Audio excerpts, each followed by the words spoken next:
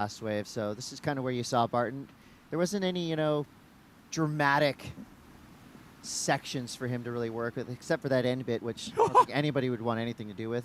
4-point ride fits in perfectly in comparison to that 6. Beautiful calves. The way he is, we kind of think of Rio as a fast twitch, small wave type of surfer, Felipe Toledo kind of mold, where they're just so radical and so fast.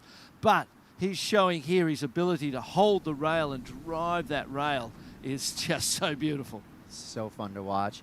And this was that one big turn for Tudela. You said impactful. Great word. It was impactful. It's going to be a decent score. It might even match the 4 for one turn of Rio Waida's with all that work, just because of how critical it was. At the end of this event, we will be crowning team champions as well. And with that comes big things towards Olympic goals. Team Brazil currently in the lead, sharing that top spot with Peru, France, Japan, Germany, right there in top 5. Amazing result already for Team Germany. Then you have the superpower Team Australia, Canada, Portugal, Mexico, and Spain hanging in there in the top 10. That will change today because we do have repechage rounds happening. I mean, surfers will be eliminated. And Barton, couple surprising names in the top 10, a couple surprising names out of the top 10. Yes, it's amazing, isn't it? In 11th was New Zealand, 12th was South Africa, Argentina in 13th, Costa Rica in 14th, Israel in 15th. So, there's movement at the station, as they say, and things are moving around in global surfing. Australia down in 6th. Imagine they wouldn't be too happy with that at this point in time. Canada in 7th, we imagined they would be top 10, showing their continual progression. Well, the good news for Team France is all 3 of their surfers still in the main round, so they have a lot of opportunity to grow there. Australia has 2 females in the main round, so looking forward to the women's division. Yeah, you've got German representation. Netherlands has a surfer left. Nicaragua has a surfer left. On the women's side, for the men, you've got Israel with Uziel, Japan, Argentina, Peru. So deep international field. The standings will be shaken up after today's surfing. Tomorrow, They sure finals will, won't day. they? So we're in round 5, and there's 12 people left in round 5. So that we're at that point where in the main round there's only 12 surfers left. All right, so we talked about the impact that one turn can make on a heat. Check this out. Miguel Tudela, the judges have spoken, an 8.17 for one massive vertical snap. Or excuse me, his total was an 8.17. He got a 7.57, paired that with a 0.5. So the highest single wave score right now coming on the strength of one big snap on a giant set. So the judges clearly looking for surfers to risk it all if they want to get a big number. And here we go again, Tudela. So he got the note. Now he's hunting for a backup. There's a big critical section for Miguel Tudela. This wave is a monster. Hanging on through his bottom turn into this big inside section. So he opts out. But wow, some damage done through the mid portion of that wave for Peru's Miguel Tudela. Yeah, again, a little surprised. I imagine a wave with 2 or 3 of them on, and you've left yourself a couple of points in the scale to actually go to. I see potential for much better rides than to Miguel's. So 7.67 to me, respectfully, seems a little bit high for one turn on waves that provide 6 potentially, and if they're all of that same note. There's not much room for improvement there. If someone goes to there, what's Gabriel Medina going to do on one of these things potentially? So, seems like a very high score for me early, but the judges will find their way through the day. Alan Cleland Jr. has been a standout, hasn't he? Oh, yeah. And the 7.5, 7.67, different types of rides. So, 7.5 for Rio Inaba. So, there's ways to get the score with different approaches, I suppose, the early for me, information is. For me, I got to disagree a little bit. I'm going for that excitement factor. And the fact that he went straight off the bottom, straight up into the lip on a huge wave, it really knocks you off your feet rather than, which is beautiful surfing, carves on the open face, which always look cool, always look fun. But the drama that I saw with Tudela's wave, got me fired up. And, you know, that's what's so great about surfing, right? No Yeah. wave's the same. Yeah, No performance exactly. on that wave is the same. So with 11:40 now on the clock, we do have Rio Waida in the lead. So he has a 6:07 and a 4. Tadella with that 7:67 now in second place. That means Rio Inaba would need just a 0.68, basically stand up and drop in. Gabriel Medina, though. Where is this young man? Gabriel Medina, very quiet in the early part of this heat. We're over halfway through now. We're looking for surfers to go out there and do big things in big, scary sections. And right now, Miguel Tudela being rewarded for doing just that, Barton. Tudela's last wave improves on what he did on his opening wave. So we saw he did multiple turns in multiple scary sections on that wave, rewarded with now the highest single wave score of the day, an 810. Yeah, had to be. You know, they were as critical. It was a complicated wave because it was all white water all over the face. I'm waiting to see someone on one of them beautiful, clean, green ones. Oh, this is so fun. Here we go. Fighting to get a spot in the Olympic Games. Rio Inaba on his backhand. This is a beautiful looking wave. 2 big turns. Gets around a massive section. Now has a little bit of a flatter face to work with, but you see him coiling up, patiently waiting to strike on the inside. Goes vertical, makes it clean, gets the finish, wow. Does not get the finish. Wow. Hello, goodbye. Smaller, but great turns through the mid portion of that wave. Smaller wave, but great surfing. Connected with the lip. The first wave, the 7.5, it didn't connect with the lip. Still got such a big score, so potential for that. This is a really interesting heat to watch it, to see the scores, and there'll be coaching staff watching this heat and athletes watching this heat to understand what the recipe is. It seems like there's a couple of ways, a couple of similar approaches, but the main information is bigger is better. Less doesn't necessarily mean more. Right. And that's what you would be taking from this first heat that we've seen in the water so far. So, Barton, you're a world champion. You've won events in all types of waves from 1 to 20 feet. If you're paddling out here today, are you trying to identify just the biggest, gnarliest wave and roll the dice, or are you trying to find something in that mid-size range that we... But Billy's could be a keeper score. Makes me think of Iggy Pop and the Stooges. You got to be a street-walking cheetah with a heart full of napalm out there if you want to be effective through these heats.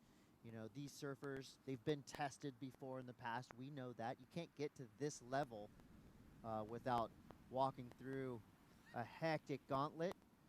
Surfing the left is a more difficult situation. Line-up positioning is complicated, but if you find the wall and it's steep, the heel will get you big scores. 6-point ride for the opening of Billy Stearman's. 2 nice turns. Great turns, really. So a good score there. Yeah, so a decent start. A 6-point ride. I mean, that would be a solid starter kit from what we've seen this morning. You know, some high 7s coming through on the strength of either one big turn or a series of big turns. It's all about bigness, right? It's all about going big. Absolutely. You know, surfing outside of the realm of what we would think is possible. I think, you know, again, most surfers would be kind of in survival mode out there. I mean, it's huge. I mean, this is elite level. This is pro level, double black diamond style surfing, no matter how you slice it. So just in time for our final 2 days of competition here at the ISA World Surfing Games. Now we see Cody Young representing Team Canada. Beautiful carving snap, pulls up under the hook, comes out. A nice tube ride after a series of severe carves. Still working down the line. Could have a good inside section to toy with. Goes vertical. Gets the clean finish. That right there, folks, was a combination of major maneuvers, just what the judges want to see. That's going to be a big number. Here goes Jordy Smith, Team South Africa, 2024 Olympian in the house. Carving back, waiting for this wave to pulse. Now he's building speed. Does he see a section? Gets around one. Oh, just set things up. A little off tempo on this wave. Now he gets back into it. So he's going to hang in there. Ooh. That's the patented Jordy Smith layback snap. Just a bit hung up. So an okay wave. You know, Jordy Smith, we're used to seeing just his precision and power, but right there, it was kind of a lot of waiting. As we see now, surfer in red, Al Cleland, bashing the oncoming lip and getting bashed back. 4 points for the first of Allen's compared to the 6 of Billy Stairman's. Feel like there's there could have been more gap there. And I feel like the judges are kind of finding their way with today's criteria and scale at the same time as the surfers are. It's a wide open ocean. The 6-point ride from Billy would have him questioning, I think, a little bit the idea of sitting on the left. It's going to be interesting to see the very first tube we've seen. Yeah. We haven't seen a tube ride yet. How high will that go? How important will that be? The other work was incredible too. And then Geordie's is interesting because he lost his way for the first half. Missed sections, missed time stuff, and it wasn't looking very good.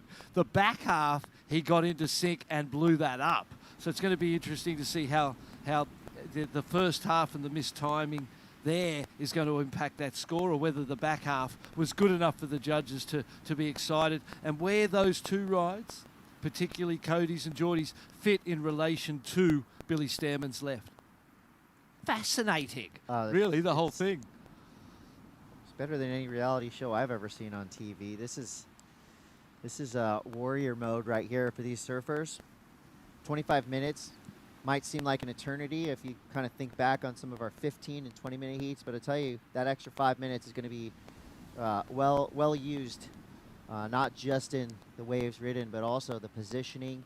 You know, this is going to be a constant push and pull to stay in what these surfers think, you know, which is a gamble, where they think the proper takeoff zone is. Yeah, that's a gamble for sure.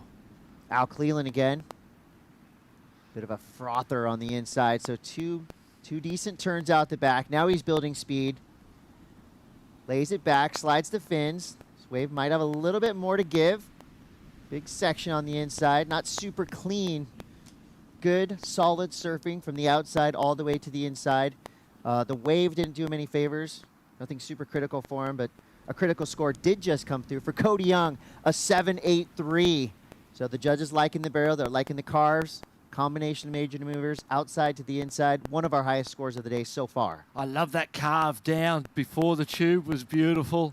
Can't wait to see that on the replay. 1.83 better than Billy Stairman's. I can see that. That makes sense to me. The tube ride was fantastic. He took off deep on that one too, and I can see with Alan Cleland, he's trying to find the walls. And sometimes the frothy ones are the ones that kind of hit the reef a little more. So he's just trying to find critical waves that give him the opportunity to do critical turns. That will be his best score. It's got to be way better than the 4. The 4 didn't really have anything that made sense to him even on that wave. That last one felt a lot better, I bet. Here, the replay. Nice big carve. Drops, waits patiently. There's the carve down. I love that turn. Around the corner, parks it in the tube, goes really hollow, opens right up. Something different, something the judges or we haven't seen at all in this event. A couple of cutbacks there, and then it stands up on the inside. Boom, vertical tail snapping re-entry, and another one to finish off. This is more than what the judges would have looked at. There's that big round carve. You like this? Loved it. Down into the section and created this tube ride. Let's just burn in speed at the right time. Speed control today is going to be paramount. These surfers are going to be going so fast. You know, if he would have just drawn that straight line, he would have been way off into the shoulder. No chance at a tube. Yeah. But Cody Young, who we've seen excel at waves like, you know, Sunset Beach and Haleiwa, feeling right at helm out there. All 4 of these surfers are standouts on the North Shore of Oahu. Yes. And so that's why their comfort level is so chill right now. You know, obviously they're in contest mode, but I wouldn't think that any of these 4 guys would be as scared as, say, a person like myself would be out there. This is all in a day's work for these elite athletes. Cody Young in the lead for now with 12 minutes to go, and he's now finding what could potentially be his backup score or his main scores. This wave starts to fire off down the line. Chop tries to get him. Yeah, did He rides right through it. No worries. So strong on his feet. Quick carve there. So only setups so far. Ooh. Here's the section. Slams it. Yeah. Can he stay on his Powerful. feet? He cannot. So if Cody Young gets knocked off his board by Whitewater, you know it's powerful Whitewater. Oh, that was a powerful inside section. A 4-point ride for Alan Cleland. Second, the third coming in now, a 5.83 for Geordie's that we just watched on the replay. And that makes sense. He we compare it to the 7.83. The outside of the wave was disconnected for Geordie. The inside, he got his thing going on. He started just belting lips and doing those layback tail slides that he's so great at. The 2-point difference between the 5.83 and the 7.83 of Cody Young's with the barrel, that seems to fit nicely. And the judges, not giving him credit for that outside when he missed those sections, but the inside work and the whole thing put together makes sense as a 5.83. So we got 11:40 on the clock. As a lot of our talk has shifted towards Paris 2024. I think what's going to be really cool to watch is surfers like Billy Stearman, who nobody knew what it would be like to surf in the Olympics. He's got that experience now, so potentially bringing that with him to Paris 2024. Big things happening. Well, 11:30 on the clock, and our surfers have finally made their way in from that first heat. Mitchell Salazar standing by on the boardwalk. Yeah, Miguel Tudela, first heat winner of the day. And Miguel, an excellent performance, first of all. You dropped an 8 on one of your 2 rights. Talk to me about the amount of fatigue that you felt out there. When you came in, you were at least a click down the beach. Yeah, it was a tough heat, first heat of the day, as big as it is, not really knowing what the judges want and all that. It was just really tough. I thought we were gonna surf on the other side, so I paddled out in the morning over there. And but yeah, still the rides are pumping over there. It's just a lot of work, but it's really good. As an Olympian yourself already, relishing the opportunity to go to Tahiti for Paris 2024, I would actually think you have a good shot at getting the gold medal over there in Tahiti. What kind of importance did you felt of competing here at La Bocana today with these conditions rather than El Sunsal? It's a dream, qualifying for another Olympics and, of course, going to Tahiti and to Paris, of course. On that type of wave, it makes me work even harder, but it's just step by step. We don't really qualify by this event, so we're just going to do the best. We try the best and hope we can win the event and hope for the best at the end of the whole qualification. And if not, we're just going to keep working for Puerto Rico and, of course, trying to get the spot for the Pan American Games in Santiago and try to get the spot for the Olympics. You're very close to doing so. Anything you want to say back home to Punta Hermosa? Muchas gracias a todos. Sé que hay un montón de gente conectada. Súper emocionado y un hit creo que muy difícil. Pero bueno, es lo que es. Agradecerle a mi novia que está ahí siempre, a mi familia, a mi papá, a mi mamá, a mi hermano, a todos mis amigos, a Punta Hermosa y a todo el Perú. Muchísimas gracias. Seguimos adelante. Felicidades, Miguel. Miguel Tudela. We knew he was going to do well out here today. Yeah. He's just that type of surfer, super well-rounded, confident, consistent in waves of any size. So watch out for Tudela. And, we don't want to get too far ahead of ourselves. A lot of talk about Paris 2024, but we're awarding medals right here. We're going to change lives. An ISA gold medal. That right there is another piece to the legacy that these surfers will potentially leave. We have gold, silver, bronze, and copper medals for our top 4 individual finishers. And our top 4 team finishers will get medals here as well. The closing ceremony, the pageantry that you'll see there is definitely going to be next level. And the emotional investment that these surfers have made in this contest eventually will pay off for a handful of them, as we see now Jordy Smith laying into a top turn there. Nice carve to finish. Little combo platter there. Gets the carve straight into the closeout snap. Jordy Smith needing a 5.75. So really the 3 big numbers we see in this heat, the 7.83 for Cody and a pair of 6s for Billy and Alan.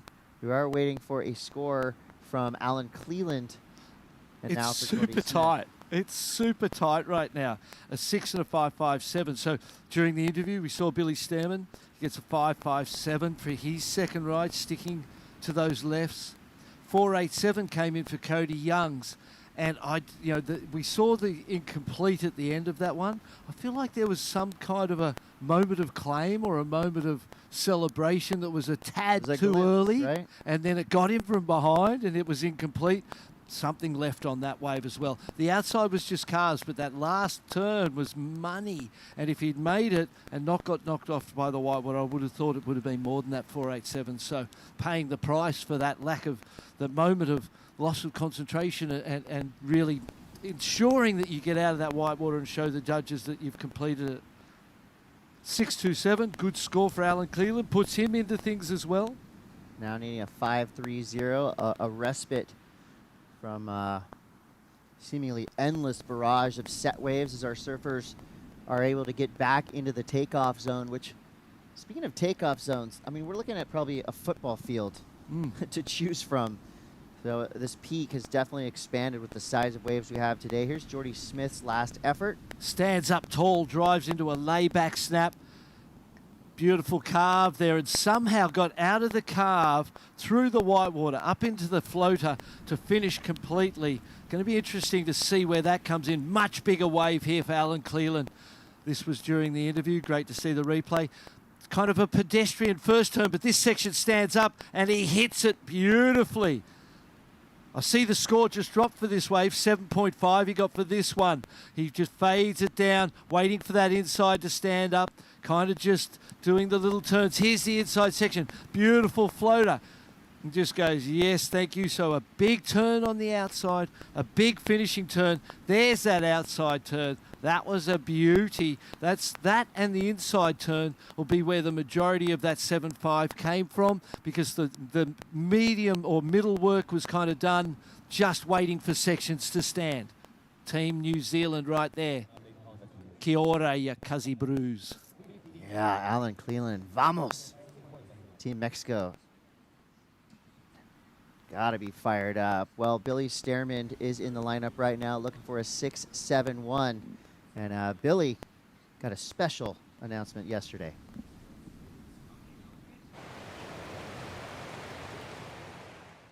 Yeah, I know you guys speak good English. Spanish? Un poquito, okay. Portuguese? No. Now follow Portuguese. French? Worse. Listen, it's early June. So you got 13 months to get ready to speak French and go to Tahiti. So you guys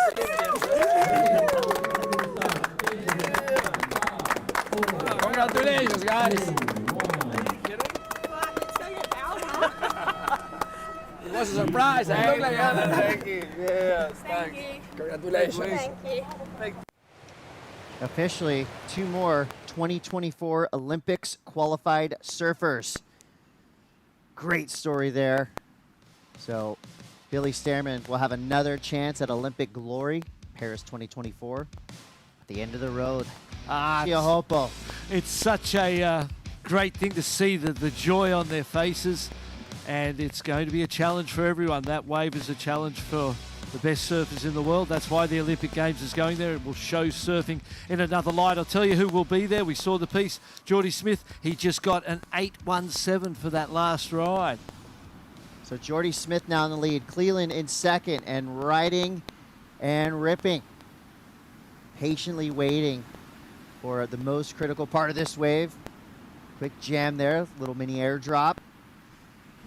Could have something impactful here on the inside. Good finisher there for Alan Cleland. You see the momentum he's building. You see that he's just absolutely feeling it in this powerful lineup as Cody Young now answering back. Cody Young sitting on a 7.83, trying to get rid of a 4.87. Uh-oh. Finds himself on the wrong side of the whitewater, gets eaten, goes down, engulfed in the La Bucana soup. That might have been a good thing with 3 minutes and 30 on the clock. He's counting that 4.87, which, and here's Jordy. He'll know he's in the lead, and this is when he'll just start getting loose. Smaller wave, not much wall. Maybe a mistake there. He doesn't need to ride that wave. He needed to get out of that wave and get back out and get the priority and control the priority. Billy Stearman's got first priority. Cody Young fell on that last wave. the scores and the situation he was in, third and counting that 487, he cut back into the whitewater to try and make things more critical. He made them a little bit too critical. The whitewater ate him up. He'll be disappointed about that and the previous fall on that 487, but he's back out the back. He should get the second priority and then be in a position to, hopefully with 2 minutes and 40, find himself another ride and challenge for advancement. 2.5 on the clock, waiting for a score from Alan Cleland. I would think it could potentially be somewhere between a 7.5 and a 6.27. Loved the finish, loved the tempo. Nice and calm, but still radical. 6.27, yeah, it's going to be interesting. 3.83 the last for Geordie and a 1 for Cody Young. So that's, would you say that's the risk of trying to stay as close to the most powerful part of the wave? Sometimes it can just grab you by the heels. When you least Most expect times. it. Yeah, that's right. And it was definitely that. 6.77, he does improve by 0.5. So Right in the important. middle. And takes him to the lead. Yeah, right there on the money. 6.77 for Alan Cleland. Geordie Smith drops to second. We got Cody Young in third, needing a 6.18. Stearman now. His back's against the wall. He got the best news ever yesterday, but right now he's hoping for something large. Well, here it comes. And manageable to come through. Look at the lines. Look how far out that set is breaking. One of the really indications that it's a big set here. Doesn't always break on the same spot. It moves further and further out the bigger the sets get. And this is a really big set. There's a couple behind it, still way out. Big, like you said, Bells Beach, Jeffreys Bay. One of those type of right-hand point breaks is what this lineup looks like. Cody decides to go over the first one. Billy Stearman still on the lefts. I would suggest he's getting caught inside right now. Most probably he's in that massive whitewater there. Cody Young looking at this big set. He's in position. Here we go. Cody Young looking for a 6.18. Extended highline snap. Now he gets involved in the lip and a little too involved. A dangerous liaison with the oncoming section at La Bocana has him now cartwheeling underwater as we see Alan Cleland taking a quick look at that, right? I mean, maybe he pops up and sees that one behind it and gets it. But really that fall might be the end of things for Cody Young. Unless one of these waves stands up on the inside, Geordie Smith, they're deciding whether to go. They don't go. Will Cody get another chance? This one's done. And it looked like Alan Cleland was just the last 30 seconds, keeping Geordie Smith right in his sight line. So Team New Zealand just a bit dejected, but the good news is for Billy Stearman, he's got another opportunity in our repechage round. Full credit to Cody Young. Great lead in that heat, but it was Alan Cleland and Geordie Smith in the top two spots. Vamos, Mexico. Alan Cleland with the win. We're going to take a quick break. We'll be back with lots of action. This is the Surf City El Salvador ISA World Surfing Games.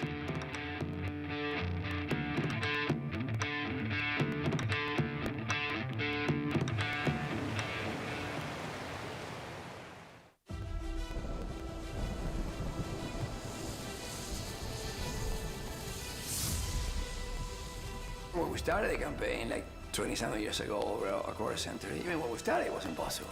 I mean, everybody, okay, my friends, my brother, would say, you're really gonna put your energy in this? Let's go surfing. I never thought surfing would be in the Olympics, period. We all just looked and rolled our eyes like, come on, for 7 years later, he pulled it off.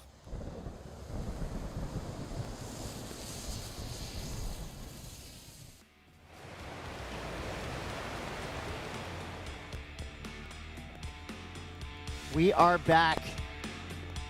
Things are getting radical here at La Bocana. Only one podium today. And so far, it's been so good. Massive waves coming through. All surfers stepping up to the challenge, including this surfer right now representing Team Argentina. 25 minutes on the clock. And we're going to start off with Leandro Osuna, multi-ISA gold medalist. Unafraid of waves of consequence. Actually relishes in it. I saw the look on Leandro's face when he walked up this morning, and he was stoked. Some people just love big, gnarly waves. Leandro's one of them. And I would say Kanoa Igarashi, from what we've seen him do in his career, he's not going to be scared today. He's going to be hungry for it. Always. Anytime Keanu's entered the ISA surfing games, he's had big finishes. He's won it for his country. He's won it for himself. And an Olympian from Tokyo 2020 as well. So with 23:20 on the clock, judges now have something to chew on early. So a silver medalist, no doubt. No less, should we say, in this heat. The surprise package of the event so far, representing Israel, Yuri Uziel, has been on fire, taking down big names, surfing amazing. Look at this big set. Luca Macinas La Maquina. Oh, look at the size of the wall. Down the line, double, triple overhead, easy. And this one is grinding its way through. Ah, beautiful. Maintaining his speed well. Nice and controlled, as always, for Macinas. So he's done some good work on the outside section. Will he try to go for the completion? Will this wave ever end? I mean, he is way down the beach. What? That was the biggest wave we've seen surf today. It's going to be an indication of how the judges feel, because sometimes in these type of waves, as we see Tiara Vanderhulst coming up. Oh, this is going to be so exciting. One of our new favorite surfers, easy. And there's some big lips out there, and we've seen her have an absolutely no fear-based approach. She's thrown herself into massive lips, close-out sections. It's going to be amazing to see the young lady out there today and what she can achieve. Leandro Asuno's start, cutbacks all the way through, beautiful carving turns, but into a fall on the closeout turn. Kanoa looks strong, as he always does. Looked like a pretty standard Kanoa kind of approach, beautiful. And then Luca Macinas on the biggest wave we've seen ridden today. And it's going to give us an indication of how the judges feel about the big sets. Sally Fitzgibbons. She's smiling. She's ready. I've never seen her not smile. Well, Yeah. maybe a handful of times in her career, but 99% of the time, Sally's fired up. I mean, look at that confidence right there. She's having a laugh with the beach marshals right there.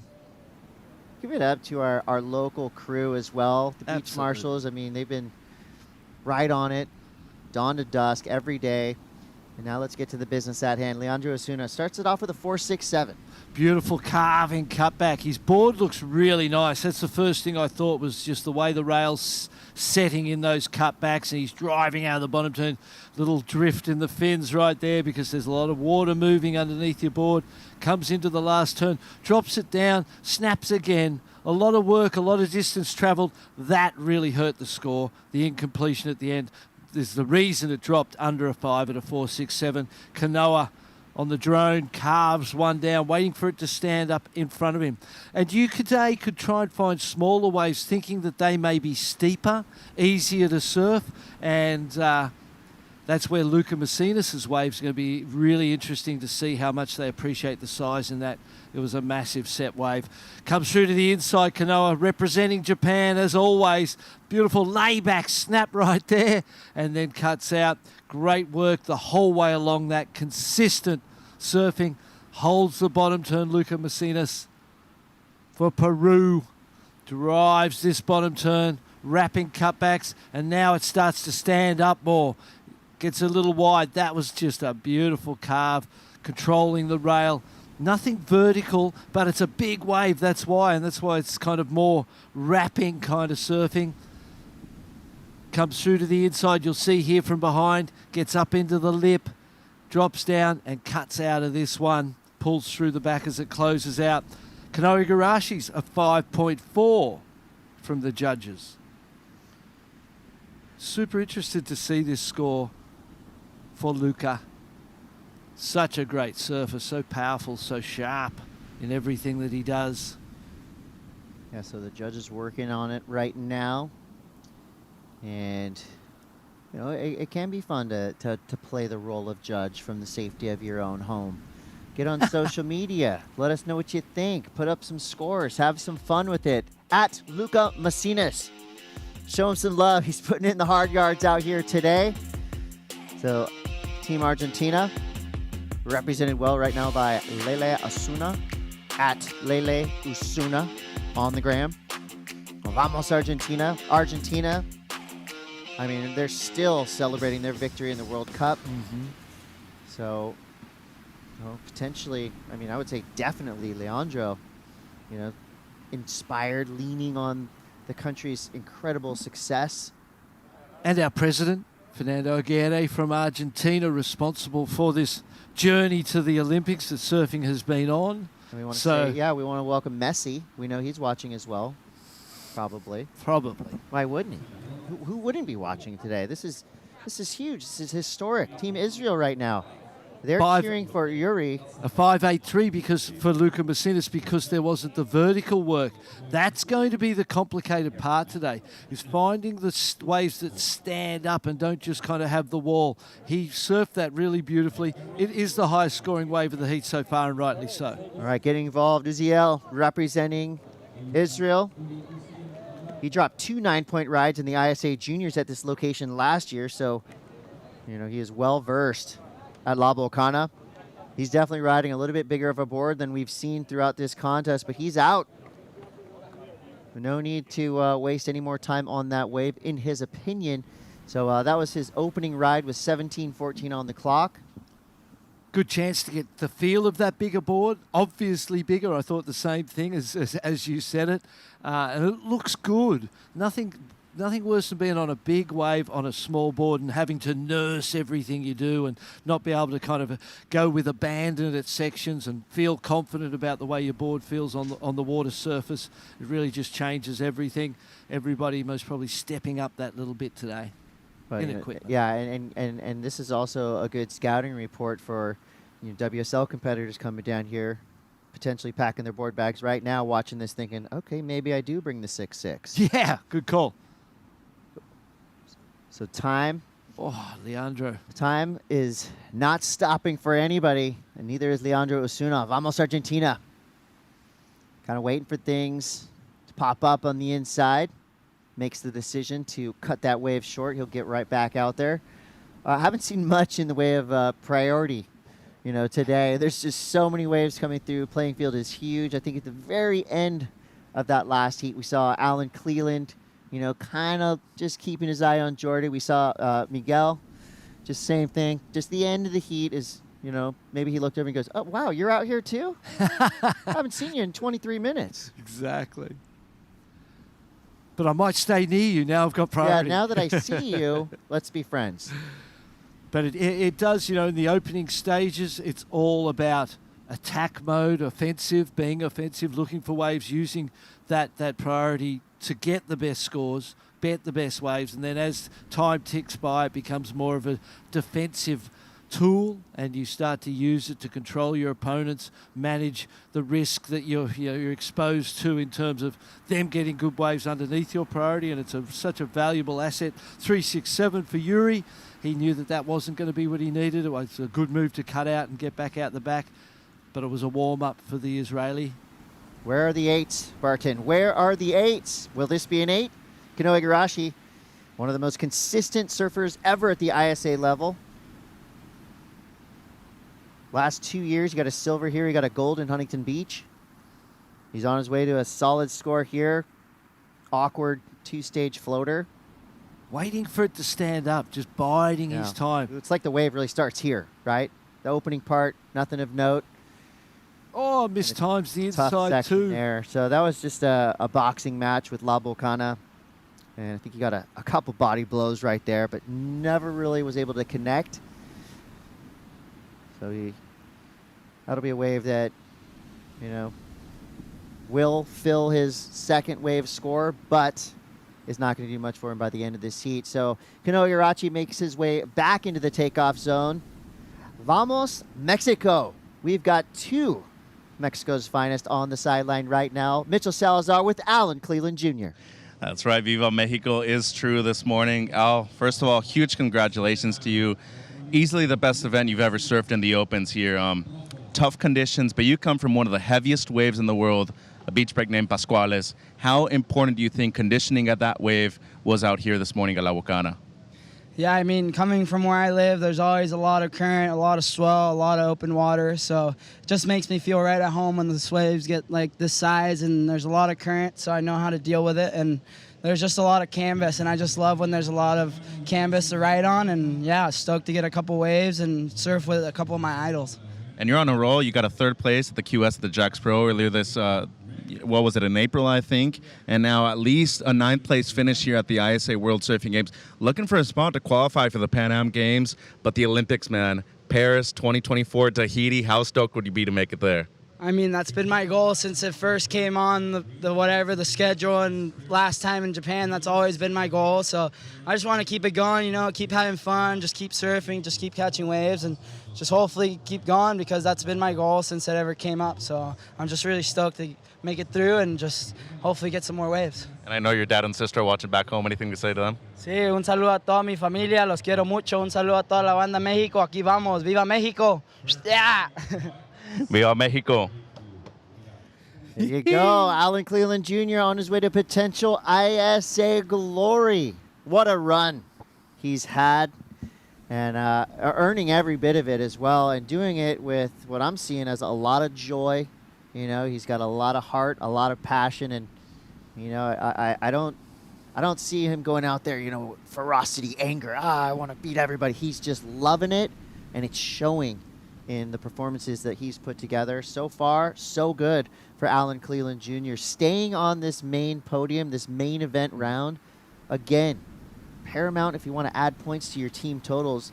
Mexico right now sitting in a top 10 spot at 9th place with room to grow by way of Alan Cleland Jr. Now let's take a look at what Luca Macinas did during that interview. I believe this to be the best wave of the heat so far. Look at that big outside turn. He's so deep, gets the layback snap. This one even looks big on the drone angle, which always reduces the size. Look, even Waimea looks small on a drone. It's crazy. And when you look above, how little. Watch this inside turn, Chris. Big inside turn, pulls it off. This is without doubt, in my mind, the best wave of the heat so far. Look at this. Beautiful carve. Section standing up. Lay back there. And then he has to run it straight, and it runs off in front. He gets a little confused. He wanted to climb the whitewater there, but there was too much whitewater to climb. Watch this inside section from this angle. Massive inside turn. One of the biggest we've seen. And the amount of whitewater that was a 1 in 10 chance of making that inside, 2 in 10 chance, and he did. The judges will reward that because it had the outside, it had the inside, and the in-between work was great too. Back at it. Uri Uziel representing Team Israel. Quick little speed hook there right under the lip. Nicely placed turn. Good cadence on this wave. Kind of similar maneuver selection, but completed from beginning to end. Nice and smooth, speed, power, and flow all the way through there. The only thing that I think might keep that score in an average-ish range is, you want to try to do combinations of maneuvers. He did a few of the similar laybacks, but again, taking nothing away from how well he surfed that wave. Absolutely. It was incredibly surfed, but you're here in the elite. You got to surf to the criteria. Yeah, and there's a distinct negativity around repetition. And it's one of the things we hear a lot about. People talk about variety being important and showing that you've got different turns and different ways of approaching the wave. Let's have a look at this on the replay. At first I thought it was a little bit smaller, but it's actually a good size wave. First turn was critical. Second turn was a little layback, but it didn't get too much rail in it. Third turn, a nice wrap, tight to the pocket. This inside stands up in front of him, goes for that layback. There was some variety in that, more than first impressions. Yeah, gave us, in looking at the replay too sometimes. And the good news is that our judges can see all different angles. Yeah. They can watch replays. They can discuss. Usually it's that first gut impression. That score goes out. But I like where we are right now, just technologically speaking, that our judges have a lot of options, and they can do their research. They can, they can think about the scores they're throwing. And the first impression is based off a real-life view. Right. They're watching it in real life. They're not watching the screens. They're watching it, which is not what we get. IRL. Yeah. So they watch that, then they get their score, then they go to the replays. So that's where some of the differences can come from. But where there is no difference is in the last score of Luca Messinas. We knew it was going to be a big one. A massive number there. 8-point ride. Barton, you said it. The dramatic finish. That was a huge part of that score, but all the work he did to get there. He didn't pass up any heavy sections. He went right at it. He did let weird sections go without, that would really impede the flow if you try to force it. You try too hard on a wave. So La Maquina is always smooth and steady competitor, and that's why he's in the lead right now with a 13.83 total. Igarashi drops to second. Leandro Osuna had a strong start with that 5.03, pairs that with a 4.67. But right now, that's only enough for third place. Score's going to come through for Uziel. Started with a 3.57. He needs a 7.16. We'll see what the judges throw out there. I think it's going to be a decent score, a solid number, but he's definitely going to have to get something else of note on his scoreline. So it does come through a 6.93. So Uri now moves into third. Leandro Osuna now getting a 5.8. That's a manageable score. It was great wave selection because Yuri's wave stood up the whole way. There was never a down moment. He did the 4 turns and they were all off the bottom, off the top, critical turns. It's the second highest scoring wave of the heat so far. He only needs a 3.9 right now. He is actually in a much better position than Kanoa Igarashi or Leandro Osuna at this point in time. The surfing on that wave, at first we thought there was similarity in each turn, and then on review on the video you go, well, that was a little different, or that was a little different. Yeah. And that's what the judges liked, was there was the variety, and every turn was a consequential one. There weren't any cutbacks and any downtime on that wave. It was all off the bottom straight into the top of the wave. So Uri is a special surfer. He really he's is the youngest guy in this heat by far, and he is just one of these surfers that has been rising quickly, and I know he's well coached and well supported by his team, and here he goes again. Uri Uziel representing Team Israel, looking for a 3.9. Gets around that section. Speed snap there. Wave getting a little more menacing on the inside, and it takes a bite out of Uri Uziel, who was in third, needing a 3.90. He doesn't get it, but that was a super fast wave, wasn't it? That was a wave selection thing where he was in third priority and he went what he could go. Other surfers with priority had let that one go, and maybe because they saw the wall on it, and really he had to go just race it for so long that there was never enough space and time to get the maneuvers done that you would need to get a score. The fall at the end kind of solidifies your fate on that particular wave. Good news is he's still got 5 minutes and 40 to get out there. He's got enough time to get another wave, and the 3.9's easy. He can do that easy. It's exciting for him. There's a big opportunity right now for the young Israeli to upset some of the bigger names in the event. Yeah, I mean, this is a tough one to call on paper, right? You've got Leandro Osuna, multi-time medalist here in the ISA World Surfing Games. Kanoa Igarashi, Luca Messinas. Their resumes speak for themselves. The wild card factor is with your surfer in white representing Israel, Uri Uziel. He's got a 10.6 total, so he's right in this heat. Just needing a 3.90. That last score comes through a 2.83. So he wasn't far off. He was a point off. Yeah. A completion and another turn along that wave, and you get it. So there's good signs there. He almost doesn't need the priority. It might almost be too much pressure having the priority. Being able to just, patrol around without the priority, as long as you don't get tagged. So he had a taste, right, of what he would have needed. Yeah. And he'll be hearing right now from our beach announcers. He'll be hearing scores needed. He'll be hearing scores dropped. He'll be hearing priority. And they got to have those speakers cranked up to 11 because the surfer's about a mile out to sea. Let's take a look back at this wave from Uri Uziel. So much speed along the face. Here he gets a bit of time to get up into it. Very horizontal out of the top. That longer board looked a little bit sticky there. He wasn't able to snap it. And a snap on that first section into a completion, he would have got the score. So really that wave had the 3. He had a 4 in that wave if he was able to snap that turn where he horizontally sort of took a horizontal line, should I say, out of the top and then fell on the last. So he could have got it on that one now on review, given that he was only a point off. But Kanoa Igarashi, he needs an 8.4 at this point in time. So those 2 5s for him don't have him in a safe position at all. The only person who feels safe to me is Luca Macinas. He's had a great heat, only ridden 2 waves, and they were both bombs. Yeah, and I would say for Kanoa Igarashi, while he is in a precarious position at the moment, he is such a clutch surfer. Oh, yeah. I mean, he does more in the last minute of a heat than most people do in the entire 25 minutes of this heat. And here's your leader, La Máquina, Luca Macinas. Big snap to start. Section clamps around him. He's over it.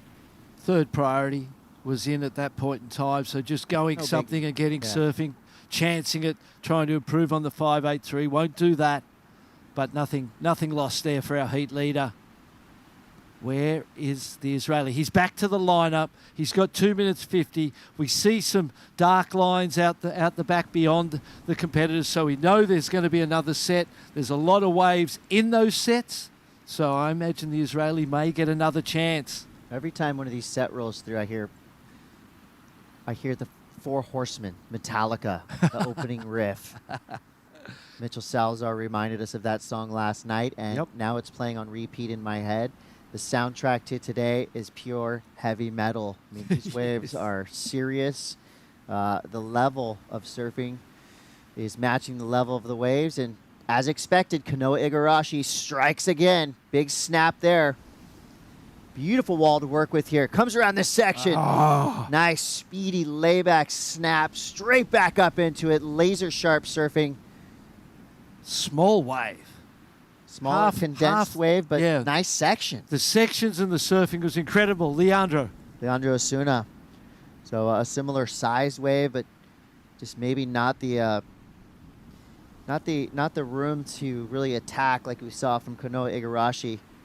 What a line Igarashi just laid down, right? It was a big S turn straight into the bottom turn. I mean, that's pure flow right there, and he added spice to the turns, just sliding the tail a little bit. So, you know, he lives with a judging criteria in his mind. He doesn't even have to think about it. It's just how he surfs, right? Yeah, I it's can't wait to speedy, see the it's replay. Powerful, tons of flow, great style. Small wave. Those 2 were kind of half the size of Luca's waves, the big set waves, but they're more maneuverable. You can surf them better. The judges need to take that into consideration, really. Anyone can catch the small ones and rip them, but it's the bigger ones that are the harder waves to ride. But in a competitive situation, you've got to understand and dissect where the opportunity is. I think that's going to be Kanoa's highest scoring wave. It was the best surfing he's done. And as you said, it was beautiful, powerful, at the same time as having the speed and the flow and the great rail work. But then when he laid that layback snap out of the top, that was beautiful. 40 seconds. Well, time flew by. Here's the Israeli. He's going to need a higher score when this one drops. All right, looking for right now a 3.90. We know that number is going to be a bigger score he's going to have to try to achieve. He's got a long section in front of him. He gets around it, utilizing a little bit longer of a surfboard in hopes of just giving him a little bit more control. Big snap there to finish. So it looks like he thinks he got the 3.90, but the bad news is Kanoa Igarashi just dropped a hammer, an 8.40. It's like he let the guillotine slide down. Bam. Uziel now would have needed a 6.91. He surfed that wave great. He surfed it for what looked like a 4, but he's going to need something more around a 7. So as it stands right now, unofficially, Kanoa Igarashi continues his winning ways here in ISA competition. He'll get that top spot. Luca Macinas staying in the main round in second place. We do lose Uri Uziel and Leandro Osuna into the repechage rounds, and that tells me, watch out, repechage. You got 2 more beasts coming your way. Well, the men entered the chat first this morning, but now it's time for the women to head out to Maxing La Bocana and show us what they've got. This is the Surf City El Salvador ISA World Surfing Games. We'll be right back with Shannon and Jess on the call.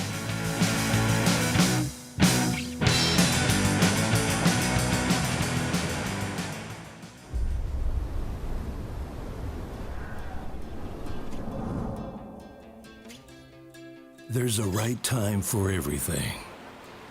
A right time to learn. A right time to try. A right time to fall. There's a right time to face yourself. A right time to enjoy pleasures, to make friends. There's a right time to listen. And a right time to make decisions. There's a right time for fear and for success. There's a right time to find your wave, and there's a right place to enjoy your passion like nowhere else.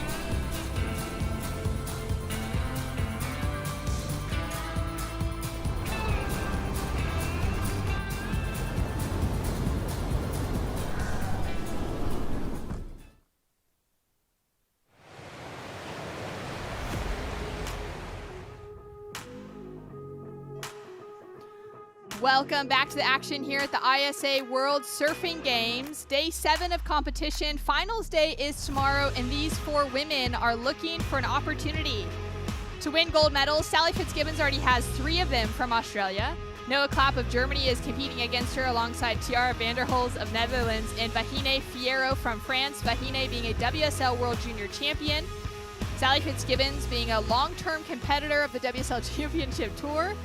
And it's going to be a great heat with a couple of younger surfers, Noah and Tiara, coming up and knocking out some of the biggest names in competition this week.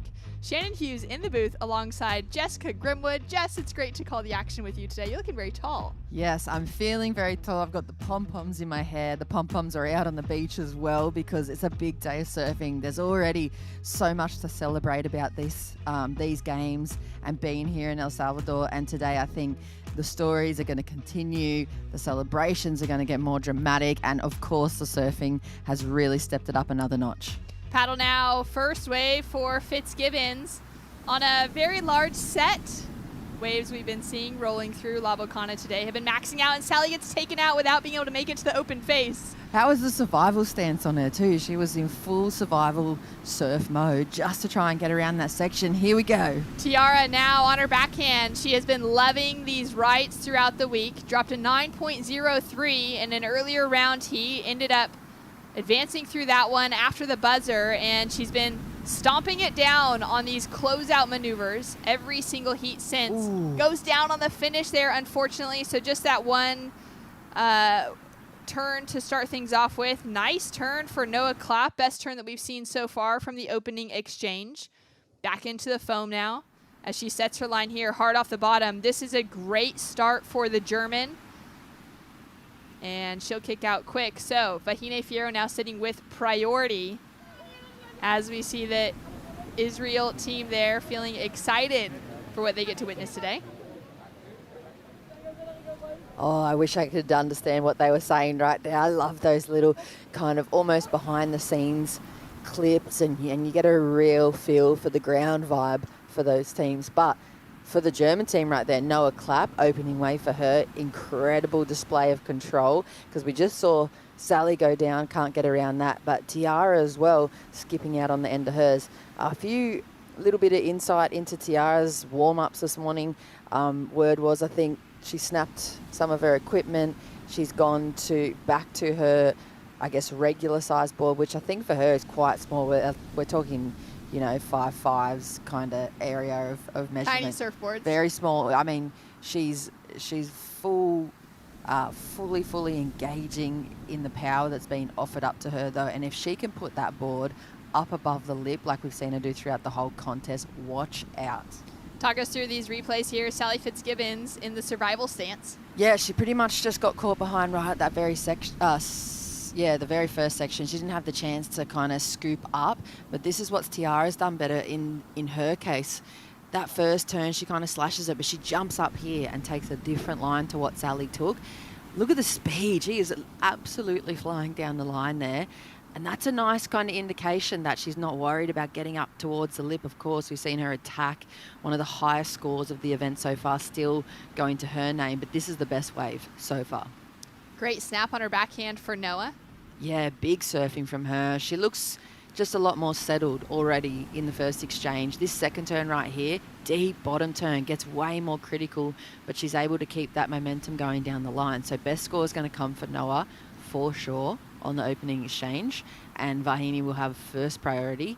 And that's kind of a good position to be in because there's kind of a bit of texture coming. The wind's swinging a little bit at the moment, and we're seeing that texture straight across the top of those waves right there. Scores in for first of clap. It's an 8.17, Jess, and opens up with a solid score to start that scale on the women's side. She is just 19 years old, but took out an ISA junior title, the gold medal in the U16 divisions back in Huntington a few years ago. So she's already walked through to one of those winning moments within her career. Now looking to put down a solid score against a couple of the best surfers in the world between Sally and Vahine. Now Tiara with just a 3.33 for her opener. She'll be looking to reset. And Vahine sitting patient with that priority. Thinking about a solid score to open up a heat with an excellent score. What does that do for the mindset of a surfer? Well, of course, it's going to take the pressure off her straight away. And I think about, I mean, we say it a lot with the men's competition. Big waves, the boys, or, you know, the big men are stepping up, the big surfing. And it's a similar situation with the women. The big waves turn up. It's their chance right now to step up to the plate, to have a really good, solid crack at putting their surfing on display, bringing the power, and just absolutely beast moding, if you will, in the same way that we've seen the men do this morning. And for Noah, that's what she's been able to open up with. Very exciting stuff from Noah as we see Sophie McCulloch of Australia pulling the jersey on. Sophie had that call up to the championship tour this year, qualified in the rookie class. Unfortunately, had an ankle injury that took her out of the first couple of events, but she's been able to recover well. What do you think of her equipment? Yeah, I'm trying to get a little, you know, bit of insight into if she is riding a step up. I know all the women have brought the full quiver to handle these conditions, but I'm not sure exactly the length of what she's taking out there, but you know she's going to bring it in regards to her surfing. It is big. She's had plenty of experience having to do this a lot in competition, dealing with 1 foot, dealing with 10 foot. And today, I think she's going to really bring it. It's going to be hard for the rest of the surfers in her heat to bring the same level of competition experience. Well, we're so excited to see the women charging in bigger waves today, getting the opportunity back here at La Bocana. Shannon Hughes alongside Jess Grimwood to call to action. Jess, you're a former ISA copper medalist at the World Surfing Games level. You've walked away with a team gold medal for Australia as well as a silver. Just nearly tasted that gold medal. It was right outside the grass.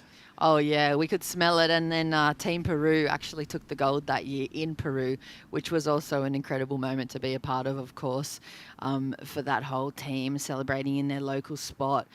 It's almost as good as, ooh, there's a priority call there. Vahine with the paddle, doesn't get into it. Fitzgibbons, I believe it was in red, raises the arm, and there we go. Priority change. Huge mistake for the Tahitian, Vahine Fierro. Sally Fitzgibbons now with first priority, using that competitive experience of hers to watch that scenario, and the instant that paddle was taken, having the hand up.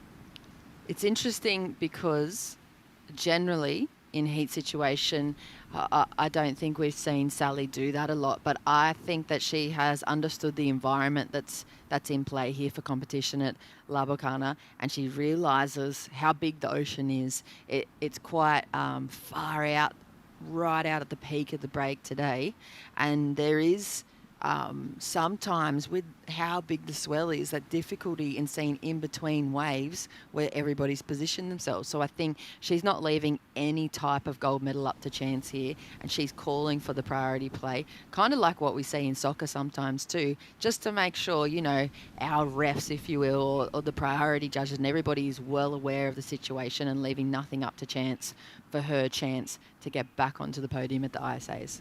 She's already taken out 3 gold medals in her career. She's a competitor that anytime she's made it into the final match for the ISA World Surfing Games, she's walked away with gold. She doesn't have a silver, bronze, or copper medal to her name.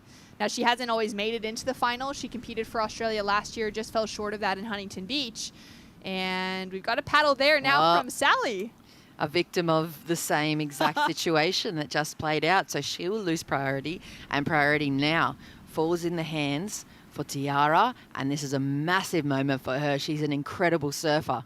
And great positioning. She's on that outside section. Unfortunately, just gets up a little bit too early. And you can see how much the playing field has changed, Jess. It's a completely different conversation than we've been having the last few days. Like you're saying, those waves are breaking so much farther out. Those takeoff spots have changed completely. Any of those markers on the beach as well would be different. As we take a look now at Sally. So under third priority. Has a look at this one. Sets herself up for a great gouging rail work to start off. Nice low composure off the bottom turn. A frothy section in front of her, but she's doing well to maintain composure. And she knows she needs to just put a score on the board to be able to keep herself in that position to be advancing through, to build with through the rest of this heat. Great surfing. Puts that claim up for the finish as well, and she'll be back out to the lineup as we see a paddle here. Vahine in the white from Tahiti representing France. As we see nice opening snap to start.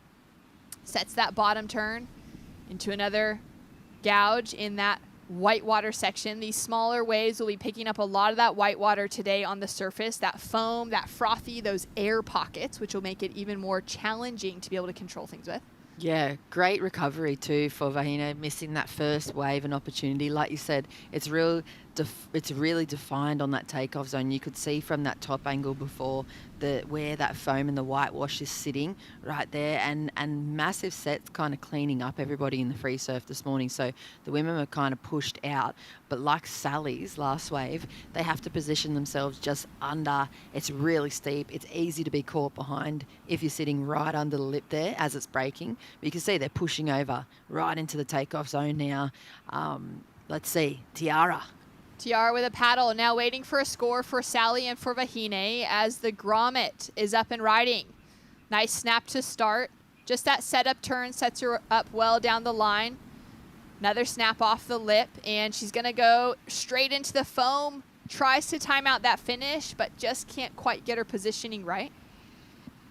God, I absolutely love this young woman from the Netherlands, and I can't wait. I feel like she's waiting for that real bowl section, and she's looking for that one explosive maneuver, that top to bottom backhand attack that we've seen from her that did previously post a 9.03, one of I think the second highest score of the event so far in the women.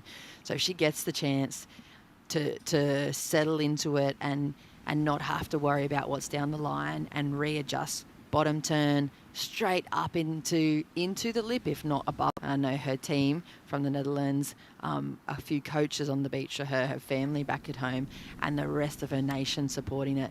It's crazy to watch her as we go through the games have these realizations that she's actually a professional surfer right now. It is so good. Just 16 years old, born in the Netherlands, lived there for about half of her life. So say 8 years old, her family moved to Curaçao in the Dutch Caribbean. As we take a look at Rachel Presti suiting up to head out for her next heat, Rachel's been putting together some great performances. She's been growing in her experience over the last couple of seasons, competing through so many of those other tours as well. But for Germany, I think she's really one of those front runners in the conversation for stepping up to maybe being a championship tour qualifier one day, to having a great run for qualifying for the Olympics as well, and getting a woman in the mix alongside Leon Glatzer, who is an Olympian from 2020. Yeah, Rachel has, like you said, a very good chance. I think she's been looking very powerful. Down to 12 minutes on the clock. Let's cross down to the beach, catch up with the winner of that last heat, Kanoa Igarashi and Mitch Salazar. Here with Kanoa Igarashi, heat winner, and Kanoa, an 8.4 on one of your last rides. It was a comeback win for yourself. Talk to me about your equipment and the strategy that you've taken in every single one of the heats so far that you surfed out here at the ISA Games. I've used a different board for every heat in this contest so far. Yeah, I have a bunch of boards, really good boards to try out from Sharp Eye, from the team. Yeah, just had a lot of boards to go through, and obviously with the CT coming up, I wanted to try a bunch of boards. That ride's really similar to Punta Roca, so yeah, you know, I've kind of figured out which boards that I want to ride and which boards are my good ones. I actually thought I lost that heat. I walked up and I apologized to my team. I said, sorry guys, I just had bad wave selection, but then they told me I won, so yeah, it was great. Can you talk to me about the consistency you've had here at the ISA Games? 2018 runner-up finish, 2021 runner-up finish, and last year, the first time you get the gold medal around your neck. How important has this event been overall to your consistency as a CT surfer and one of the greatest surfers of all time? Oh, thank you. I mean, no, you're biased. Yeah, he's one of my best friends here. He's a little bit biased, but no, I love competing. Whatever competition it is, if I'm putting a jersey on and I'm paddling out and there's a clock on the line, that's where I thrive off of. So, I love competing. I wake up every morning and I'm just so excited to compete on that day. I'm so thankful to be able to compete, not just surf but also compete. And so, I love all the heats that we get to surf here. I'm thriving off of it, and I feel like I gain energy throughout the contest. So, I'm just excited to be here. Where the team is doing really great. Errol Inaba, one of our surfers, had a really good heat this morning. So we're both into the next round, and it's game on for that spot, and we're gonna keep fighting, and hopefully we can get we had Chino yesterday get a spot, and hopefully we get a male tomorrow. And the reason I bring up one of the greatest of all time is because you've been so influential. First Japanese surfer to qualify for the CT, first Japanese surfer to win a CT event, and first Japanese surfer to make it into the Olympic Games too. Do you feel that kind of influence that you have over Japan and over Asia overall? I just so happen to be the first one because, this is where surfing's evolving right now. And I just happened to be born at a good timing, born in '97. And it's just where everything's happening. Surfing is evolving around us, and I just so happen to be right in the at the best years of my career, right when everything's happening. So it's just been lucky timing.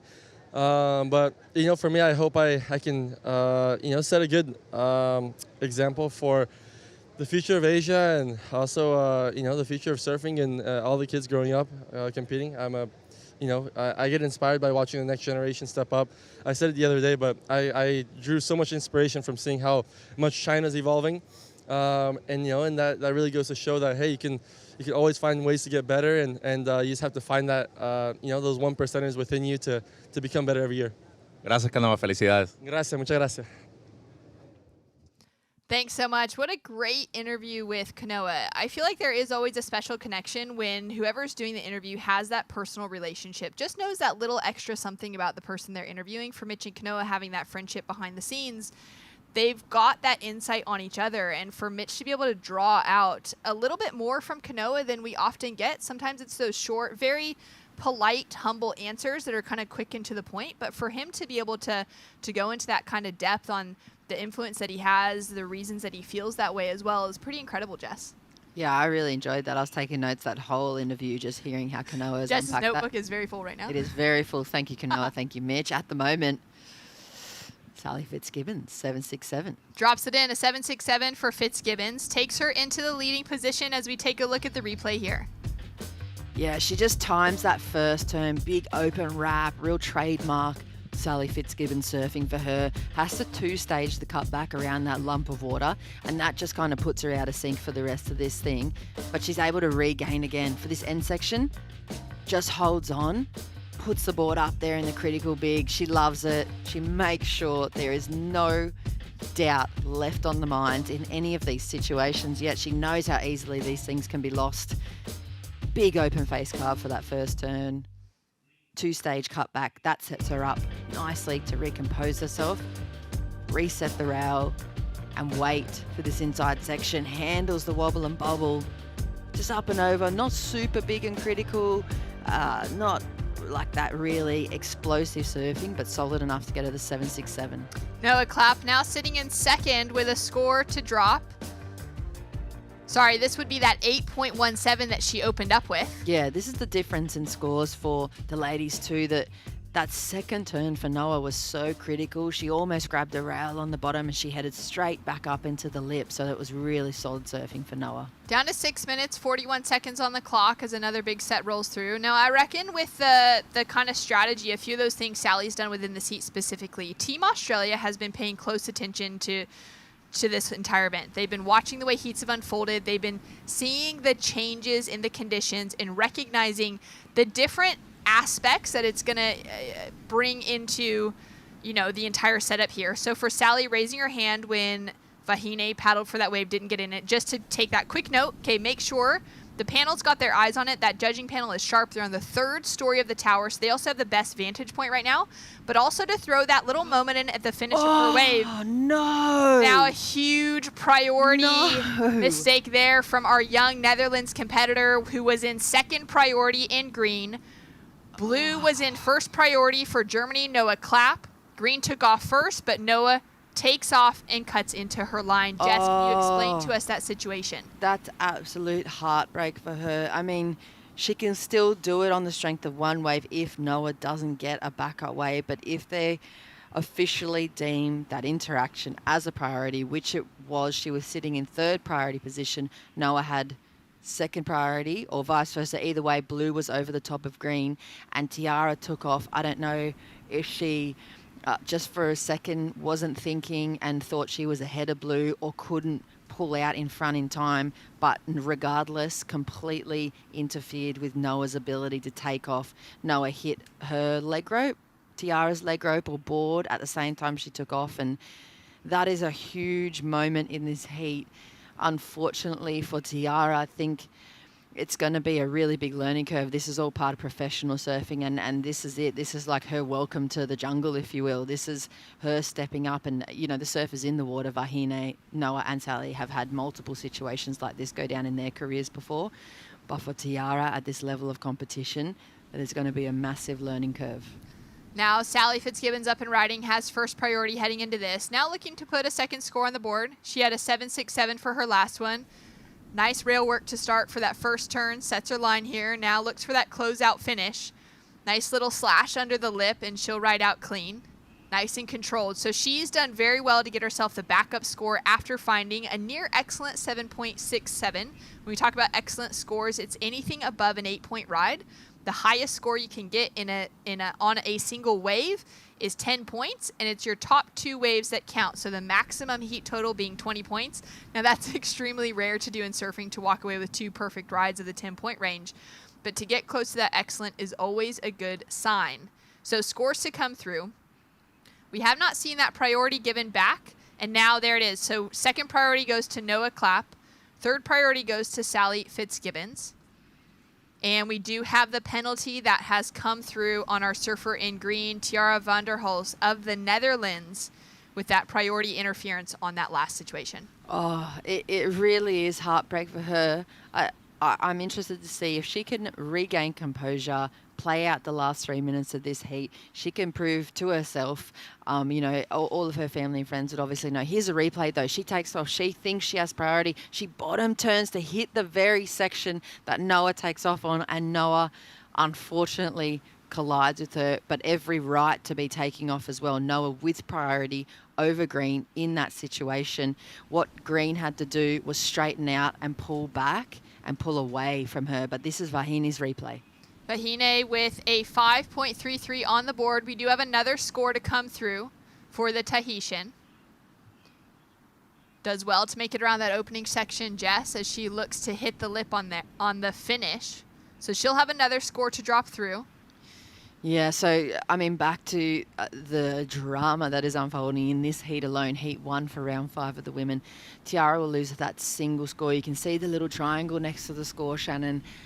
So she's going to have to, her chances of advancing at the moment are pretty much gone. We're waiting for Vahine's 2nd wave, so she might be in that combination situation. And also, you're right, so that 2nd wave of Vahine, which is going to change it, at the moment she would need an 8.57 to tie Noah Clapp, but scores have dropped for Vahine. She jumps into the lead with a 6-point ride on the board. We are still waiting for the last score of Sally Fitzgibbons, though. Completed wave, couple turns thrown together.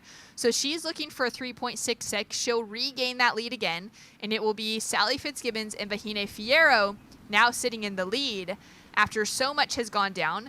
Now the other part of the scenario unfolding between Noah and Tiara is that for Noah, that was a great looking wave, and she could have been backing up the 8.17 that she's been sitting with as the single highest score from the opening exchange. She hasn't until maybe right now been able to find that backup score. And that wave over Tiara could have been that opportunity. Oh, no. Goes down over the lip, and this is one of those where, wow, there's just so much going down. Down to 1 minute, 15 seconds on the clock, Jess. Oh, let's just wait to watch this wave first, Shannon. Tiara, she is going to put everything on the line, regardless of that interference. Goes in for a huge hit to the section. Props to her for just charging in an absolute death zone. Surely she did not just land on Noah again as well. I mean, in the case for Noah, for her chances, this is not exactly how she would have planned this out. She did just land on top of Noah again. Somehow these two have a magnet towards each other. Unfortunately for Noah, this is played so badly into her hand because she was so well and truly, in the running. Their leg ropes are tangled up. That's exactly it. If you've surfed before ever in your lifetime, there's always a chance in one of your sessions that leg ropes are tangled with other surfers and you have to spend quite a bit of time to untangle yourselves. I know Tiara, there was no intention whatsoever from her in either of those situations, but unfortunately for Noah, this has put her in the worst position with the highest wave score, not being able to find a second wave because of the priority mistake, and then again being landed on. That is a rough trot for her. That is so rough, but also for Tiara, then she would have been going to complete that maneuver and had Noah underneath her, which then is Noah's position of being caught in the wrong space. So much has unfolded, unfortunately, for Germany and Netherlands. And Team Ukraine there supporting down on the shoreline. It's been so great to have them as part of the mix. But in the heat, in the water, Sally Fitzgibbons with the win. Vahine Fierro through in second. Vahine, the hope. Well, actually, all three surfers for Team France still in the main draw. Yeah. We've got one in each of these three heats for our main round currently in the water. More action to come with Fitzgibbons and Fierro advancing through into the next heat. Joanne DeFay kicking out next.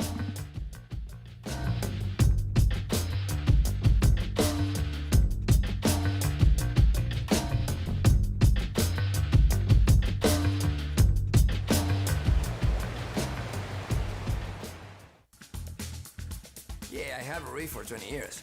My reef business card said Jefe, which is chief, and dreamer. La Jefe and dreamer, Spanish and English. That was a card I would give to the president of the bank or whatever. He always made people laugh. Because, they got like talking, when I asked them for an extra $1 million in loan to buy sandals, and the guy looks at this, I never lend money to somebody with this title,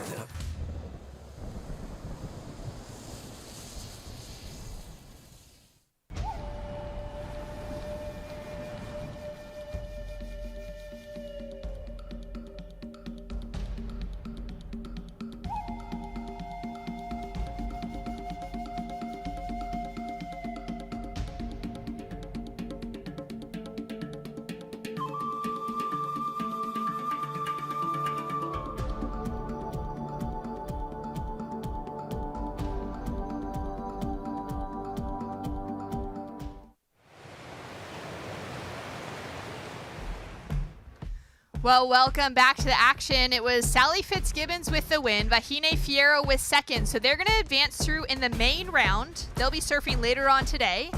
Noah Klopp and Tiara Vanderholz for Germany and Netherlands are knocked into third and fourth place position, but it's not done for them yet because they have the repechage round to battle through. So they'll be surfing sooner than what we'll see for both Sally and Vahine. Lots of heats to get through today, but currently in the main rounds, opening up with main round 5 on the men and main round 5 on the women, it's not the elimination rounds just yet, which is great news for the 4 surfers that have also just paddled out. Joanne DeFay of France, Kika Vaselko of Portugal, Sophie McCulloch of Australia, and Rachel Presti of Germany. Top 2 will be staying in the main round. Bottom 2 will be heading to the repechage. Thank goodness. There was a moment where I was losing my tiny little mind up here thinking that we weren't going to get a chance to see Noah surf again, or Tiara, and they've been such standouts. But of course, Vahine, well played by her to stay out of the drama and to just surf her own smart heat. Of course, Sally Fitzgibbons, beautiful surfing from her. I can't wait to see both of them again. But thank goodness, another chance in the ISA games is why we love it. I love watching this surfing. This is why we love it. It's so unpredictable. It's so spontaneous. And every minute we watch the ocean, it seems to get another 2 foot bigger. It is getting pretty solid out there. One of the indicators, if you're newer to surfing, maybe just starting to tune in as we're hitting finals day and you've seen some things popping up in your social media feeds and you're clicking through, an indication that there's a lot of swell and big waves rolling through is the fact that there's all that white foam on the surface of the water. Typically, that only will happen when a wave has broken and rolled through that area.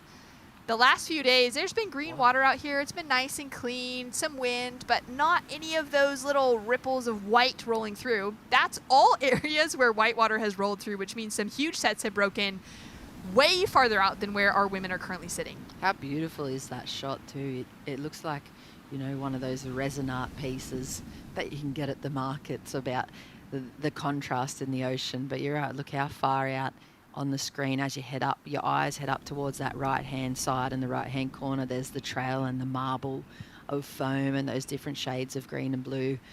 But it's a great day, and as spectators of the sport, this is exactly what you want to turn up to on day 7 of competition we're up to now. Knowing that day 8 tomorrow could be getting even bigger. We've got that swell potentially growing through the afternoon. It's going to be interesting to see, especially as we've got the low tides in the morning, but the high tides in the afternoons. We could see the whole site washed away. And it's going to be exciting. And that's what we're here for. Joanne Defay of France. She's already qualified for Paris 2024 out of her results on the WSL Championship Tour for this 2023 season. Huge layback to start. Looking comfortable, and I am so happy to see Joanne looking back in form off of the broken foot earlier this season, to see her now surfing to her potential. Well, we spoke about the cards that she has in her back pocket yesterday, and that is one of those aces for her, and using it this early on in competition, I think shows her intelligence and thinking in strategy. She wants to do as little work as possible early this morning because she still has a big competition ahead of her. If she wants the chance to contain that energy or reserve something for those finals, if she can hammer down one turn like that, get an excellent score, the workload just lightens every time. What are your thoughts on this first one? Yeah, look at the setup. She knows exactly what she's pulling out right here. And from the back pocket, bang, ace, straight on the table.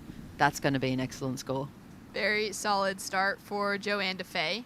Take one more look at it here. Yeah, look at her line as well. She read it so well, really, really high, drops down to the bottom and sets this thing up nice and early, explosive. If we're thinking about her surfing, I know if she gets the chance to review it too, which she will, she'll think about how could she make that even more critical. Maybe just waiting the half a millisecond a bit longer and delaying that bottom turn will make it even more explosive. And we've got some exciting announcements that we found out through yesterday afternoon with our Olympic qualification scenarios. Africa and Oceania are finished for this week. Jordy Smith and Sarah Baum for South Africa have qualified as nations, but for the continent of Africa, the region of Africa. Billy Stearman and Safi Veti of New Zealand have both taken out the qualifications for Oceania, and Shino Matsuda of Japan has taken out the women's qualification spot for Asia. We're still waiting to determine both the men and women's spots for Europe and the men's spot for Asia. And we'll be maybe having a look at who those will go to throughout today as we see Kika go down under the lip on that first wave. Taking one look here at Kika Veselko as she sets up that line nice and hard into that opening turn. Kika is our current reigning WSL World Junior Champion, took out that win in Southern California at Seaside Reef in the Cardiff area earlier this year. An incredible result for her, and I'm sure one of many results of that level to come. I can see her and her career spanning the next 20 years of women's surfing, particularly just for Kika alone. Look, there's the score for Joanne, 6.5. So Kika will be posting something, I think, similar. Big turn, maybe even perhaps Kika's section was a bit thicker and steeper and more risk involved in putting the board up there right at the start of that wave we just saw from her. Let's see the comparison though. Of course, heat number 2 scale is different. I'm interested to see where it comes through as. Sol Aguirre of Peru getting a warm-up in before heading out into lineup against Tatiana Weston-Webb, Pauline Adu, and Calendaria Rosano. Little sip of the coconut as well. Get those electrolytes, that potassium going, and feel good to hit the water. Yeah, she's looking really relaxed as well. I've enjoyed that. She said in one of her post-haste she wasn't going to lie. She does have the anxiety, but she's just continuously refocusing into the moment and taking the pressure off herself and surfing it heat by heat. And aren't we, we're so lucky to have Sofia Milanovic and, Mateo and Axel calling in the Spanish webcast as well. And they've seen her surf throughout all the Grom days, that on the international scene we sometimes miss, when she just gets into competition. So we're very lucky to have them too. Sophie McCulloch now setting up the line for that opening carve. Wraps it around. Patient as she times out this second turn. Gets that wingspan opened up a little bit as well. Gets clipped by the foam, but manages to hold on to her composure. That was a wild finish. Critical section. Yeah, big section. I think the setup turns before may have just caused her to be a little bit late at the ride out in the completion, and it costed the completion. But you can tell she's not scared. She's got a lot of experience. She's got a lot of tenacity. She trains really, really hard at home, and she's been waiting for these opportunities. This is the best of the best for the women, and this is their time to, show it and bring it to each other and go hit for hit in conditions like this. And Sophie's got it. I'd love to see her connect with the big section. Scores in for the opener of DeFay. It was a 6.50, sets her up in the lead. Opener of Vaselko, a 5.33 with that 0.67 for her opening just duck out under the lip. First score to come through now for McCulloch of Australia, and Presti without a wave on the board yet, but sitting with priority. And we saw that in the last heat between Vahine and Sally. They were the last two surfers to get a score on the board and ended up walking away in the advancing positions. As we take a look at the 5.33 of Kika. Wow, I actually thought Kika's section was bigger and more critical than Joanne's. I mean, she still boasts a 5.33. Maybe talking a little bit to the power. She kind of rode out of it still with that projection down the line.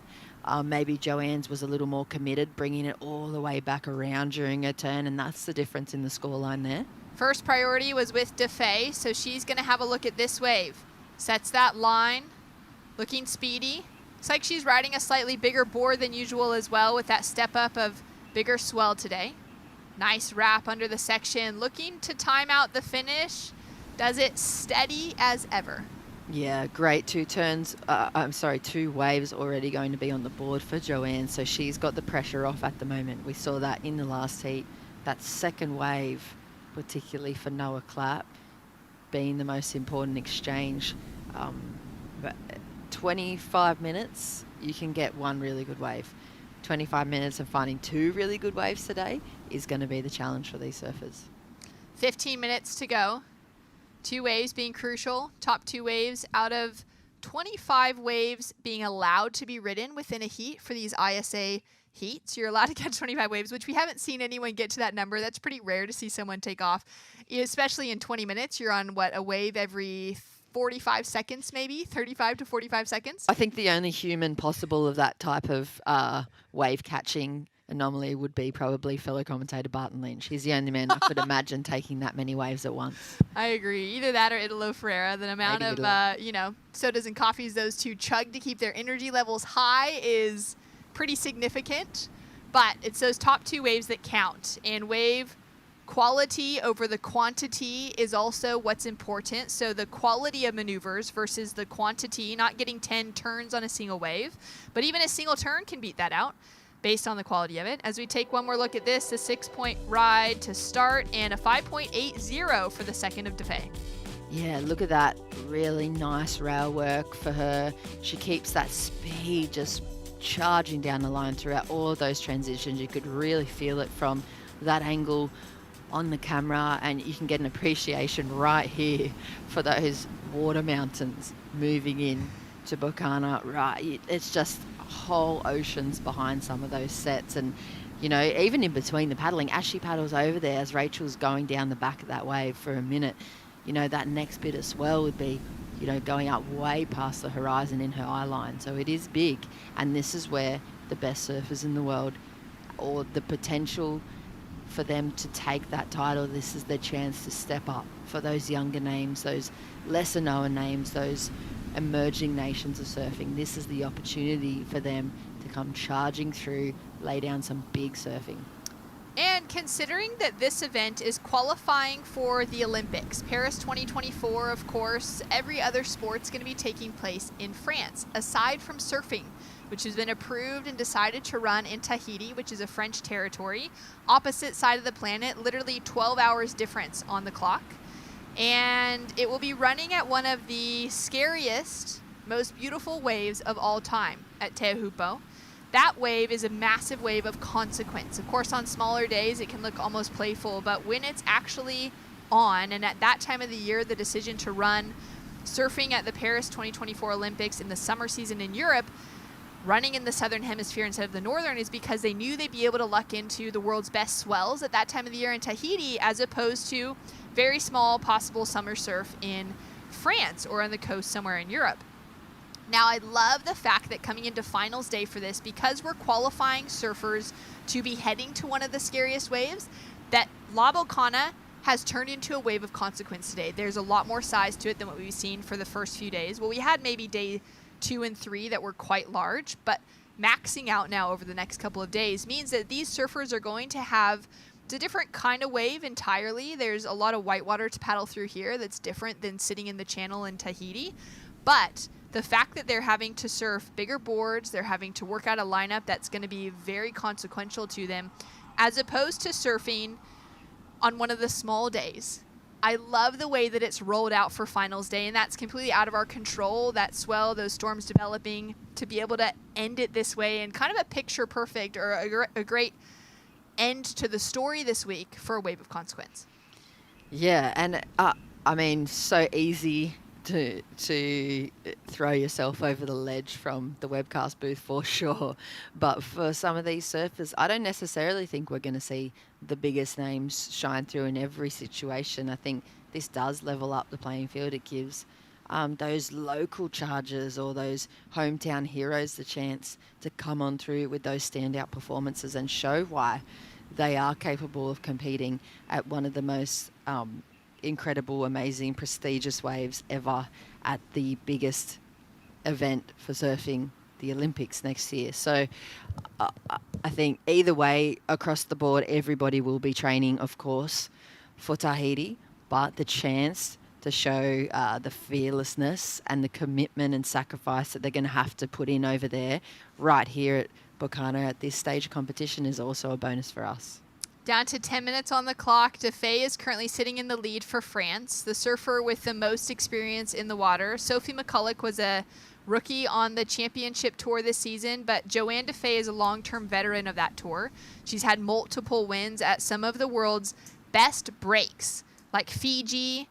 Uluwatu took out the win at G-Land last year. She knows how to charge in solid-sized surf on those reef breaks, as well as the best of the beach breaks, like the U.S. Open, where she's taken victories out in the past.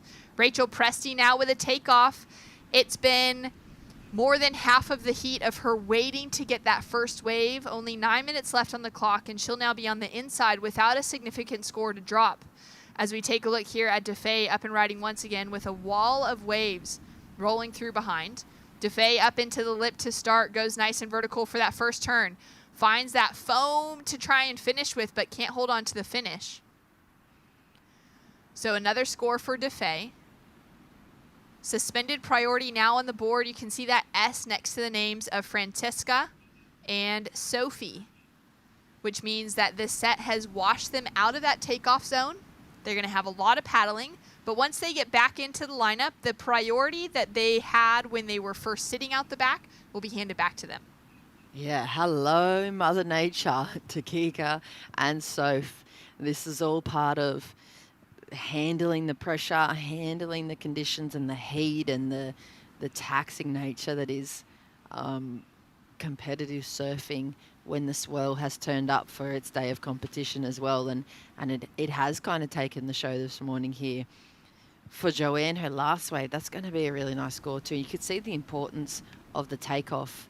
For the difference between Rachel Presty's wave and Joanne, there was the opportunity at the end of Rachel's wave, but the angle of her takeoff, the way her wave forced her to drop down to the bottom, she lost that speed trying to come around that section, and it ran off way too quickly for her. Team Australia put together a good one this year. Ryan Callanan, Sally Fitzgibbons, Ethan Ewing, Ellie Harrison, Liam O'Brien, and Sophie McCulloch. Ellie Harrison, the youngest of the surfers, that up-and-coming next generation of Australian surfers, dropped a 9.5 a couple days ago to improve on an 8-point ride in her heat down at Sunzal. She's put together one of the highest heat totals of the event so far. Yeah, she's the real standout story coming from Team Australia. A lot of the other names we're so familiar with, but for Ellie Harrison to bring her style, to step up from our regional events as well. She's been doing so many different competitions around Australia the last few months, and to be able to come over here to put herself in the stats, the highest wave score, the highest heat total, and to find herself again with the opportunity, it just speaks to volumes of the depth that goes on in surfing in Australia. We're down to 6 minutes, 30 seconds on the clock. We've been talking about that Olympic qualification throughout the week. For 4 regions, for Africa, Europe, Asia, and Oceania, we'll be taking the top-ranked man and woman. So 4 sides on the men, 4 sides on the women to Paris 2024. We've already qualified 5 out of those 8 athletes that have the potential. We're still looking for our European qualifiers on both the men's and women's side, and our Asian qualifier on the men's side, as the rest of those spots have been filled out. Now for the Americas region specifically, those surfers are looking to put themselves in qualification for the Pan American Games, which will be running in Santiago at the end of this year, as we take a look at that qualification system for Africa, Asia, Europe, and Oceania, with 4 men going through on either, 4 surfers, 4 men, 4 women going through on either side for Paris. But then for the Pan American Games, we've got a lot of surfers still in that conversation for qualification. We're going to be taking 5 eligible men and 5 eligible women surfing through the Americas, which goes all the way up from Canada, all the way down to the very bottom of Patagonia, of that Chile and Argentina region. So there is a lot of surfers within that conversation. Now their Olympic qualification, as we can see here on the graphic, will come from the results out of the Pan American Games in Santiago at the end of the year. It'll be the top man and the top women. So the winners will be taking those qualification spots for Paris 2024 for the America region and filling out 5 spots on the men's and women's side for competition this year, outside of spots already in the conversation for the WSL Championship Tour, which include 10 spots for the 10 eligible men and 8 spots for the 8 eligible women on the Championship Tour at the end of the season. 3 more events to go there to be able to find those out. As we take a look at Kika Veselko, coming in from behind the section, she's looking to improve on a 0.67, so she's well on her way to that. Goes for a big finish, but can't hold on to the end of it. Got a bit of work done in the middle, though. And any score she puts down is going to increase the requirement on Sophie McCulloch and Rachel Presty. Yeah, I feel like she just had trouble engaging that rail there, and she almost had a really big section to open up, but there was the moment of hesitation for her where it could have all been over, and she kind of dialed it back, and it kind of got stuck in between those turns, unfortunately, for Kika. Well, it took us a while, but Sally Fitzgibbons has made it from backline all the way into the shore, and she's down with Mitch Salazar now. Mitch, take it away. Yeah, it did take her a while, around 20 minutes to get here. Sally, you were walking up the beach from very far south. Can you tell us how difficult the current was to manage out there? Oh gosh, Mitchie, it's a whole other world down there. I think I was like 2 kilometres down the beach. Made my way up, and I just had one of my moments of this games, I reckon. I came up and Team Ukraine have been here and they're supporting me, and they were just, I was cheering. Oh, my heart's just, so full. I just think that's what surfing's about. Like, they're just proud of you for going out there and giving it your all. And yeah, it's obviously pretty emotional, just connecting with people through surfing, and just thank you. Would you be willing to actually go to Ukraine and maybe instruct them a little bit in terms of competition? Oh, they're instructing me. They're leading the way on how to do things. I think the one in the lineup is the one having the most fun, and they bring the joy and the energy and the purity about surfing. So they're the ones that'll be teaching me. You're the best, Sally. Anything you want to say back home? Yeah, it's midnight back home. So, hey guys, love you heaps. Definitely happy tears. And yeah, miss you all. And go the Aussies. Soph's in this heat now. So, come on, Aussie, let's go. Up the Aussies. Congrats. Oh, what a heartfelt moment from Sally Fitzgibbons. Amazing to see the Ukrainian team. It's been so cool to have them around the contest site. They were there in Huntington Beach as well for the World Surfing Games last year. Jess, we had the pleasure of meeting a few of them, and now to have them back again with a full team with 3 men and 3 women, and for Sally to have that connection now and to show that the world is a better place because of surfing. Yeah, and the commitment that the Ukrainian team have showed to all of the surfers, all of the teams, but particularly, like Sally said, to herself individually. They've watched every single heat. They've run down the rocks to soak up everything about Sally's surfing, and they have been working in the background for their own team, progressing. Every year they get a bit better. Watch out for them. Down to 1 minute, 40 seconds on the clock. Now is the moment to see, will Rachel Presti be able to find herself with a wave? This is one of those moments, I think, within her career that she's going to have to draw on previous performances, reset that mind, knowing that she is so capable of getting that excellent score. She's dropped those scores before in her career. She absolutely charges. She just hasn't been able to find her place in the lineup so far. As we take a look at Joanne DeFay and her run to the leading position at the moment, dropping a 7.83 to improve on the 6 and the 2.5 she's already dropped. Oh yeah, she just clicked with it on that end section, and it would have felt relieving for her. This is Sophie's wave. Nice big section too. Look how clean it is. She cuts it short though, jumps on the accelerator, the reset for this end section. Now scores through a 5.23 for this last of Sophie, jumps her from 3rd into 2nd and pushes our Portuguese surfer Kika Vaselko down into 3rd. Kika now chasing a 4.17 as we have less than 1 minute on the clock. Presti chasing that 8.10, but that requirement's even jumped to a 9-point ride. It'll refresh on the graphic on the screen in a moment, but we do know that with the last of McCulloch dropping through, she's into 2nd. Blue for Portugal is down into 3rd, and white for Germany down into 4th, chasing a 9-point ride with 20 seconds on the clock. Yeah, and there it is right there, 15 seconds. This is the chance. Rachel, can she find herself a chance? Kika, one turn would get herself into the 4s. It's a well-surfed heat from Sophie McCulloch, though, to push through right this last minute. And the buzzer is sounding. Unfortunately for Rachel Presti, not another opportunity for her to keep herself in the mix. Kika Vaselko with a couple of great tries, dropping in that 5.33, set herself up well, but the backup score of Sophie just taking her above in that 2nd place position. Top 2 surfers are advancing in the main round. Bottom 2 still have a chance in the rapid charge. And we've got Tatiana Weston-Webb, who will be paddling out in the next heat. It's going to be a fun one to watch.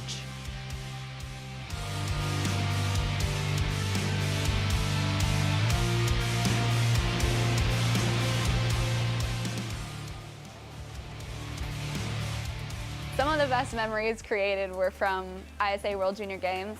I ended up winning back-to-back world titles in El Salvador and Panama. Just being so immersed in all the different cultures and people and trading hats and jerseys and everything. Walked through the first ISA opening ceremony representing Brazil this last year in Japan, and it was just so special. Now we're all striving towards a bigger goal, which is getting a gold medal at the Olympics. It can be really grueling at times, and it can almost feel like you against the world. When you have your teammates, it's like your teammates against the world. I think that unity and the bonding of having teammates is something you definitely will never forget. I think that's actually something that's super special about Brazil in general, is Brazilians just love to root and represent Brazil.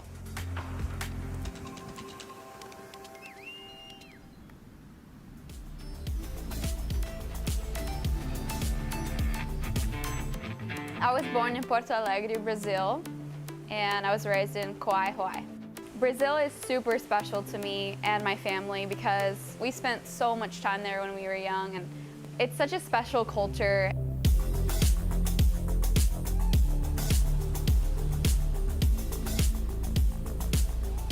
I I never thought surfing would be in the Olympics, period. Everything about surfing now is so professional and at that top level that I don't see why it wouldn't be in the Olympics. So it's the most rewarding thing for all of the surfers is to see surfing be a part of the Olympics. It's something that I think a lot of surfers never believed that would happen in their lifetime, and it is. So it's gonna give a lot of determination and hope for the next generations to come.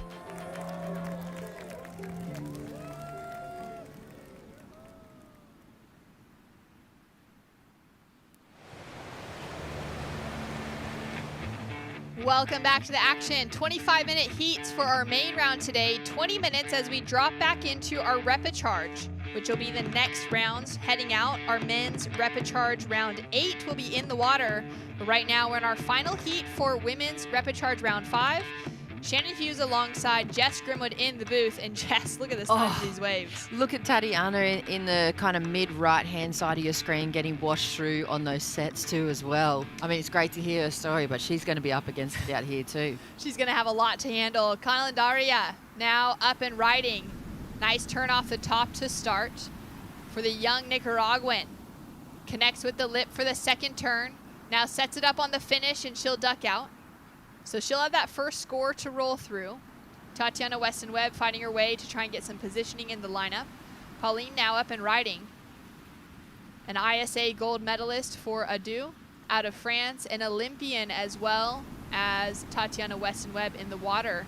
Both of them present in Tokyo for the very first time that surfing was shown to the world at an event of that level. Exciting times for both of them to be in the mix, and Tatiana Weston-Webb has already found that qualification for Paris 2024 out of her championship tour results this season. So she has booked herself a spot. She already knows she's going to be surfing at that heavy left-hander that she already has experience at.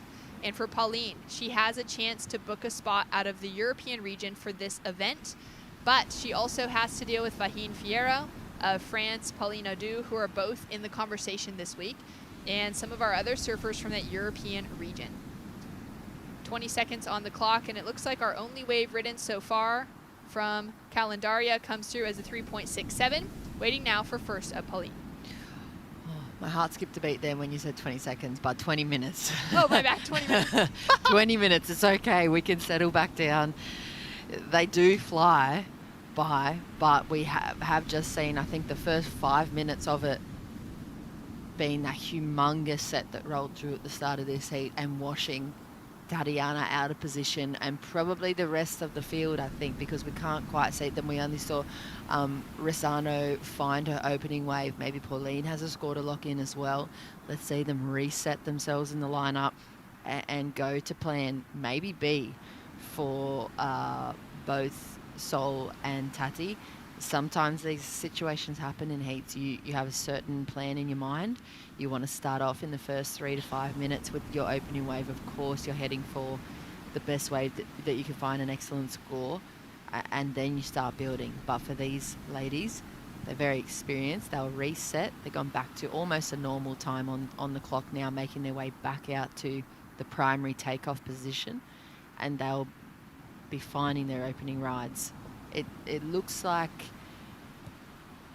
there's no priority already established, although we've seen some numbers go down.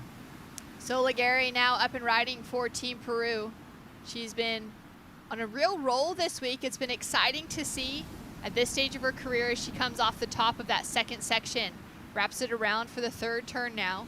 Sets her line here, looking for a critical finish. Something the judges have been really rewarding well, but so far in this heat, we haven't seen anyone be able to find that end section. No, and there was so much cross bump and chop and weird lumps coming at her too. I thought she was quite well positioned and timed for the end section if it didn't mutate right at the last second to her, but she looks relaxed. She looks like she can handle the swell really easily. Of course, coming from Peru as well, she's probably quite used to this style of setup. They have a lot of similar waves. In their region, they've got those really big charging open ocean swells and this kind of rocky point break setup. So I think she's well suited. Look at that nice bottom turn too. She pulls it short though. She decides to cut it and make that line a little bit lower down on the face of the wave. I think just kind of keeping her momentum going. She doesn't want to get caught behind. It sets her up for this really nice section too. Look how big and beautiful that open face is above her. You can see the two different lumps in the lip there. They're really hard to read. But she puts the board up there, no doubt. Little bit of release. Heaps of speed as well. Regains control. Really nice speed transition turn. There's another angle of that first kind of carve where she sits down a little bit. I think she's adjusting. And I think as we go through this heat, she'll be able to connect with those two opening manoeuvres. You can see what her intention is, and she's going to be finding herself able to get into that 8-point plus range. Scores are coming through now for Soligari. It's a 4.83, so opener of Sol in the 4s, opener of Pauline a 5.83, so Pauline gets the best of that exchange. Now, had she been able to finish off on the end section, that score would have been significantly higher. It completely mutated on her, didn't it? It was a weird section right at the last minute, so she was well poised. Watch for her second wave. If she can find the similar setup and she's more settled, she's going to be in those 8s. I just can see it right now with her surfing. And you get the feel, don't you, when people take off and when the women have been taking off, you can almost somehow, through the vision on the screen, get the feeling of their energy and their level of anxiety or comfort in this lineup. Tatiana Weston-Webb in red has first priority and picks out her first wave here. Drives low off the bottom turn, check to start in that middle section of the wave. Now starts to set that line, goes in for a nice closeout and rides out clean. She's chasing just a 4.84 right now to put herself into one of those top 2 positions. Luana Silva of Brazil, Joao Chianca, and the rest of the crew down there supporting her today. So scores to roll through for Tati. Her husband, Jesse Mendez, has been competing for Team Italy. And as we heard in that piece, during the break between heats, that Tatiana took out those ISA junior titles while representing Hawaii, made the change to represent the Brazilian flag, along with that Olympic conversation coming to the forefront before the 2019 World Surfing Games, which was the kickoff for the provisional qualifiers heading towards Tokyo 2020. That was happening in Japan as well, in Miyazaki, and that was a really exciting time for surfing's introduction to the Olympics, knowing that it was going to be taking place in Japan, for Japan to be the location of the very first qualifiers for it. Yeah, and I mean, apart from Medina, I have never seen a bigger, more passionate crowd support for Brazilian surfing as what got behind Tati in Australia over the last 2 seasons. They are so proud of her performances, and well and truly should be. Look at that score, 7-point ride, Shani. 7-point ride sets it up from the judging tower there. We are sitting currently in the second floor, those second-story windows, but the top story is where our judges are sitting. It's a great setup. They've got a great vantage point, especially with these bigger sets rolling through. They're able to see right over the top of it to be able to check what's happening just behind. We've got that big score screen as well, or not a score screen, but the priority screens and the time. So these surfers, even if they struggle to hear, can always check back to have a look. As we take a look here at the 7-point ride of Tatiana. Well, that's her 7, isn't it? And the difference is the attack. She's not surviving that end section. She's completely attacking. Similar setup, though, right here from Sol's opening wave. They kind of had to carve down midway through the face just to set up this end section. She attacks it. She times it really nicely, and she completes the maneuver. So a 7-point ride goes into her bank, and we're going to wait to see the real unfolding. I mean, at the 14-minute mark, to have all 4 surfers be able to readjust even after the wash through at the very start is good signs for this heat. 14 minutes to go. Brazil in the lead, France in second. For Paulina Du, she is sitting with first priority though, and has that 5.83 that she started with. Looks like we're gonna have a paddle from her right now. Speaking of Pauline, now up and riding. Sets that opening line. Nice hook to start under a heavy section. Clean wave selection as well. You can see that sun starting to glisten off as those clouds are maybe disappearing. Beautiful surfing on her forehand. Pauline is just so consistent. She got such a lovely style. Begged her parents to give her a surfboard as an 8-year-old, not from a surfing family at all, coming from Anglet in France. They gave her that board, and it's turned into one of the, an absolute career for her. Championship tour years, Olympic experience, ISA gold medal, looking to bring home another one. Yeah, and thank goodness for us that they did decide that surfing could be a good path for her. Oh, here goes Sol. Look at this wave. Sol's been waiting for this opportunity. A 7.83 to start. Flares that tail around, Jess. Can't hold on to it, but look at the progression in that turn. Yeah, this is what I mean. If she can connect with that first section, she is going to be so hard to beat in these conditions. I think she's such a favourite, even against people like Tati and Pauline and Rossano. She just has something that I see similar in kickers surfing as well, that tenacity and the self-belief. Candy now with an opportunity for Nicaragua, sitting on just the 367. Big wave in front of her, finds that great line to start things off, draws out that opening turn, sets it up now for a second snap on the lip. This is an important moment for her. Currently chasing a small score, but we do have a second to drop of Pauline, and that's going to be the moment that counts, getting that completed finish section. Yeah, I love that opening carve. You could really feel it, couldn't you? Similar to Pauline's, it's like those speed carves down the line when the surf's really big, and you almost want to say, "Sah!" like as they're going through. It's that real feeling of carrying that up speed. You're on bigger boards, your fins are bigger, everything about surfing, even those small little transition moves, feels huge and really flowy. So I like those two turns. Down to 12 minutes on the clock. Let's go down to the beach and catch up with the winner of that last heat. That's right, Joanne Defay here from Team France. Joanne, you're no stranger to competition yourself, but how about the fact that all three French women are still in the main round? Paulina Du's out there. Vagina Fierro just made it through in the heat previous to yours. How inspiring and confident, driven is Team France right now? I know. Yeah, we've been super strong. I think we have a good team spirit right now. We're having a good time also, so it's great. And it's kind of looking like maybe French beach break or something here. I don't know. But yeah, no, super proud of the girls. And now we're going to get smaller and smaller, so I hope we can kind of like back each other up. Hey, talk to me about the equipment you're riding out there. It seems like a sharp eye underneath your feet. Yeah. Since I'm on sharp, I'm not changing. So yeah, I did a step up like 5'11", like 3 inches bigger than my normal board, and I never ride that board before. Actually, it was my first time, so it worked well. I think I'm gonna just go with it now. I like that idea. Congratulations. Anything you want to say back home? Oh yeah, thanks. Merci à tous d'avoir regardé. Je sais que quoi que c'est la journée en France, je pense, donc ça va. Vous n'êtes pas en milieu de la nuit. Écoutez, merci beaucoup. Envoyez-nous des bonnes ondes pour la fin de la journée. Ça va être dernière grosse journée avant le Finals Day, donc c'est important. Merci. Merci, félicitations. Thanks so much. Great to hear from Joanne. Solid surfing in that last one, Jess. Yeah, and I'm interested to hear this. She said it's the first time riding a board. I think that happens for a lot of, general surfers around, recreational surfers as well as all these competitive surfers.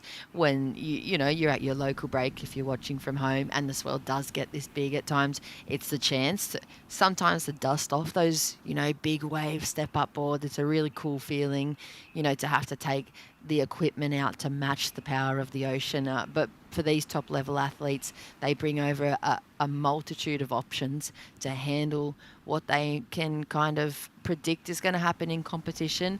Interesting to hear Joanne's board, 3 inches bigger than a normal board, but it does just give her the ability to get into these waves a little earlier, and we saw that as the advantage for her last heat. Yeah, you could really see that size difference when she was up and riding in comparison to, the normal scale of her on top of her surfboards. Tati now setting the line. Drives through that opening turn. Now dropping deeper into that bottom turn, a solid section. That was incredible. That first bottom turn, not so deep, just kind of right at the base of the wave, but not really driving out through it to set up the second. And then into that next bottom turn so deep, and then just 12 o'clock into the lip. Yeah, that was such good surfing, so critical. You can see even the rocks still almost in play at that end section where she's paddling back out, that water looking really turbulent around the top. I cannot wait to see the replay of that last turn. Here's the setup. Takes off, nose is pointing down, keeping that angle directed, cuts it short. Bottom turn is deep, straight into a huge section and lip, nice and early, but it just accentuates the speed. There's plenty of spray. Have a look again from this other angle. Beautiful replay here. Set up carve. This allows her to drop straight back down to the bottom. Regains composure. Huge big hook. Backhand hook on point for Tatiana. That's the best turn that we've seen from this round of women's competition so far. Great call. She opened with a 7. She's just dropped in an 8.33 for the second ride. Got caught by that set at the beginning of this heat, was out of position, and has redeemed herself so well as we take another look at this bottom turn. Look, she grabs a rail almost too there as she hits that wobble from the wash, but this, look at the opening of the shoulders, that back arm just draws right up, allows her to really connect under the lip and just harness all the speed and ride out without any risk of being bumped off by the amount of power. There's tons and tons of pressure coming down there, and she pin drops, penetrates straight through that water to try and reduce the amount of ground that it pushes her. So that's another technique we've seen come into play this morning for women's surfing, is those big kind of penetrating pin drops where they force their heels with their speed as deep as possible to try and prevent being washed all the way through the lineup, and so they can regain position in the takeoff quicker than if they just kind of flopped off the wave and got washed through. Love all of that technique, everything coming into play as we take a look here at Pauline. Taking off in the foam, that's going to give her a lot of speed off the start. You can see that line she's starting to draw now, just tracking through this wave. Big roundhouse to start off with. 6 minutes, 20 seconds on the clock. She's looking for a 9.5 now to take the win away from Tati. But any one of these turns is going to help accelerate her lead above the rest of the field as she dives out under the lip. Still a good wave for her. It could possibly have been an amazing wave if that second section that she was set for had a bowled up, but you saw it had that kind of two-step lip to it that we've seen of some of these waves that once they hit the inside, they kind of sometimes don't bowl and kind of bend in as much as the other. So for her, it potentially could have been a crazy wave, but she had to readjust and go back to her calves and back to the rail work to find the completion there. Scores to come through for Adu. Surfer in white, Candy Rosano of Nicaragua, sitting in third. Now last of Adu is a 5.4, so it doesn't factor into the top two. Situation remains the same on requirements. Soligari up and riding after that first snap into the second. Now she needs a 7.33 to take that second place position away. Looking to improve on the 4.83, Jess. Yeah, sick surfing, such critical, sharp, fast surfing from her. But you could see the wave choice for her. It was a smaller wave in the set, and she's decided to pull the trigger on it. And because of those two previous rides from the other ladies and those waves, that little wave for Sol, it was cleaning up the mess. There was a lot of foam. There was a lot of texture across the face, and her surfing was really crisp, but you kind of lost it on the wave face because that big green kind of groomed open face that Tatiana got or that Pauline had in her calves wasn't there. But I felt Sol surfing was more critical in those sections. If she can put herself on the bigger wave with the cleaner, open, crisp face, she's going to find herself up in the 8-point ranges as well. Tatiana with the lead, Pauline in second, but a score to drop now for Aguirre of Peru, chasing a 7.33 to get herself into the second place position. Top two surfers will be advancing through today into our main event, round 6, which will be surfing sometime around 2:40 to 3 o'clock this afternoon, given that we may have some pauses in between heats today with the time. Scores in, it's a 6.97, so it's just shy of her requirement to take the second place position. But she is only chasing a 5.19 now. She's got time to get out to the back of the lineup as well with 3 minutes, 40 seconds on the clock. Bottom two surfers will be falling into our rapid charge rounds. We've got a couple rapid charge rounds to get through midway through the day here. So a lot of surfing and a lot. That's how good he is. That's how much he's improved. That's how much he's increased his profile over the last few years. Cal Vost, with what he did in the finals at the WSL event at Teohopo. Yeah. Getting switch stance barrels, toying with the beast, getting a second place finish. We saw him nearly win the World Junior Championships, and we've seen him multiple times in ISA competition. Just show us that he is an absolute force to be reckoned with. The judges believing all of those things, giving full credit to Kali Voss for a huge wave. I mean, you couldn't have done much more on that wave, and properly rewarded for that. And still, when the Saints come marching through, you better be ready to hear your number called, because not a lot of waiting today, right? Your name comes up, your number comes up, you got to go. I mean, there's so many waves coming through that, yes, you have to be selective, but at the same time, you can't let a beast like this go by without at least giving it a shot. Here we go, Billy Stearman. He gave it a shot. He did give it a shot, didn't he? At least he didn't go too far in. You know, that's Silver falling lining. on the takeoff is not so bad in that sense that you're still out the back. The priority is an issue. That's not all. It's not good to give away. But look at these other scores. Rio Waida, 6.27 with the incompletion on the outside. So he'll be happy about that, because with the completion he was heading to a 7. There's Billy on the replay coming unstuck. And then a 6 for Gonzalo on his opening ride for Spain. He'd be happy with that. So second place at the moment to Rio by 0.27. Billy Stearman a 4.10, and then a couple of small scores for just charging and getting mowed by these big open ocean swells.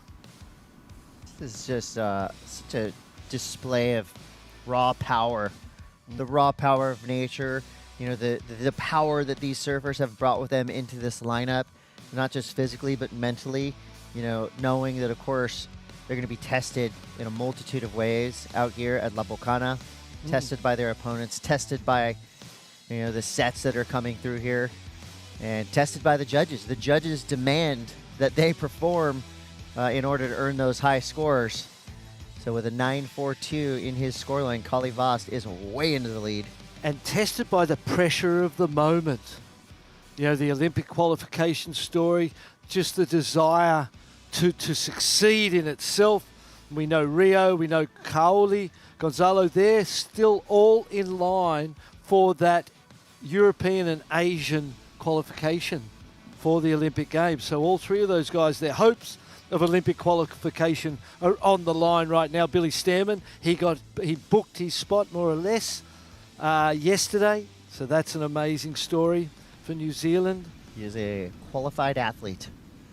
Paris Qualified 2024. athlete, that's how, yeah. Fantastic. And Kaoli Voss with a 9.43, you'd feel like he's booking his place into Repechage 9. Just got to back that up with a 5 or something like that, and he's going to be in such a strong position. Is he having a look at this one? No, it's green. This is going to be Gutierrez, Gonzalo Gutierrez from Spain. Powerful surfer, really solid on his feet. It's going to take a lot for this guy to get knocked off his board. Even in waves like this. I mean, he has been a steady, constant performer out here on all of our days. You know, the first day of this contest, arguably the smallest. You know, we had a couple of days small, meaning 4 foot. just head high, foot over head. You know, what a place. Again, not a lot of places in the world that could handle swell of this size, a contest of this size with 2 podiums, 2 world-class waves. I can't really think of, you know, other than maybe the North Shore of Oahu, 2 marquee spots this close together that couldn't handle and also provide the consistency pretty much year-round. Yeah, and we know that there's the North Shore with the car parking and those sorts of things. It barely handles, really, the impact of those World Championship Tour events. It's a lot on the community. Here, there is open space. And they've just spared no expense in building structures and infrastructure to run the event that is absolutely world class. This might be the night. Have you been in a nicer booth? It's gorgeous. Gorgeous. It's like a home here. Yeah, local crew absolutely nailed it. Here we go. 5:30 on the clock. Surfers standing by, as well as winners of that last heat. Tatiana Weston Webb is with Mitchell Salazar. Yeah, no stranger to big waves out there is Tati Wesson-Webb, a 15.83 heat total, and especially the 8.83, one of the highest waves we've seen all day long. Can you talk us through it? Yeah, I was really watching like Pauline and the girls get like smaller clean waves, which I also really wanted, but I think at the time I had just gotten some sets on the head, so I've paddled further out to make sure I wasn't going to get any extra waves on the head.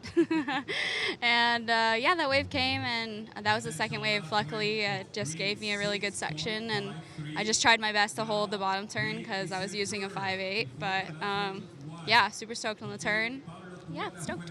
I like the delayed bottom turn on it, too. I want to talk to you about your leadership role on Team Brazil. We obviously know that Silvana's been around for a long, long time. But you so far in the last few years have been dominant on the championship tour, runner-up a few years ago. And as of right now, how is it just mentoring both Lulu and maybe even João Chianca, who's been #1 in the world for most of the year? Yeah, it's funny. I actually feel like a auntie or like a mom to them.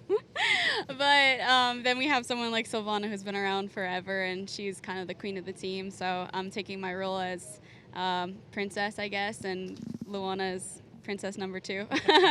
So yeah, it's been really fun. Honestly, I get along with everyone so well. I think Lulu has great potential. João also.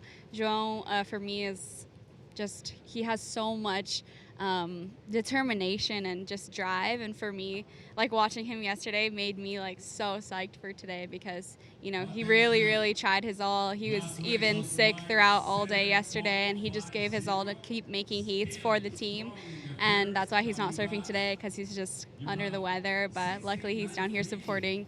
So yeah, I don't know, the whole team kind of got under the weather, but it's been really fun having everyone around, and yeah, I'm really happy to keep surfing. Auntie Tati, thank you for your time. Thanks, guys. Tatiana Wesson-Webb powering her way through that last heat. We did have some sad news coming out of Brazil. The legendary Astrud Gilberto recently passing away, singer of the most famous rendition of The Girl from Ipanema. So a national hero, a global hero, a bossa nova queen. She rests in peace. And as we get back into the water, we're still excited about what Callie Voss is doing, and now even more so. He's backed up his 9.43 with a 7.5, Barton. Yeah. This kid is on fire. He literally is. He's booked his spot. You can guarantee that as we see the front on replay. Drops down the face. First couple of turns were nice big wraps, because look, you can see it's gone a little bit flatter here. So he's just staying busy. Couple of wraps into the inside. It's a good size wave. Gets the closeout turn. 7.5 for a 3-turn combination. A 6 and a 6.5 has Gonzalo. Here he is. Oh, this is the replay of the 6.53. Much smaller wave, but he's able to get turns in. And really, the judges liking that 6.53 to go with his 6. Has him in a solid second place. Rio Waida's in the third priority. We saw him take off on one and just pump along it and cut out and use his first priority. That was a mistake. Billy Stammen's been patient too, only got the 4.10. Again, reminding people this is a repechage heat, so the people who do not advance in the event. Gonzalo, up and riding. Here we go. Powerhouse surfer representing Spain. So far, he's done it in a huge way. Will his role continue? Waiting for this wave to give him some opportunity. Almost finds a little pit on the inside, but has to navigate away from the oncoming lip, straighten out, kick out his board, and hope for a nice and easy paddle back out. The unfortunate thing for him was that he kind of went that way primarily to block Rio Waida. Rio was looking at it. He was going to go 100%. If Gonzalo didn't, Gonzalo had the second priority over Rio. He had second place over Rio. He didn't want him to get that wave, and Rio's had the 6.27, so he actually took that wave for that reason. In the end, he didn't build. 3.93 was the score for it. So could have been a mistake, but at the same time, the block was powerful, and he didn't give Rio Waida a chance to beat him. He had to do it, but Rio Waida's got 50 seconds with the second priority. Billy Stammen in first priority. Will Rio Waida get another chance at advancement here? So yeah, 2 surfers out the back. Callie Voss, our current golden child right now, with one of the highest heat totals of this entire event, in a commanding position. but he needs to give way to surfers in blue and red. I don't think green is going to have enough time to get back out there. No, I wouldn't think so either. Fair With call. 18 seconds left on the clock. Of course, another huge set comes through at the Here we end of go. the heat Oh, to help or hinder our surfers in the water. We'll see which one it is with 5 seconds left. Where is Rio Waida? it's duck diving, mate. That Oh, set man. was a big, wide set. Caught them inside. He doesn't get another chance. Just when you thought you'd escaped, you look around the corner. There's a couple monsters out there hunting you down. Well, this is repechage surfing. That means 2 surfers are eliminated. So we lose a global favorite in Rio Waida, as well as New Zealand's Billy Stearman, who is in a great position, Yeah. you know, as a qualifier for the upcoming Paris 2024 games. More stories to come, more waves, more surfing, more big scores. Don't go anywhere. This is the Surf City El Salvador ISA World Surfing Games, and we'll be right back.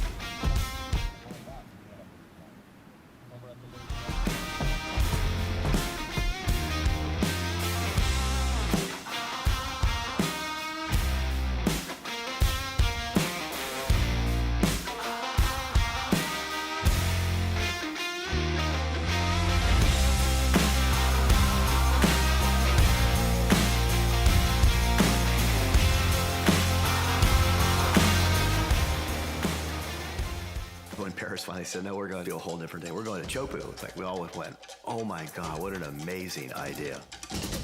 Chopu is one of the most incredible waves, probably a wonder of the world. And it's just sort of like a whole nother world out there. It's godlike, it's quiet, serene, beautiful. Then you have this glorious wave that comes off a reef, and it's so powerful and so beautiful. I think Chopu has the opportunity to capture the imagination visually for what people think surfing is.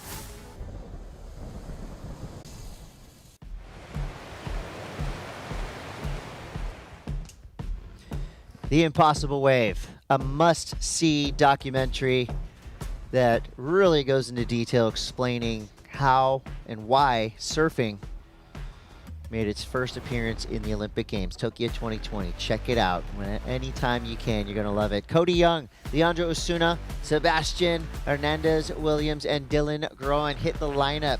Canada, Argentina, Mexico, Germany, all fighting to stay in this contest. I am Chris Cote. I'm standing next to world champion Barton Lynch, and we are entertained, and we're hoping you are too, because what you're seeing is, I would say, history. You know, we haven't seen waves of this magnitude, competition at this level in the ISA or in any other event here at La Volcana in the history that I can remember. I'm Chris. This is Barton, as you well know, and we're very excited to bring you all the action today. Here's where things start getting real in terms of Olympic dreams, in terms of ISA medal dreams, and of course, these surfers trying to add points to their team totals, because that's huge in itself. And one of the realest things is the size of the ocean behind us today.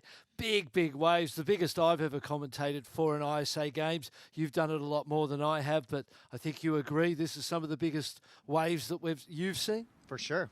Yeah, we had some big days here last time we ran in Surf City. You know, Japan actually had a couple days that were pretty sizable and chunky as well. So the ISA definitely enjoying, I would say, just overall good karma for all the things they do to give back to surfing. You know, whether it's you know, helping rising nations, field competitors. You know, we started this event with a record 63 nations competing, and it's really cool if you walk down on the boardwalk. You see a lot of those nations that started in this event. They're just surf fans now. They're here to cheer. They're here to learn, to get inspired, and they're going to spread that message through their home nations as well. We see some preparation underway. Yes, and there's the siren. And a great example of that is Germany, currently in 5th place on the team rankings. And Dylan Gruen in the water right now has been one of the large reasons for that success. Obviously, the programs they've got going, the team spirit they've created. But Dylan has been taking out big names all week and continues to just be a surprise package of the event. Same with Sebastian Hernandez. I've been super impressed by his surfing. The clutch last-minute victory yesterday with a massive air reverse for a 9-point ride to see himself get through. So momentum going his way. Leandro Usuna, 2-time gold medalist right at this event, and one of the leading sort of founding fathers, elders, I suppose, of Argentinian surfing now, and leading the way here with ISA on the Athletes Commission, and heavily involved. And then Cody Young, Canada, again, they find themselves as a team in 7th place, inside that top 10. Cody is from Maui, Hawaii, and very, very capable in big waves like we have here today. Looked comfortable this morning. We saw him get barreled. He got tubed, first tube ride of the event so far. Tube of the day, tube of the week. Tube of the week so far. We love getting tubed. That's our favourite thing to do. Is that your favourite thing to do? What do you like to do most? It's getting up and riding away. I mean, if I Just get getting up out of bed. just getting out there, But yes, tube, I would say, is that's kind of the most magical moment you can experience in surfing. And I think getting a tube in a contest makes it even just that much, much more special, because you're running double duty. You're getting the glory of riding a tube, and everybody sees it. If a tree falls in the woods and nobody hears it, did it really fall? Did you really get tubed? Yeah, that's right. We all saw it, Cody. It was awesome. It wasn't quite enough, though, to keep him in those top 2 spots. So in the main rounds, top 2 surfers, they get a little golden ticket, right? They don't have to compete as many times throughout the day. In these repechage rounds, I mean, you're going to be going round after round after round, battle after battle. So, this is where physical and mental preparation is absolutely crucial to success. And only 6 people left in that main round, as we halved the field from 12 this morning. Miguel Tudela, Rio Inaba, Alan Cleland, Geordie Smith, Luca Macinas, and Kanoa Igarashi are the final 6 guys still going in that open round, the main round. So those guys have still got the backstop of if they don't get through that next round, of coming into the repechage or elimination round. So That's the 2 list. chances is That's a wonderful a great thing. list of surfers. It really is, isn't it? And speaks to itself, doesn't it? They all look so good out here this morning, and the guys down here in the repechage also put on good shows. There were no easy heats. No one didn't put up a good show this morning. The easy heats ended about a minute into this entire event. I mean, every heat, every nation fielding, more often than not, national champions, national heroes. Even from the rising nations, maybe just with 1 or 2 surfers on their teams. I mean, those 1 or 2 surfers, most likely national champions. So if we added up all the national titles that 63 nation field brought with them, I mean, you'd be looking at hundreds of titles. As we see now, Cody Young, who has had a lot of success in a jersey, in Canada, in Hawaii, all around the world in QS and ISA events. He's a young veteran and a powerful surfer. He gets a good finish through this inside section. So that's how you want to end it, right? A couple solid turns and a confident, pull out of the wave. Again, just showing your control of the situation. I think the judges respect that and like to see it. Sebastian Hernandez-Williams right now, he goes in and down quickly. That wave just shut down around him. Here goes Leandro Usuna, representing Team Argentina, holders, reigning champions of the World Cup in soccer. An incredible nation of sports and athletics. They go way back in the Olympic Games. You think of all the, the medals that they have right now, and Leandro Usuna hoping to add to that medal count. Interesting to see Sebastian Hernandez trying to go left We haven't seen that much today. That's definitely an against the grain kind of theory or strategy. Didn't work in that particular instance, a 1.93, the first of Sebastian. I feel like Cody Young got the better of that opening exchange. We still haven't seen Dylan Gruen catch his opening ride, so chances for he to top Cody. But Cody had a couple of nice big turns on the outside and then rode them all the way through to the inside and milked the very most he could out of the end of that ride. And as you said, cut out confidently for the paddle back out. Judges deliberating. Leandro Usunas was a shorter wave, shorter space, a little fade at the takeoff to try and get himself deep.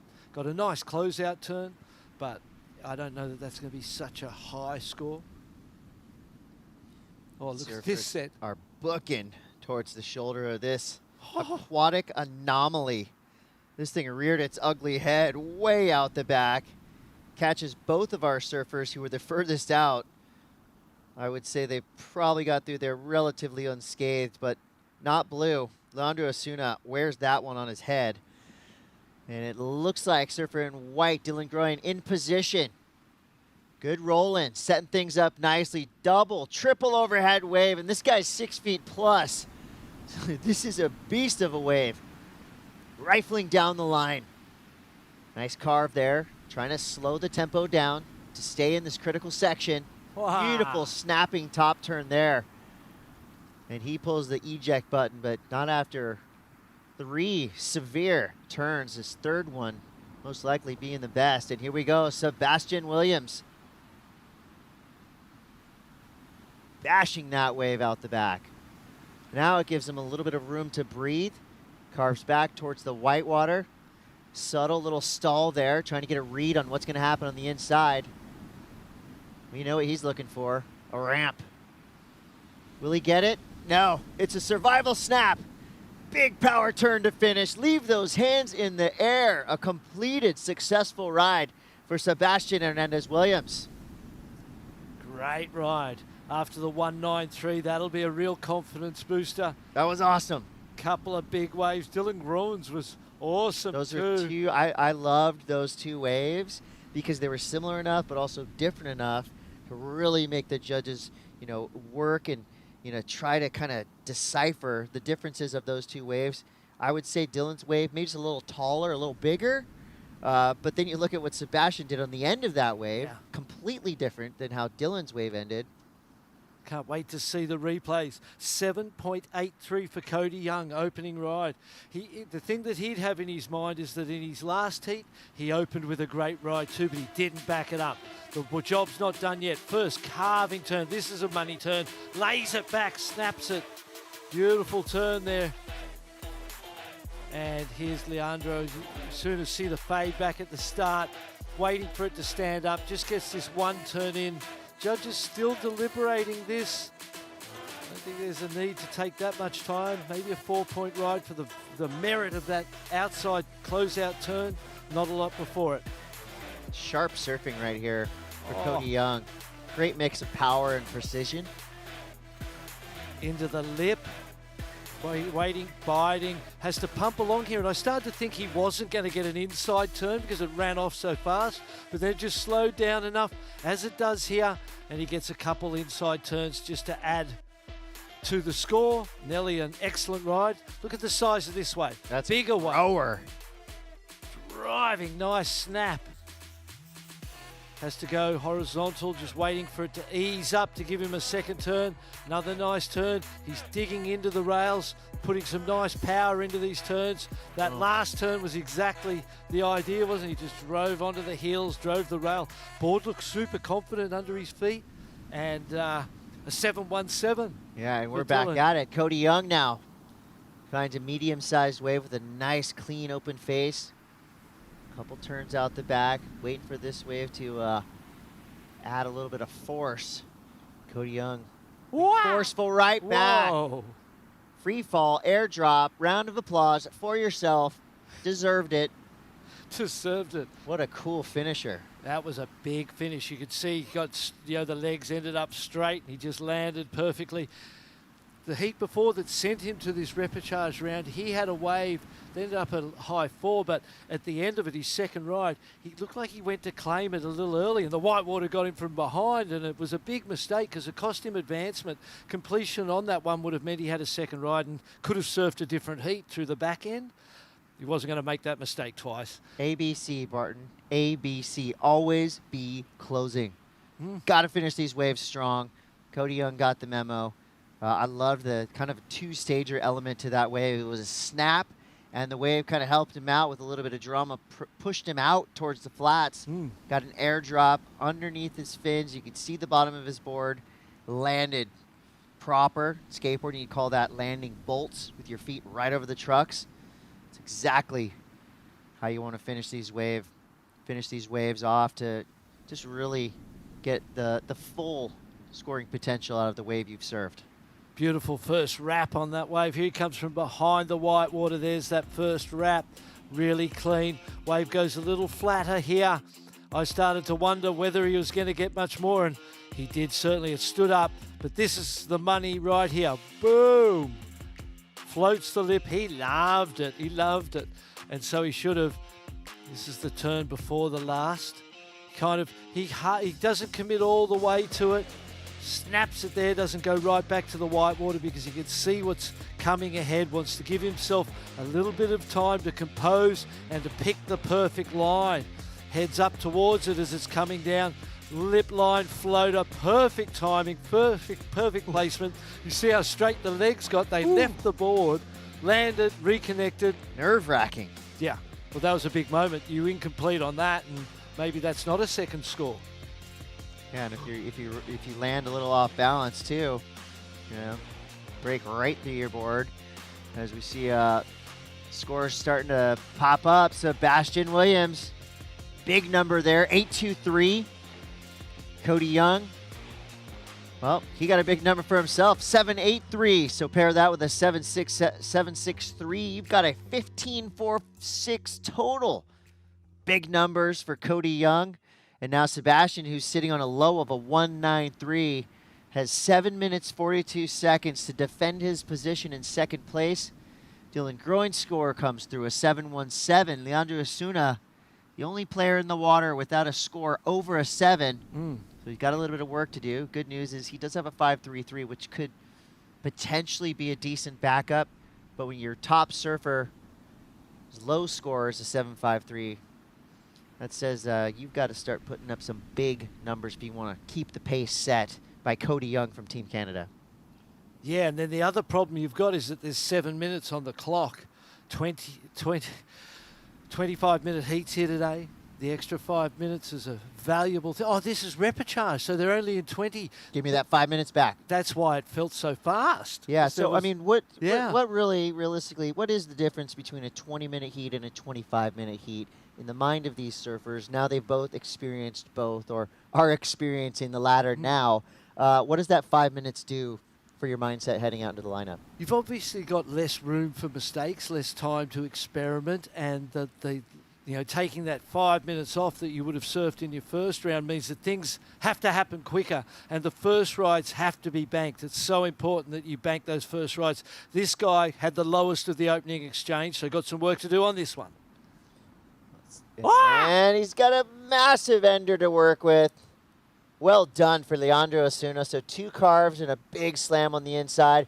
Here's Dylan Groen trying to back up a 717. So much push down the line. He's trying to get around a monster of a section. He does it. Nice wrapping carve on the open face. Gets back into the pocket. Setting things up for a crucial finishing maneuver.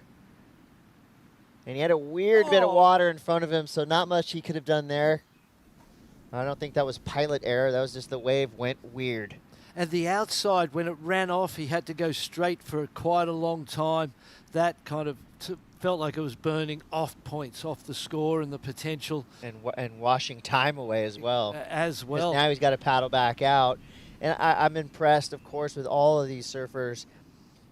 They've been making that turnaround pretty quick. We've seen a lot of waves ridden. So, even though it looks like victory at sea at times, and how could you even try to push through all these white waters? There's a reason why these are some of the best athletes on the planet. And here we go. Speaking of the best, this guy's putting on incredible performances all week long. Sebastian Williams waiting for this wave to offer up some potential. It's pretty flat on the face for now, but we've seen what happens on this inside section, and we've seen what he's capable of. So he's kind of putting all the emphasis of this score as to what happens on the inside. Well, if you're going to take your time to get involved with the critical section, that's how you do it. Gets a bonus there. Full bonus. You know he's loving life right now. You can just see the joy as he puts his arms towards the sky. Viva Mexico, Sebastian Williams. The team in 9th place at this point in time, so having a great games, and his performances are going to consolidate that. The 8.23 is now backed up by that. The outside, I can't wait to see this.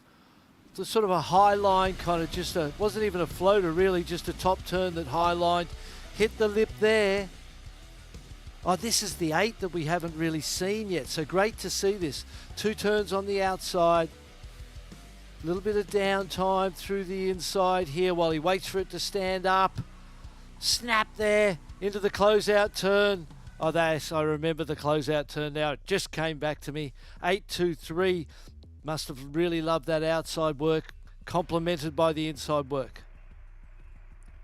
So now we're seeing Leandro Osuna's best wave. This is a 6.23. Bam! Fatality on the inside. Nicely done. That was a big last turn. I thought, in my mind, seeing how they've scored the last closeout turns to date, I thought that might have gone higher. 6.23 though. Here goes Dylan Gruen for Germany. This is the part where he got stuck behind for quite a while. Some nice wrapping carbs on the open face. Coming through to the inside, gets this one and then gets another here, and unfortunately was a little bit late up, and then on the way back down the rail caught and came unstuck. That's going to hurt a 5.57 for that one. Yeah, long wave, not a lot of reward. It's like getting your paycheck after taxes. You say, wait, what? Yeah, great. That's a great analogy, mate. So Sebastian Williams is currently in 4th, but we're waiting for this wave, which could potentially be a big number, an 8.23 in his score line. Trying to get rid of a 1.8. We know he's done that and more. Huge finish with the bonus. Oh, wait, there's more. He claimed it and then realized there was even more to it. I'm fine with the mid-wave claim. Yeah, why not? It's showmanship. And on a wave like that, the outside didn't have a lot. The inside was spectacular. He doesn't need much. Needs a 4.51. We can anticipate him going to at least to 2nd place when this score drops. Cody Young, the 7.83, a 7.63. Leandro Osuna, a 5.33 and a 6.23. A 6.17, there it is, 2nd place. Cody Young, Sebastian Hernandez Williams looking strong at this point. Great heat by Dylan Gruen and Leandro. Everybody's had scores that in other heats could have advanced them, right, and there's still time. Yeah, and Leandro's got, second priority, first priority. Is Cody Young. 2nd, Leandro. Dylan Gruen 3rd. Sebastian making his way back out.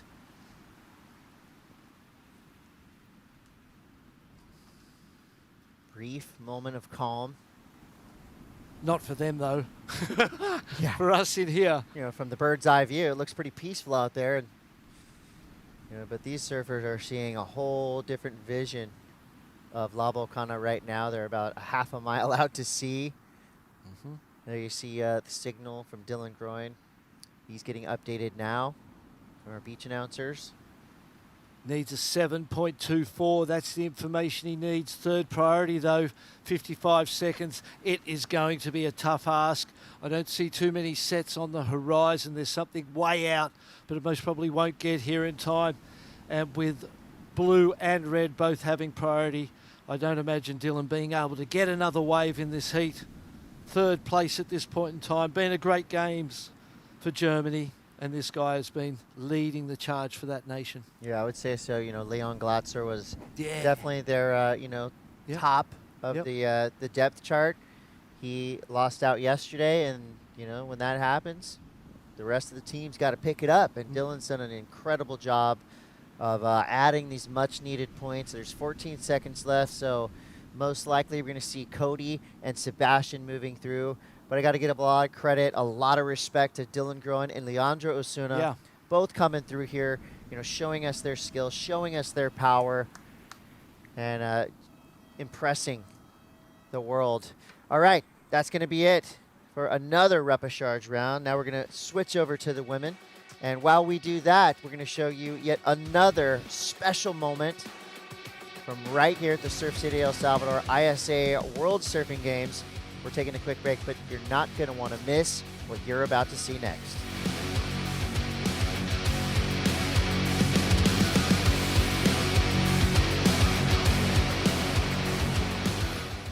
So, in English? Yeah, sure. You understand my English? Yeah, I can translate. So, do you speak French? No. No French? No French. Japanese and English? Japanese. Maybe Spanish? No, Spanish. Well, let her know that I think she needs to study a little bit of French. 多分ちょっとフランス語とかも勉強してみたらどうですか? Because next year around this time, you're gonna be in Tahiti. Congratulations, you're an Olympian now. Woo! Yours, all yours.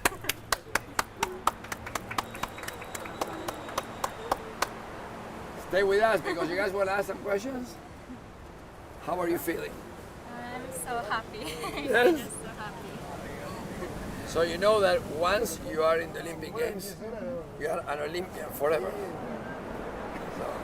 So happy. Olympian, Oh my Olympian God. surfer forever. Congratulations.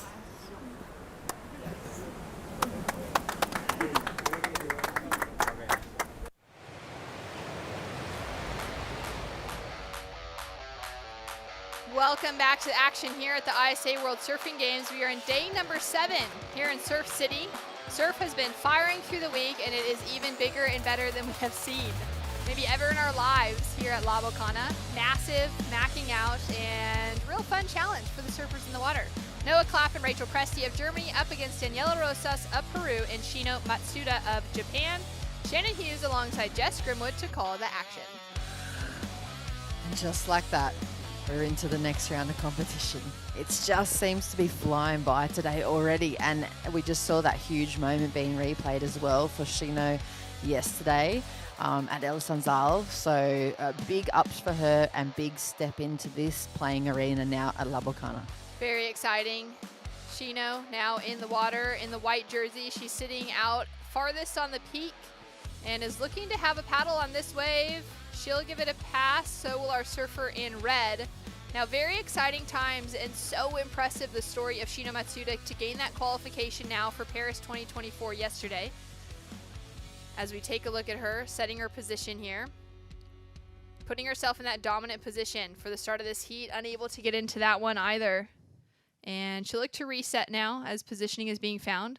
But Shino has a unique story in that she provisionally qualified for Tokyo 2020 for Japan out of her result at the 2019 World Surfing Games in Miyazaki. Now, in the qualification process for Tokyo 2020, the precedence took place for the World Surfing Games in 2020, or then became 2021 because of COVID, to take hierarchy over the results from 2019. As we take a look at a wave here for Noah Clapp, setting herself up here for her opening ride, and we'll get back to that conversation around the Olympic qualification because Noah's gone into a great section to start things off with.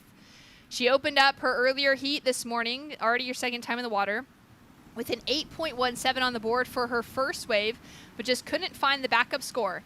Now looking to go big again on the opener. Nice snap to finish, and she is showing why she should have made it through that opening round. Wow, wow, wow, wow. Good surfing from Noah Clapp.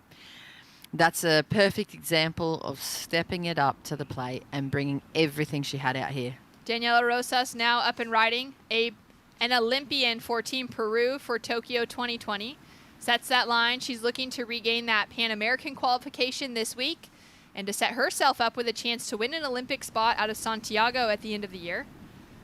Great rail work so far. Bigger board under her feet as she flies off the lip, goes in for that finishing section, connects with that lip line, pierces through it, and rides out clean. Yeah, that was epic. That last move was epic. Those opening carve downs, I felt like she was still trying to get a handle on. the amount of energy and the speed under her feet, but especially that last section, she didn't leave anything unsurfed there. That was really nice finishing off for Daniela Rosas. So a score to come through for Noah, a score to come through for Daniela. Shino Matsuda also putting herself back into position now with that little red circle ticking away underneath her color. So we'll have a score to come through there. Taking a look here at Noah Clapp with that great turn to start out, wraps it back for the second. Now setting her line here through the way. How sick was this surfing from her? This last turn, huge big section, just hits it nice and early. Similar approach to what we saw from Tatiana Wester-Webb. And I love getting a chance to look at the slow-mo too, because you can really break down what's happening for these athletes as well. Look at her draw with that left arm. Left arm, and then just kind of extend nice and early. She even throws tons of spray through that turn out the back, and look, she's completely disappeared from the screen and from vision as she has so much control in that final maneuver. Taking off on her second ride now for Presti. Just a quick kick in and out, has a 0.5 on the board for that one. And less than 15 minutes remaining. Shino now sitting with priority. We are waiting for some scores to drop through across the board to give us an idea of where we're sitting with the situation. Back to that story about Shino, as we've now had that first set roll through. She provisionally qualified for Tokyo 2020 out of her result at the 2019 World Surfing Games in Miyazaki. Then heartbreaking scenario for her being that only 2 surfers per gender per nation could be represented. We saw Muro Suzuki and Mahina Maeda at the 2021 World Surfing Games overpass Shino Matsuda in their results from that event, which took them into being the top 2 qualified surfers for Japan, and within that conversation of 7 surfers on the women's side being able to gain qualification from that event specifically, they then took away the provisional qualification from Shino Matsuda. Now coming in, I mean, that was so heartbreaking. We saw the same exact thing happen for Shun Murakami, where Kanoe Igarashi for Japan got his qualification via the championship tour, and Hiroto Ohara overtook Shun in the results here at the 2021 World Surfing Games. Now fast forward to where we're currently sitting, 2023, the year before the Paris Olympics. We've got 2 World Surfing Games that will be qualifiers for Paris this year, 2023, and next year, 2024. Now, incredibly, the ISA and underneath the IOC have changed the qualification rules specifically in that conversation, which means that this year, 2023, takes precedence in the hierarchy of ways to qualify over the results of 2024, which guarantees that every single surfer finding their qualification this week will be going to Paris. The surfers cannot have that taken away from them based off of results next year, and that is a huge positive adjustment after the first year of seeing how things would play off, probably not expecting it to change very much, but now taking a look at that change moving forward means that for Shino, for our other couple of surfers that have found their qualification as well, for Jordy, for Sarah of South Africa, for Billy, and for Safi, they're guaranteed to be heading to Tahiti next year, Jess, and they will be able to begin their preparation the moment they leave the beach here in El Tunco. As we take a look at Rachel Presti, under the section to start, sets that rail, whips it around. Now setting her line here for that finishing maneuver, or maybe a couple of more maneuvers. Tracking with it up into the lip, but unfortunately cannot hold on to the finish. Scores in for the first results, or those first waves. Noah Clapp, again an 8-point ride to open up with, similar to her opening heat this morning. Daniela Rosas with a 6 on the board. And that previous heat, we saw Cody Young of Canada take out the win. He's down on the beach with Mitch Salazar now. That he did, taking a huge heat win for Team Canada. Cody, a couple of 7s in your bank right there. Talk to me about having to maintain control of your emotions, knowing how good the waves are for a heat when you paddle out. Yeah, definitely. I think it's important to try to get back to zero. You know, you can kind of get too psyched listening to music and whatever, but yeah, that's usually when I paddle out. That's kind of where I start to kind of calm myself, and I get psyched because the waves are sick. You know, the waves are big, and this is the kind of surf that I like, and so sometimes like you get pretty revved up, but yeah, you know, you gotta just treat it like any other heat, even if it was small. I remember when you won your gold medal in the U18s. I mean, it was a fantastic performance. Now here in the Opens, surfing for Canada now, big moment for you guys overall. You're within the top 10 again, by the way, coming into this day, number 7. Surfing for Canada, and especially surfing with such a great team underneath you, as a leader yourself, what kind of impact do you see that this result will take on to future years for Team Canada? Yeah, totally. You know, I hope I can inspire all the Canadian groms out there. You know, there's a lot in Canada and Vancouver Island, and then all over the world as well. So, you know, hopefully they get psyched watching me surfing. Yeah, that's kind of the biggest accomplishment you can have. You know, being a pro surfer or aspiring pro surfer is to like have kids be psyched on you. I get psyched on you, Cody. Good luck in the next round. Thanks, Mitch. You're a kid too. Yeah, I try to be. The biggest kid on our team, Mitch Salazar, giving some great post interviews today. I would say you're the maybe second kid on the team, Jess, or Barton. Barton probably takes the cake there. Maybe Frothy Barton. Grom. I'm going to prefer to be called the mother of the team. Thanks, Mom. Yeah, no problem. Responsibility galore here today for these surfers too, if they're going to qualify, get themselves into a spot, or find a medal. Sheena with a chance on this one. Yeah, it's one of those weird in-between waves again. The lineup hasn't been cleaned up with a big set, so she has to really battle to get through to this inside foam section. There's nothing too critical yet on the opening of that, but she sticks with it, and that is why she has that Olympic qualification for next season next to her name. She has this incredible preciseness to her surfing, backhand and forehand, and as you were saying, it cannot be taken away now. She's most definitely found that spot for her continental qualification, and I'm really excited to see what she can bring in bigger waves of consequence, like real consequential life or death kind of situations. Those waves over there are incredible, and what a place, and what a it's almost like a coliseum of surfing, you know. It's like the pinnacle spot to prove yourself to the world and to surfing. But I mean, at the moment, Noah claps, 8-point ride. I'm just so happy she had the chance to find a wave outside of all the strategy and the priority stuff that went on for her last heat, Shannon. Yeah, that was really hectic between her and Tiara Vanderhoels. Not intentional by any means, but an interference of Tiara being on the wave already as Noah dropped into it. Noah had that higher priority. They had a little collision down at the bottom. Both of them reshuffled. They had another moment at the end of the heat where Tiara was going in for the finish of a turn, and Noah was just underneath her as well. And Noah was just unable to be able to find herself with the backup score she needed to keep herself in the top 2 advancing through. Thankfully, that was not an elimination round heat. We're going to see Tiara Vanderhoels in the mix as well within this round. As we take a look now at Rachel Presti. Oh. Just a 3-point ride for her high score, and goes down at the start of that one. She had similar mistakes happen in that earlier round as well, where she was just she's sitting in that really nice spot. She's sitting right underneath where it pitches to take off, but it's kind of throwing her into that opening sequence of the wave, and she's been caught off guard a few times. I think if she can maybe even just the difference of 5 foot, sitting 5 foot further out, paddling even harder, maybe getting the legs kicking and getting the tiniest little bit of edge on the rail of her nose as she takes off underneath, she might be able to scoop up and use that momentum to get through that first section. Because if she gets the open face, I mean, she's lethal. She's so powerful.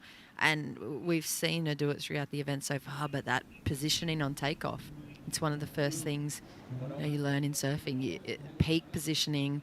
Martin Dunn, a really famous surf coach from Australia, used to speak about it a lot in his foundational camps, and he still works on it. That peak positioning is the most important thing. It's the setup. It's the moment before you do your first bottom turn, and it's going to be the most important thing for Rachel to dial in out here. Great insight from a former QS warrior in Jess Grimwood, an ISA copper medalist as well. Scores in for Shino, a 4.67. So she's sitting in that advancing position just because Daniela Rosas with her 6 doesn't have a backup score behind her. She literally just takes her hands off the rail. She's going to have the 0.07 she requires. But she'll be sitting there patiently under second priority, waiting out another bomb to try and increase on her score line.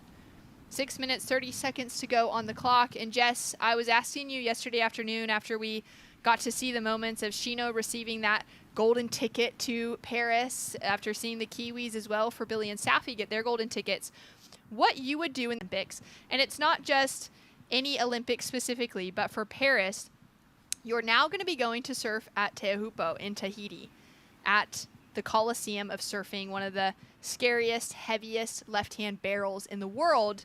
And I asked you what your process would be like in preparation, knowing that you've got more than 12 months to start setting yourself up to learn how to surf that wave and surf it well. What would that be like? Well, unfortunately, all my wetsuits are wet, all my leg ropes are broken, and I don't have any wax. No, no. I mean, you'd have to seriously be putting yourself over there. You'd be flying over there every other month, as much possible time that you could get in the lineup out there. You'd lock in with some locals. Look at them just getting washed through here too on screen. Complete cleanup set again. Every heat, pretty much every heat, this has happened at least once.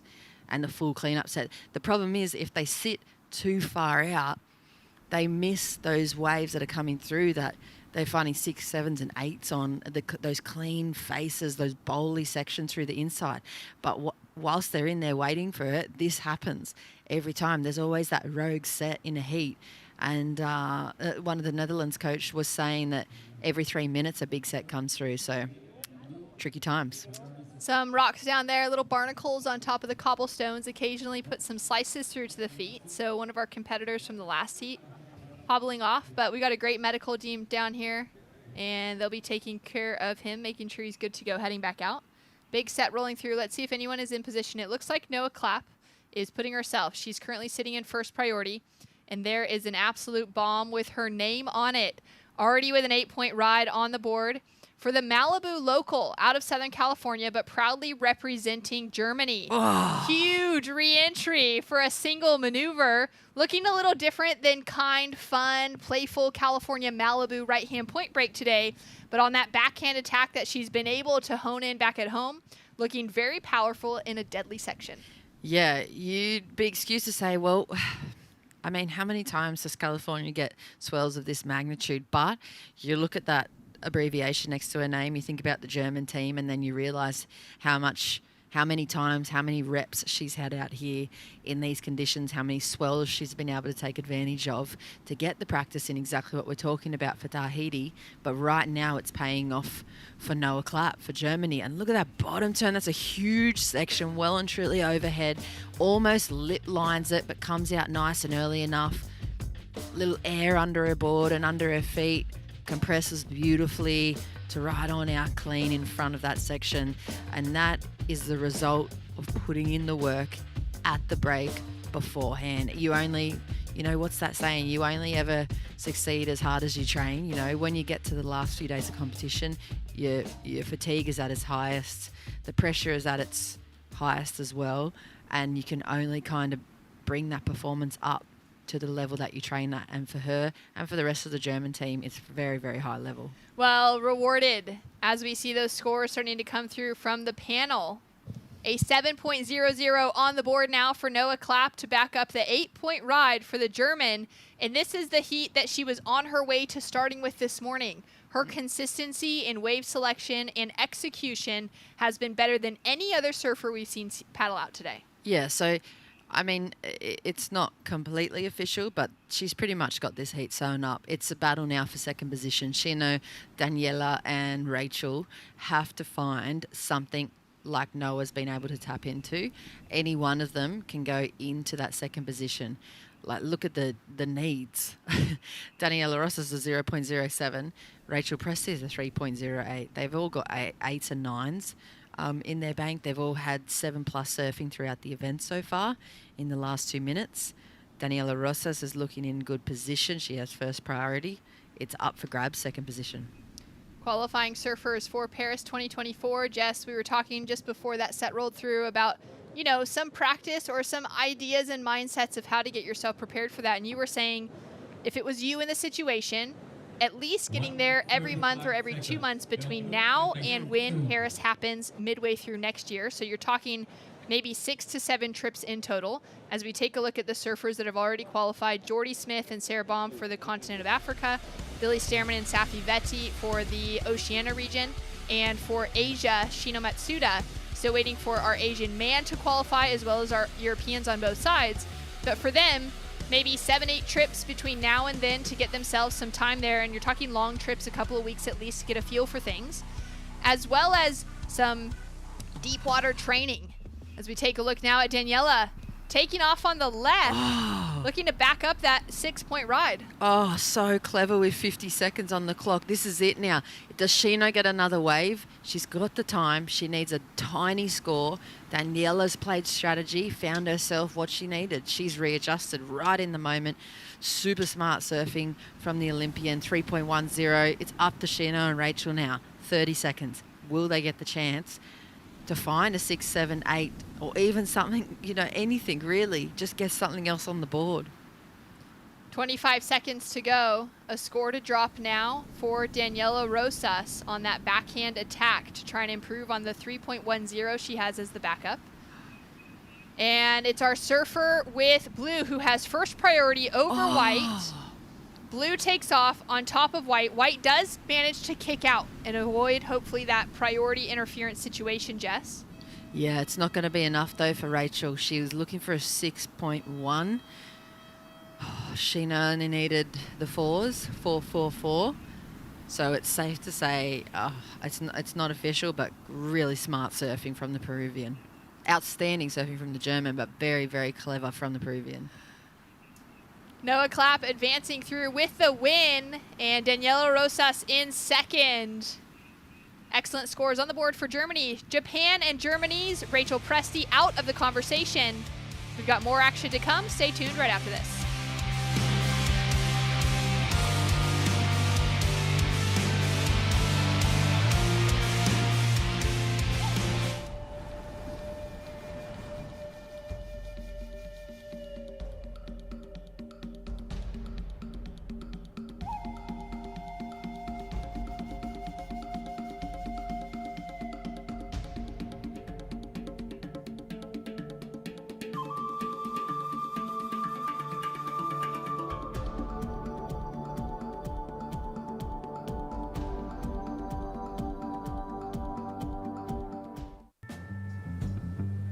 Cuando cae el sol, es la hora perfecta para desconectarte, para disfrutar de todo lo que te rodea.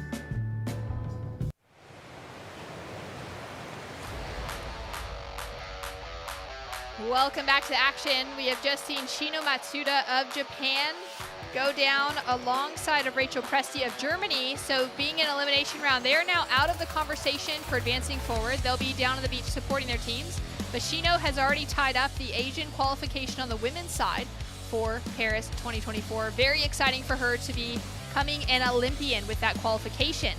As we take a look now at our heat in the water, number 2 was Sol Aguirre, Tiara Vanderhols, Ellie Harrison, and Silvana Lima. Ellie on an absolute bomb from Australia, setting her line here as she's drawing through. Little snap right in that middle section of the wave.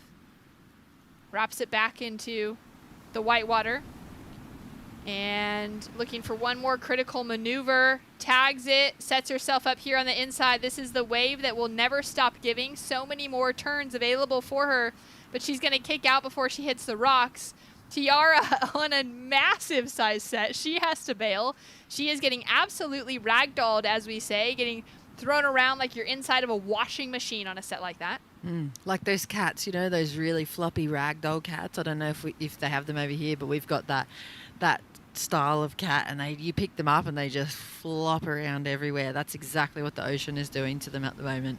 So a score to come through for our surfer in green. That's going to be a score of consequence for Tiara Vanderhols in the blue jersey for Netherlands, just a throwaway. Silvana Lima now drawing that high line to start. Whoa. Is she going to go to the air? Is she going to go to the rail? She's just trying to make it past that opening section. Does it with so much speed. Fluoro orange shorts and board, keeping a close eye on her as she drives through the rail.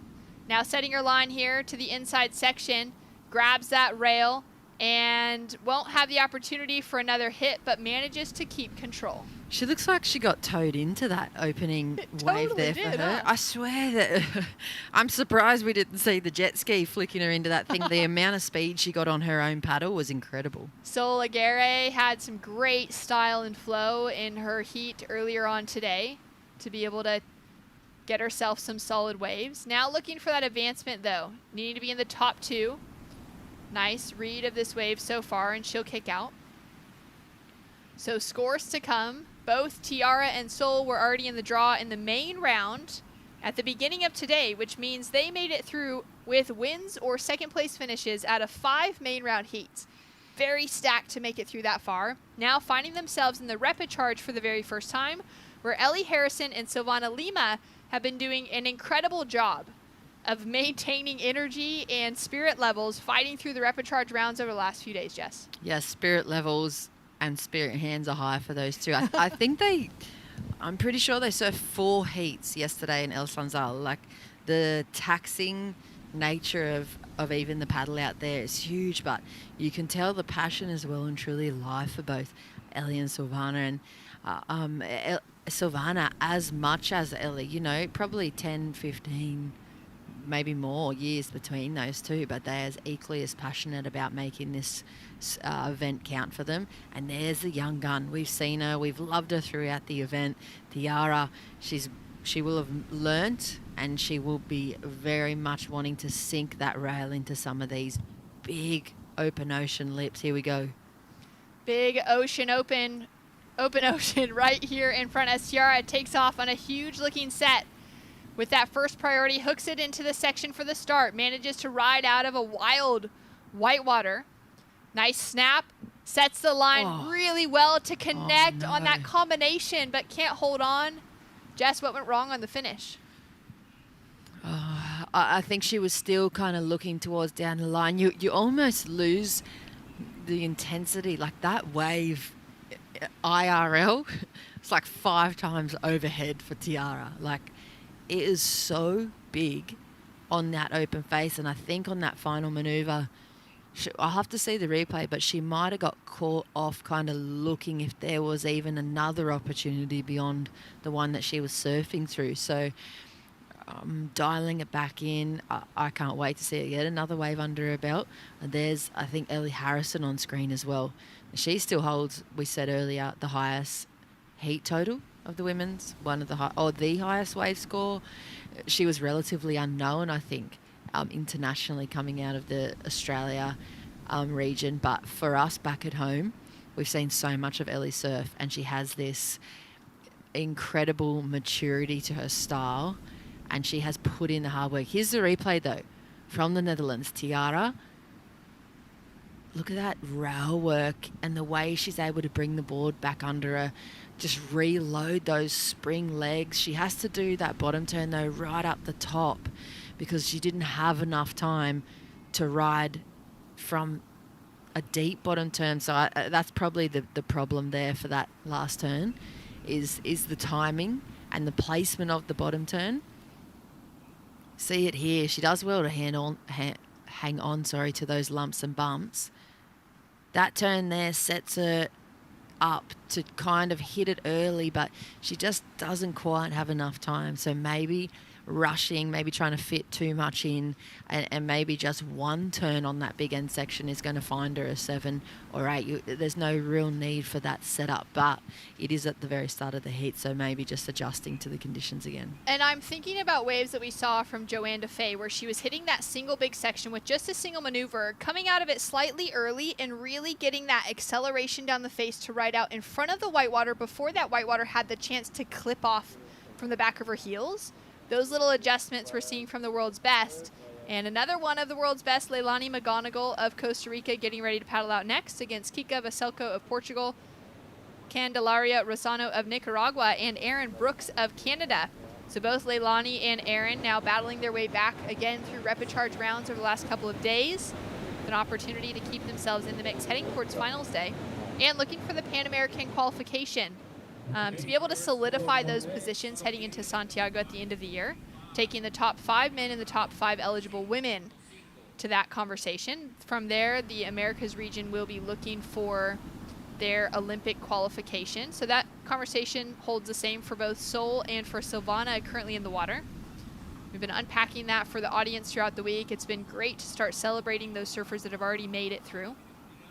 And we've got more spots to fill. It's funny how we have all those boxes, isn't it? We have like the Olympic box and we turn up here and everything's empty. But we have to, it's full of all the potentials, and then we unpack it throughout the week and take everything out. And by the end of the week, there's a couple of things that get pushed back in, and then we tape it all up and we do a nice big bow on it, and there we go. There's a couple of names at the end. Big present with the 297 athletes, by the way, that we started out with this week. We had 63 nations represented on day one. We've whittled it down to a few less than that by now.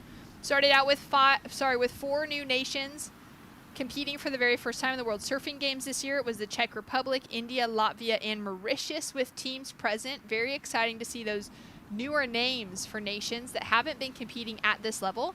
Some great surfers coming out of those areas and great waves for some of those countries as well, just not quite at this level. So exciting to see that, and specifically on the women's side as well, Jess, we've loved being able to call the action together, to be able to celebrate the many women that are working behind the scenes here. We've got a couple of incredible judges on the panel as well from the women's side. And from a record-breaking perspective, 132 women were in the draw this week for 44% of competitors. That's nearly half of all competitors present here on the women's side of the draw. And it's been really fun to be able to have that connection, to be able to have a little feminine energy running around. I always appreciate. Yes, I have to agree. It brings a whole different aspect to surfing too, doesn't it? And that beautiful kind of gelling and molding of that feminine and masculine, and even watching some of these women bringing a bit of everything, a bit of their feminine grace, a bit of their masculine attack, especially in days like today, balancing out that energy across all fronts of surfing and being able to be right here in the mix of it and absorbing it all. Because I tell you what, if you ever felt disenchanted with surfing, you come along to one of these ISA Games events and you saw Sally Fitzgibbons crying. I reckon I've seen her cry twice in my whole life. That was the first time in my life. Yeah, in my life, obviously the benefit of watching her surf since we were very, very young, maybe twice in my entire life have I seen that happen. And for Mitch to have that moment with her shows you the energy that comes into the ISA surfing. Sola Gary now on a solid size section. Incredible opening turn. Sets her line here as she patiently times out for the second, up into the lip, and she'll ride through clean. Now for one more opportunity as she bounces off the lip. This wave continues with more to offer. That was extremely critical on the finishing section, but she'll go down. Opened up with a 5.5, Ellie Harrison with a 5.07, Tiara with a 3.9, and Silvana with a 4.67. Now waiting for each one of these women in the back 10 minutes of this heat to get that second score on the board, with Sola Gary being the first. Wow, and no surprise watching her recover from that. That was a big drop. Well, in that last heat, we saw Noah Clapp of Germany. Redemption after an earlier loss this morning, which was a heartbreak for her. She's walked away with 2 incredibly high scores, and we'll catch up with her now down on the beach. Redemption is right, Shannon. An 8 and a 7, Noah. Huge heat win for yourself. Talk to me about how you were able to redeem yourself and maybe even gain control of your emotions after that early heat loss. Yeah, my last heat was kind of a shocker. I started off good with like an 8-point ride, and then I just couldn't get a backup. I needed like a 3 to make my heat, and then I couldn't find that out there. So it was really frustrating, definitely sad to lose out of the main round, but then I kind of cried a lot and and channeled that into my next heat. So I think it worked out for me. Yeah, I actually stayed away from you because I knew that you were in the shower over there, and I was like, no, don't even go try to talk to her. You rebounded well, though. 15 points, especially with just 2 waves as well. Very impressive. But surfing the rights only today when you were mainly surfing the lefts, how's that comparison, and how about having to adapt a little bit more to the conditions out there, especially with the increase in size? It was tough adapting. I was sure they were going to do it on Swansell, so I was training out there yesterday. Had a horrible session, so I was kind of glad to hear that it was going to be running at Bocana.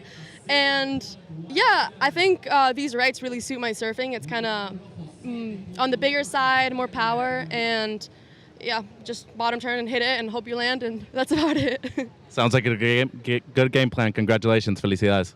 Thank you so much. Great to hear from Noah. Just love seeing her find that rhythm out there. 2 great waves. As we take a look now at Ellie Harrison, she's been putting on a stylish performance, mostly at Sunzal this week. She's been through the rapid charge rounds, huge section to finish off. And Jess, yesterday you were saying you can see those flares of Steph Gilmore surfing within Ellie Harrison. Yeah, someone else said that too. I can't remember who it was, but it's been whispered around the contest site, her similarities to Steph Gilmore. She has that silky kind of knock knee style. She's got that real flair about her and the individuality, you know. It's in all due respect, of course, to the GOAT of women's surfing. And she's just brought this focused tenacity to get through as many heats as she's had to get through to this point. I love that last turn from her as well. I also loved hearing the honesty from Noah about the emotions that happen in between these performances and even in between post-heat interviews. It's a hard job to jump back onto the interview stage and have everybody's cameras and phones in your face, and somebody that you don't, you know from contests, but you don't personally know, ask you something that you're quite emotional and invested in. So well played by her. Such a professional at such a young age. This is a great interview from her. Sharp surfing and an incredible interview now as we take a look at Silvana Lima, looking absolutely tiny on the face of this wave. Great setup for that first section. Now grabs that rail, sets her line once again. Love that S shape of the turn as she flies down with so much speed and style. Up into the floater, but can't quite get that projection to bring it down, Jess. Wow, she's so good at harnessing speed. I remember when those watches first came out that tracked how fast you went in your surfs. I think I looked at some of her stats from surfing at Snapper back on the tour days, and she is the fastest surfer in the water, and she's just able to harness the energy so well. She always brings that trademark grab rail style cut back on her forehand. It's giving her a lot of control out here. But for that last section, I don't know if she was thinking about her knees or she was thinking about, it's an 8-foot elevator drop on the other end of that section that she was going over the top of the roof of. So she needs a good score. I'm not even sure if that would have been the 7, so it's probably a smart move from her. She still has 5 minutes and she can find herself something more critical. Her story for professional surfing is one of my absolute favorites. Knowing the background that she came from, the journey for her as that only woman out of that Brazilian pack within her generation to graduate up to the elite levels of the championship tour, and to be able to hold herself in that position, to battle through those QS heats through the years as well, and to find herself an Olympian for Tokyo 2020. It's been a big journey for her, and she's had those financial difficulties within the conversation that I think a lot of surfers around the world relate to, being that there's not often a lot of money available in professional surfing. As we take a look at Ellie Harrison in this last wave, scored the 6.73. Yeah, that first carve down was beautiful. She put it up there, kind of got caught in between two worlds of the re-entry or kind of a lip line floater out of there, but she does push through in front and she gets the completion as well. This is the replay from Silvana. Watch how she just harnesses the speed. Look at the way that board's chattering. She grabs the rail to regain control for that opening carve. Look at the line she takes too, that lifting of the right arm. She almost decides to come back down off that rooftop floater, but I think there's more out there for her. Oh, Tiara with an insane takeoff. That in itself was just full commitment and risk. I'm so impressed that she was able to hold on to the finish. Now setting her line here, probably gaining that composure as well, going, okay, I made that. Now to get to work, up into the lip for that first turn. Incredibly risky as she comes up into the second. Is she going to reappear on the whitewater? And she does. Wow. What just happened? We're going to need to see a replay for that. The toenails would be full of wax right now because she was gripping every little bump of the way along. That wave did nothing to help her, and she did everything to turn that into the score that she needed. Let's see the replay though. That is very, very late takeoff. She comes down with the force of the swell and the lip at exactly the same time. Hats off to the control and the composure she's able to regain, push back up, just a normal squat, probably does a million of them in the gym, training for situations exactly like this. And coming here, she's pretty much flattened out and got no speed, but somehow wiggles her way back in to a position on this wave to get her the speed to get in front. We've seen so many surfers being stuck behind that exact section this morning, but she puts herself back into a position to try and find a score. She needs a 7.9, and I'm not sure. Let's have a look at the replay though. We've got the slow-mo of these last two turns, and this is where the work's gone. You know, there's no points in almost making a huge big takeoff and a drop. It just looks amazing for us. That turn looked really sick from there, and she placed it up. She didn't quite connect right with the lip. More of a placed backhand maneuver. If I'm going to be hypercritical of the surfing, this right there, deep bottom turn, huge section. I'm feeling she must have had to pull it out short underneath that amount of water and lip to be able to ride out where she did. Here we go. Here's going to be an easier angle to dissect this one though. In real time, makes it an insane drop from the top of that wave. Yeah, she does well to push herself back into the front of that positioning. She just kind of didn't get the chance to really get ahead of it and get in front of it. So she's still going to be chasing a pretty good score. I think they only gave her, well, they gave her a 3.9 for that. And it's more of the survival nature of that wave. Great to watch, but she needs to get in front of it and she needs to open up. Now we're still waiting for the last score of Silvana to drop through, as we see some scores coming through now. So actually, a 5.83 is dropped in for last of TR. We've had a little pause here on our score screen in the booth, but everything's starting to update. So a 5.83 for last of Tiara. Well rewarded. Yeah, my apologies. A 5.83. Makes way more sense. Then for Silvana Lima, a 4-point ride for her last wave. Now another to come through. So for Silvana, really needed to commit to that end section floater and try and make it out. Get some more work done on that wave to take her above the 4s. She's now chasing a 7.13 to get herself into an advancing position. As we can see, one of our surfers way down the beach. It looks like our surfer in red, Sol Aguirre, who's got the beach patrol just way down there with her. And that just speaks to the strength of that current today. It is so heavy. Getting sucked in underneath some of those sections and getting caught with that white water, you just get whipped so far down the beach. She's about 3 breaks away. If I had a quick glimpse over my shoulder, she's literally a kilometer away.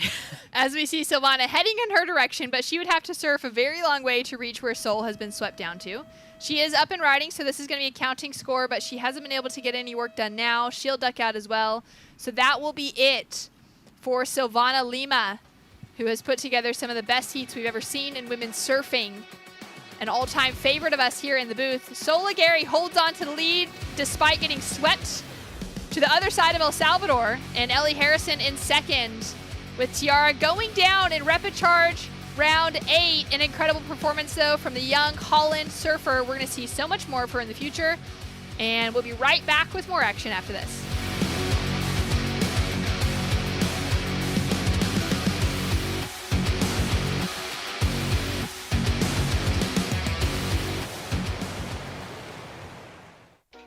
The ISA World Surfing Games will be held at the world-class waves of La Bocana and El Sunzal in the heart of Surf City, El Salvador. Using progressive shortboard surfing, surfers must perform with speed, power, and flow in the most critical sections of the waves they ride.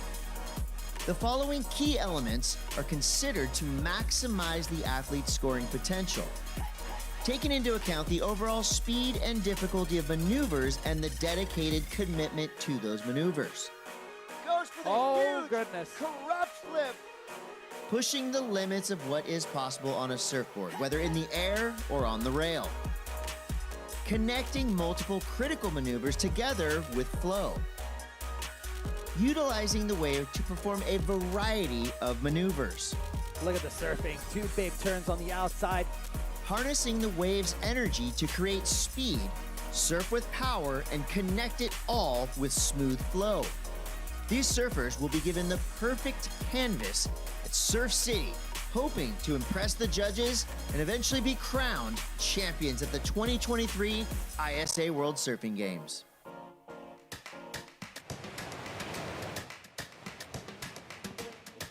Well, it is a wild ocean here at La Bocana. Surf City, El Salvador is, it's got some surf today here for day 7 of competition as we take a look at some live action from the young superstar out of Canada, Erin Brooks. Great backhand attack, but she goes down on that finishing section. She's looking to drop her first score up against Kika Vaselko, the reigning WSL World Junior Champion, Candelaria Rosano of Nicaragua, who's in that conversation to take away a spot for Olympic qualification, possibly through the universality clause or place. We'll get more into that later on. And Leilani McGonigal of Costa Rica, already an Olympian, competed at Tokyo 2020. She also just got the call up for the wild card of the Championship Tour event here in El Salvador next week. So she is on an absolute hot streak coming out of Central America to earn that qualification through the Challenger Series. And she's been one of my favorites to watch in performances throughout the week, Jess. 17 minutes on the clock, 20-minute heats for the rapid charge round. For Kika, for Candy, they've lost 5 minutes off of their heats earlier today. And now all the pressure is on. Top 2 advancing through, bottom 2 out of the draw. Yeah, this is it for them now. Candelaria up and riding. Setting her line, couple pumps off the bottom as she clicks with that first turn. Setting it up once again, drives back into the section. Looking for all that this wave has to give. Nice snap, throws a bit of spray. Keeping that control. You can sense with that body positioning how fast these waves are pushing surfers down the line as she connects in with another snap. Great connection with that wave to get things kicked off. She'll have a score to drop through. We'll have a score to drop through for Erin Brooks as well of Canada. Now Kika and Leilani looking for their first opening rides. Yeah, you could just see the chattering going on the boards. Even this one too for Kika. That wind has picked up a bit. Chattering is the perfect description of what it's like to be riding across the face of these waves. Nice rip back for Kika as she sets up here through the inside, looking for a powerful finish. Snap, but just gets taken out from behind. And she'll ride out incomplete for that final maneuver. Opportunity lost there to get an early lead for Kika. That was looking like a really, really nice section. Big, critical, committed surfing. It's happened a few times. I mean, it's happening to all the surfers, but for her, that readjustment, I don't know what it's going to take for her to ride out of those maneuvers. You need to see it almost in super slow-mo. Whoa! As Erin Brooks has a takeoff similar to that of Tiara, can't quite hold on to the finish. More difficult on the backhand as well to be able to make those kind of drops. Would you say? Well, maybe not. No, maybe, yeah. You're probably right. It probably is because you're just chasing on your heel side the whole time. And I guess the advantage with the forehand is you might be able to skip and hop on the toes a bit quicker. Talk us through this replay here. Well, she kind of gets stuck. That was a real opportunity there for a really big turn, but she does well to collect herself and get to work as this wave. Like I said, look at the chatter that she's having to absorb through. She's almost got like suspension, shock-absorbing legs right now, like a car just going through these, and she recomposes and gets to work. The most critical part of her surfing was on the inside. I think she would have missed the scoring potential on the outside a little though. So waiting for scores to drop through from that first one. Kika Vaselko with a score to drop for this as well. Yeah, look at this thing. She just looked dialed in, and if she can get a completion on these end sections, oh mate, geez, that's close. So close, That's close to being complete. Now Erin Brooks has dropped in a 4.83 for her opening ride. That was just the takeoff for her second one, just a 0.57. But that first wave, the counting one, a 4.83 on the board. How fast she skidded across the water too just shows how much speed she has. She didn't actually even penetrate the water whatsoever. It kind of looked like water skiing or wakeboarding, when you go flying across and just skip like a stone. So she's in the lead at the moment though with the best wave. Down to 14 minutes on the clock, so 6 minutes gone. Leilani sitting solo, looking for those left-handers instead of the rights out here. We've seen one left, at least within women's competition today, Jess. Maybe there was been more between the men's that we've kind of missed sight of, but it's been primarily those rights that have been ridden. Leilani, though, from Costa Rica. She loves Pavones. That's where she is born and raised. Left-hand point breaks galore, as well as the great beach breaks that Costa Rica has available. So for her, looking to keep it on the kind of direction that she's used to surfing back at home. Yeah, and word from, all the eyes on the beach this morning was the warm-ups were on the left. So maybe part of her game plan A, get those 2 scores where she's comfortable. Plan B, play tactics, go onto the right, block if you need to, or just go absolutely mental and find something huge like those elevator drops that Erin's been paddling herself into. Big set rolling through now. Leilani with a 0.5 on the board as Kika drops a 3.93 for her first wave. That would have been like a 6+ ride for sure if she had have ridden out of the end section. Ooh, here goes Leilani. Up and riding on the left. Look at the froth on the face, but she does get a pretty good hack in. That's a nice big kind of carve down, nice and early before the end section. Something different that we've seen throughout the whole morning already. So nice turn for her. And there's the camp supporting and pushing. Can hear those beach announcers, all of the conversation coming through from upstairs. Do you know the best part about this too? The best part about this left, other than the surfing, let's have a look at the turn first. Nice, powerful turn from her early, rides out cleanly. The best part about this is the position it puts her in for the rest of the heat. So she's going to go straight to the lead with the 5.4, and then she still has the advantage of taking the rip back to the primary takeoff spot at the competition zone instead of half a kilometre or half a mile away from the contest. So she has put herself in the best position to have success throughout the last 12 minutes of this heat.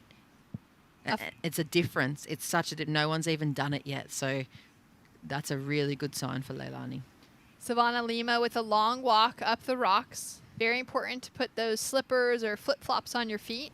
As the sun comes out, those rocks get so dangerous, really, to walk on barefoot. We've got a lot of crew down on the beach supporting Sola Gary. Ended up taking out the win in that heat, but got swept beaches down the way. And she's now made her way back into this contest area. Now, Leilani McGonigal dropped in a 5.40 for that forehand attack off the left. Like you said, has set herself up in a completely different position to the rest. And this specifically is a really important heat for Pan American qualification because we have 3 surfers representing the Americas.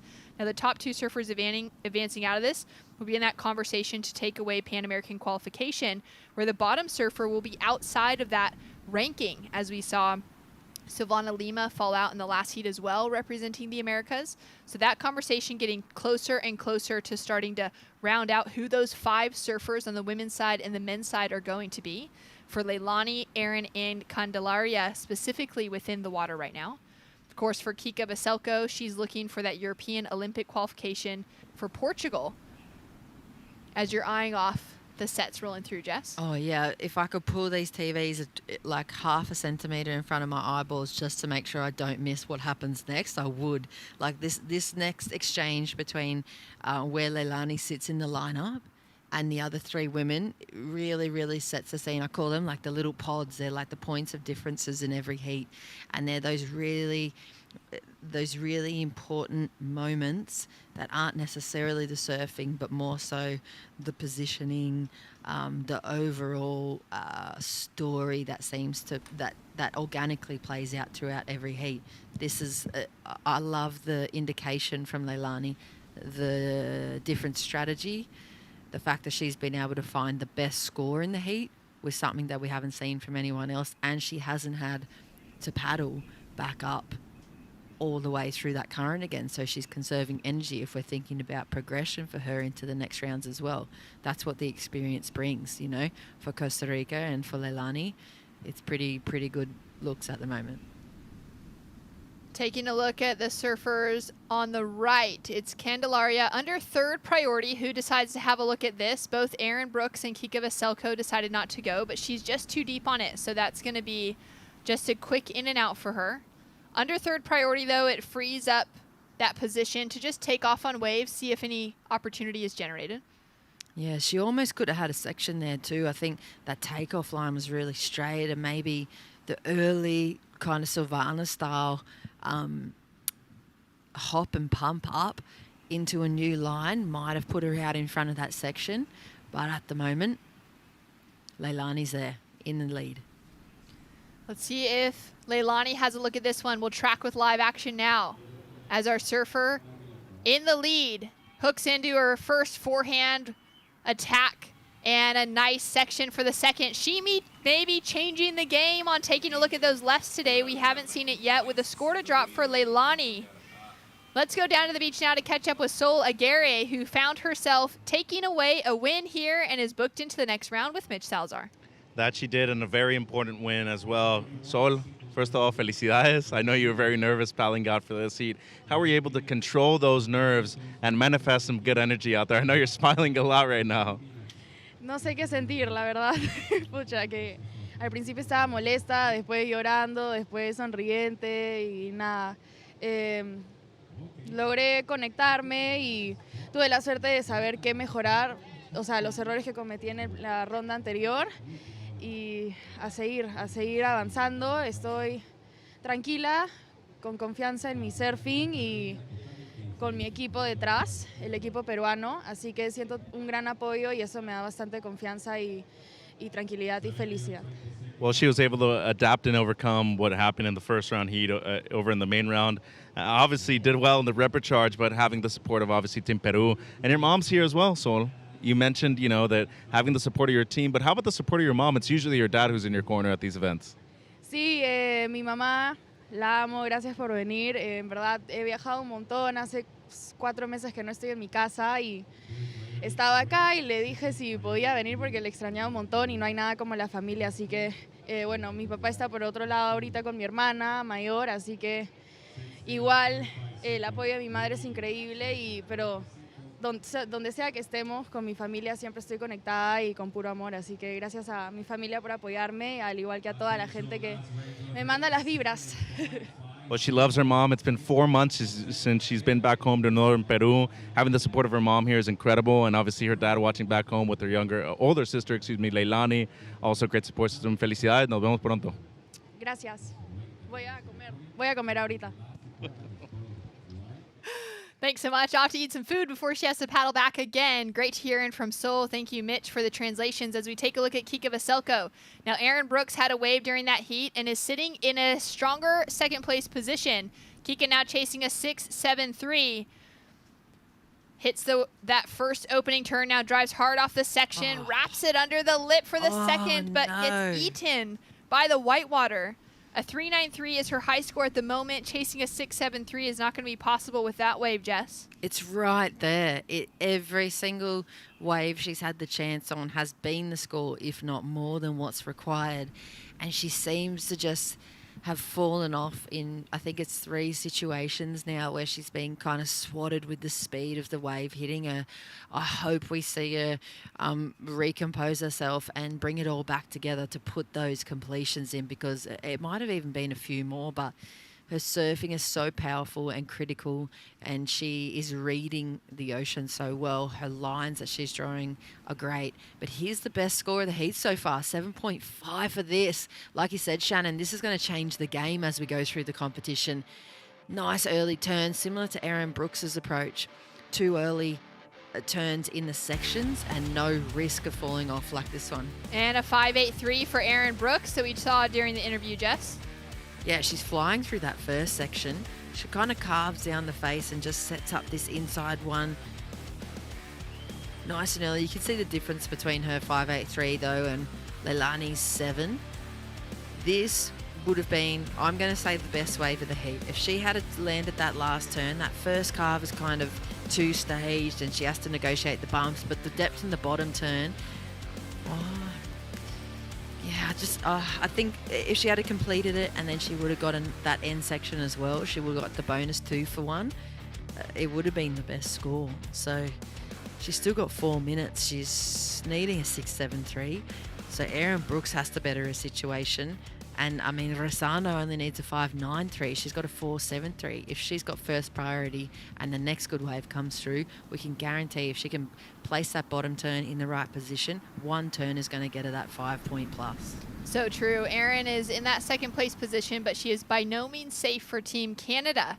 We did see Cody Young take out a win earlier on today. He's been in the draw, which has been great to see for the Canadian pack as well. But for Erin now wanting to solidify herself, if she gets anything above the 7-point range, she'll be looking to take the lead away from McGonigal, who's set herself away from the rest of the pack. Down to 3 minutes, 30 seconds on the clock, and she really has kind of changed the conversation. I'm sure that a few of the teams down there, a few of those surfers that weren't even paying attention to the lefts are now going to start looking at them, noting that Leilani was able to get a 7.5 on that last one for the 2-turn combo. Yeah, and it's just that ability to be able to risk your result and to back yourself and do something that's different from the rest of the pack, because it's easy to do what everyone else is doing and then be able to say, oh, well, I just didn't get it. Here she goes. Leilani with a huge takeoff. Draws off the bottom, sets that rail for a nice turn to start. Slopier section here as she just carves back, sets that line through the froth, through the bump on the inside. Another whip on her forehand, and looking for this little rebound to bounce off the foam and finish. Great surfing. Just manages to hold on to her footing there as well to go complete on that finishing maneuver. And excellent decision from her. Now our first priority is lying with our surfer in blue. Erin Brooks nearly forces Candy to go on this wave. Rosano now with a solid size section in front of her. We know she is capable of big turns on her forehand. Hits that first section, wraps it under the lip. Now looking for something more critical and dynamic. Looking for a 5.93. Now leaves Brooks out the back with priority. Where's that going to go, Jess, within that conversation? Will it possibly be that score she needs? Is Erin Brooks safe? Does she still need to increase her heat total? Well, I think Leilani's got this thing done now. I think you can imagine the cups of energy that she's saved with that risk of changing up the plans, changing up the vibe of this morning. So score for her to come through. But last of Rosano, it's going to ask the question, that final maneuver, that was such a big section. It was a really big wave. You could see the amount of face she had to drop down on the takeoff. For Nicaragua, or what a big heat win or heat progression if she can log that score in and move on through in front of people like Kiko and Erin, and how good for her confidence building through the next few events and few heats. But here goes Erin, the answer back. Brooks needing to improve on a 4.83 to increase the requirement on Rosano. Snap to start. Cleaner wave for her as well as she slides through that second turn. Now setting it up for a critical finish. Maybe with more, she now ejects. So 3-turn combination surfing, smaller sized wave, cleaner, slightly more manageable. We're still waiting for the score to come through for last of blue, and there it is, a 4.97 for Rosano. Takes her from 4th into 3rd, but it doesn't take away that advancing position from Brooks, as Brooks has a score to drop. If she betters the 4.83, she makes that ask and requirement even higher. Yeah, I think she is going to better her situation anyway. For Rosano, 4.97 off the strength of pretty much that last maneuver, so that's good signs for her surfing. But for Erin Brooks, she answered back right when it was needed. Leilani's got the 6.5 as the backup now, so she's safe. Let's see if the next score improves requirement, but with 5 seconds, I think she's going to hold it over the rest of the pack. Score to drop. It's a 6.77 for Lasta Brooks for the 3-turn combination, as Kika Vasilko has a paddle but wouldn't have been able to get up before the buzzer anyways. And we'll be saying goodbye to Portugal. We'll be saying goodbye to Nicaragua in the water. And that looks like our surfer from Costa Rica and our surfer from Canada, Leilani McGonigal of Costa Rica and Erin Brooks of Canada, very favorable to take away the Pan American qualification this week, which leaves Candelaria Rosano out of that conversation. heading forward. We'll find out more, and it's an exciting day of surfing with each of these surfers now needing to find that energy, tap back into things, get that reset for a few minutes, and they'll be heading back out again. Incredible performance from McGonigal and Brooks. And we've got more action to come. Federico Moraes getting ready to paddle out next. Let's find more about him now.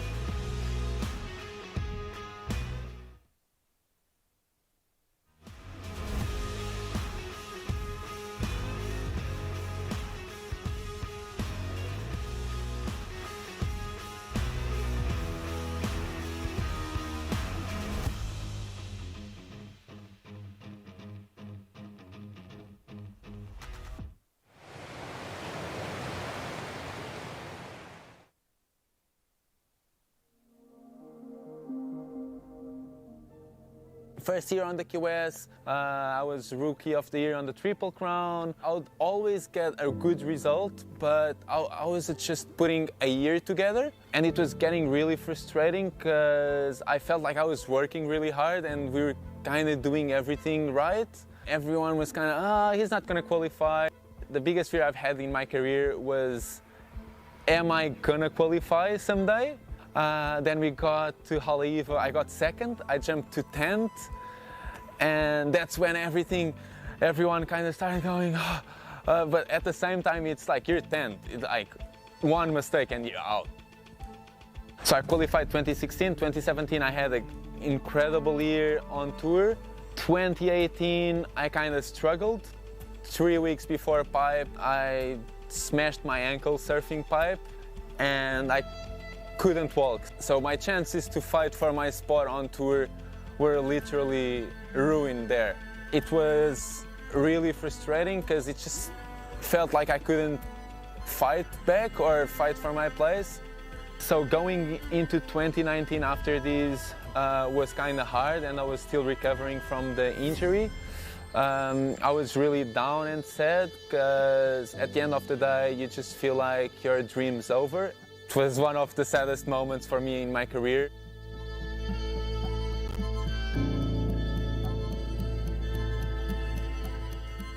Started again 2019 with completely different mindset, looking at things with a new perspective, and I was super pumped to start the year.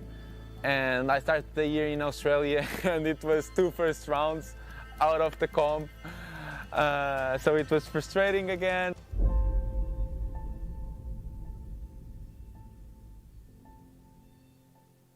In the middle of the year we had the ISA that had a qualification for the Olympics. To secure a spot for Portugal, you had to be the best European out of the ISAs, and there's a lot of good surfers.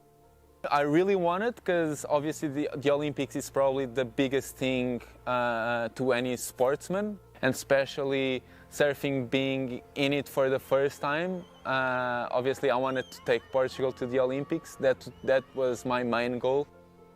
I was in a good mind space, and I guess it just went from there. I just started making hits, not really thinking about, oh, I need to beat this guy, I need to be in front of this guy. I was just thinking hit by hit. And we got to the last day of the comp. I was the best European. I was so stoked because, as well, my father and my uncle always said one of their dreams was to be in an Olympic event.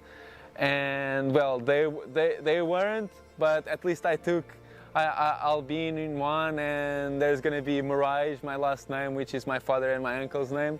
It's going to be there, so at least we all feel proud of it.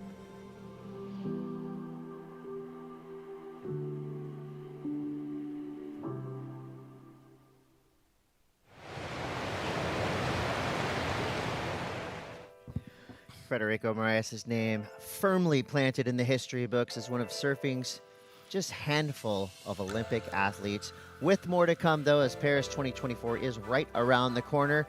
That brings us back to the action here in Surf City, El Salvador, the ISA World Surfing Games 2023. Chris Cote here with Barton Lynch. Things are getting incredibly tense and interesting in the best way possible. You know, right now we're seeing dreams coming true. You know, the flip side of that, we're seeing dreams smashed by these giant waves behind us. But La Bocana has definitely showed up today in a big way. Surfers are living up to the challenge and some.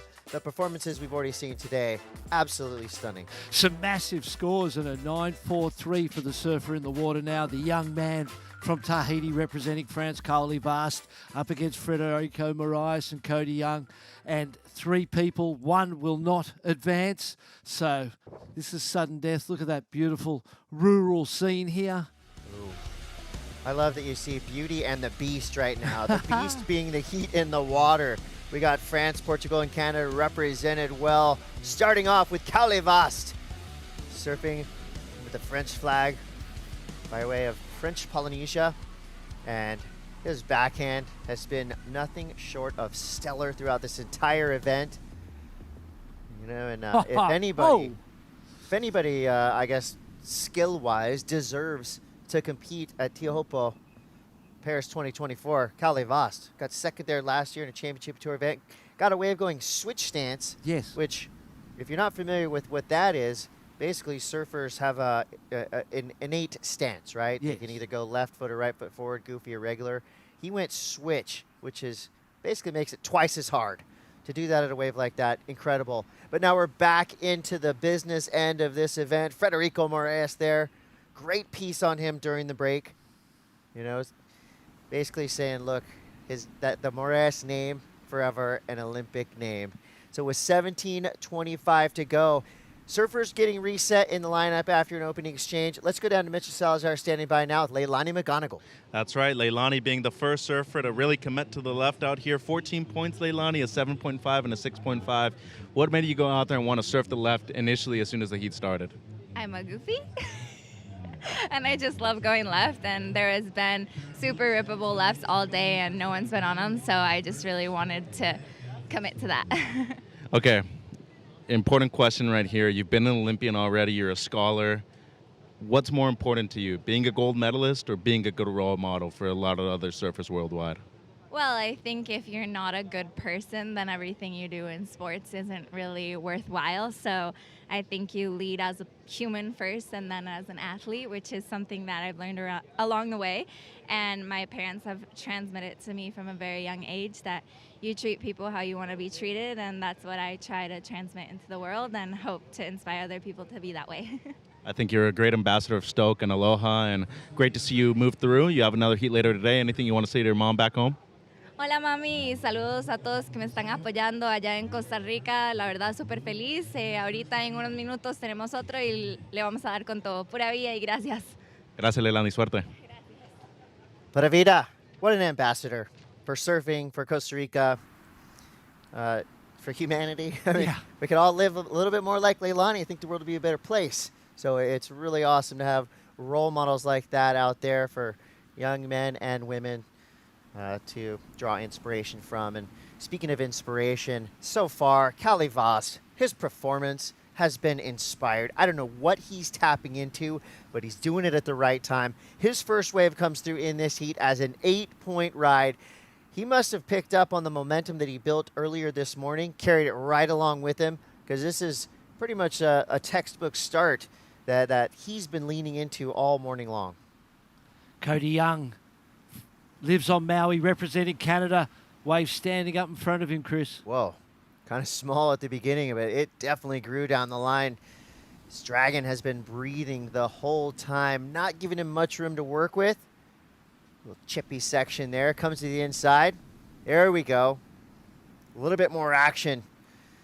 I guess more positive action. He kind of had to feel his way around there, almost like you're walking around your house in the pitch black. Where am I going? Where's my bedroom? And he finds it towards the end. He finds the light, only able to fit in a few turns. But it will be a starter for Cody Young. 3.33 came in for Federico Moraes on one turn and then a dive off. The 8 was an incomplete ride. He fell at the end, but so much work was done. That was one of those waves where the end section didn't really feel like it was going to impact anything. It was like, whatever, by that stage, because such great work had been done. Sometimes without the work on the outside and the big inside section, when they fail to complete that inside section and fall on the wave, you know it's going to impact the score greatly. It didn't really impact that one of Cowley's. There you see Team Mexico making their way down to where they've been situating themselves throughout the day. They've got Sebastian Hernandez-Williams coming up next.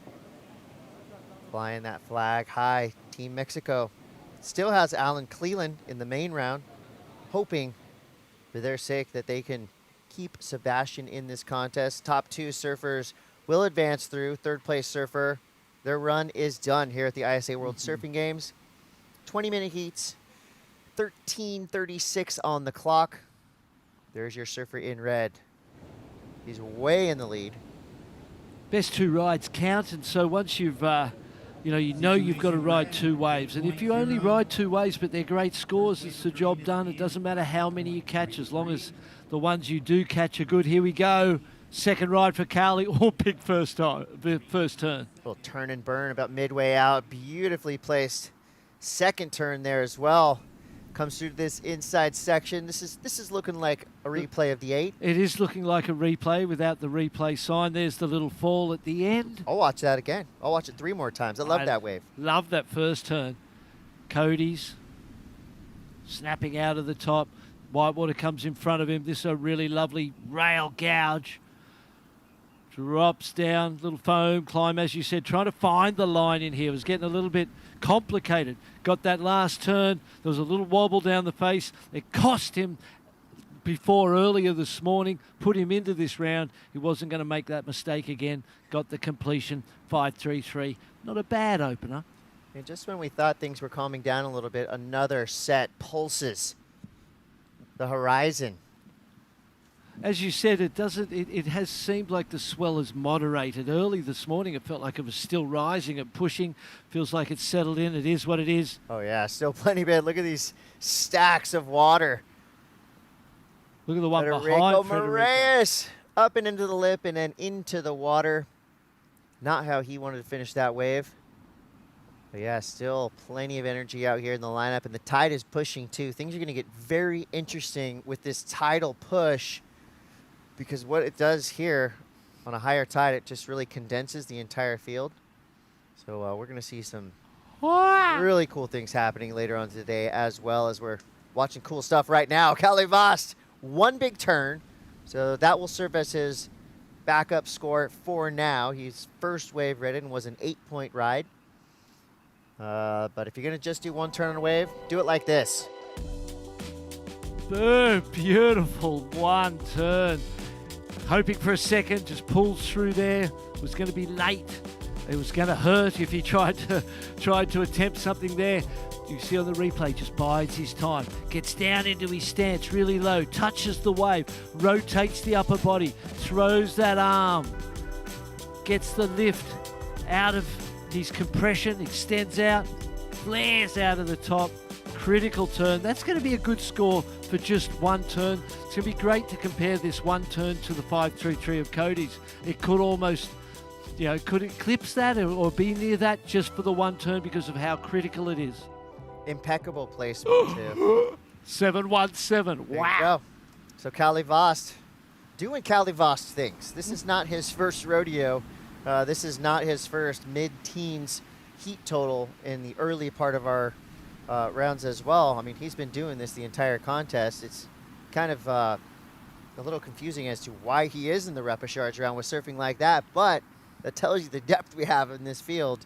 No one is safe, especially if you're in a heat with Kalle Vast and he's surfing like that. And you've got to get them. If you don't get the best waves, you don't get the good sections, you don't get the scores, and anyone can have a heat like that. He did beat, we were talking about why he's so comfortable and he's looked so comfortable. He surfs a wave that has super shallow reef, is enormously hollow, and one of the most powerful waves on the planet. So anywhere you go from Teahupo'o, you go to Pipeline, you've got a feel for it. Anywhere else you go, it's almost like there's a level of comfort that comes with the fact that you surf your local spot. One of your local spots is that radical, and it recalibrates you to what's gnarly and what isn't gnarly. And we see the confidence in the way he approaches those sections from the where he's learnt, spent all his time growing up.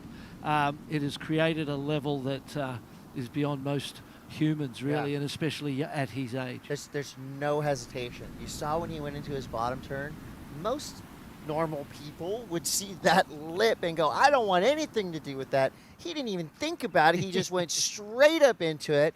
It's like walking into a bar, you find the biggest guy in the room and go, you. I want you. That's what Calivas is surfing like, and we're loving it. This is the ISA World Surfing Games. We want to know how you're watching, where you're watching, who are you cheering for.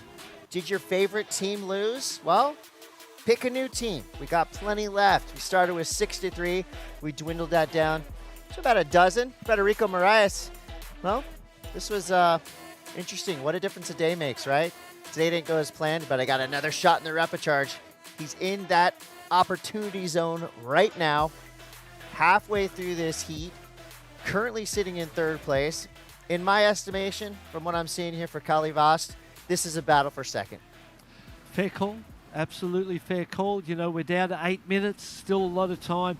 You would think, though, with 8 minutes, that's 2 waves. You're not getting any more than 2 in 8 minutes with the conditions like they are today. So he needs to bank this one. This needs to be a score of consequence to get him into this heat. Nice kind of weaving through, but the wave had different ideas for Federico Moraes. Yeah, closed out in front of him. I don't see that being as high as the 5.33. As an example, a comparative score that Cody Young dropped will keep him, you know, he'll go into second because it's going to be a score that will eclipse that 5.33 as a single score for Cody. So, but it'll be a false economy essentially because he really, depending on where this ride comes in, but you know, I feel like it's in that 3-4 range, something like that, and that will sort of, as I said, it'll be a false economy being in second because, you know, unless it's better than the 5.33, and then you go, okay, I've got one that matches his, we're in. If it doesn't match the 5.33 and comes in under it, you've still really haven't got a ride. There it is, a 3.93, good scoring. Yeah, so other than the Calivas score, the only score of note right now, 5.33, Canada's Cody Young. The entire squad of Team Canada on the beach right now. They were cheering earlier for Aaron Brooks. Still going, still alive. Living up to all the potential, all the accolades we've all piled on her and just thriving out here at La Bocana. Now we see Canada's Cody Young come around this section. Plenty of speed. Beautiful slicing turn there. Somehow maintaining control through a wild, bumpy section. Gets the finish. That right there was solid surfing. Purposeful through every turn he did. Now the judges have something to think about. Is there a rider? Yeah, that's what I was trying to figure too. Where's Jim Morrison? Tell us what's happening. Raiders on the storm. Well, they are today. Big swells here. 5.33. That was professionally surfed, wasn't it? Really at a point in time where the clock's ticking down, you're at 6 minutes. You've had one okay score, the 5.33 mid-range. Your second score it needs to be a keeper two to take the pressure off. Then you've got time to go out the back and build on the 5.33. A fall there, an incompletion there, a score that doesn't have consequence would put you behind the 8 ball from priority, from time. But that was a very professional approach to that moment in time from Cody Young, and I expect it to be perhaps better than the first. Come on, mate. There was a lot of excitement and energy on that wave, so I'm right there with you. I mean, that was a expertly ridden wave, and I don't think he could have done much more. Corrected mistakes that weren't really his fault. He was just riding through rough water. Yes. But he made it all look smooth. Speed, power, flow. And the judges agree. Not at all. 6.67 for Cody Young. Means that Federico Moraes needs an 8.07. Cody now with 5 minutes to go, he's going to hear that. His job is to find something that improves on that 5.33, keeps putting the pressure on Federico, because there is no better competitor perhaps in this event still than Federico Moraes. He's one of those people that you refer to as a machine. He rarely makes mistakes. This is kind of an uncharacteristic heat, and it would be down to the wave selection because every wave he's had has closed out quite quickly. Needs to find a shoulder and get that big, powerful frame, lay it over into turns, and the scores will follow. Well, unfortunately for him, it's like my buddy Steve Miller said in his band. Yes. Time keeps on ticking into the future. 4:20 to go. That's not a lot of time left for such a big playing field. We're looking at a vast ocean. And the surfers are all relatively in the same zone, but there seems to be plenty of space for all of them to work with. We haven't seen a lot of hassling. We haven't seen paddle battles or blocking, and that's exactly what we like to see. We just want to see waves ridden, nice and clean, gentlemanly surfing, and that's what we're getting in this heat. And it's going to be Whoa! This is going to be a game changer right here for Federico Moraes if he can continue with the momentum he's building after that first huge turn. Uh-oh, danger, another, Young. And another in a more critical section of the wave, flying down the face, straight onto the rail. A beautiful, savage, cutting wave for Federico Moraes. That's power, that's precision, that's everything, again, that the judges want to see. I didn't see anything impeding the speed, the power, or the flow. Great looking wave, a lot of critical sections. Where do you go from here? Exactly what he needed. You know where he goes from here is better than that 6.67 of Cody Young's. I can guarantee you it's better than that, and it's going to put pressure on. And 8.07 is the ask. Let's check that replay before we commit to whether he goes near that or not. Thinking about the 7.17 was one turn, an incredible turn from Carly Fast. The only other comparable score, really, the 6.67. It wasn't such a big wave, but wow, he served it so well. He's such a professional. Here's Cody Young. He needs to improve on that 5.33 right here. He knew he needed to improve. He knew that there was only one way to approach that section. Full tilt. That turn was scary. Well, the good news is he didn't ride it all the way in for the fall. He's still out the back. How much time have we got? 2.25. Will Federico Moraes go into second with one wave, or will he need to paddle back out and get another score with the 2:15 on the clock? An important ride about to drop. I can't believe there's people out there that said 5 minutes ago that this was a battle for second place. That's ridiculous. Can't believe it either. Here we go. Heat leader. Callie Voss now trying to improve on his low of a 7.17, which is a big number in itself, but this is a big surfer right here. He's put up some huge moves right there. Just kind of chucked off his board. Doesn't influence anything, doesn't matter. The only thing is the loss of priority.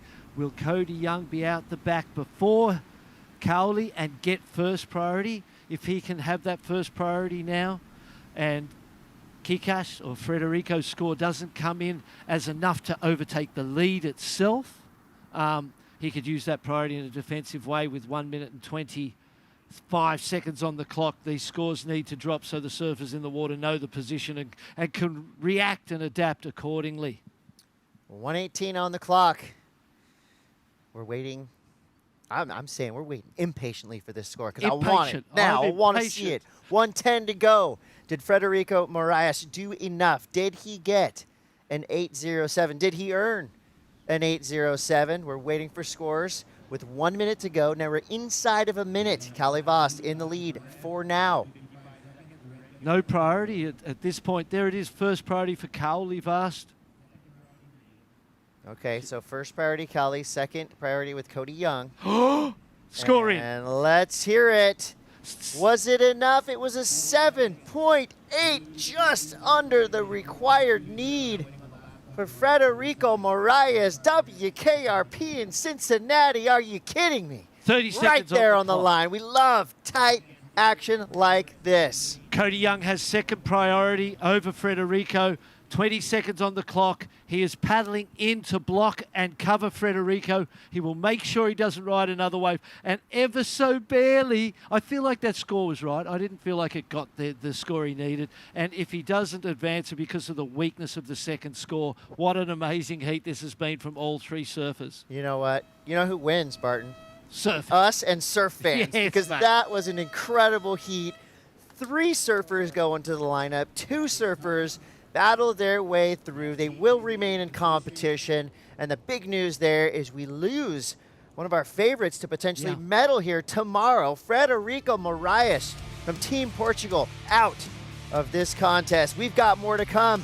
3 more surfers heading out to duel in the arena. That is La Bocana. This is the Surf City El Salvador ISA World Surfing Game. We'll be right back.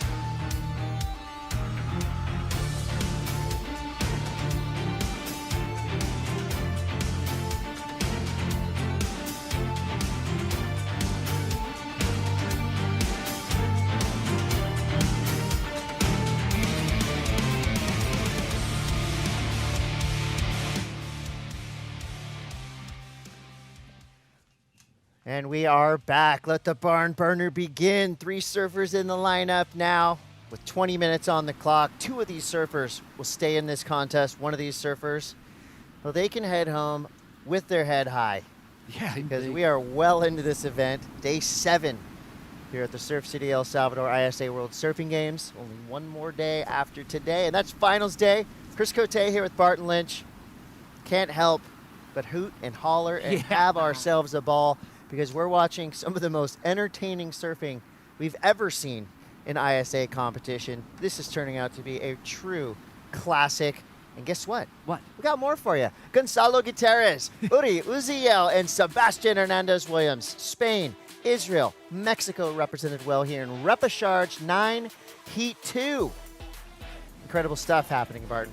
Some of the standouts, the surprise packages of the event in this one. Gonzalo been in amazing form, and Yuri as well.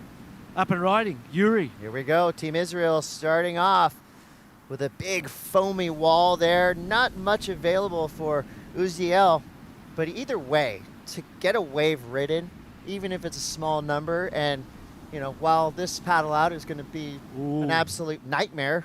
That's a for really big Uziel. set. I don't think we've seen a set quite this big for half an hour or so. There wasn't one in that last heat. It's a really big set. You can see it washing our competitors in. They're all duck diving. Welcome there back, was Connor. priority. It'd be suspended right now. Jeez, look at this boiling cauldron of an arena. What other sport do you have to deal with situations like this? I mean, that right there, that's 5 football fields boiling. It's like UFC, but with nature, not another human. I'd rather face a human. Yeah. Nature's unforgiving. At least you know you're not going to drown. And you can tap out. Nature doesn't, they don't hear the beach announcers. They don't hear the clock. They do not care. Mother Ocean has free will and will slap you down. And always wins, is always the boss. One of the beautiful things about being a surfer is that you always know that. You know, you always need to have humility and be humble and respectful of the ocean, because we know you get hurt on the days when you're not respecting. You don't even think it's a dangerous day, and all of a sudden, you know, something can happen. And that's happened to me so many times that I know to be always on my guard. 4.5 in for Yuri. Good starter, really. Yeah, I mean, you know, at the end of that last heat, you'd be looking at that number like a throwaway, but you really never know what's going to happen in the span of 20 minutes. I love this drone's eye view of El Salvador right there. It just shows you the beauty that this country has. You know, we have kind of a great mix on the beach right now of business and pleasure, right? We've got locals, we've got tourists, we've got competitors still in this contest, team members, coaches, a really eclectic, fun mix of individuals here on the beach. And there you see that beautiful countryside. Somewhere in there, some of the world's best coffee is being grown and processed. Yeah. And we're right in the mix. And as you can probably hear, we've been indulging in Salvadorian coffee and loving it. We have indeed. 15:56 on the clock. So just a brief window that hopefully allowed these surfers to get back out there. Haven't seen any lefts so far ridden in the men's repechage round that we're looking at right now.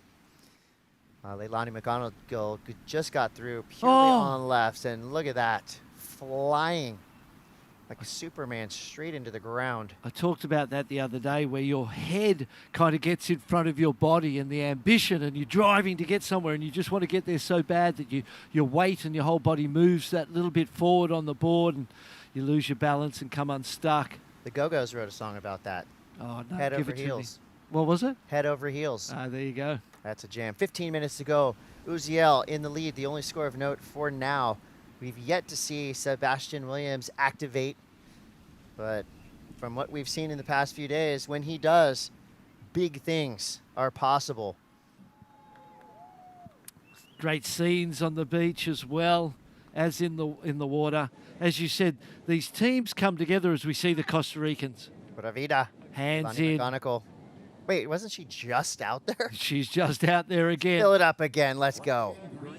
7.5 and a 6.5 she got in that last one going left, so you'd imagine she'd stick to that. the team support. A lot of these people, they see each other. The ISA is like a big family, isn't it? Definitely. And these people see each other year on at either the longboard, the juniors, or this open. See that smile? She's running across cobblestones. No and pressure making at it all look in the so face. easy. Little lull at the start. The big set came through. Looks like there's another one coming through again. And when those big sets come through and you're not in position, you get caught inside. That can take 5 minutes to kind of clean through, and the next waves present themselves. Do not adjust your picture. This is not a replay. This is live. We're watching another massive set rolling through La Bocana. We're talking 4 to 6 waves standing at about 10 foot on the face at very least. I mean, triple overhead.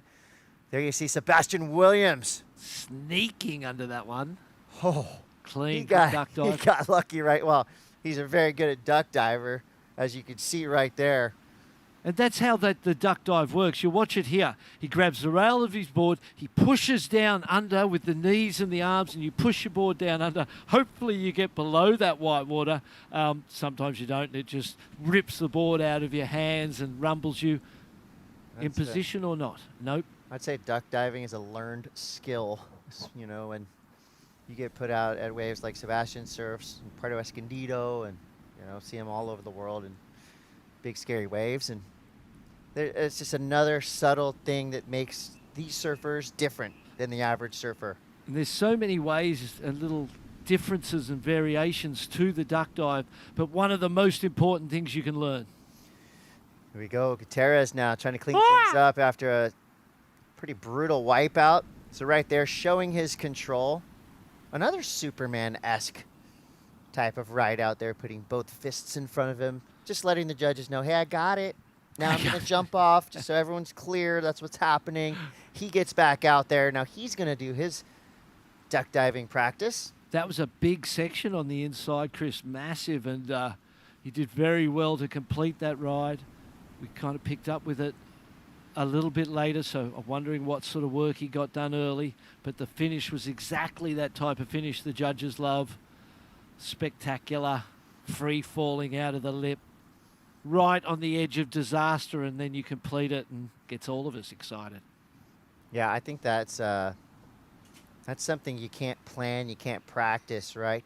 Getting yourself into a position where people think, oh, he's going to fall, you make it, and that excitement, you know, judges are human, you know, so when you ride right on the edge and make it, you're going to get rewarded. That's the risk to reward equation. 11:30 now. Here we go. Uziel. Ooh, he may have found a gem. Big snap. A little overcooked there. That'll be a great photo, but sometimes photos don't tell the whole story. That was a beautiful start to the turn, but what happened? Why was he edged out of the back of that wave? That tail drift, it looked perfect for a while there, didn't it? But I think the tail drift actually stalled him at the top, kept him up there that little bit longer, too long, and then he got stuck up there. So it didn't maybe need quite as much. He just needed to place it up there and let the lip and come down with the lip. Might have been a better option, easy to say, much harder to do and judge in the heat of a moment. 6-1-7 from Gonzalo coming through, highest score of the heat so far. The big finish, as you were explaining, creating excitement and some scores for him to finish a heat with. That's a keeper score, the first of the heat, really. Halfway to bit of a cliffhanger there, you know. Didn't know where the judges were going to go, but they nailed it with that score. 6-1-7. Uziel, 4.5 in his score line, waiting for a score from Sebastian Williams. Oh, we're waiting for him to give us a score. Yes. He's right now trying to find his spot in the takeoff zone, and he found it, and he is up and out. Too deep behind the white water, had to pull through. Halfway through. Without a score. I mean, still it's okay. You know, it's not time. You know, there's only Sebastian a 6. Williams we're talking about. Yeah, he's only a 6 on the board, so there's no need to panic at this point. If you'd heard 8s and 7s from both of them, it might be too late already. But with the scores that are there, it's not too late. It's just a matter of positioning and timing and the right wave coming your way. With that rhythm with the ocean, you know, that's the sign of a great surfer. Yeah, he had a good look at that last wave. Luckily for him, he got out of that big closeout in time to find himself in clear water and get right back to the takeoff zone. Here he is, pulling himself into that one. Can't get in. Uziel, where'd he come from? Where did he come from? He was on that wave. That's obviously not going to be a score of any consequence. The only score of 0.57 for Sebastian Hernandez-Williams in the green. But only need a 4.83. If he wants to get into the advancing position. Third place is out of this contest, out of ISA medal contention. I'm not trying to rub it in. That's just the reality of what we're facing here in the repechage round. Here's that last look from Gonzalo Gutierrez, representing Spain. Only a two-turn combination, and the first turn was nice, quite bait, just a nice snap on the face, and it came through to the inside. It was critical, and there was all kinds of lips, and he had to make a decision of which lip do I actually hit, where do I take myself. He didn't really get to the top of the wave, about 3/4 of the way up, and the wave was coming down. He connected with it. It was dramatic and was rewarded. Well, here's a look at the upcoming Pan American Games.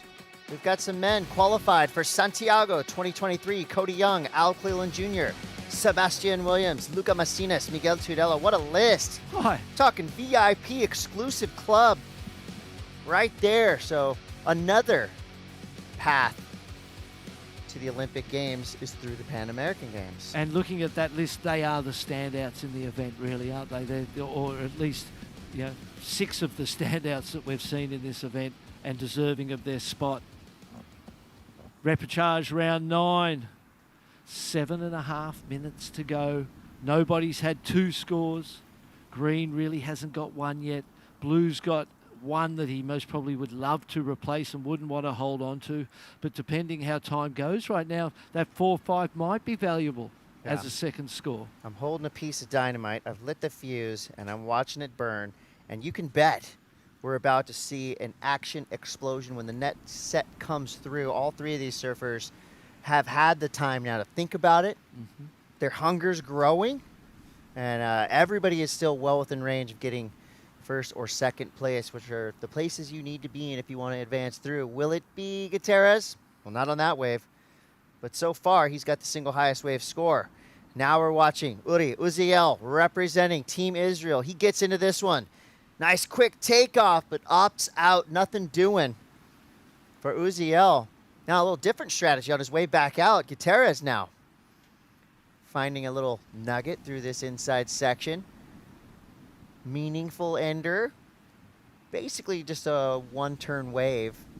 That'll be a backup score, no doubt. But if you look at what he's got as a backup right now, it's just 0.50, so he's going to improve that by 2 or 3 times, I would say. He knew he needed a second score. He just wanted to get anything, a 3, anything as a second score to take that pressure off into the final 5 minutes. A 4.93 on the one before that. Good score. So he's at the 6.17, the 4.93. He's got his 2 rides. They're both better than anything else anyone else has achieved so far in the heat, so he'd be feeling confident. It's growing concern now for Sebastian Hernandez-Williams with just a 0.57, basically stood up and pulled out. The one good thing that he has the innate ability to do is one giant air. He definitely has the best air game in this heat. He might look for it, snaps it with authority, comes around a big section, another big turn, releases the tail. He's got to finish this wave. Do not leave anything up to chance. Now 5 minutes on the clock as he gets to the inside section. Solid slash there to work with. Little quick foam climb at the end of it. What a great wave for Sebastian Hernandez-Williams. That's going to get him right back in this heat. He was looking for a 4.93. He might be up in second place here in a second. Yeah, I agree. I think he gets it. It felt beautiful. Felt good, It right? was so controlled, and the outside turns were big and critical. And then, the work through all the way through the inside was all on point. There was nothing at the end that took our breath away, which will hold things down a little bit, but the outside work was confident. He hit those outside sections twice. I wouldn't be surprised to see it as the best wave of the heat so far. 617 is the current high. I feel like that outside work was the best we've seen. If the inside had that excitement moment, I'd be without question the highest scoring wave of the heat so far. But with 4 minutes, exactly what he needed to do. He may even go to the second place with just that wave alone, as you said, 4.93. I reckon he gets that for sure. But now it's a race. Yeah, now it's a race for Sebastian Williams. He's got to get back out there. He's got to put himself on a wave of consequence. And I feel like he's got to risk it all. He's got to get a big score to try to defend his spot in this lineup. Yet to know what he's going to need or what Uziel is going to need. And I don't think that Gonzalo is safe either. You know, he's got 11.10 total, so both Uri and Sebastian well within reach. Uziel, our Israeli surfer, got that 4.5 a long time ago. Right at the very start of the heat, 15 minutes ago, call it. And since then, he's been unable, with 4 rides, unable to find a second score. So, it's easy to see where things went wrong for him. He had that start and he needed to back it up with a second consistent ride. That's been the problem. 6.67 comes in. All right, Sebastian Hernandez does more than enough to get himself up into second place. And here we see Gutierrez. His timing a little off at the end of that wave. It's not going to change anything, I don't think. And for Uziel, you look at that score line, and you said it, 4.5 to start. Other than that, Simon and Garfunkel, the sound of silence. Where are the big numbers we've been seeing from Uziel? 2.75 is all he needs to get out of third position, so that's easy to do. Just needs the right type of wave. 2 minutes and 20 seconds on the clock, so he's got time. He's going to have the first priority by the look of his position in that lineup, making his way back out. Sebastian's already back out there as well, looking to improve on the 0.57 that he carries as his second ride. So if he had changed, adds 3 points, all of a sudden it's a high 5 that'll be the ask. Oh, a 5.8. Where's that drop in? A 5.83. Well, his surfing has just been turned up a notch. Uziel now jumps into second place. Now that means Sebastian Hernandez Williams needs a 3.06. This is where we could see some positioning, some tactics, some priority coming into play. Neither surfer in position for that last right-hander. Now time's going fast, 1.5 minutes. So Uziel getting the news that he's in second place, and Sebastian Hernandez Williams right there in the mix, hearing what's happening in the lineup. 1:20. Uziel. Well, he was sold this wave by Sebastian Williams, but that could have been a big... Oh, no, it's not. That was a big mistake. That was a big opportunity. The fall, that was a mistake. It looked like the wave was a pretty good wave, though, so maybe worth going anyway regardless here. Oh, watch out. Oh, big turn to start for Seb. Gets around that section. Nice and clean. Another perfect turn for Sebastian Hernandez Williams. Put some respect on the man's name. Clutch surfing. Wow. Team Mexico. He's going into the lead. He's pointing to us. He's got a 5.28. Oh, no. What does he need? A 3.66 to go into second. Job done. Come on, Eileen. That's easy. You said it. That was the most perfect bottom turn to top turn combination. Flawless. He's going to the lead in my mind. He's got the 6.7 that's better than the 6.17 of Gonzalo. He knows. That was straight up Steph Curry shooting the 3, turning away, running towards the other basket. Not even watching it go in. He knew it was going in. He knew the score was there. He's on the beach. Time's ticking down. 5 seconds to go, Chris. Yeah, what a way to do it. That's all she wrote. And it's going to be Sebastian Hernandez Williams with the win. Last second, flawless victory, 8-point ride. Add that to a 6.67. He's moving through along with Spain's Gonzalo Gutierrez. Congratulations, Uri Uziel. Yeah. What a performance throughout the week. But his run is done. We're going to take a quick break, but don't go anywhere. As you can tell, a lot of action is yet to come.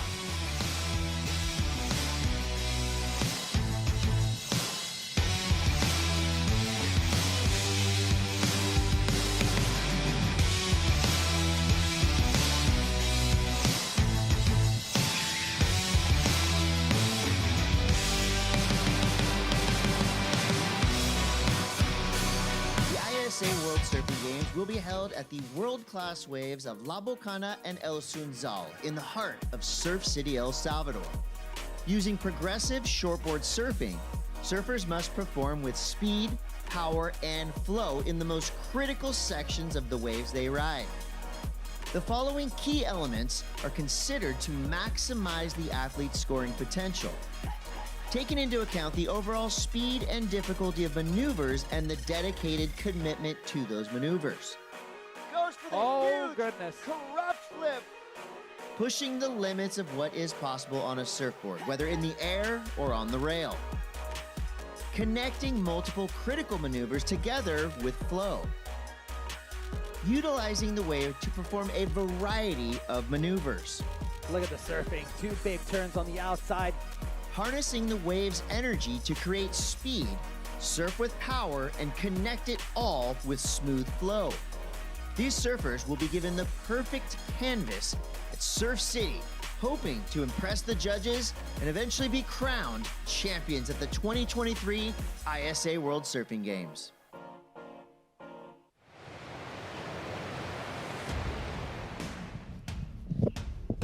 Welcome back to the action here in Surf City, El Salvador, the jungle. We got that jungle feeling down here at the water today with the rumbling power of the ocean, the waves that have grown significantly in size through the evening, through the night last night. And we just saw Sebastian Hernandez from Mexico and Gonzalo Gutierrez of Spain take away those advancing positions moving forward on the men's side of the round.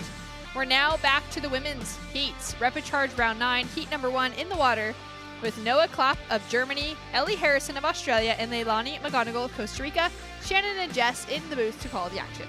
Yeah, and just a quick little hats off to the Mexican team as well. Mexican surfing has turned it up in a serious way here at the ISA Games this year, and I've become a massive fan of each of their athletes, and particularly their clutch performances. Chris already used that word, but it is a great word to describe them. But right now, I mean, this could be a top-tiered final in any of surfing competitions with these 3 names on the board. Noah Clapp opened up with 8 in every heat she has surfed throughout the day. This is now her 3rd and the very first fall for her from a takeoff deep behind the section. Yeah, she was really deep there. She's hunting down that first big turn because she knows if Ellie Harrison is in the water and Leilani's out there as well, she's going to have to do something pretty special. And she's most definitely going to be having to need those 8s. And you can see Leilani isn't right there in the screen. She has opted to go for those lefts again. She found her best scores, the best waves of the heats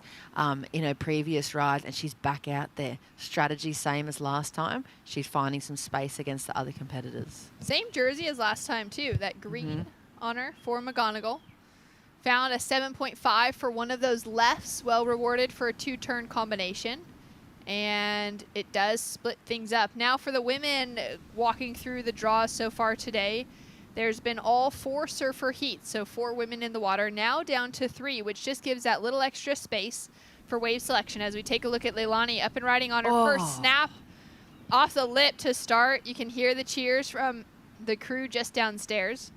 Looking to see if she can get herself around the section. That wave just continues to close out down the line, and she'll kick out with a single turn. Wow, that was a powerful snap too. And yeah, you can hear the team from Costa Rica just going nuts for that, because it's going to be a really good way to kick things off, regardless where it sits into the scale at the end of this heat, for confidence, for clarity, and her focus going into the first 5 minutes. That's a really, really nice start for her. The 23-year-old says she's a 40-year-old soul who loves drinking coffee, waking up early, watching the sunrise, getting good waves with her friends, going to bed early as well. I can relate to that. I feel like I've got that 40-year-old soul as well. Or the grandma lifestyle, isn't it? It's so nice where you just enjoy surfing and relaxing and cruising. But at the moment, I don't think there's been much relaxing about her day today. She's surfed so many times already throughout this contest. She's done very well to keep herself in that conversation for the Pan America qualifiers as well.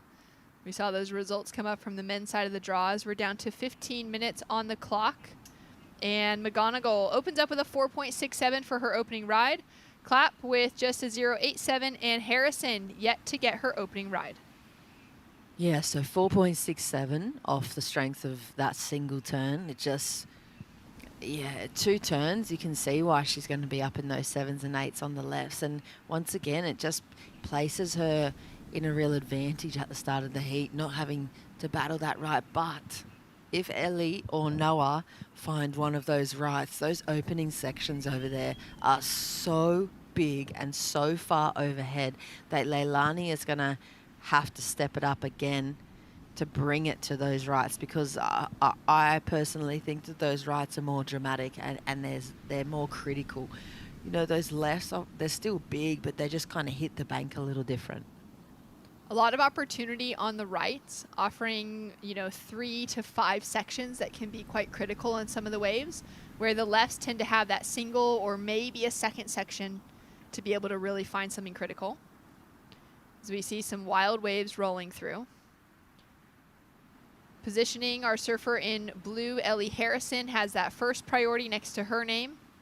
Noah Clapp with second priority. They're sitting over on the right as Leilani is just paddling her way through the riptide back into position.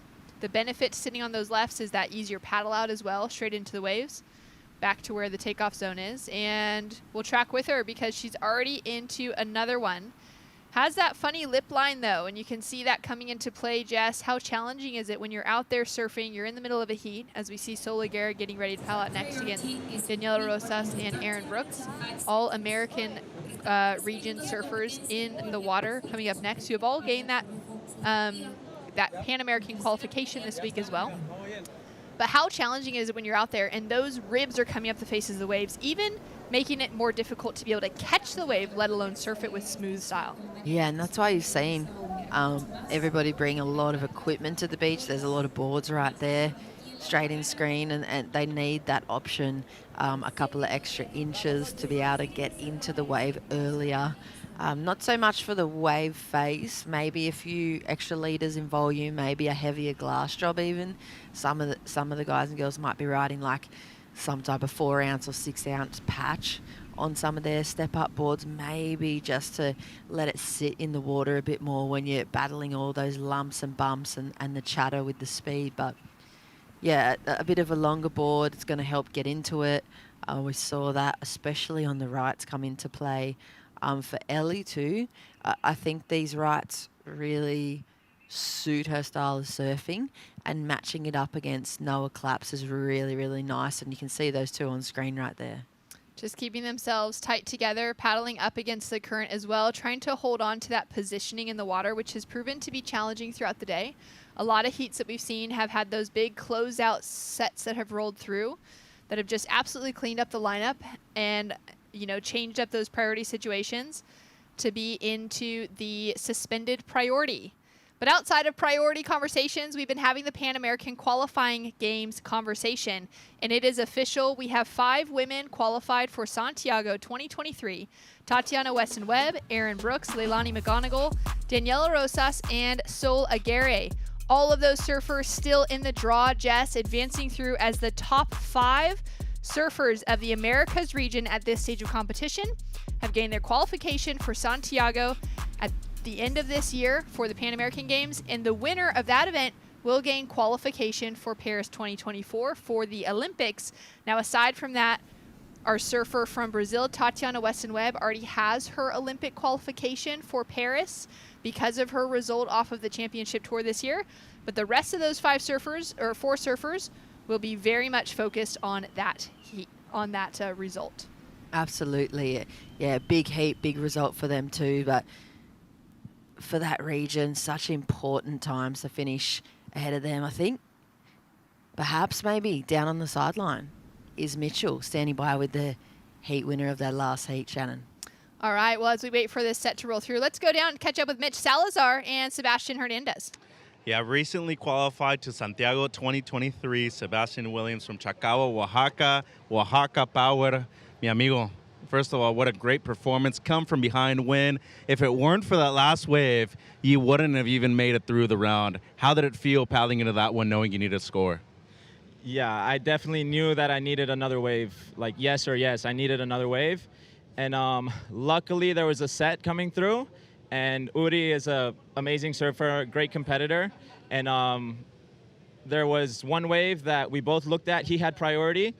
And if he didn't go, I was gonna go, but he went, and the one behind, I'm sure it had scoring potential, but the one behind I think was better. So just it's how the cookie crumbled in that case. We know Mexico is a talented country in terms of sports, but to you yourself, what does it mean to be Mexican? Oh, you know what it means to me. It means everything. I wear my heart on my sleeve. I'm half Mexican, half South African, and I think both countries definitely wear their hearts on their sleeve every single time they're competing or doing whatever it is that we're doing. We do it with all of our heart every single time. And tú sabes que el orgullo mexicano es grande y es un honor ser mexicano y saber que soy mexicano. Es un honor de veras. Felicidades, Sebastián. Nos vemos al rato. Gracias, Mitch. I love you, bro. I love my dad who watches all my hits, my mom, my sponsors, AU Fins, Firewire Surfboards, Quicksilver, La Colonia Jiu-Jitsu, Island Style. They all support me so much. I love you guys so much. I'm so proud of my team. Viva Mexico! Yeah, let's go! Sebastian fighting through into the next round. Some great results for him coming through this week. Exciting to see for Team Mexico. As we're down to 8 minutes on the clock. This has been a really slow heat, Jess. We've seen great waves today from Leilani, Noah, and from Ellie. Ellie with that suspended priority next to her name now as she's been taken out of the takeoff zone. Leilani now up and riding under second priority, but again, still hammering off on the lefts, and that wave just looked like it hit her long before she hit it. Yeah, I was about to say really good wave choice from Leilani too. She let one go before, at around the 10-minute mark, and it was well left because there was nothing on offer for her. I thought that was going to be quite a good wave, but we're getting down towards that point where it could turn into the battle of the best wave, No one has a score except Leilani, so I guess whoever picks the best set, maybe the first wave of the set might clean up the lineup a bit, so perhaps whoever gets the second wave, I don't know what Ellie's thinking about that too in the lineup with first priority and 7 minutes to go with zeros on the board. It's a hard position to be in. It's a big decision. She has to completely rethink her strategy now as well, Everything's changed. Whatever she paddled out thinking she was going to do is obviously not happen. So everything's got to change for both her and Noah Clapp right now. Yeah, down to a 7-minute heat for these two as we see Noah eye off this set, decides not to go. Ellie Harrison, the youngest of Team Australia, just 18 years old from Barwon Heads down in Victoria, used to surfing colder water waves like Bells Beach and 13th as well. Great surfer, and it's been exciting to see her now find some rhythm and momentum in an international field at a global stage like this for the World Surfing Games, because so far in her career, her biggest career highlight being the qualification she gained for the Challenger Series this year for 2023, an exceptional qualification out of the Australian region being very tightly contested. And outside of that, she's had those WSL Australasia Pro Junior Champion titles. She's won 4 Australian Junior Surfing titles to her name as well, and is now at that age and that time of her career where we're going to start seeing her blow up on the international stage, no doubt. Yeah, and her group of friends that she hangs out with in Australia too. We saw them at the start of the season at the Tweed Coast event. It's a QS event for us over in our region, and she went all the way through very deep in the draw and surfed against people like Sarah Bourne multiple times. So she's been sharpening her blades, getting ready for the opportunity like she has right now to show up on this stage, but she has to do something because Leilani's getting away with this one. Leilani looks like she's big wave surfing, a big rip bull out there. That was a challenging section. She'll kick out quickly. Now on the inside position, Ellie Harrison has to duck out. That was smart positioning from her as Noah takes off down underneath. And Noah goes down, so that's going to be throwaway scores for both of them. That was a crazy situation to watch unravel, but Ellie was smart with that priority to kick out quick. Leilani getting another score down on the board. It's a shame that Noah couldn't capitalize on that section and just kind of she had a nice looking bottom turn, and I thought it was quite well set up, but unfortunately those two kind of battling it out with first and second priority didn't play well into the scores. You don't want to get to this point of heat surfing and not have numbers on the board regardless. Like, they can have the freedom to just get some waves out away from each other and let their surfing do the talking. It has enough to be said to let that happen. What are your thoughts on this turn from Leilani? It's kind of like a bit of a gougey she kind of sat into it. I would say not as much control as what we've seen from Leilani throughout the event so far. Maybe hitting a bit of that wobble. It's way harder to manage right there on that part of the reef. We've seen it throughout the whole week. That swell bends back around on those lefts. It almost comes, at a 45-degree angle at her when she's chasing the sections. Real rampy. So let's see what she can do on this. Oh, nice looking wedge popping up in front of her. Great positioning on the takeoff. Ooh. That was a fast section coming back in the other direction. Now Ellie Harrison finally getting things going. So we're picking up with her maybe part of the way through this wave as she goes in for that finishing section. It doesn't look like she's going to ride out of it. She got that turn through the middle, maybe had something else before that. Either way, she's going to have a completed turn for a score coming through, which is a crazy part of the conversation right now because we're down to 3 minutes, 45 seconds. For the two surfers who have dropped consistently excellent scores throughout the event, between Noah and Ellie, neither of them have even a 1-point ride on the board. So every single turn matters at this stage of competition. Yeah, exactly, Shannon. Like you said, top heat totals, top scores of the events, and 0.2 at the moment on the board for Ellie. That last wave obviously is going to put her into second position. Leilani's got a wave as well to come.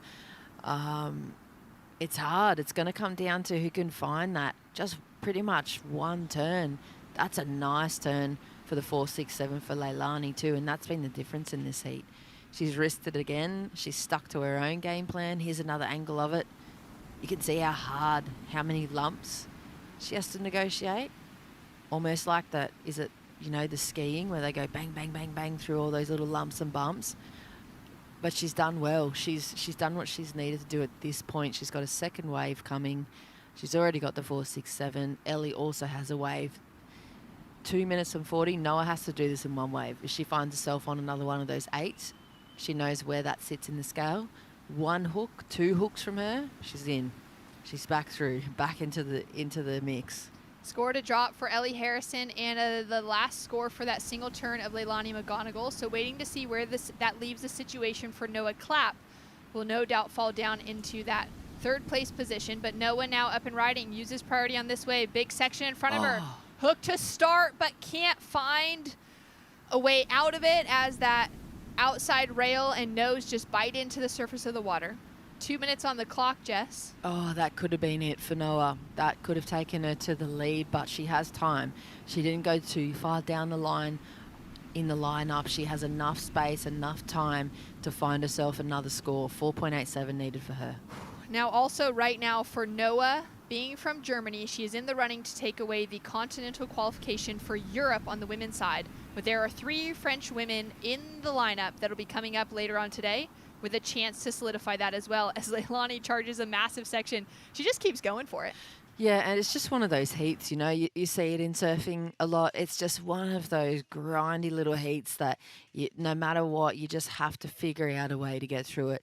And nothing's gone to plan for any one of these women. Leilani's had a good heat but hasn't got good scores, but they just need to figure out a way to get through it. It's just like one of those days at work. You turn up and you just go, okay, let's just get through it and we'll reset and we'll move on to the next heat after.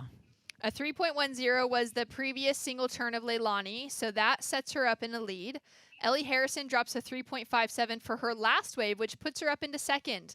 50 seconds on the clock. Ellie looking to find her positioning back in the lineup. Noah as well, just getting herself into that takeoff area. But her last score, just a 1.03 with the unfortunate fall. That single turn would have had her sitting in the advancing position. This is a rapid charge round, which means the bottom surfer will be falling out of competition. And for Noah Clapp, if she loses out here, that leaves that European spot for qualification of Paris 2024 up to the 3 French women, Vahine Fierro, Joanne Defay, and Pauline Adu. As Leilani McGonigal just gets the job done. Like you said, she's shown up to work. She's worked out a way to take out a leading position in this heat. Still 10 seconds on the clock. Oh. Maybe we'll see Ellie or Noah get another opportunity. I'm not sure yet. Taking a look at Ellie, duck diving there. So she's underwater as the buzzer sounds. She won't have a chance for another wave. I think Noah might have had a chance. She either got washed in or she might possibly have had a wave coming through. There was a situation where she had 10 seconds to go and she's paddled in. I only know because I took a quick glimpse. And we've now got that little red circle on her name on our scoreboard. So we're going to wait for scores. Will it be Noah Clapp? We didn't get a look at the wave, but the judges, I no doubt, had eyes on it, chasing a 2.75 to take away the advancing position over Ellie Harrison. Leilani McGonigal with the win. And it's just a 1-1-3. So Ellie Harrison holds on to second, advances through. Noah out of the running for the Olympic spot this week for Europe. More action to come as Leilani and Ellie Harrison take their way through into the next round. Coming up next, two Peruvians, Daniela Rosas and Solagari, up against the Canadian of Aaron Brooks. We'll be right back with all the action after this.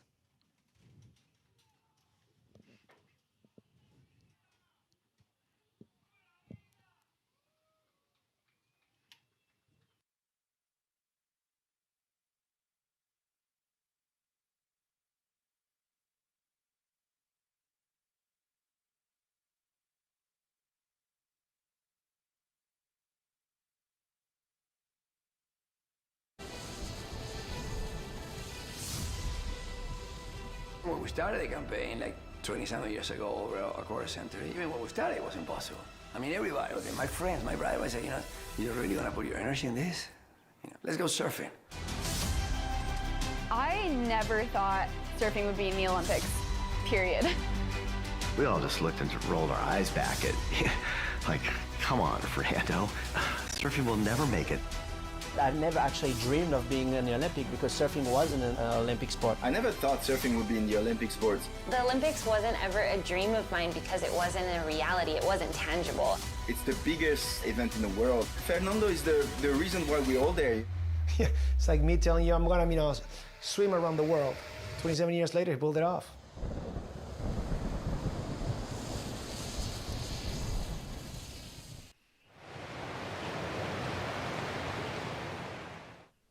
Welcome back to the World Surfing Games here in Surf City, El Salvador. The surf has been maxing out throughout the day. Shannon Hughes alongside Jess Grimwood to call the action. And we've now got our second heat for Repecharge round 9. Daniela Rosas, Sola Gary, and Aaron Brooks, two Peruvians and the Canadian.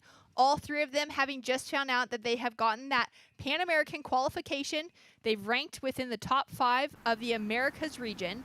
Coming into the end of the day today, as we've lost out all of the other surfers in the draw, and they'll be heading to Santiago to try and qualify for Paris 2024.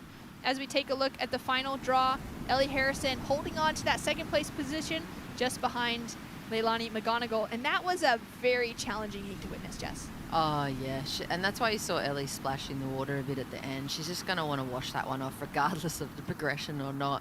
She knows she has a lot of surfing to bring to this international stage, and I know that that's going to fire her up even more going into the next round. So great job from Leilani. Unfortunately for Noah Clapp, she just didn't get a chance. But this one, it's so hard watching fellow kind of team members surf against each other. I mean, it's cool because you get to see how they play out strategy and situation, but for me personally, I would much rather watch the two Peruvians battle it out in the finals than in the repechage heats and have the potential to knock one another out. I mean, I know that's surfing and everything, but gee, they're such solid ISA surfers, those two. So I don't know, do they team up? They've got Aaron Brooks. They're sitting very close to each other though, which is, I mean, friendly fire, but I tell you what, they're not going to give each other an inch to kick off this heat. Daniela Rosas, of course, was present for the Tokyo 2022 Olympics alongside long-term legend of Peruvian surfing, Sofia Milanovic. Sofia gained that qualification off of some great results in the World Surfing Games through that qualification process, and actually took out the win for the ISA gold medal back in 2019 at Miyazaki. And it was so cool to see her get that call-up at the finish, to be able to find out that she was one of the last surfers qualified for that conversation heading to Tokyo. I think it took her quite by surprise. But it was really exciting to hear her within that conversation. And this week we've been able to listen in to her supporting the commentary team on the Spanish broadcast, the world champion from Peru, giving some of the best insights in the world on professional surfing. And, such great accolades behind her name. But in her story, Sophia, upon sort of, retiring and then coming out of retirement to go to the Olympics, started pouring even more into the younger surfers coming out of Peru. And Daniela Rosa specifically was one of those young surfers as just a grommet that Sophia took under her wing, got her into her training camps, into her programs, and they both ended up surfing as Olympians alongside of each other, where Sophia was really that strongest power in her life to be able to bring her up side to be able to match up for the Olympics together. Yeah, Sophia is literally one of the greatest female surfers of all time and one of the most humble, knowledge-filled humans I've ever met in surfing. Great heat. In the last one, we saw Leilani McGonigal work out how to get the job done. She's down on the beach with Mitch Salazar. That's right. Another heat win for Leilani McGonigal. Leilani, you surfed a few hours ago. What's the biggest change you saw from your earlier heat to this last one? It's definitely a lot trickier out there right now. The wind came up and the tide is starting to rip out, so there's a lot of current out there, a lot of paddling. So it's hard to be in the exact spot to catch it. But thankfully I was able to get a couple. Definitely wasn't my best heat, but hopefully clean it up for the next one. It wasn't anybody's best heat, so trust me, you did well enough. Want to get away from the surfing questions. If you could be an Olympian in any other sport, which sport would you choose? Oh, that's hard. Probably like swimming or boxing. Boxing's out of the Olympics now, sadly. I know. I actually chose that question the other day at the hotel. You told me it's out. Okay. Who's your favorite Olympian of all time? Oh, I think my favorite Olympian would have to be like Owen Wright. He's such a cool, collected cat, and he was really inspiring to watch in Tokyo. In the conditions that weren't like his ideal strength, he pulled through, so I was really inspired by that. And a competitive machine, too. Congratulations, Leilani. We'll see you later today. Thank you so much. That was so much fun to hear. I didn't know that boxing was out of the Olympics. Thankfully, surfing is in, and we get that opportunity to compete for many years to come, which is so exciting to see. And Owen Wright, I mean, speaking of Olympic stories, his journey as a surfer, the injuries that he has gone through, the recovery space that he's been in, the support that he's had from the global surfing community behind him to walk away the bronze medalist in Tokyo was a very heartwarming story. Yeah, he's had an incredible career, and it's all come from this, from surfing, you know, and from a gazillion heats and a gazillion repetitions in the jersey and getting those wins and mostly losses, you know. But here goes Daniela. Daniela up and riding on her backhand, just a 0-6 to start. Beautiful drawn out carve to open up with. Snap for the second.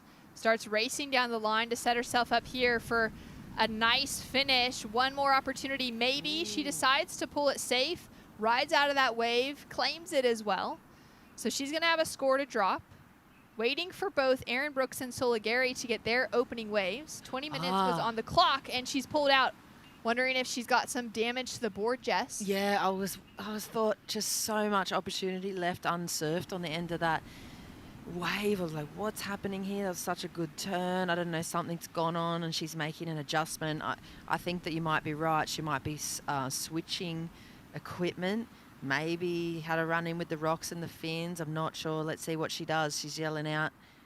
Have a look at the replay here. Beautiful looking wave. I love that they followed Leilani's suit. That first turn. Ooh. I wonder if she's missing a fin. I'm thinking the same thing because those are nice drawn out turns, but you can tell that she's just holding back the entire time. Yeah, I'm not sure. We'll have to wait to see. Oh, yeah, she has. She's hit something. She's missing a fin. She's just trying to reset it, get it back into the box. It's those, yeah, always tricky and exactly right. You could see it in the holding back. Something popped out. That's the amount of power. She might have nicked the rock on the way out as well. It's still going to be a really good opening score for her. I love that both Sol and Daniela have adjusted and listened to what happened down in Leilani's, both of her heats, and adjusted back over to this left. Crazy. Crazy and also composed from Daniela, experienced, refocus, fin pops back in, game on. Let's go. Team right there by the shoreline. I mean, ready to go with her. The moment she got herself out of the water and onto those rocks, grabs that fin, makes that adjustment. She's now going to be back out there. We're waiting for the score to come through, but I mean, very well surfed considering she only had 2 fins in that board. Yeah, you could see her just kind of sliding a little bit. I don't think I'm not sure if she completely lost the fin or not. We'll have to like check with her maybe at some point afterwards. But she just had to kind of nurse through those turns. But there's still strong surfing from her. Have a look at this thing. You can see on the bottom turn, I think she realizes about there something's going on, something's going wrong. She still nurses it through. And this final maneuver, I mean, still sick, pretty critical, gets a fair bit of release. She sees it there too. She's calling for the equipment change. I don't actually think that is such a disadvantage for her at this point in the heat. It's gonna allow her to stay out of the lineup with that big wash through set that we see that just came through.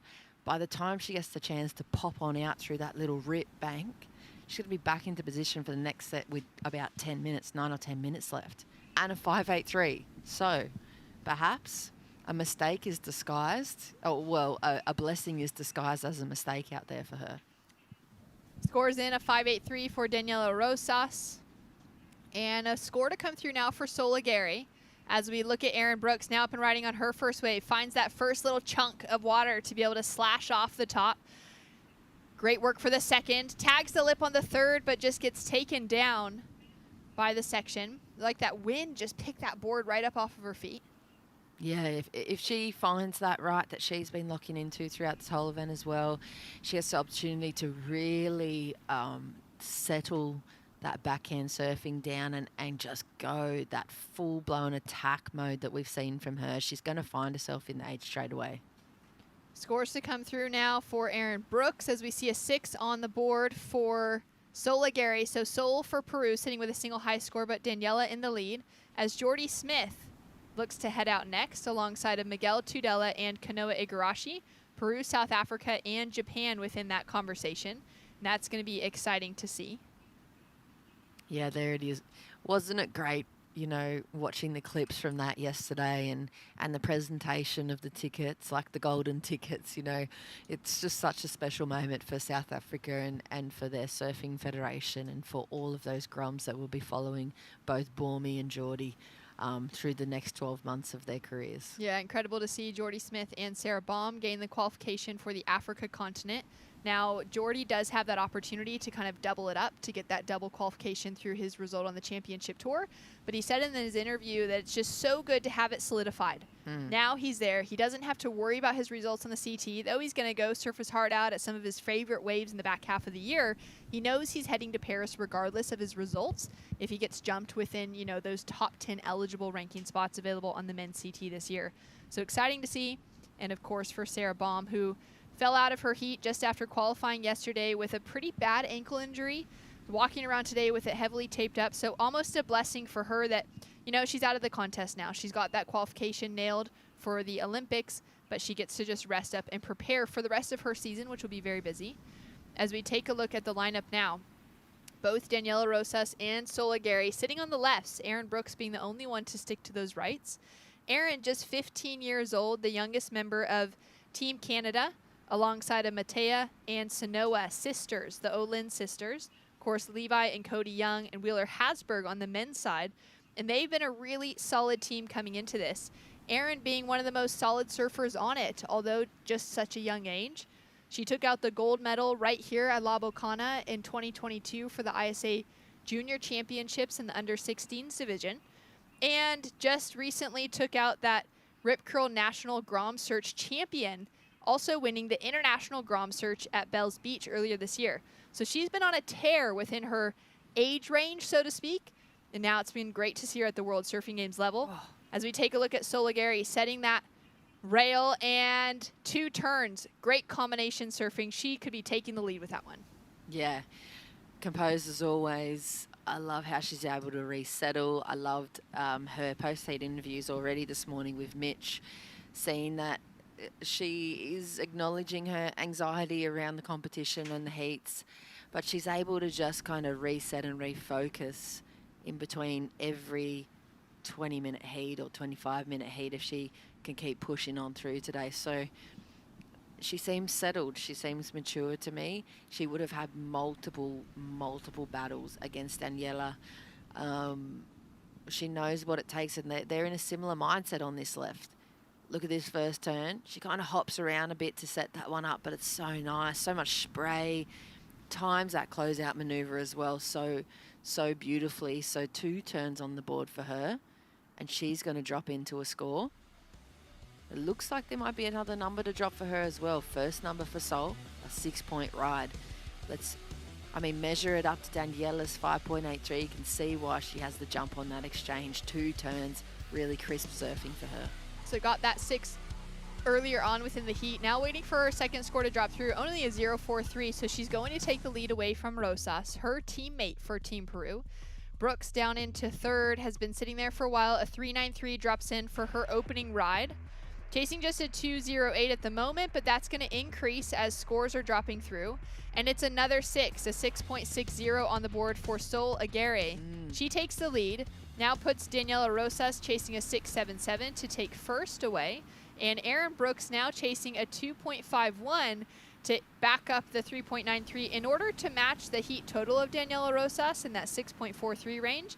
But as soon as Daniela gets a backup score, it's going to be a different scenario. As we take a look at Brooks now on a solid size right, one of the best surfers in the world, one of the best aerialists in the world, as well as the sharpest, most technical rail surfing, gets that first section done, but doesn't find that wave with the open face to showcase the rest. No, and my only concern at this point in the heat with just over 5.5 minutes is for the overall team standings in Peru, but we'll get back to that.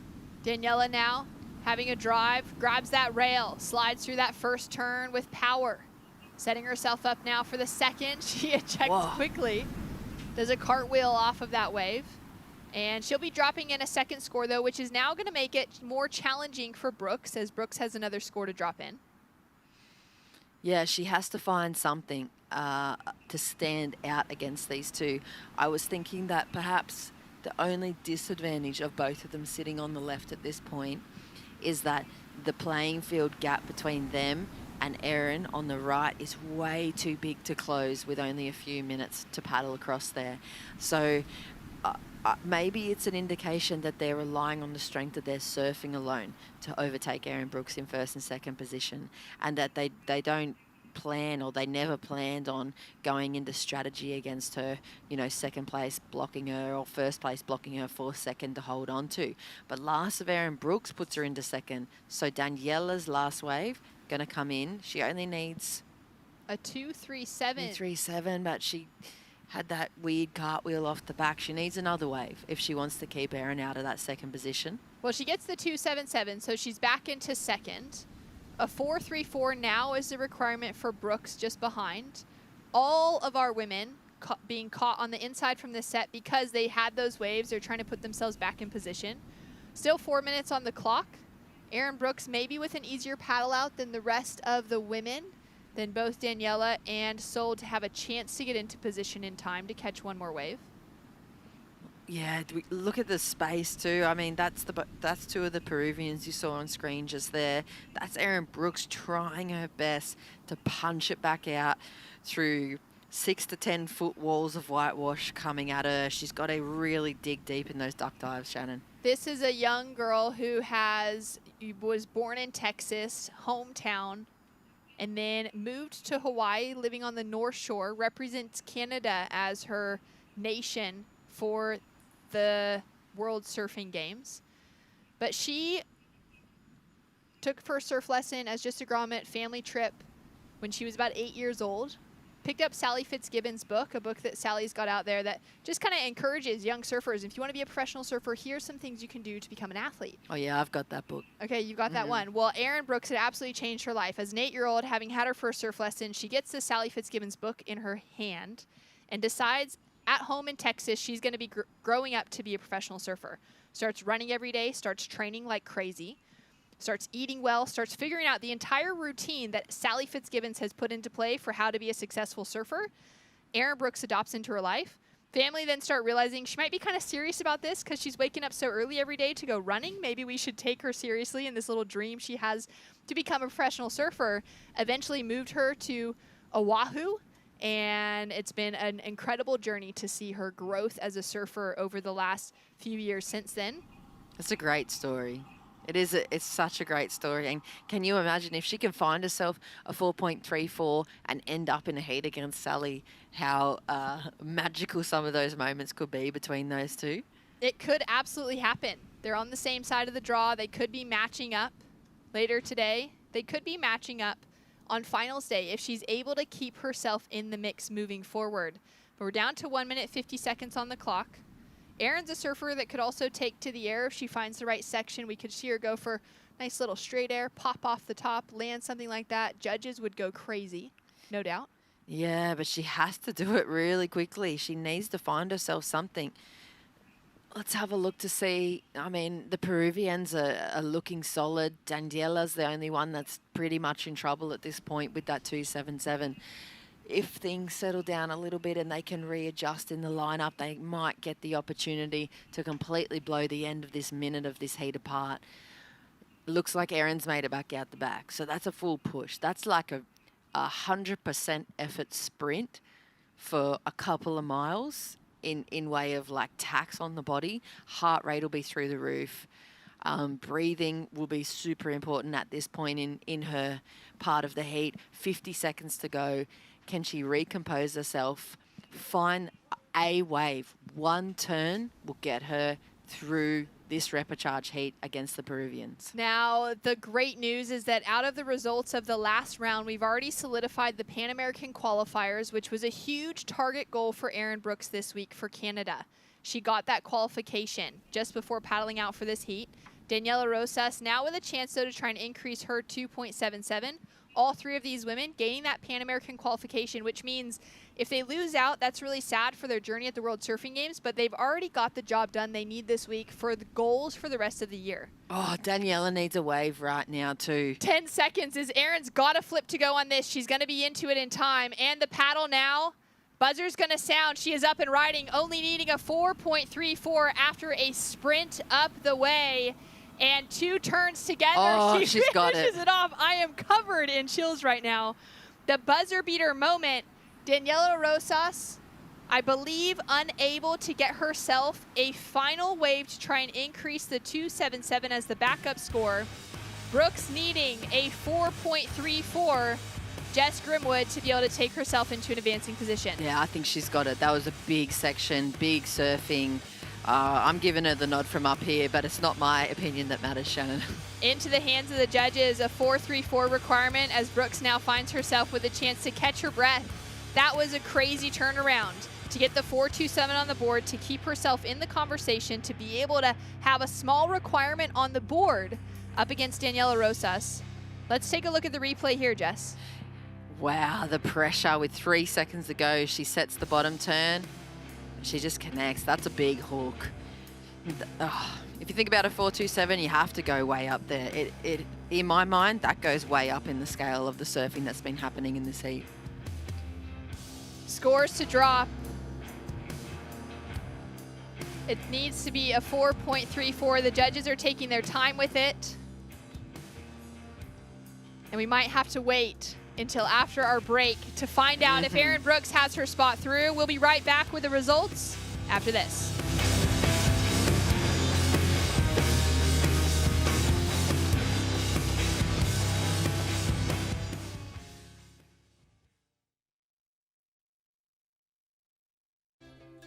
There's a right time for everything. A right time to learn. A right time to try. A right time to fall. There's a right time to face yourself. A right time to enjoy pleasures, to make friends. There's a right time to listen. And a right time to make decisions. There's a right time for fear and for success. There's a right time to find your wave. And there's a right place to enjoy your passion like nowhere else.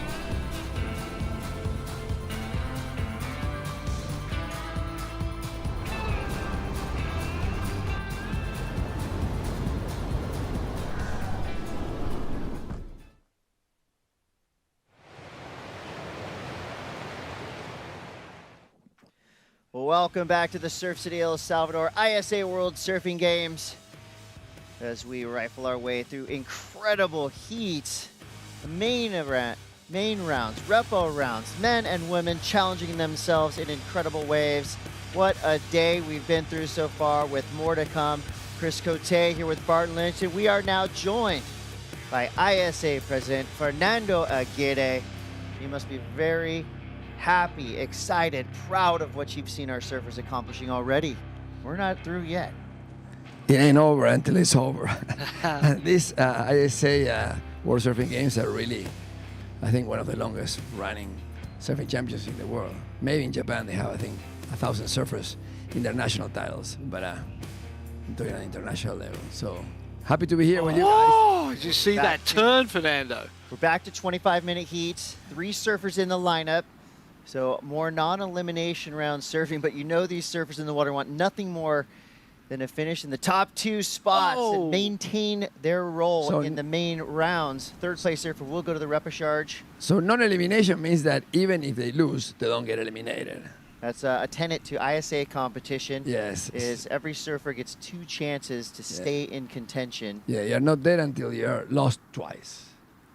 It's nice. You know, a lot of people travel around the world with saving money with their families and small federations to come here, and we give them a second chance.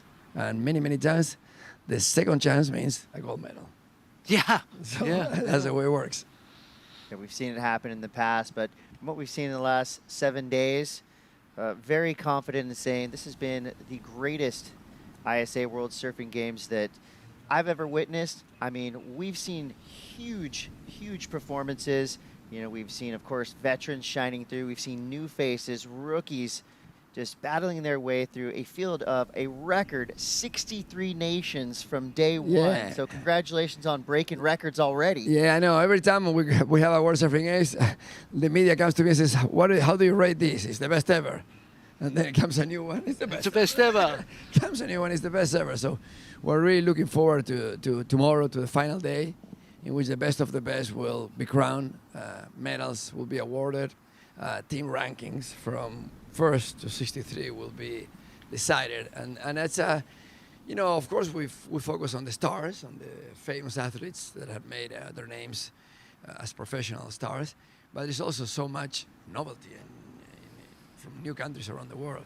I mean, not too many years ago, you would think about Germany. Oh, Germany, yeah. It was always hovering between 15 and 25, depending on the years. Right. Now it's hovering top 5. Top 5. And I was talking to the German coach, and I was asking, have you guys been here before? I said, yeah, 5 times. I mean, 5 times when?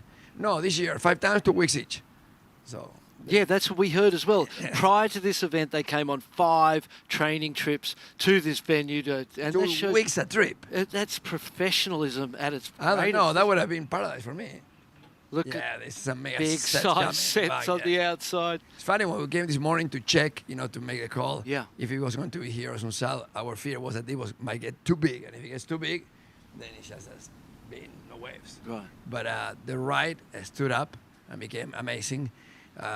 More of a little western swell. Yeah. And of course that means that we barely have seen any lefts because the left is just not happening. Closes out. Tell me, the thing that makes this special to me and makes me proud to be a part of this whole games and the organisation and what you've created is the motto, how, you know, making the world a better place through surfing. Yeah, because I think it's just such a wonderful, you know, thing. You know, you think that in the 19th century, when the Olympics, modern Olympics were created, sports was something for the elites. Yeah. For the royalty, the officials in the armies, you know, basically we're mostly military sports, no? Right. Fencing, archery, fighting, horse, shooting, you know, it wasn't really what we consider today sports. It was much narrower. In any way, wars were fought one-on-one. There were not big weapons, no? So and yes, Chris? Oh, we have a post-heat interview with Sol Aguirre, who we've been watching rise through the ranks. Far cousin. An incredible surfer, and she's just accomplished something huge. She's standing by now with Mitchell Salazar. Yeah, she is. And Sol, congratulations. Another big heat win. You only caught 2 waves, non-stop waves in the last 10 minutes. What was it like getting caught inside by one of the biggest sets of the day? Wow. Yeah, I'm just happy to make my heat, and then after battling a lot with the waves are kind of big and like lots of power, you know, because of the high tide. And yeah, we keep fighting. So I'm happy to, Miguel. Ah, la mierda. Perdón. Bien, yeah. Nothing, it's just the waves are really good, but the big set, it's really big, but we have to paddle a lot. So I don't know, I'm just gonna keep paddling, not overthinking, and just go for it. And I know you've been super focused all week long. You haven't wanted to talk to anybody before your heats. What kind of music have you been listening to? I've seen you dancing around a little bit in the competitors area. I actually hear lots of different music. I can go from Queen to AC/DC to Mike Towers to Lady Gaga, Britney Spears, and Rihanna. So basically, I hear anything that feels right for me and kind of gets me in the mood to go for my challenge. I like it. Good luck this afternoon. You have one more heat. Thank you. One more, last heat of the day. Let's go. Sol Aguirre. Love it. Sol Aguirre, a rising star. Fitting that she's listening to Queen before heats. She's a new queen of surfing, making a huge name for herself right here at the Surf City El Salvador ISA World Surfing Games. We got some business to take care of in the lineup. So we're joined by ISA President Fernando Aguirre. This is Miguel Tudela representing Peru in a huge way, probably inspired by what he just saw from Sol Aguirre. Yeah, this is an amazing hit. I mean, it's really like a final. It's like a three-man final, no? Yeah, and here's most hits coming up are going to be like that. This is the 617 we saw from Kanoa. His opening ride, still only sitting on the one wave, but it's a great score. Miguel Tudela's first turn was money too, and then the completion, incomplete there, but for Miguel, he got a completion and he gets the reward. There you go. So he's up on first. No, I was talking about, the sports, in the 19th century were privileges for the elites. And in the 20th century, sports became more of a human right. And when they became a human right, they start getting all around the world. But remember that at the beginning of the 20th century, a large part of the world, a large part of the world was basically parts of empires. Yeah. It wasn't really independent countries like we have today, over 200 independent countries. So slowly sport became a human right, and most countries in the world have a sports minister, a sport member of the cabinet of the president or prime minister. But still, it was a human right for half of mankind. Mm-hmm. Because for most female sports were like not practice. And we still have corners of the world where that is the way. So when we say, a better word through surfing is because we want people to be helping to the water, be helping to the waves, no? And we saw Setareh Mazhari take part this year as the first Iranian woman. Yeah, yes. That was, for me, one of the highlights of the championship so far. Incredible moment. Anytime that we move the bar forward, you got to feel big deal, huh? Yeah, I mean, there's people that want things to go back. Really? Nothing goes back. The waves move forward, the river moves forward, so time moves forward. We move forward too. We're not going backwards. Miguel Tudela was trying to move forward on that wave right there, but it collapses around him. This is going to be really fun to watch because now we see a surfer that looks like he's sticking over to the left. Jordy Smith now, Team South Africa, being strongly represented here by one of the world's best in Jordy Smith. He's been in ISA competition since he was a kid. Fernando, it must feel pretty cool to see, a lot of these surfers. I saw him win the junior. I mean, I saw him surfing the South African team many times. And Jordy was actually going to be part of Tokyo, and he got injured right before. Yes. So he qualified again, but he was actually never an Olympian, because to be an Olympian, you need to finish the games. You need to participate in the games. Right. So now he got the chance. He's an Olympic qualified athlete from Africa, and because he's also on the World Tour, he's almost like a double qualification, which means that he might actually go through the tour, and then this slot becomes available for somebody else. So beautiful flaring top turn there. The first one patiently waits, drives around, and then times this last turn perfectly. A 6.6, the one before that for Miguel Tudela. I wouldn't mind betting that might be better and might come in as our best wave of the heat so far. Miguel's was amazing, the first turn. The second turn, the closeout turn, was a little late. That wave for Jordy had 3 turns, all timed beautifully and radical. Hard to argue with our veteran season expert, Barton. You can, though. Oh, look at that first turn. And they see how he gets there late for the second. Really didn't capitalise and get high enough on the second. Most of those points coming from the first turn. Jordy Smith, I mean, this is just trademark. Straight up and then blows the tail out. So, you know, as surfers, you're usually depending on those fins to help keep your direction. So when they free the fins, it just makes the turn that much more difficult. That's why we're seeing big rewards from our judges for the surfers that, you know, are right on the edge of out of control but regain their composure. So this is a perfect illustration of exactly what the judges are looking for: speed, power, and flow. All these maneuvers done in the most critical parts of these waves. I mean, you look at that section, it wasn't a barrel, but there was definitely a lot happening. So a different type of critical section for Jordy Smith. And that score comes through a 6.07. Another beautiful look from above. I suppose the size of the wave perhaps might have held back the score a little bit. I did feel like that the work done there, the 3 turns were all beautifully timed. I loved how patient he was between them. He didn't rush. He just looked so calm and composed, did what he had to do. That seems to be Jordy's trademark, no? Yeah. He's going for something ridiculously difficult, but it makes it look easy. Flowing and easy. Yeah. For a tall guy, you know.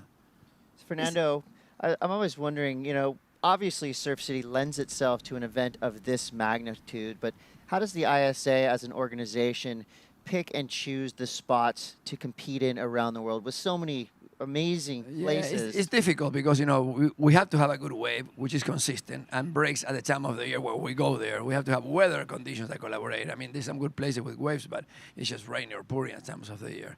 And then we need to look for hosts that are capable of professionals to organize an event in which there's over 700 visitors between athletes, workers, and everything. So it's not simple. And then we look also at proximity to airports. You know, El Salvador has that. You know, we're less than an hour from the airport. So El Salvador has become a really great partner for the ISA, and not just for us. After the ISA came, then the WSL came, and PASA, Ala has come here. So it is it's like a country blessed with an incredible amount of wonderful surf spots. So this is what it is. Well, Jordy Smith's loving his time in El Salvador so far. Oh! Gets a little unhinged right there. Goes down after a vertical snap attempt. 12:44 on the clock. Tudela in the lead with a 6.8 and a 2. And here he goes again. This is a beautiful open-faced wall for Tudela. So the tide definitely helping keeping these lefts now a little bit more available than they were earlier on. Yeah, I mean, there were no snap of his fingers. Yeah. Love it. Give me another one. So, I mean, early this morning, there were no lefts. We counted like 28 rights at 6 in the morning. We were doing a paper count. 6 rightable left and 6 close-up lefts. So it was decided that we're going to go here, knowing that we're going to be a lot more rights, which is the way it has been until now. And now the lefts are starting to produce. No, it's just crazy. And of course, not every place has all those requisites. So finding countries that are good like that, you know, we've done a lot of championships in Peru, in Nicaragua, in Brazil, also in North America, in the West Coast. We haven't been in Hawaii. I mean, surprisingly, you would think that, you know, with the ISA history started in '64, which is almost coming to a 60 years anniversary, we'll be in Hawaii. We haven't been in Hawaii. I suppose it would be hard to accommodate those numbers and all of, you know, the double banking and all of the things that go on. There are plenty of hotels, too. Yeah, plenty of Waikiki, but the surf's not so good right there. No. Turtle Bay, you could fill that joint up. It seems like here is, you know, just my first trip, my first experience in El Salvador. The consistency of surf is amazing every single day. Well, it's just facing the window of the southern hemisphere. Yeah. And, you know, there's one swell after the other one. Yeah, I'm coming back. As the southern winter gets colder, nastier, and windier over Antarctica, this becomes better and better. We're enjoying This is something that you don't see all the time. The camera's watching how much wax goes on the feet, on the upper part of the feet. So when he gets over the rocks and he's paddling back out, he'll rub those feet on top of each other and get the bottoms of the feet as sticky as possible. Luca Martinez, La Maquina. You see, Burton will know why exactly. Yeah. I'm excited to see so many Peruvians still left in the draw. They have always fielded a strong team, but this year they seem to be really coming Well, correct. you know, up until yesterday, Peru was there on the top. Peru, Brazil, France, Japan, and Germany making the top 5, you know, surprisingly. So, but, you know, there'll be changes today. So we'll see. And tomorrow will be an exciting day. For me, awarding the medals is just the moment of Yeah, do you love that when you give the that. Willy I love Wonka's everything. gold tickets? I love the opening ceremony with the Sands of the World. You know, everybody bringing their sands, their uniforms, their march, their chants. I saw it in the airport. So special. First thing you see when you walk off the plane, the There's a ISA box. Sands of the World. It's great. And now we have one more. Yeah. Yeah. It's very nice. But you know, it's crazy for me when I wake up in the morning. I'm looking. Okay, this is the second out of 3 World Surfing Games that produce qualifiers, and the next one is in Puerto Rico in early next year. And you think that we're about to go in the last 12 months of the second Olympic cycle. Well, for me, I couldn't even think how was a cycle. No, it was just 4 years feels like a long time. Sounds like I a know. long time. Especially for 20 years, I would wake up in the morning thinking about this and then realizing, oh, I was dreaming. Real life action? There you go. Ah, wow. Heat recap. Here we go. That's that earlier ride. That came in at a 6.6. The last at a 6.77, and it had to have been higher. Kanoa hits the lip there. Nice clean face in front of him. Drives that big turn out of the top. That was a 6.17 this wave. Got it all the way down the inside. It just kept, look here, you think it's closed out, but no, he keeps getting around it, finding more and more that he can do and more points he can score. Unfortunately, comes unstuck there. And here is the 6.07 for Geordie Smith. It's the only score that he has. So Geordie and Kanoa still only on one scoring ride at this point. Miguel's Tudella's got 2, so he's in the lead strongly, and both his scores are higher than anything else his opposition has got, so powerful position for the Peruvian. But 3 veterans in the water now. They all have unique strategies and, of course, a lot of experience to lean on. And I'm sure all 3 of these guys have faced each other at some point, definitely in ISA competition. I mean, these are the names that we're now getting used to seeing here as we near finals day. Our main rounds, I mean, still absolutely stacked with talent, and the repechage heats have really been providing highlights, drama, excitement, everything you want to see. The men and women have risen up to a new level here in 2023, and you know they've got the waves that definitely helps them shine and them perform. So everything is coming together for what is going to be a spectacular crescendo here from Surf City, El Salvador. One more day, full day of competition. Finals day tomorrow. Early day, very early day. Set your 7:30 alarm, a.m. get ready local for it. time.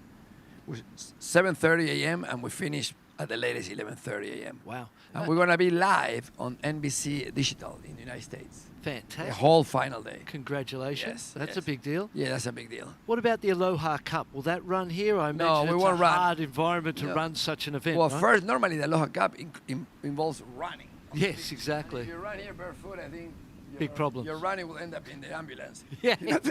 So it's not a good idea. So we consider doing it on the ocean, but also with the big waves and all the Yeah. movement. Which this is not the place for Okay. the Aloha Cup. Although I love the Aloha Cup format, you know, in 3 hours you have 8 teams and a final and a Yeah. champion. There you go. Important ride. Yeah, Igarashi here got this wave with the top priority spot. Working against him a little bit. It flattened out through that mid portion, but it could get a little bit more lively here on the inside. He's throwing everything he can at it. Here we go. It's starting to build up a little bit. Kanoa Igarashi goes down. Uncommonly. Yeah, that I is would a say. rare occurrence to Yeah, see yeah, him yeah, fall. He's only looking for a .83, so that job's done without Geordie having a second ride at this point in time. Still 6 minutes. Geordie's got first priority, so a lot of time. But I don't think that wave will beat Geordie's 6.07. Geordie's 6.07 with the 3 big turns. It stayed tall all the way. That wave got a little smaller, flattened out. So let's see the There you go. start here. What's he get off the start? Kind of misses the first turn, just does a little carve down, so not a lot scored right there. And then this is where the wave face goes a little flat. Doesn't really get much, just a nice whippy snap there into the incomplete finish right here. And it's going to be a second score, and it'll get him into second place and put some pressure on Geordie. How is that whippy snap? Incredible. I love this Australian English. I'm learning it. Australian surfing English. Yeah, I think after my experiences here in Central America, I love it. I love this part of the world. There's a fantastic, raw, wild feeling that still exists. It's like I like to say, Latin America is like Australia, but in Spanish. Yeah. It's kind of wild, you know. The edge to it. Untamed. Yeah, well. A lot of waves, a lot of crazy wildlife. Yeah, I mean, exactly. those jungles are full of wildlife, eh? I bet they are. You look back in there and you can, feel it, yeah. 4-1-7, last score. Kanoa Igarashi, 4-1-7. A 4-2-8 is now the ask for Jordy Smith.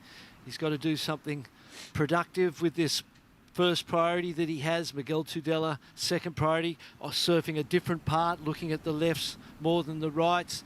I wouldn't mind, if I was Miguel, I'd think about moving on down here and showing the judges some backhand, because you saw the score he got on those rights earlier. Variety. One turn for high sevens, so we know his backhand's as powerful as the forehand, and by being there around your opponents, you kind of put some pressure on them. They've got to consider you, but well, it actually does look like he's quite close to them now in the red there. He's made his way over a little bit. Things tend to tighten up in the lineup inside of 5 minutes. Olympic qualification on the line all through this competition. Jordy Smith at the moment, he is qualified as we look towards Paris 2024.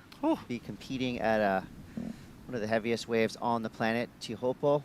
Yeah, Taupo is quite a place. And you know, it's funny because when the press conference came around, when we were accepted into Paris, some journalists asked me the first question is, where is it going to be?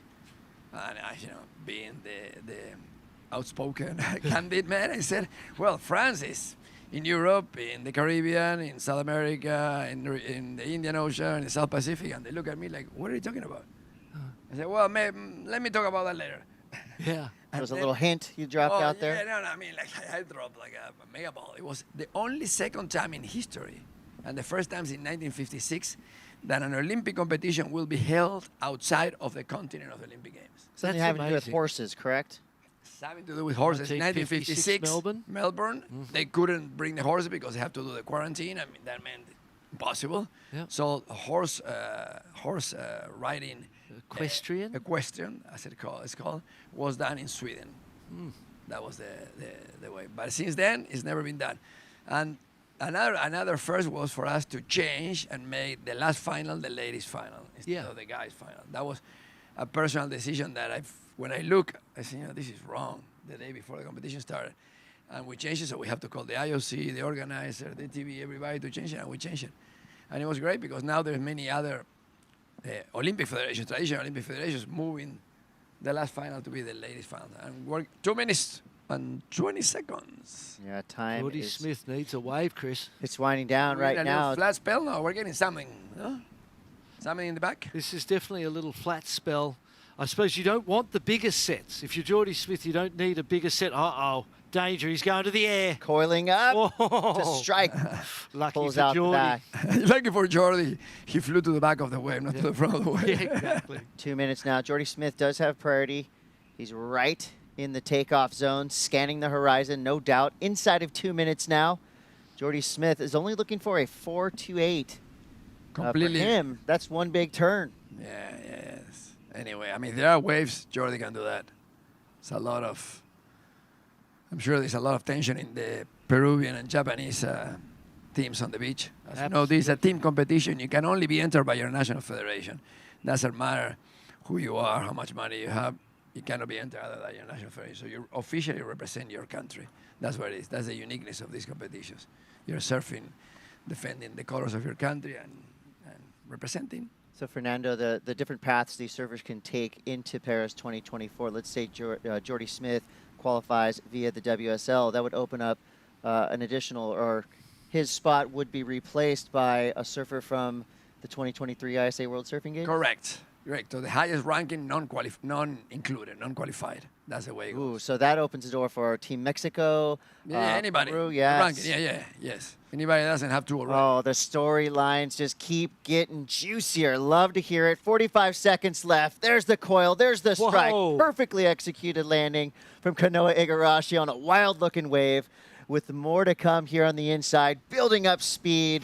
A beautiful turn on that inside section. Team Japan flying their flags high, as they should be. What a performance and a clutch moment for Kanoa Igarashi. The perfect way to defend his second place spot. Jordy had a look. Miguel Tudela has come over to the right. Oh, yeah. He Hey, Jordy, I'm right here. And he's just wanted to put that pressure on. 10 seconds. He's not going to get an opportunity, I don't think. Looks like Kanoa Igarashi is going to hold on to that second spot. And with that flying air, most probably improve on that 4.17. Well, never fear, Jordy Smith fans. This is the men's main event round.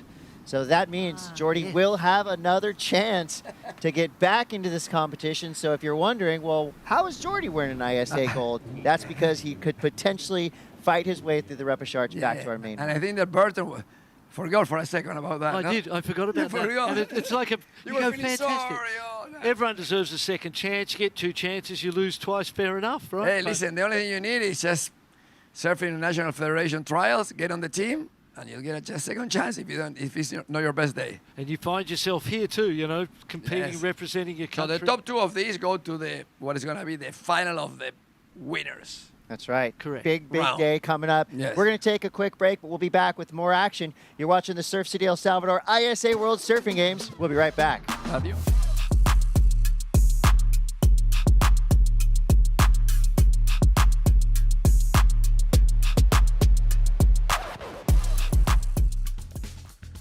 Yeah, I have a reef for 20 years. My reef business card said Jefe, which is chief, and dreamer. La Jefe and dreamer, Spanish and English. That was a card I would give to the president of the bank or whatever.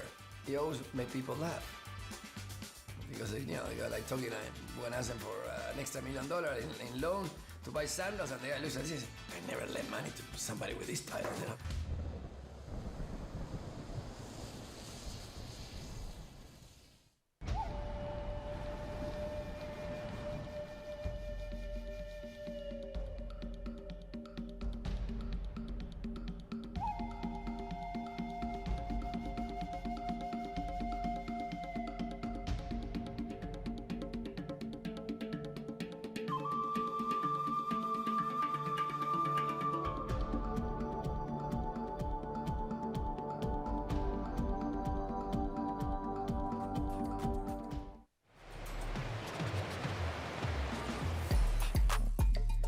We want to thank ISA President and Dreamer, Fernando Aguirre, joining us in the booth. He's got a lot going on, so he's going to go back downstairs and get to the business at hand. He has the best job of basically handing over the golden ticket to an Olympic qualifier, making their dream come true. He's a dream maker.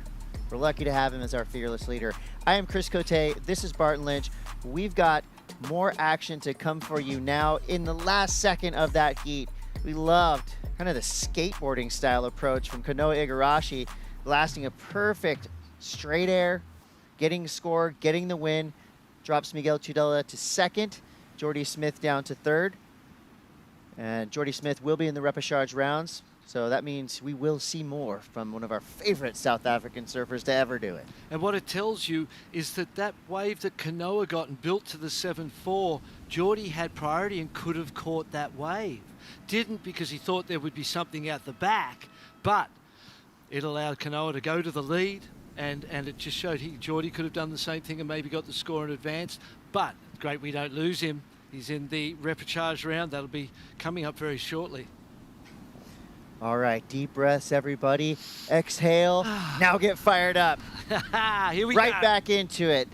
This is round 6, heat 2 of our main men's bracket. So these surfers, they're looking to stay in the main round by any means necessary. That was Al Cleland, an absolute standout. You can't say ISA Worlds 2023 without mentioning Alan Cleland. The performances he's already shown us and what he's got left for us. The guy has medal possibilities written all over him. Absolutely. An Olympic potential written all over him. And the backhand, we've seen that all week. That's been what his go-to. He was on his first wave on a left butt. Earlier today, as we see the names in the heat, earlier today he went to his forehand or front side on the right-handers and kept advancing that way as well. Well, he's got a big match in front of him now with this guy, Amakina. First mistake I've seen him make in this entire event. That's how good and consistent Luca Macinas is representing Team Peru. Rio Inaba has been, I would say, doing it a little quietly, letting his surfing do the talking, but he's been really powerful. He's been putting himself on great waves. Yes. I think wave selection has been a crucial element to success here at La Bocana, especially today. We are seeing a slight calm down in the power and the energy that we saw this morning, but by no means are these waves getting any easier to ride. It's still proper 6 to 8 foot, 10 foot on the sets. Yep. But with this high tide, some things have opened up, right? We're seeing more lefts ridden. Yep. So more decisions for our surfers to make, not just which wave to go on, but which way to go. And Alan and Luca, natural footers on the lefts. Rio, a goofy footer on the rights. All three surfers choosing and favouring their backhand at this point in time, which is an interesting thing. I mean, and that's good for surf fans because Al Cleland's backhand is venomous. It really so is. fun to watch. He's been getting into the lip and drifting the tail into radical situations with such control. Closeout turns. Just this whole event, we have seen some crazy closeout turns. Well, he's an incredible tube rider. To me, he's kind of got that a little bit of a throwback. You know, Bruce Irons, Andy Irons, Chris Ward. Just that raw skill and ability and power and a really nice style. So Al Cleland Jr. is the complete package. I bet he would going feel very good. far in his career. That is one of the ultimate compliments. The people you just referenced and you know, drew a relation between Al and Andy Irons, Chris Ward. He'll hear that later and go, "Oh, I like Not that a bad Chris. list. Yeah, I like right. that That's Chris VIP Craig only guy." right there. He said some nice things because, you know, they are two greats of our sport. Andy Irons, obviously, rest in peace, brother, but one of the greatest people to ever stand on a surfboard. Drew such amazing lines, had such an amazing individual style. So to compare Alan, to give him that compliment's a big deal. And we could be seeing some priority at hand. And yes, Alan Cleland, smart competitor as well. Big tail blow there. Comes around that section. Perfect bottom turn, setting things up for this inside bash. Gets it. Standing tall, riding out. Viva Mexico. Alan Cleland is now going to be expecting a big number from our judges. Everything right in its proper place. What a nice package he just presented to the world. And that critical takeoff was dicey. That was cool, right? It added an element to it that has points in it as well, I think. Luca Messinas. Nice, tidy wrap to start this wave. So these surfers, like you said, Barton, sticking to their backhand. So they've done their research. Now they're identifying that the lefts are starting to offer more opportunities to score on. And this is a total flip that we've seen since about an hour ago where we didn't see any lefts. Now we're seeing all lefts, no rights ridden. Look at this late drop on the whitewater, comes around the bottom. Was it cloud break? At first, where are we? Yeah, it looked like that, didn't it? At first, I wasn't too sure about his footing off the bottom. Looked like he shuffled his feet around, but he so quickly got into rhythm. That last turn was gold. That's going to be a great score. Look, here's this reap. See right there, I thought, oh, he's not planted on his board properly. It didn't even matter because he just drove into the first turn. The second bottom turn just looked authoritative. Connected with that, the timing was just perfect. And that's the sort of ride. And you could see how much he liked it, the way he stood there and just looked to the beach and went, what? What do you got? Some ways, you know, you can tell that the surfer is feeling it, living in that moment. And Alan Cleland is living the dream right now. But we'll see. Will Rio Inaba shatter Alan Cleland's Olympic hopes? Not so far, but looks like he could have a little bit more to work with on the inside. A real frothy wave. Getting a little bit more exciting through this mid portion.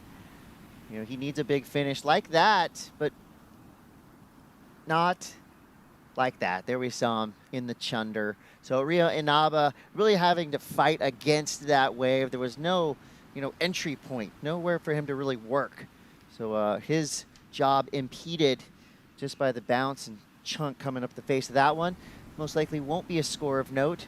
And speaking of scores of note, boom, 8.5 for Alan Cleland Jr. Team Mexico represent. It was radical, but I think it was just the power and the control in the radical situations. Again, we talked about making things look easy. He did that so easily, and it was so difficult. and that's why the score's what it is, an 8.5, and deservedly so. Alan Cleland's got one. He only needs one more, and he'll be booking his way through. Oh, look at this wave. Luca Messina's grab rail bottom turn straight up into the danger zone.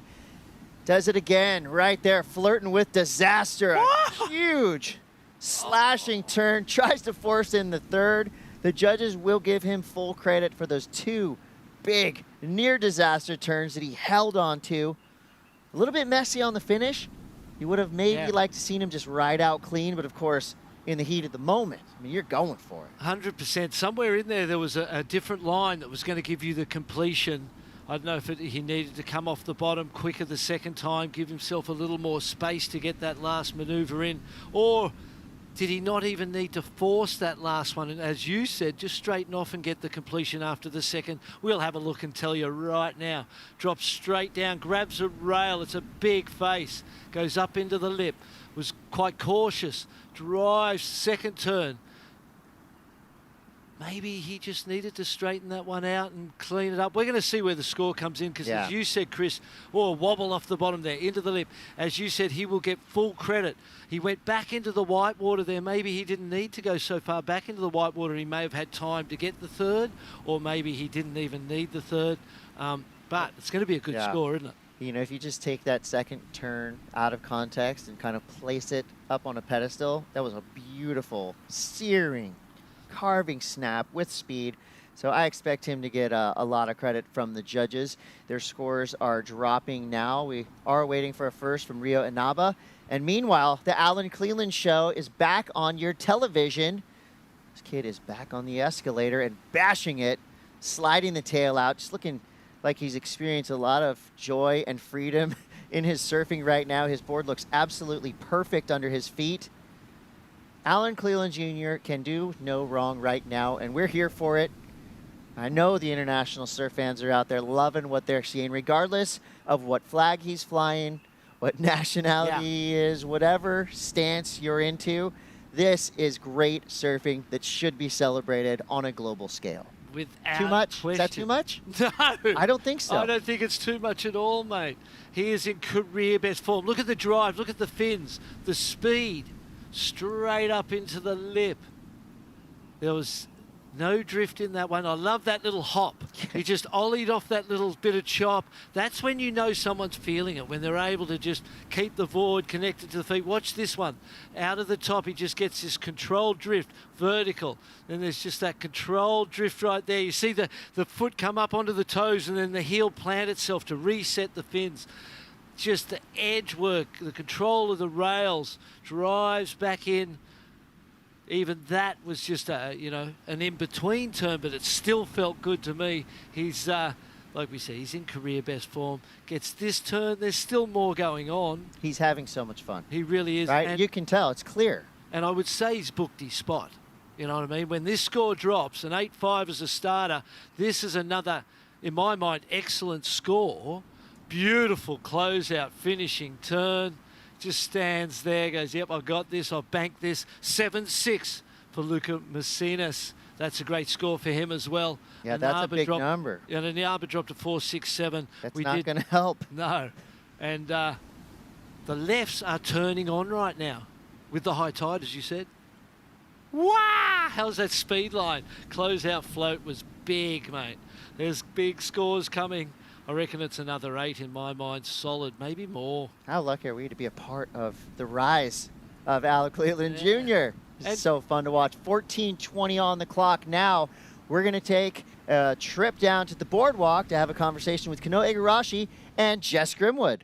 Thanks so much, guys. Yeah, Kanoa is such a good team player. You've been up here for the post heats every single heat, and it's been a lot for you. I just have one more question for the day because you're done for surfing.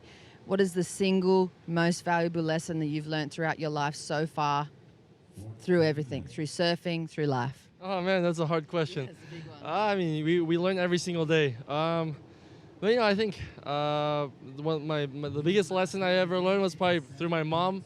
When I was younger, she always told me to be hard on myself, but be nice to others. And so, that I feel like that really captivates the Japanese culture.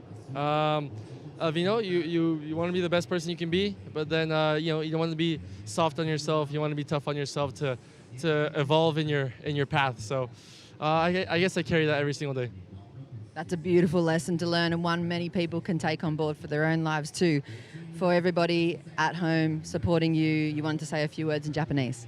はい、そうですね。またラウンドアップしたことで、もう何ラウンドまで来たかはよくわかんないけど、もう本当にいい感じにやっぱりラウンドアップしてることで、このまま続いてやっぱり日本の今回日本のスポットをゲットしたことで、それはまだ俺がこのヒートに入ってるレオの結果によるんですけど、でもそれはやっぱり本当に日本人がオリンピックのスポットをゲットしたことは本当に今回の目標だったので、このまま続いてやっぱり自分のことを集中してでチームのサポートもするということで頑張っていくのでみんなの応援をよろしくお願いします。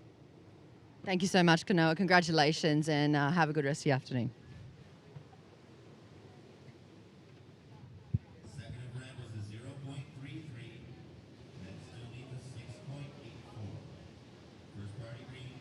Parents very supportive. Obviously, it takes a village to get to where these surfers are right now. So, to all the support teams, parents, the sponsors helping get these kids around the world and back, we thank you. Without you, we don't have this contest, So, great words there from Kanoa Igarashi. That was just, a common occurrence for him. With the last-second heroics, he's one of the most consistent surfers to ever do it in ISA competition. His medals count prove that. So for Kanoa, who's had a taste of the Olympics with a silver medal, I was actually in Japan when it happened, and the day after, I mean, you couldn't turn the channels and not see Kanoa's face on there, which was just so cool to see. So an international superstar and deserves all the accolades we give him. He's a great sport. Great human. I love the be nice to others, but be hard on yourself. And I wrote that down. I love that. I'm keeping that one too. Here we go. La Máquina. Now currently in second place. He's got big turn. Yeah, he's got a good score of 7.6. Yeah. So he's trying to get rid of a 3.9. He's done that for sure. Wah! Upside down into oblivion. That was sick. Luca, where are you? You're underwater. But you got some good work done out the back. Meanwhile, Rio Inaba. So he went to the right. We haven't seen that. Yeah, he's in some trouble. That's what's happening. We saw him take off on one, went straight down during the interview, nosedived 4.67 on the first one, where he didn't quite connect the whole way along. It was a long ride, but nowhere did it stand up, and he was able to connect with big turns. 7.6 and another big score coming. Alan Cleland got a 7.2 for his second. So at this point in time, he needs a 6.84, Rio Inaba, but when this score drops, for Luca Macinis, he might be in a combination situation. He quite possibly could need two scores rather than one. The good news for him is we're back to 25-minute heats, so he's got a little bit more time to work with. Here goes Al Cleland Jr. A little extended bottom turn around that section, setting things up, waiting for the hammer to fall. He pulls out of that wave. Doesn't need to risk everything just yet because he's still in a healthy lead with a 15.70 total. Now we're waiting for scores for all three of our surfers in the lineup. I would say the most important number to drop will be this number coming for Luca Macinis. About to watch an Alan Cleland Jr. video part. Driving off the bottom, the heat recap. This is the 8.5. Oh, beautiful big closing re-entry. The late drop was exciting. This guy as well, the lefts have turned on right now. These guys went there at the exact right time. A couple of natural footers representing Mexico, and this guy, Peru. A couple of mistakes for Luca, but still just in fine form. This guy's made no mistakes at all. We loved that little ollie and then the fin drift here. Pure fun. Clean on the rail. Even the connecting maneuvers, right? They're impactful. They add to his scoreline. They're not just setups. He makes them look cool, adds to the flow element of the wave. And, you know, we in this heat recap, we just keep seeing Luca and Alan, and for good reason. Rio has had the 4, 6, 7, but really he hasn't been a part of this. That was a gnarly wipeout. Ouch. It was ambitious. I love the fact that he went for it. But both these guys in solid positions now. Let's have a look. Third place, Rio Inaba needs a 9.33. Near perfect score. So he really needs 2 rides. The good news is he's got 8 minutes. That's enough time for 2 rides, but just enough time. You've got to get something done soon and quickly and then get back out and do it again to challenge and threaten in this heat. The good news, though, the loser, seeing we're in the main round, only goes to the repechage, so they get another. So we're not losing any of these guys at this point in time. Yeah, they've earned their golden tickets throughout this contest by staying in the top 2 of every heat that they've surfed. Third place surfer here, as you said, will have another opportunity. You don't want to be in the repechage round ever. I mean, it is so stacked with quality surfing. And that's really your last chance. That's where things, you know, you get your reality check. Yeah, we've seen so many of the World Tour surfers go down early in this event and be taken out by lesser names who are hungry, who recognise the magnitude of this opportunity for themselves and just go at it and take down those big names, send them down to the repechage round early like Ethan Ewing and John Florence. Those guys went there after round 2 or something. So, you know, it's no easy walk, this one, to get to finals day tomorrow. It's a long road, and whoever makes it there, you know they deserve it. You know they've been putting in a lot of effort under the duress of the Salvadorian heat. That's right. In and out of the water. It's most probably hotter in the water than it is out of the water. Crazy, but good. What a place. What an awesome place. 6:27 on the clock. A rare breather for our surfers. You know they're probably loving this moment. Okay, let me just regain composure. Let me see what's happening here. What is my situation?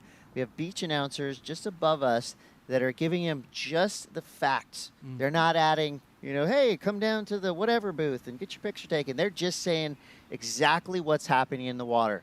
They're saying, okay, Al Cleland, or they're saying blue, you know, you're in the lead. Green, you need this. Red, you need this. Here's how priority is. So, you know, it's so important. And we have an incredibly talented field of beach announcers on hand, multiple languages. They're all polyglots. I mean, they're brilliant above us. And their job is very important. And they're doing it well throughout the entire week. Here we go. Luca Macinas snapping there. Medium-sized wave. Gets around a big section, blows the tail, and goes down. So it looks like he's trying to risk it a little bit more, maybe. Has to. The only person not enjoying that lull, obviously Alan and Luca, like, yeah, you could go flat for the next 5 minutes. We're good with it. They're in the lead. They're advancing. But when you're in third place, as Rio is, and you've got first priority, lulls they're the last thing in the world you want, you know. Hurry up, send me a set, because I need 2 waves. I need to get one now, and I need to make the most of that, and then get back out and get another one quickly and squeeze 2 into these dying 5 minutes. And it's possible, but you do need nature to cooperate to make it happen. You see surfer in blue, Alan Cleland, chilling. Chilling. Happy hour is coming up soon, and you know. Yeah, Rio, that's unhappy hour. That was a big, gnarly closeout. There was nothing for him, and now he's got to deal with being inside of that tumultuous white water. He's got to deal with paddling back out into the takeoff zone, and he's going to be in third priority. So, not a lot of good news right now for Rio Inaba, other than the fact that he will get another shot if he does, in fact, end up in the repechage round with 4:17 to go. Alan Cleland is looking like, I'm not going to say it. I'm not going to say he's looking like a lock, because Luca Macinas is a tenacious competitor, and he needs an 8-1-1 if he wants to take over that top spot. We know what Luca is capable of. If he would have ridden out of a couple of those waves that he had earlier on, it'd be a completely different story here. But at the moment, Cleland in command, control of this heat. And at this point in time, 4 people will be left after this in the main draw. So in reality, a second is as good as a first. It's not like it's putting you into a heat with 2 first-place getters. There's only 4 of you left in the main round, so a second's as good as a first. If you're going to have a little breather and take a second place and then build momentum, might be right now is a good time to do it for Luka Vasilis. Yeah, Cleland has just proven to be the bracket buster. He's just really, I mean, he's worked his way through this field with, you know, with joy, with relative ease. I haven't seen him stressing. I have just seen him smiling and Just enjoying feel his time good, down here. Everything just feels good. Even when he's on the wave, it feels good. It makes you feel good, such as the rhythm and flow that he's finding. He was the first one at the water's edge when Sebastian Williams came in from his heat as well. So not just doing a great individual job, but also holding up his end as solid teammate from Mexico. So we got 2:45 on the clock. This is not over yet. Rio Inaba is looking for a 9.23. Now, that would be one of the best waves of the entire event. Rio Inaba is one of the best surfers in this entire event. So, you know, give him the opportunity. He could surprise us. It's a long shot, but could happen. 2:26 on the clock.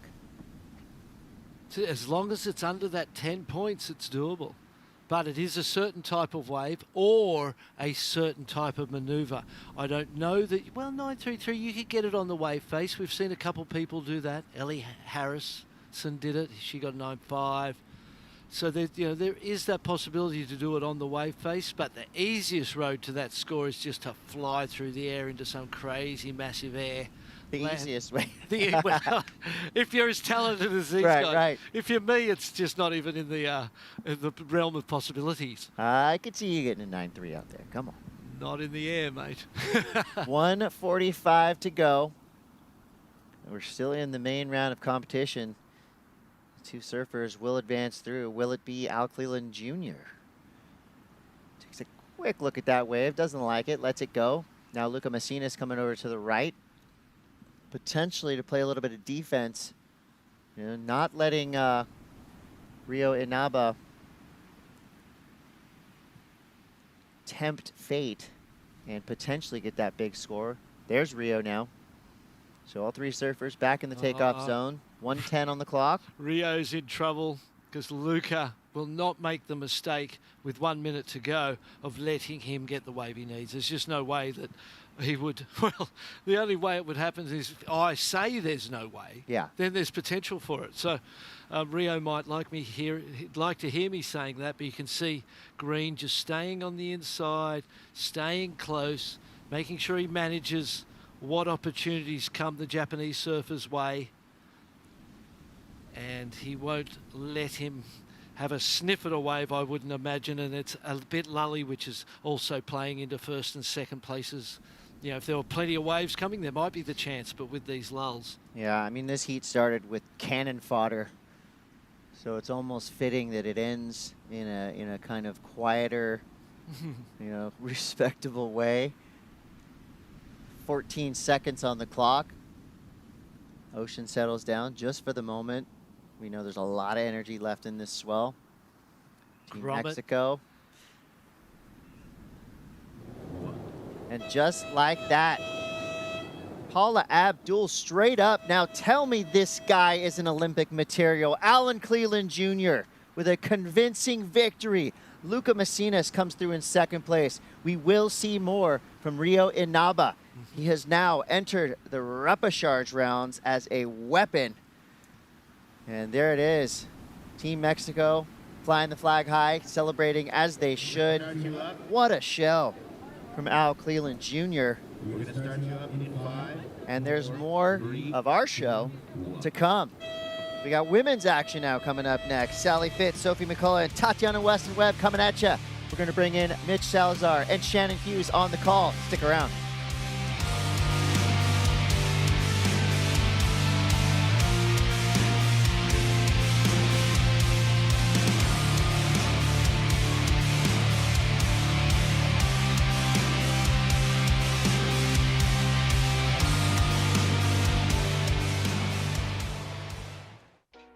The ISA World Surfing Games will be held at the world-class waves of La Bocana and El Sunzal in the heart of Surf City, El Salvador. Using progressive shortboard surfing, surfers must perform with speed, power, and flow in the most critical sections of the waves they ride. The following key elements are considered to maximize the athlete's scoring potential, taking into account the overall speed and difficulty of maneuvers and the dedicated commitment to those maneuvers. Goes for the huge goodness. corrupt flip. Pushing the limits of what is possible on a surfboard, whether in the air or on the rail. Connecting multiple critical maneuvers together with flow. Utilizing the wave to perform a variety of maneuvers. Look at the surfing. 2 big turns on the outside. Harnessing the wave's energy to create speed, surf with power, and connect it all with smooth flow. These surfers will be given the perfect canvas at Surf City, hoping to impress the judges and eventually be crowned champions at the 2023 ISA World Surfing Games.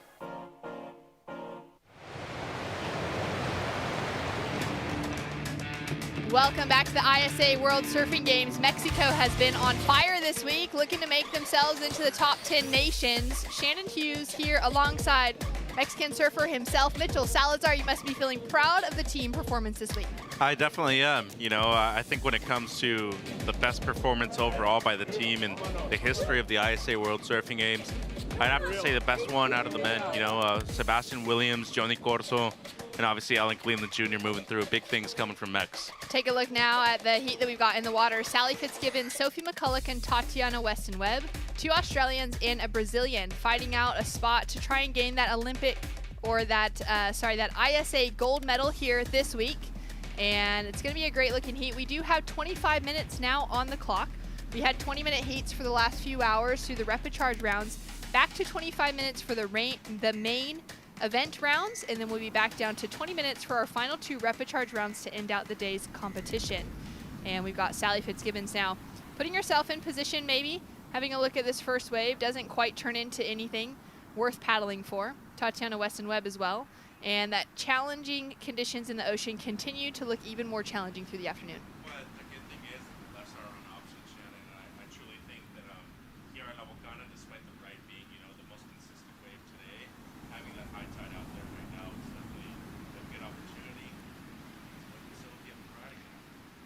Sophie McCulloch now carves back into that opening section, sets herself up now with a good looking finish. Plays it a bit safe there, but gets that first score onto the board and is looking to put herself in the leading position here over teammate Sally Fitzgibbons and, of course, the Brazilian Tatiana. Now in the Olympic conversation, Tatiana Weston-Webb has already qualified herself for Paris 2024, which means back-to-back Olympic experiences for Tati after Tokyo 2020. She's gained that qualification through her championship tour result by finishing or putting herself within that top 8 conversation on the women's CT.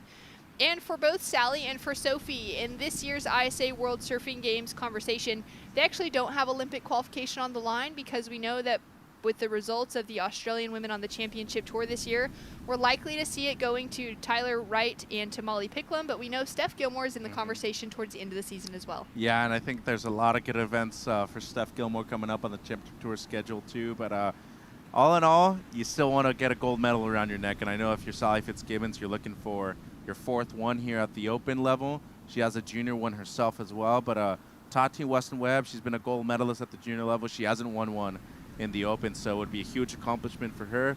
And obviously Sophie McCulloch, the youngest surfer out of the 3 out there right now. Big props to her for making it this far, especially in the main round. She had a great performance last year in Huntington Beach too, Shannon. Yeah, she was really monumental for that team. It was very close for the Australians to nearly grab that extra spot for the nation when it comes to Olympic qualification. But we'll get back to that as Sally Fitzgibbons is now up and riding on her opening wave. Chattery face to this one as she drives through that opening turn. Sets it up now for another turn in the pocket for Fitzgibbons. Looking to link it up together for a third dynamic one to finish. And maybe that foam climb, she'll kick out quick as that wave converges. Solid surfing from the 3-time ISA gold medalist. Yeah, and I really like this wave from Fitzgibbons, especially as a start. It seems like Tati might have a shot here. Looks like a good-looking wave. She's going to have to let it go. And that's what happens on the left. You get a little bit out of position. You're not right underneath the lip. It's going to be very hard to catch a lot of these waves. Positioning has been so important throughout the day. We've seen a lot of heats where the surfers have been clipped by one of those outside sets and they've been pulled into suspended priority, which has been a wild thing to battle with. A lot of water moving, that positioning being absolutely crucial. And lots of times that's out of your control. You know, you just get caught inside by a big rogue set. The ski can't help you. You need to either come in all the way where, you know, suspended priority will still be in place, but you can do the paddle back around on the left with the higher tide is much easier. But if you're going to commit to the right, it's better just to commit to the right all the way through, Shannon.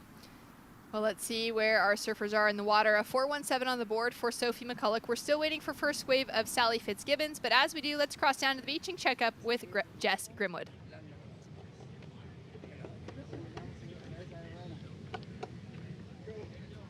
Oh, hey guys. Thank you very much. Alan, we were just having a quick chat.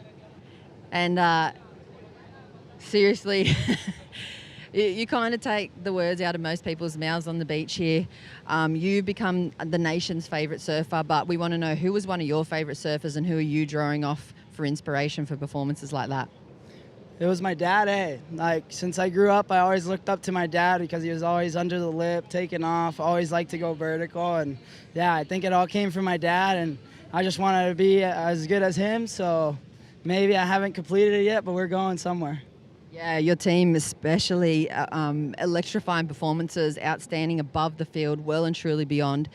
For heat surfing, I mean, you know, you go through and you collect a lot of losses, you collect a lot of wins. How does it feel to be banking up those wins in the good bag for this one?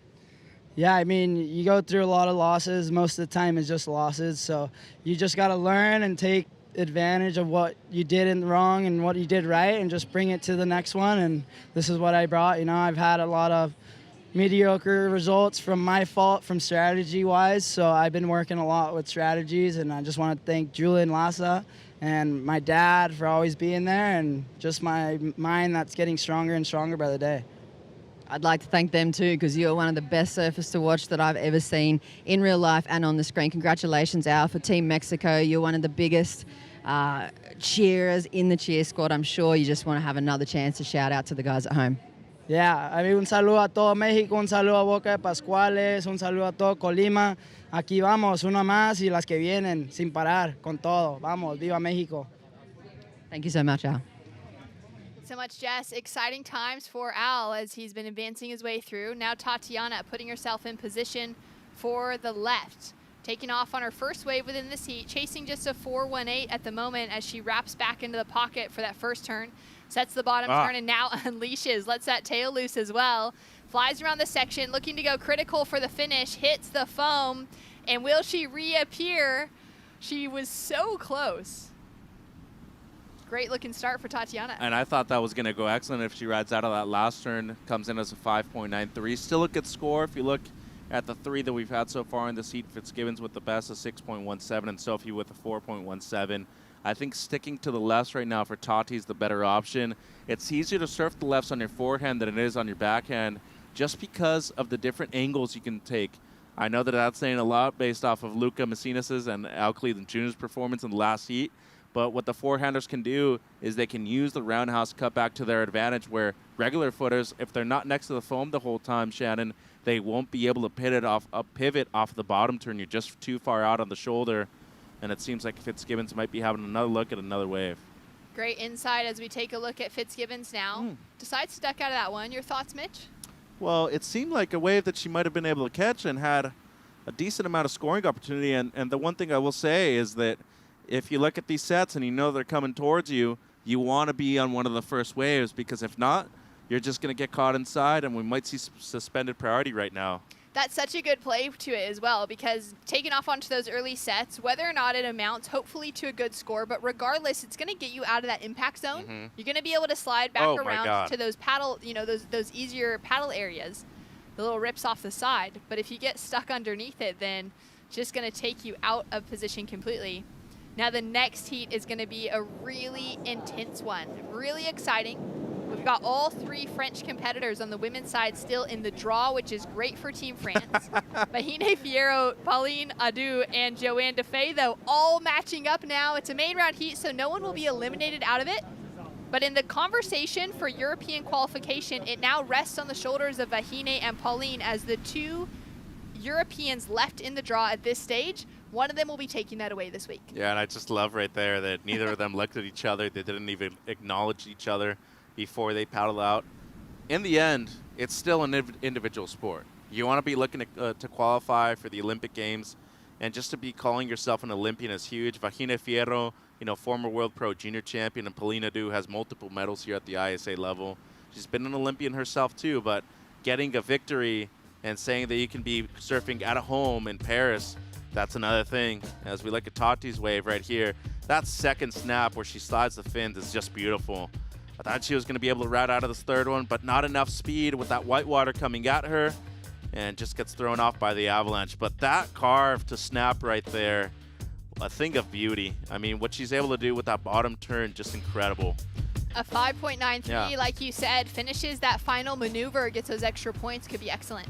Definitely. And right now, with 13 minutes and 20 to go, that's a huge score right now, just based off of everybody only having one score in their overall heat total right now. 13 minutes ago, you saw Fitzgibbons there with a small S next to her name for just a small moment in this heat. She made it back out, recovered second priority. But I saw Sophie McCulloch just get clobbered by a few waves over on the right.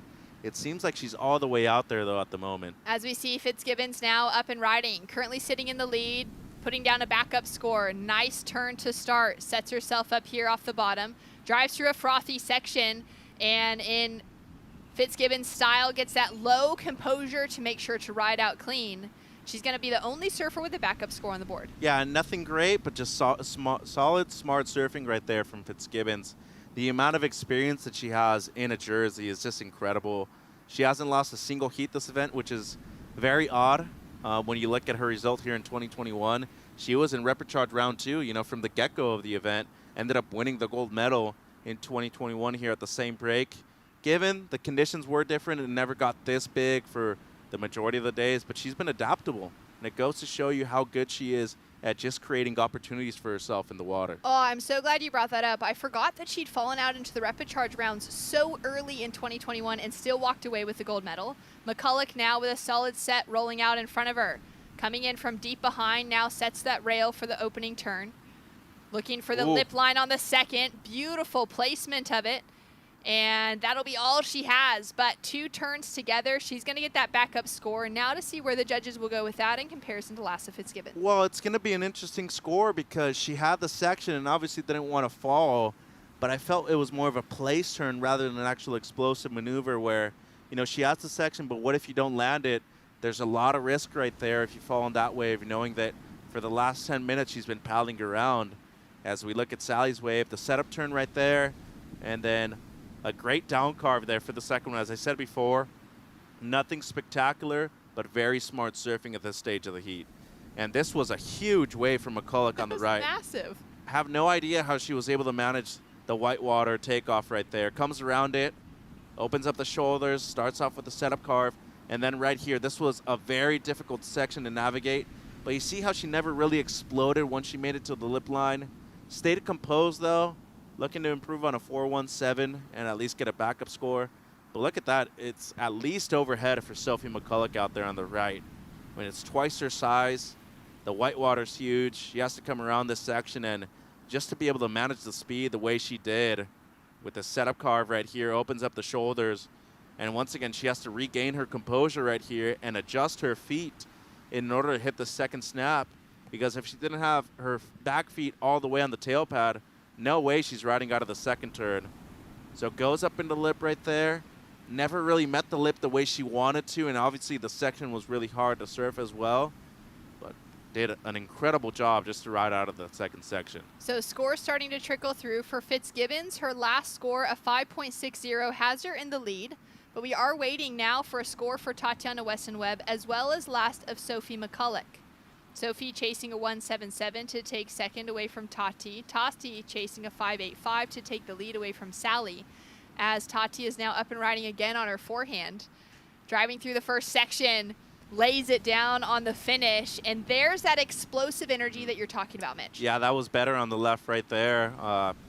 Get a variation on that wave. Had the carve to the great snap there at the end. I think the interesting score right here, Shannon, is going to be how much they actually value that set wave from Sophie McCulloch. The score's in. They didn't like it that much. Scores in just a 4.50 for Lasta McCulloch. So she's now into second, but we've got a score to drop for Weston Webb. A 2.74 will get her there. Yeah, and she's going to get that. And I know I'm being a bit harsh on Sophie, but she had the opportunity to really capitalize on a great section. But, I mean, that was a huge wave. Imagine the wipeout she would have taken if she falls on that second turn right there. But it was a massive opportunity and a golden one at this point of the heat, too, as Tati scores in right now. A 6.37 for Tatiana. That risk improving her scoreline, taking her all the way to the lead over Fitzgibbons. Now chasing a 6.14 to take first. And that puts a huge requirement on the board for McCulloch, a 7.27. That risk versus reward, well worth it when it comes to this stage of competition, Mitch. Exactly. I mean, we're 2 heats away from the grand final. And at this point of the event, you need to be going for the biggest things possible. And you know that Sally isn't going to let go of that second place. I mean, she's still going to be looking for the lead the entire time she can. A 6.14 would do that. And as of right now, Tati, with only 2 waves ridden, in the lead by a good margin, too. I mean, Sophie's needing the best score of the heat of 7.27. Would be surprised if she's able to get that on a right in comparison to a left. If you look at the last few heats, the highest scores have all been on the left, Shannon. And I don't really see too many rights out there that are offering a lot of scoring potential for something close to an excellent score like the one Sophie needs at the moment. Under 8 minutes now on the clock. We started out with 25 minutes as we're back into the main round heats. We'll have 20 minutes for the next heat that will be coming up, with all 3 competitors for Team France on the women's side still in the draw and still in the main round. Having not lost heats yet, being able to take away those first or second place finishes has been really good. But that conversation is going to be really intense as we get into it, knowing that 2 of those surfers are looking for the remaining spot for qualification for the European region on the women's side out of this specific year for the World Surfing Games. Of course, we'll have a lot more surfers to qualify out of the 2024 World Surfing Games in Puerto Rico, which will be very exciting to see unfold. We'll get those solidified qualifications on the men's side, and we've got a lot of surfers that have qualified already on the women's side through the championship tour rankings for this year. And of course, those spots that were gained for both of the winning teams by gender out of the 2022 World Surfing Games, which went to the USA on the women's side, for Team USA taking out the gold medal for the women, and Team Japan on the men's side, meaning that we're guaranteed to have a spot, and that could open the door for a 3rd surfer for each of those nations per gender. As we take a look at Fitzgibbons now, smaller size wave, doing well to unleash 3 powerful turns, and she wants to take that victory here once again. And you could see her smile right there once she finished that wave, too. A small little fist bump right there. And Fitzgibbons is so experienced when it comes to competition. I mean, she really has accomplished everything except the World Championship Tour title. Runner-up multiple times, and she had a chance to clinch that victory actually in Honolulu Bay a few years ago. Wasn't able to do so. But when we talk about one of the greats of the sport, especially people that haven't won a world title, she is definitely up there on that list. I would put Jordy Smith up there, and I think Rob Machado is obviously one as well. But look at this replay here. The size of the wave, you mentioned it was a bit smaller. It was still quite a large wave, though. I mean, it's overhead for Sally. Comes around the section right here. Brings it all the way around with the roundhouse cutback. Great positioning on her board. Solid extension. And I really like this combination at the end. She's set up with the first turn. And look at the way she's able to arc back with that bottom turn in the pocket. Great use of the rails. And this turn right here was massive. Used that speed of the second carve into the lip line and exploded when she got there. That's great stuff from Sally Fitzgibbons. Still only in her early 30s. A lot of time to get a World Championship Tour title, Shannon. That's right, the 32-year-old from the south coast of New South Wales. Some great surfing from her. Drops in a 6.93 for this last wave. She's looking for that requalification to the Championship Tour and the Challenger Series this year. But right now, all of her focus is here at the ISAs. Love having that conversation, though, about the accolades she's had in the past, talking about those runner-up world title opportunities for her. It was 3 years running where we had 2010, 2011, and 2012. She was the WSL World Tour runner-up. And then in multiple years since then, you know, all the way through to 2023 at the start of the season, we had so many different world title scenarios where Sally Fitzgibbons' name was in the mix for the last decade. It's been shocking to see her not walk away with one of those wins, finishing out, you know, 3rd, 4th, 5th in the world. And great to see her adapting to the changes that have come within professional surfing in her career as well. Which I think her, among many other women, she's one of those that has really found the rhythm in different formats that have been offered. Yep. She's been the winningest surfer in the ISA format specifically. Yeah, she has. She also walked away with that 5th place finish at the Olympics. An excellent result. Didn't quite get into that medal round, which would have been one heat farther to be able to battle out at least for the bronze medal, if not to then advance through to the gold medal rounds. But incredibly well adapted to the variety of surfers she's come against, whether it's championship tour experience or the plethora of surfers that haven't quite reached that level here at the ISA World Surfing Games that will be in that Olympic conversation as well. Well, what's going to happen and what she needs to happen is that next year when we go to Puerto Rico for the ISA World Surfing Games over there, if she wants to get into the Olympic Games, she needs to be getting that gold medal for the women's team for Australia, because that would open a third slot for the women. And I think if you look at the adaptability, the way she surfs bigger waves, and her capability of charging solid waves like in Tahiti, she is the person you should select for your team. And, I think she would be a no-brainer for me. She's won in Fiji before. She's obviously charged in both Pipeline and at Honolulu Bay. And I think she would be a great pick if you're looking for the third person to go. That's right. And think about the win she had in Fiji with the perforated eardrum. Insane. From round 2, perforated her eardrum, surfed it all the way through with her head taped and strapped together. Would have had no balance really to rely on, and walked away victorious as one of the great moments in sporting history. Sophie McCulloch goes down in the section. She's been the only surfer to be just a little bit out of touch with maybe that power of the wave so far within this heat, having put together some great surfing so far for the young surfer out of the Sunshine Coast. Tatiana now with a big wraparound. She's looking to become victorious over Sally within this heat. Nice snap and goes in for a second, but can't quite hold on to the finish. She surfed a lot of great waves today. Yeah, she has. And, I mean, she's in second place. She was looking to better at 5.93. I think the only way she was going to do that was by actually surfing that wave to its full potential.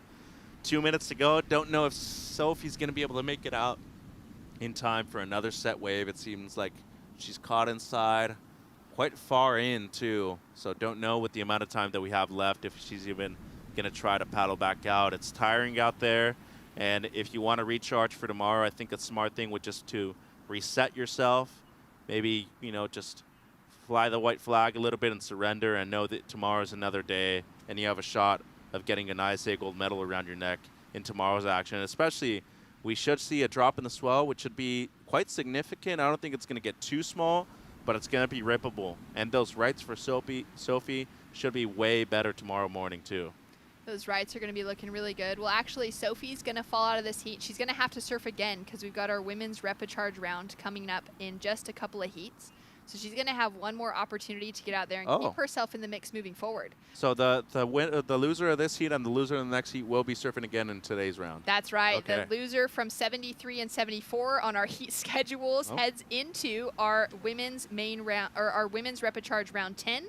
So they will be competing again today, which is how that flow has been throughout the way. She'll go against Leilani and Aaron. That's right. Leilani and Aaron and Sol and Ellie are seeded through as well. So Team Australia currently with all 3 surfers still in the mix. Team France being the only other nation with that result at the moment. We've got Costa Rica, Canada, and Peru still on the repecharge side for the women. 30 seconds to go. Sally, having a look at this one, last of West and Webb, just a 4.1, is unable to take the lead or factor that into her top 2. She also, I believe, has decided to come in as she was right there on the inside section after the finish of her last wave. And with that high tide now pushing in that big swell, we're seeing more waves wash through right up to literally the bottom of the building that we are currently sitting in, Mitch. Yeah, and I had an opportunity to surf yesterday afternoon. I caught one good wave. I should have come in with that one, and I stayed out a little bit too long. And coming in with the high tide here with the swell coming up all the way to the scaffolding, it was not a pretty sight. But good job there from both Fitzgibbons and Weston Webb moving through. We will be seeing Sophie McCulloch in around an hour out there. That's right. Sophie will be straight back out there. Well done to Fitzgibbons and Weston Webb. Australia and Brazil advancing through, looking for gold medals this week. We've got more action to come. Stay tuned for 3 French women battling it out right after this.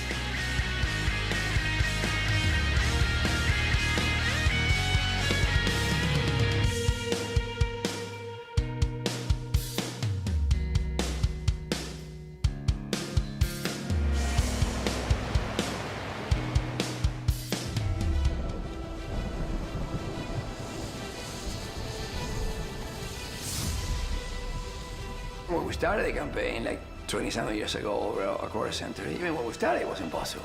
I mean, everybody, okay, my friends, my brother would say, you're really gonna put your energy in this? Let's go surfing. I never thought surfing would be in the Olympics, period. We all just looked and rolled our eyes back at, like, come on, Fernando. Surfing will never make it. I've never actually dreamed of being in the Olympic because surfing wasn't an Olympic sport. I never thought surfing would be in the Olympic sports. The Olympics wasn't ever a dream of mine because it wasn't a reality, it wasn't tangible. It's the biggest event in the world. Fernando is the reason why we're all there. Yeah, it's like me telling you I'm gonna, swim around the world. 27 years later, he pulled it off.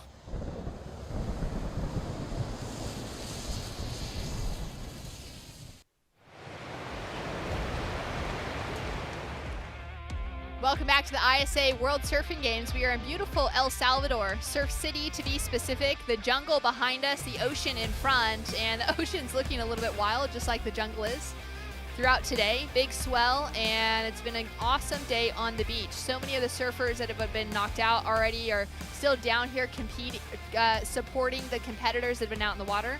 We just saw Sally Fitzgibbons take the win, Tatiana Weston-Webb in second, and Sophie McCulloch falls out, but we're going to see her again today in the rapid charge rounds as that was a main round heat. Now, up and riding, in live action, in real life, Joanne Defay from France already qualified herself for Paris 2024, so she's a two-time Olympian. As we take a look at her opening ride, she'll kick out in the water against her teammates in Vahine Fierro, the Tahitian representing France, and Pauline Audou, the Olympian from Tokyo 2020, representing France as well, originally from Anglet. And this is going to be an exciting heat to watch unfold. Yeah, and she's the only surfer that's actually from mainland France. You have two that grew up at a lot of reef breaks, a lot of heavier beach breaks than what Pauline Audou would normally surf at Anglet. But guess what? She's up and riding now on this left. Nice snap to start, starts to set her line here to try and gain some speed. Heading into that second turn, pushes a lot of water. Frothy section in front of her, dissatisfied with what that wave had in front. Yeah, and still a lot of time on the clock, 22 and a half, plenty of time for Pauline to get back out there.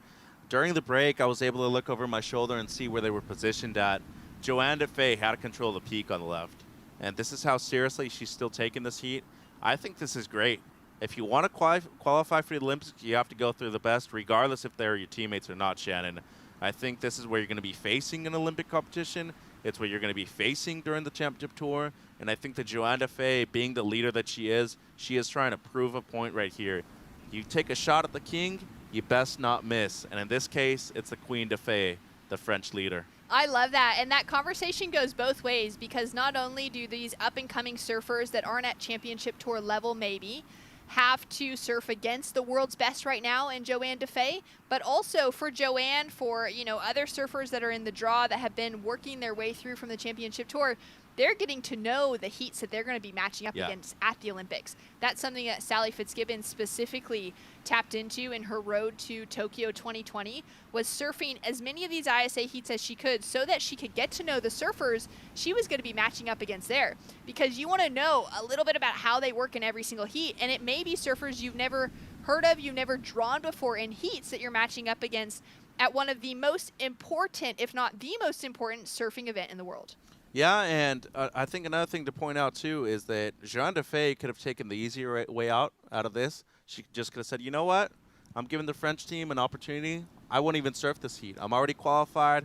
I can let you guys do your thing. She went out there, and look at her. She already dropped the best score of the heat so far, Shannon. Now up and riding, Joanne Defay for the second with a 5.5 to start out.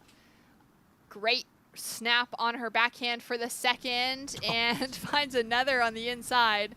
She is having an absolute blast out there, connects with the lip line to finish, nearly holds on to it, just gets off balance for a moment. She'll go down, but putting a backup score. First of Pauline was a 2.67, and first of Vahine, just that quick in and out for the 0.43. This is now going to be her first real opportunity to put a score on the board. Taking off deep behind the section for Fierro in red. Drives through that opening turn, throws a lot of spray into the connection for a second. Looking for that finishing moment to tap the end, and she'll look to hold on for the finish. put a complete wave down and take that second place position away from Pauline. Well, it's her best wave by a long shot, too. 20 minutes on the clock, and right now the pressure is going to be on Adu, former Olympian, as you said, but Vahine Fierro has a huge amount of motivation to qualify for Paris 2024 because it would be at one of her home breaks at Tiopo in Tahiti. Coming originally from Huahine, there's plenty of waves over there to practice on, but in Tahiti, there's one specific wave that tends to be quite like this. It's a wave called Papara. It tends to be a beach break. It has more of a cobblestone bottom, but it moves around a lot like La Bocana does. And I can assure you that Vahine, when she was at home, she was spending hours and days practicing out there for a wave like this. Down to 20 minutes on the clock. Still waiting for the scores to come through for last of red and last of blue. And it's great to be, you know, it doesn't matter where you live in the world, there's a chance that you're going to find a wave that's similar to something you're going to be competing at. Maybe not something that's super identical to it, but there is that opportunity to try and get some training time in at waves that are more similar to something you know you're going to have a big event at. Especially when it comes from a psychological perspective, too. I've always seen, you know, a few of the best surfers from my region. I remember seeing Brett Simpson always practice for, you know, a wave like Snapper Rocks, and he'd go down to upper trestles or lowers just to practice at a wave like that. If you got pipeline coming up, you're usually surfing something like Seal Beach that's much heavier, a lot of water moving around, and especially in heavy water, too. In this case, there are a few waves that are identical to La Bocana, and especially when it gets this size, too. It changes so much when it's on a low tide to when it's a high tide. And as of right now, you know, we've seen the best waves in the last 2.5 hours only be lefts. This morning, I don't think anybody thought they were going to be surfing the right. It ended up being the best wave. They were dropping excellent scores on it, and there were very few heats where there wasn't at least a 7 or an 8 in each of their score lines. And I think as of right now, if you're not adaptable and not open to a different kind of mindset and competition, you won't be able to survive out there, Shannon. Yeah, being able to change things up is so crucial at this stage of competition. We've got scores that have come through, Mitch, a 6.33 for the backup of DeFay and a 5.10 for Vahine. Now has her sitting in a better position to try and take away the lead, chasing a 6.73 for first. Pauline off to the slowest start within this heat.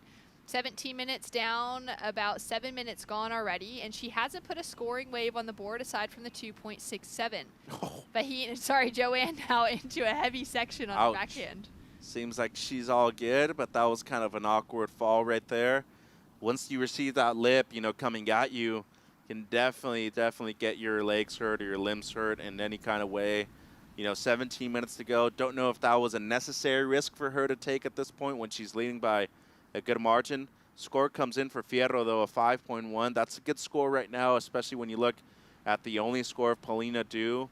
What I will say, though, is that you will see a good amount of competitive pressure by both Fierro and DeFay added to Paulina Adu, knowing what she's capable of. She has CT experience. She's won multiple QS events, and she's an Olympian, obviously, too. So a lot on the line for these surfers out there right now, and especially for Vahine being the only goofy footer on the left-handers, you got to be thinking that she has an advantage out there with the forehand attack, Shannon.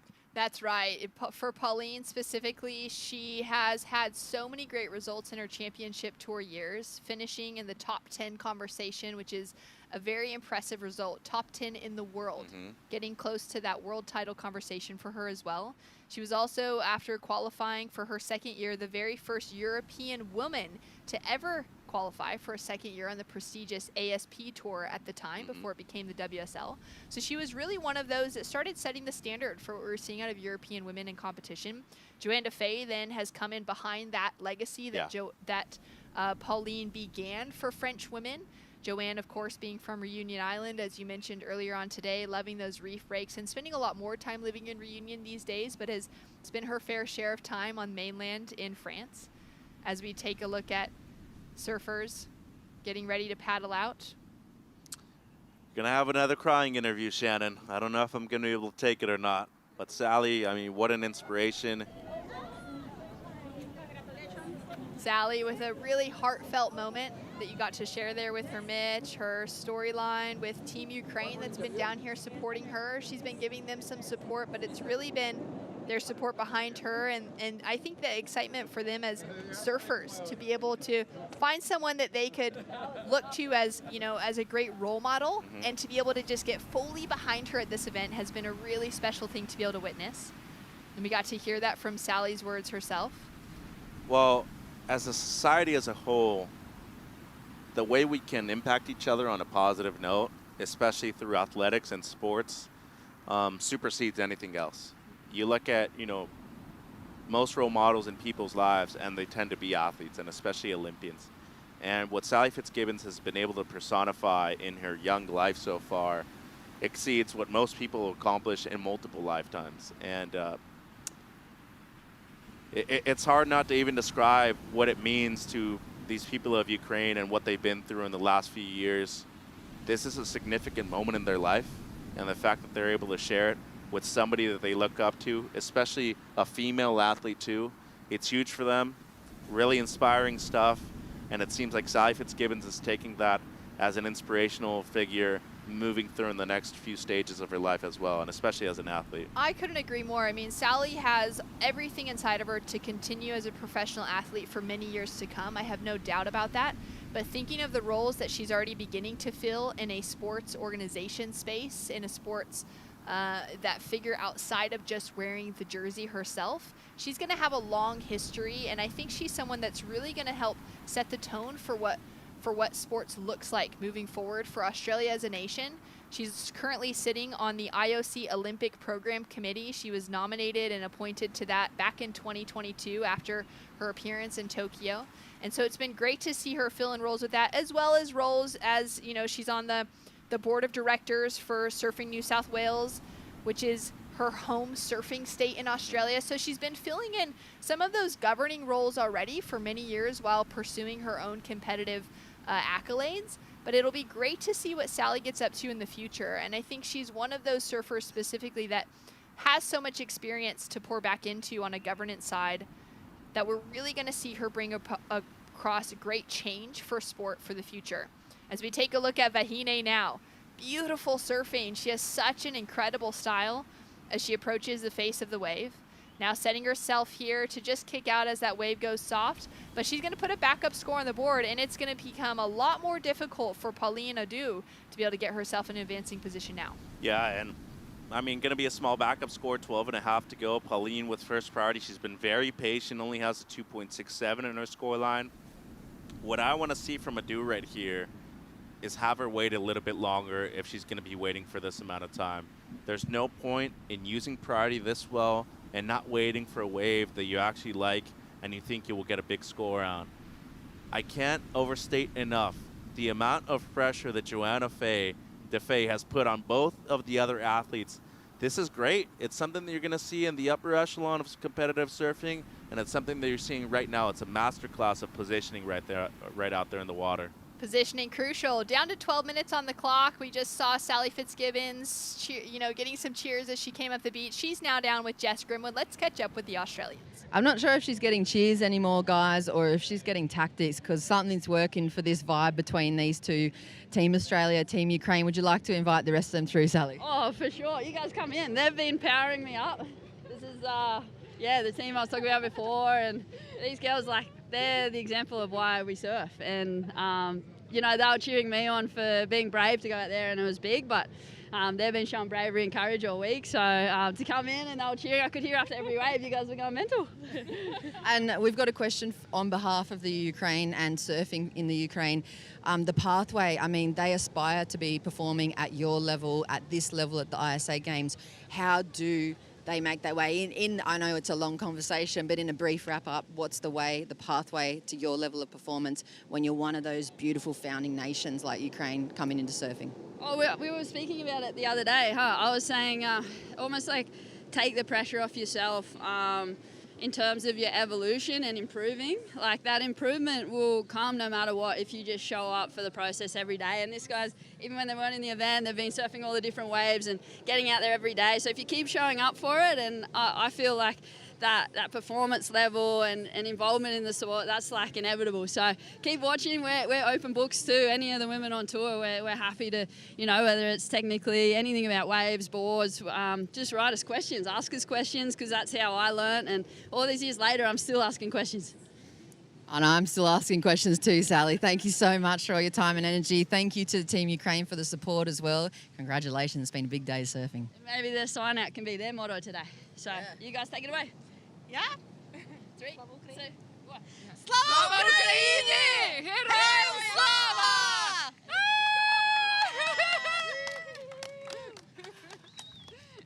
Oh, that was such a special moment. I love that we were able to hear from the Ukrainian team, from Sally. Great wisdom. I think great leadership shows the ability to continue asking questions, to remain humble and not believe that you have all the answers. And Sally is a truly great leader. Not knowing nothing is actual knowledge, and Sally Fitzgibbons personifies that right now. Here goes Paulina Dew. Setting herself up off the bottom. Now into that first snap. Ow! Looking so smooth, but a terrible fall at the end, Mitch. Oh, I hope she's okay. That looked quite bad right there when we saw it live. Lost sight of her as well. Well, she landed on her board, and that's the scary thing about it. We just hope she's okay. Seems like she's paddling back out. Good effort, though, there by Pauline, and you got to respect that. 9 minutes to go. She got washed in all the way. There was a huge set during the interview with Sally, and she had suspended priority. She had to go on something just to get out of that 2.67 in her score line. And this cannot be more beneficial to Vahine Fierro than it is right now. 8:40 on the clock. That's exactly what I was thinking. So Pauline is going to have a long paddle. She's been putting in all that work behind the scenes. So fitness, she's going to be right there. She's got enough time to get herself back in the mix. But this was a very crucial moment in this heat, and it went missed for Pauline. Well, look at how steep the section was, but all the froth on the face really affected her line. And look at that backwash, too, when she was coming out of it. See the way her back foot lands all the way back, and ow. Man, she just nearly lost sight of her board right there, and good thing it wasn't anything serious. Seems like she's fine, paddling back out. But right now, with 8 minutes to go, I think she's going to need 2 new scores at the moment, because Vahine Fierro only has a 4.5 as her backup score. And with second priority out there, you got to be thinking that Joanne Defay will not be looking at anything that would not better her 5.5. And Vahino has a chance of gold right now to make it out of this heat. Yeah, this is a very crucial moment in Vahine's career. Now, we already know that Joanne Defay has her Olympic qualification for Paris 2024 stitched up through her championship tour results this year. The remaining spot for Team France, but also for this week, it's the European continental qualification for the region of Europe. The only 2 surfers left in that running for the women's side of the draw are these 2 in the water, Vahine Fierro and Pauline Adu. Whoever of them finishes higher in the event this week, between tomorrow's finish really, is going to be walking away with that Olympic qualification for Paris. Might be decided in this heat. Well, Pauline Adu still is going to have a chance to surf again, because this is our main round heat. So we don't have a for sure answer out of this, because Pauline will head to the rapid charge round. She's going to have the chance to battle back. But what it is going to do is whichever of those 2 advances through, if the situation remains as it is now, we can see that Pauline unfortunately has such a long paddle ahead of her to even get into a position to catch a wave that could give her a 7-point quality ride on a single wave. The way to that result is going to be a lot harder for Pauline now when she falls out into the rapid charge round, if that's the end of this. Well, there's no pressure on Vahine's shoulders anymore if she makes it out of this heat and into the, main round final. What happens right now, though, is that with 6:20 to go, I just don't even see her being able to make it back out with where she is in the lineup right now. Tide's pushing in. There's been a lot of set waves the last few minutes, and within this heat, there's been 2 of those cleanup sets. And look at the short distance that she has advanced so far in the last few minutes. 6 minutes to go on the clock. Fierro and Defay on the outside. And there was actually a specialty event that we ran for the World Surf League during 2020. It was the COVID year. There was an event in Angers in France. Vahine Fierro and Joanne Defay were both in the final, and Vahine was leading the entire final, but she didn't take the inside away from Joanne. And I can assure you that that moment where she lost that final because she gave one wave away to Joanne Defay when she had a priority, that will not happen again in her competitive career. She has learned so much from that moment, and I think as of right now, you've seen the maturity and the development overall for this young lady in the red jersey. I feel like with that description of that scenario at that specialty event, Vahine is going to have a close eye on where Pauline is sitting in the water right now, knowing that she's under second priority, so Joanne has pick of the lineup. But for Vahine, she's going to want to make sure to control the situation and keep Pauline off of a wave, force Pauline into the rapid charge rounds with the longer road back to that grand final, where Vahine will be that much closer to holding on to that opportunity with less heats to surf in order to keep herself in the mix. I mean, I've covered many ISA World Surfing Games, juniors, SUP events, and this year's longboard event too. I don't think in the history of the QS, the CT, anything, I've seen 3 people from the same nation compete against each other. And when I mean nation, obviously, when you're competing for your country at the ISA World Surfing Games. I've seen it on the QS when there's 3 Australians or 3 Americans. But the only other heat that I can remember is when 3 brothers surfed in the same heat. It was the Gudauskases at Sunset Beach. When Tanner was needing a result to qualify, he just needed to make it out of that heat. And both Dane and Patrick actually covered for him in order for him to make it out of that heat. This ain't going to happen here. There's 3 people out there. There's Olympic qualification on the line. And as you said before, Vahine Fierro, she actually looked back to see where Paulina Du was, you know, inside of her. And knowing that she has priority over her right now, she's just going to move over a little bit and play some defense. This is also one of those moments specifically for Vahine's career where she came so close to getting the qualification. It was between her and Pauline to take that second spot for France for Tokyo. And she just narrowly missed out with Pauline getting the higher ranking advancement out of the 2021 World Surfing Games. In that same year and in a couple of years around that, we've seen Vahine walk away as that next person out of qualifying for the championship tour. She's been within it by a few strokes, a few waves more, and she could have found herself as a CT surfer. She's just had some of those unlucky draws or those moments in her career where everything else has shaped up until that really critical point where it's another heat advancement or 1, 2 more, and to get herself there. Now, I feel like in this year, it would be it's going to be incredible whoever gets to surf in Tahiti for Paris 2024. But for Vahine specifically, for Kali Vast on the men's side for France, if they can have that opportunity to compete, it's home for them. They're Tahitians. They are surfing that wave better than so many people in the world. They have grown up being able to compete there. There's but a paddle. We've just seen a paddle from our surfer in red, I believe. Wow, and look at the way priority switched up right here. That could be a drastic mistake right now for Vahine. 2.5 minutes to go, and Pauline needs a 6.93. We're talking about something close to a 7. I don't think she needed a paddle for that wave at this point of the heat. That's a big priority mistake right now. Now also about a 5-minute paddle, Pauline has found herself back into the zone, which deems that priority back to her name. So well done for getting herself into the mix. We know she's capable of that single score of a 6.93. Had she landed that maneuver on her last wave, it was such a critical section, she could have maybe been looking at a single maneuver score into that range as well. So with 2 minutes to go, now it will be in the hands of the ocean. Pauline has first priority over both Joanne and Vahine.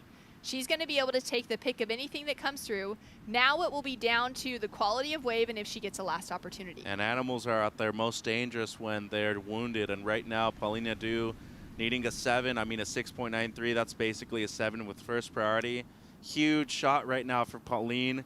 The amount of competitive experience that she has, she's just got to be relying on all of that experience right now and digging deep within her mind, within her physicality. It's all on the line right now. She makes it out of this heat. Now pressure would be on Vahine to really make it through the repechage rounds. And especially with that being in the back of her mind, that Pauline actually knocked her out of contention to qualify for the first Olympic Games. It's now or never. 60 seconds to go. 60 seconds to go. Back in 2017, both Vahine and Pauline had their biggest results to date. Vahine won the World Junior Championship for the WSL in 2017, and Paulina Du walked away with her gold medal for the ISA World Surfing Games in 2017. Since then, it's been so incredible to watch their careers unfold, and to be able to see them now matching up, Vahine coming into that conversation for Team France, taking a part, taking a space away from where we've seen Justine Dupont representing Team France on the shortboarding side. Vahine's now grown into that position, a little bit older, now into her early 20s. And those two have had some epic battles within their careers. It's now coming down to another one. Will Pauline have another chance? She has a look at that one, decides not to go. It was going to be so small, it would have amounted to maybe any scoring potential for her. I mean, you need to give yourself a shot, though, and especially because that was a paddle 2 priority switch, but this heat's done and dusted. 7 minutes on the clock, but I think she's going to have a chance under third priority. She is up and riding. This wave is going to count for Pauline, but she's so far and deep behind the section. It has sewn up the result for Joanne Defay taking the win, Vahine Fierro in second. Paulina Du drops into the rapid charge round. She's going to have to get back out there, reassess, get that mental focus once again to paddle out and battle here at La Bocana for a chance to keep herself in the mix for Paris 2024 qualification. Wow, that was insane to be able to see the finish. We're going to take a quick break. We'll be back with more action. Chris Cote and Barton Lynch to call it all right after this.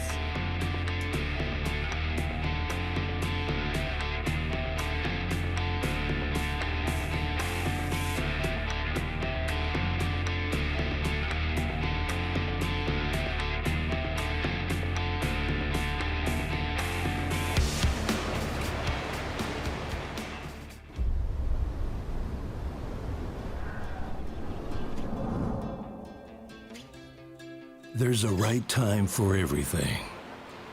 A right time to learn. A right time to try. A right time to fall. There's a right time to face yourself. A right time to enjoy pleasures, to make friends.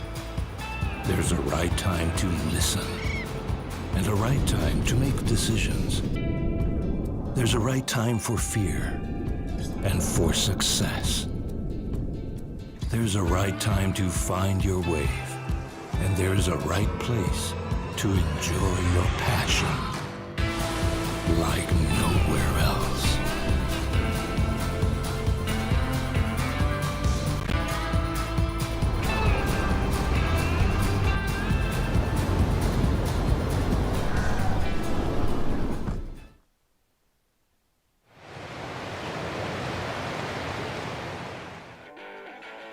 Just when you thought it was safe to start happy hour, think again. We got more business to take care of here at the Surf City El Salvador ISA World Surfing Games. I am Chris Cote. This is Barton Lynch, and what a day we've had so far. This is just going to be the icing on the cake. More surf action in the lineup, and things are starting to get wild on the shoreline. Tide's coming up, swell's still here. It's going to be an interesting evening. Congratulations to those ladies in that last heat. That was challenging conditions, but great performances. 3 French women up against each other, but no friendly fire in this one. Japan, Mexico, and Canada. 2 through, 1 out, and all 3 have been in excellent form so far. Rio Inaba just making his way down into this repechage round. First do or die heat for he. It was just out there in a really big matchup, and he got a little bit lost at sea. That could have been his unlucky card. So now it starts over. New luck begins. That's what you would think, hey? And it was one of those heats, wasn't it, where it just kind of didn't go his way. Wasn't in the right place at the right time, struggled to get good waves. And it's always good when you get that out of the way. You feel like, oh, I had my bad one, now it's time for a better one. Well, of course, after these next couple of heats, we're going to start the calculations, tabulate who will be on the top tier of our team list. 63 nations started off. And, you know, it was a really magical day when we began this event with a beautiful celebration down the beach. All 63 nations together with the sands of the world coming together as one. That's a signifier that it's time to start the ISA World Surfing Games, tradition now every year. And unifying us as a culture, bringing everyone together from those 63 nations, all sharing in the stoke of surfing up and riding. Yep, here we go. Sebastian Williams slashing, high speed down the line. Could have something big for us here on the inside. Another setup. Keeps that speed going up into the lip. That was almost like a little bit of a frustration release on that last turn. You could see him almost shouting at the ocean, give me something, I'm ready. Give me more. Put me in, coach. Yeah, let me off the bench. It's great to be alive and have got off the bench and have this opportunity to live. And these three young men have got their dreams in front of them of Olympic qualification. Here's the replay. Coming from deep on that one. Board fast under his feet. He's been able to find a really nice release in this equipment that he's riding this week. He's been going to the air. There was a nice little snap there. Another little vertical hit. Wave dies out, cuts out and goes, well, that's my starter. Quick, which is always a good thing. The quicker the better, really, as long as it's something of substance. And this will be just at that point where it's most probably got enough in it to make it worth the effort. Absolutely. So a lot of work down the line, but you know, sometimes you can use those long waves that don't matter much as great placekeepers and a great way to get yourself back into your chosen spot in the lineup, as we see Rio and Naba nearly going over the handlebars, but he regains his composure, rides out of that. I wouldn't say rode out clean, so take the flow right out of that SPF equation. It was fast, it was powerful, not a lot of flow. And it illustrated how just tiny, minute losses of concentration in a moment can lead to disaster. And it was so close to falling on that one. And it looked like he just relaxed that tiny bit and just had a catch and sent himself forward that little bit. 14:34 on the clock. We're back to 20-minute heats. Top two surfers stay in this contest. Third place surfer is out. Imagine doing all that work. You get right to the edge of finals day and you hit a brick wall. We'll see what happens. This was a pretty wild wave for Sebastian Hernandez-Williams. Or a big liquid wall. We've had plenty of them today. Powerful ocean on hand. Look at the size of that wave. And that's not a big set, kind of a medium-sized wave for today. All these surfers have decided to go back to the right after a few heats of people surfing the left. Little snap there. You see how whippy the back end of that was. And then this turn, he's just hoping that something stands up and gives him the opportunity to hit it. He did really well to kind of find the only little bit of lip that existed. Clean, nice surfing, 4.33. Felt like that's what it was. About a 4, and the judges got that right on the head. It's a starter, and as you said, 5 minutes less than the last heats in the main round. You can't really pick your time to peak. It kind of just comes, and you embrace it and go for it. I mean, with training, do you think you can? Well, I funny you should ask that. No, I designed a drill that's kind of got that in mind. Where you rehearse these certain gears and practice these gears so that you have that ability to lift the tempo or drop the tempo at your will, rather than it being, you know, something you just hope for. Right. You know, and I'm not even sure if the great Kelly Slater, who's peaked at the right time more than any other human being in history, I'm not sure 100% he knows how he did it either. So it is one of the great unknowns, and it's one of them things you aim for, but perhaps it can be trained. Well, we know that these surfers have been well prepared. All the teams we have left still in this field, you know, getting government support. They're getting support through coaches, support through, you know, physical therapists, sometimes chefs. So, you know, they definitely have that support. But, you know, if you're, you know, a guy like Sebastian Williams, you know, I love this story because, you know, he can now go back to Mexico, back to their federation with this whole team and say, look, we're doing it. We're fulfilling our promise of improving as a team each and every year. And with big results, I would assume bigger support comes through. So we thank all of our nations who have put these surfers in front of our eyes. 63 of them had to come together to do it. 3.67, the first of Rio and Nabas. And going into today, at the start of today, Mexico was in the 9th place. And then you know that Alan Cleland is still going, you know, Sebastian's here doing it, still going. So a powerful, powerful event for Mexico. Great improvement from them as a country and a team. And actually, Cody Young's made his way over to the lefts, looking to surf on his backhand. But with those big sets, the lefts get hard to find. The lineup gets unruly.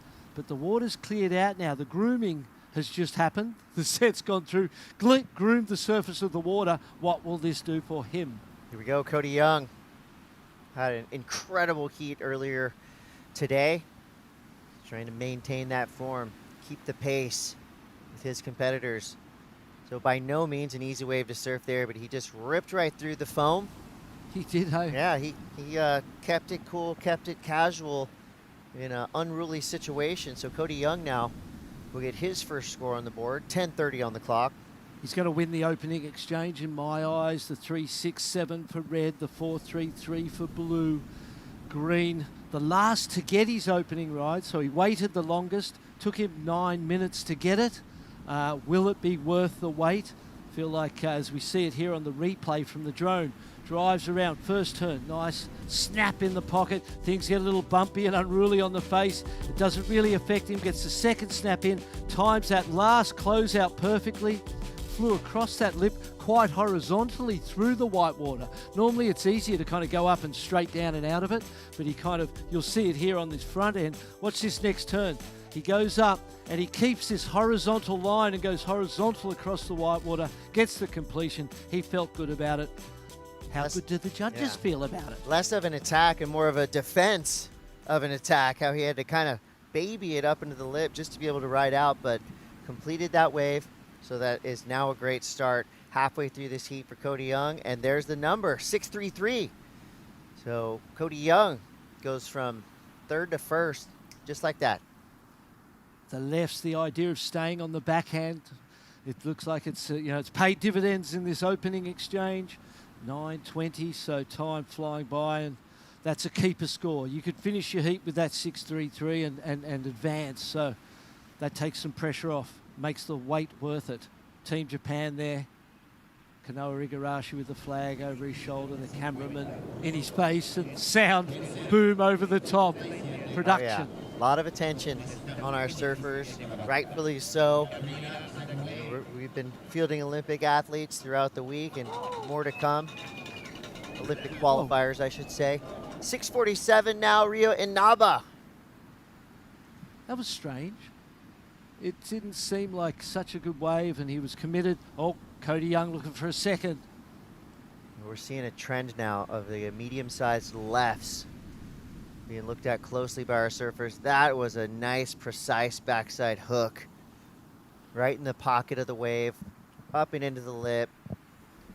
Cody Young. Smaller wave. He was worrying the entirety of Team Canada for the first 10 minutes of this heat by not catching a wave. Yeah. Well, he flipped the script quick. He'll be in the lead. He will be indeed. He already is without the second score. It's a completion, two quite radical turns. Smaller wave though, but largely if the turns have been critical and radical, the size of the wave hasn't been an impediment to getting a good score. Here's Rio. So Rio Inaba needs to get things rolling. He's just got a 3.67 and a 0.5. And that will be a completed ride. Yeah. Pretty sure. Definitely almost 100% sure that was a completed ride. All right, they're telling me yes. So Rio Inaba will be on the board now. So that 3.67, hopefully he won't have to hang on to that at the end of this heat, but with only 7.5 to go, I mean, these surfers are going to have to fight for every point they're getting. And an improvement from the Canadian, a 6.57 on the second. One less turn, cleaner face and more critical. You liked that second turn, didn't you, the closeout one? It had a little more grunt in it, and the judges appreciated that, so a couple of good scores.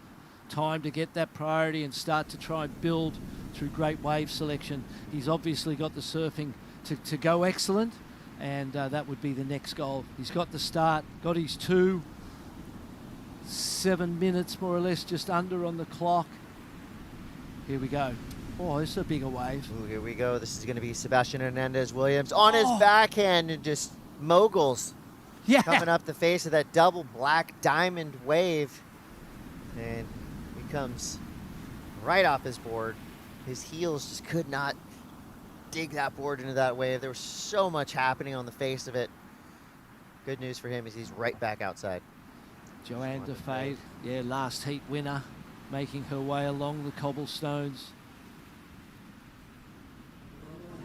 Wave surging up over the embankment and washing up to the spectators there. I've seen a few bags and slippers and all sorts of stuff get washed away. 5.33 for Rio. Joanne DeFay is very coordinated. Well, it's not easy to walk on those rocks with such grace like that. Impressed. Couldn't you In tell and out from of the way water. she rides a It's wave? 5:50 now, Barton. We're looking at Cody Young's scoreline, and it's looking good. A 6.57 and a 6.33. Rio Inaba now in second place with a 5.33 and a 3.67. That means Sebastian Williams looking for a 4.68. Remember that his last heat, he waited all the way to the last 30 seconds of that heat to activate his skill set. He was rewarded for that, got the win. He did that yesterday with the big 9-point air reverse at the end of the heat to pull it out. So he's a master at the buzzer beaters. Yeah, he's got our buzzer beater award so far for sure. He doesn't have to quite tap into that type of energy yet. With 5 minutes on the clock, could potentially get 2 waves in that time span. Yeah, especially on the left. It's interesting to see all of our surfers. They started over there on the right. Cody got the score on the left, and they've all kind of migrated back to this left. Oh! No. Well, he got the note that he needed to catch a wave and do something big. But the note was torn up right in front of his face as he gets thrown straight out from that lip into the flats. And the heat leader gets the priority. He's having a look at this inside one. Ooh, a little flip there halfway out. So Sebastian Williams closes out. Rolled the dice. Came up snake eyes. It just feels like he's rushing things. Surely you could have looked at that wave and gone, oh, look at that wall. It's going to close. If he keeps making these mistakes, he will run out of time. Needs composure at this point in time. Just needs to settle it back and just do what he does because he is so good. His surfing's just amazing. Oh, that was going to be an incredible re-entry, and look at the wall on it after that. Got to get rid of them mistakes. That may have stung a little bit there. Not just physically, but mentally as well. 340. Still not worried for Sebastian. Clutch performer of the event. I should say one of the clutch performers of the event. We've seen a lot. Last second heroics starting on day one. Just one of the reasons that makes sport of surfing the most entertaining sport to watch. When you have shots like that taken, some shots missed, you really get to see a wide range of emotions through these heats. Absolutely. We go through them ourselves, don't we? Heat leader, Cody Young with first priority. The 2 best scores of the heat so far.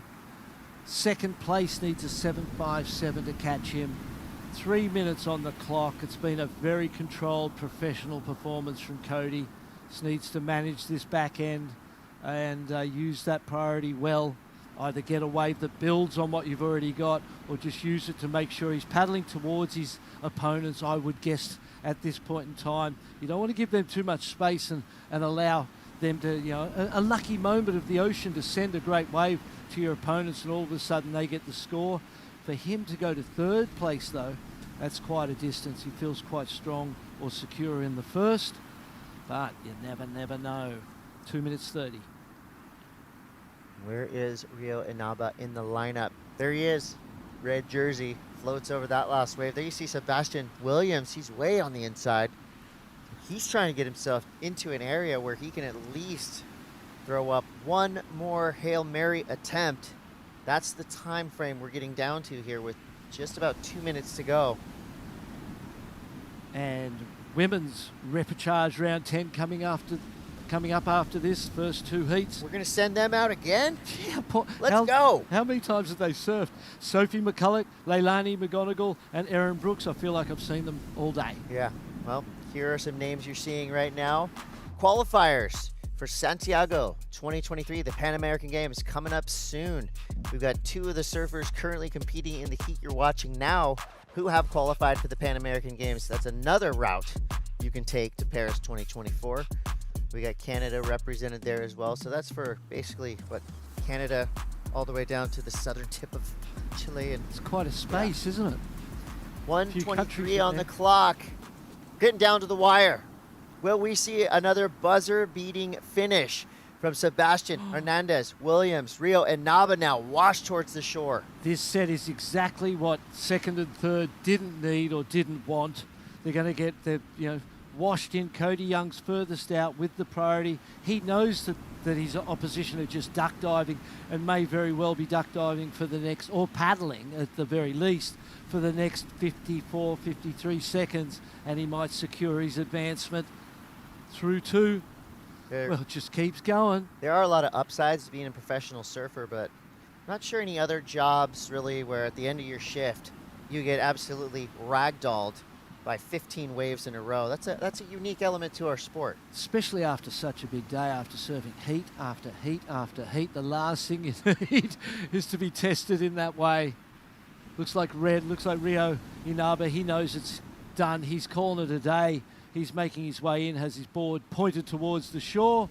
15 seconds on the clock. Cody Young, great performance. Wow. Got a feel for Sebastian Williams with so many incredible moments already under his belt. Well, he's got to be very proud of what he's done here. He's got to be proud of how he represented Mexico. But at the end of the day, it's Rio Inaba and Cody Young moving through the Rapacharge rounds. Have been radical, are staying radical, will continue to be radical. Yep. Because we're going to send out some of the best women in the world, all fighting to stay in this contest.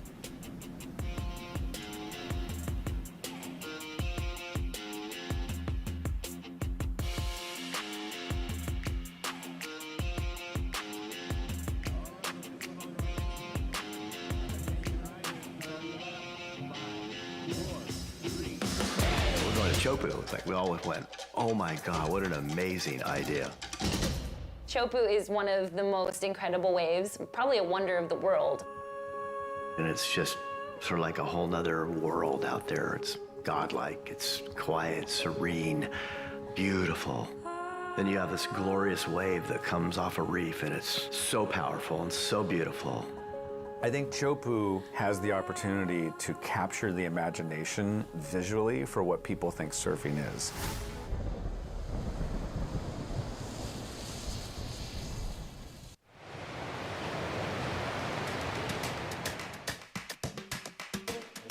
Welcome back to the action. Rio Inaba of Japan has just solidified himself a place into finals day, heading through alongside Cody Young with the win. Sebastian Hernandez of Mexico, unfortunately out of the mix, but to put together an incredible performance throughout this week and has that Pan American qualification already stitched up, Mitch. Yeah, and at this event, the only way he was going to be able to qualify was if he won the event and one of the Olympics double qualified to the championship tour. So great performance from him. Now in the women's rep, Shannon. Final two heats of the day on the women's side of the draw. Sophie McCulloch, Leilani McGonigal, and Erin Brooks. Australia for Sophie, Costa Rica for Leilani, and Canada for Erin. This is going to be an exciting one. We already have the Pan American qualification solidified for both Leilani McGonigal and Erin Brooks. Huge, goals for them coming into this event. That would have been the main achievement, really, that they were searching for. Now looking to keep themselves in the mix to advance through for a potential gold medal here at the ISA World Surfing Games. Sophie McCulloch for Australia, we've been having that conversation. Not looking for Olympic qualification this week for the Oceania region because that's been stitched up already by Safi Vetti, and the fact that two Australian women will qualify through this year's championship tour, being Molly Picklum, Steph Gilmore, or Tyler Wright, very likely to take those two positions out of the women in the pack. So that's how that scenario has unfolded, but Sophie has done so well throughout this week. We've got Ellie Harrison of Australia also coming up in the next heat. So at the moment, all three French women and all three Australian women still in the draw, but we'll see if either of them lose out in the next two heats. Yeah, and Sophie McCulloch hadn't lost the heat until her last one, so she was in the winner's round the whole time. Oh, interesting situation right there. Sophie paddled for a wave. It's a non-priority situation at the beginning of the heat, but was that considered a block or not? It seems like at the moment there will be that same situation at the beginning of this heat. Meanwhile, Leilani McGonigal and Erin Brooks two goofy footers out there that will be looking for the lefts. Exciting times to come. Sets starting to roll through, but let's go down to the beach to catch up with Cody Young after another solid win. Jess Grimwin's got him now. Thanks very much, guys. Cody, there's a lot going on up here on the boardwalk this afternoon. You've had 4 heats in total today already? Yeah, 4 heats. Definitely really tired.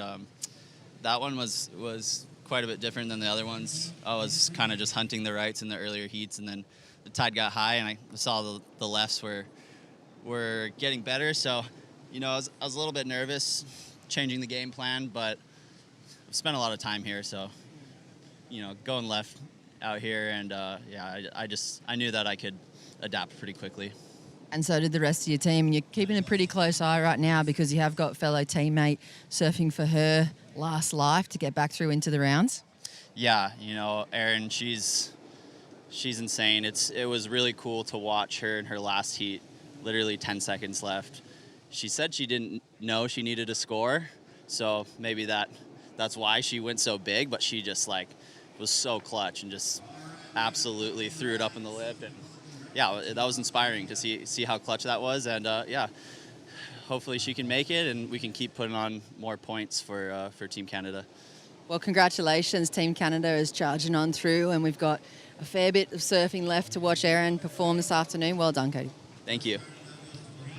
Thanks so much, Jess. Great quick words from Cody Young. He's been a very consistent competitor throughout this event, Mitch. Yeah, he has, and riding that Keith Tebow surfboard underneath his feet, KT from the island of Maui. So representing the local stuff right there from the Valley Isle is Cody Young. And in this heat, as he was saying, Erin Brooks out there, and she's got a lot of expectations on her shoulders at just 16 years of age. Last year's U16 world champion here at this same spot. And, I mean, as of right now, I think we can all say that she is a prodigal daughter of surfing worldwide. As we look at the replay here during the interview, Sophie McCulloch with her first ride, going left for the first time in a while. Shannon, great second turn right there. Really loved the way she was able to use that bottom turn to project forward down the line and was able to get a decent finish right here as well with the 2-turn combo at the end, literally on the rocks.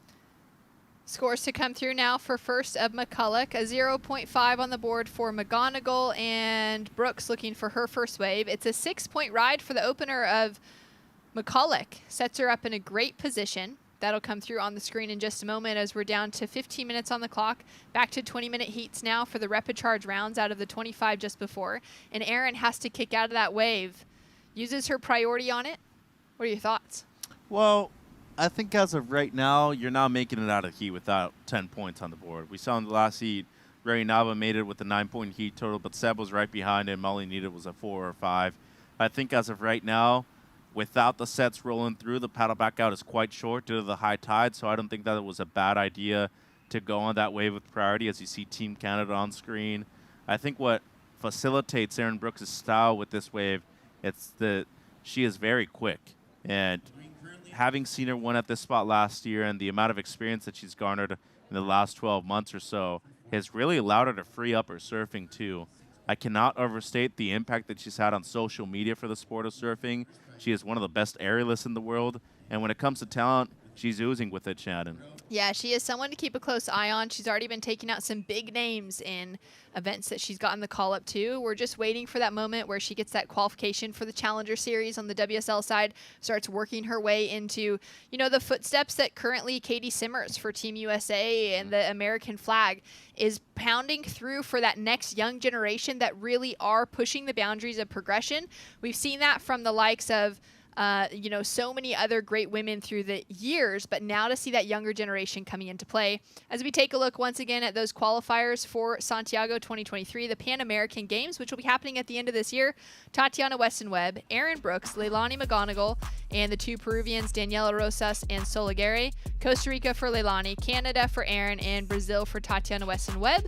Those 5 surfers will have a chance to surf against a few others, and the winner of that event will take away the America's qualification on a continental slot for Paris 2024 Olympics. Which Daniela Rosas was in 2019 in her home country of Lima, Peru.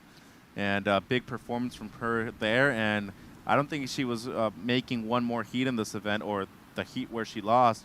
She wasn't actually getting qualifications. It was a big result earlier today for her despite not making it to finals day tomorrow, she's still in contention to qualify for Paris 2024. That's right. And for her to have already, had a gold medal at the Pan American Games, an incredible result for her career. That's how she got that qualification for Tokyo 2020, which was so exciting to be able to see that come together for her. So a lot more of that conversation to happen throughout the year. And it is slightly complicated, but the road to Paris 2024, it will include eventually 24 men and 24 women, 48 surfers in total, up from the 20 on either side, the 40 total Olympians that surfing got to introduce at Tokyo. So exciting to see that we've got an extra 4 surfers on either side of the draw. And there's a few other ways to qualify, being the WSL World Tour for this year. We've got the Pan American Games. We've got potential for universality places as well, which is meant to promote the development and provide opportunity to smaller nations and help progress the sport on a global scale. We're looking for a man and a woman potentially to earn those universality places for the Paris Olympics, which is a new thing brought into the conversation after Tokyo, something that's being a push put through for lots of other Olympic sports as well. Yeah, and as you can see, they knocked out a couple of sports that had been there for hundreds of years too. Both boxing and wrestling are out of it now, and that's obviously very surprising, knowing that they were 2 of the original sports that were created actually for the Olympic Games. So now having surfing, skating, snowboarding really impacting the Winter Olympics as well. I think we're moving into more of an action sports era.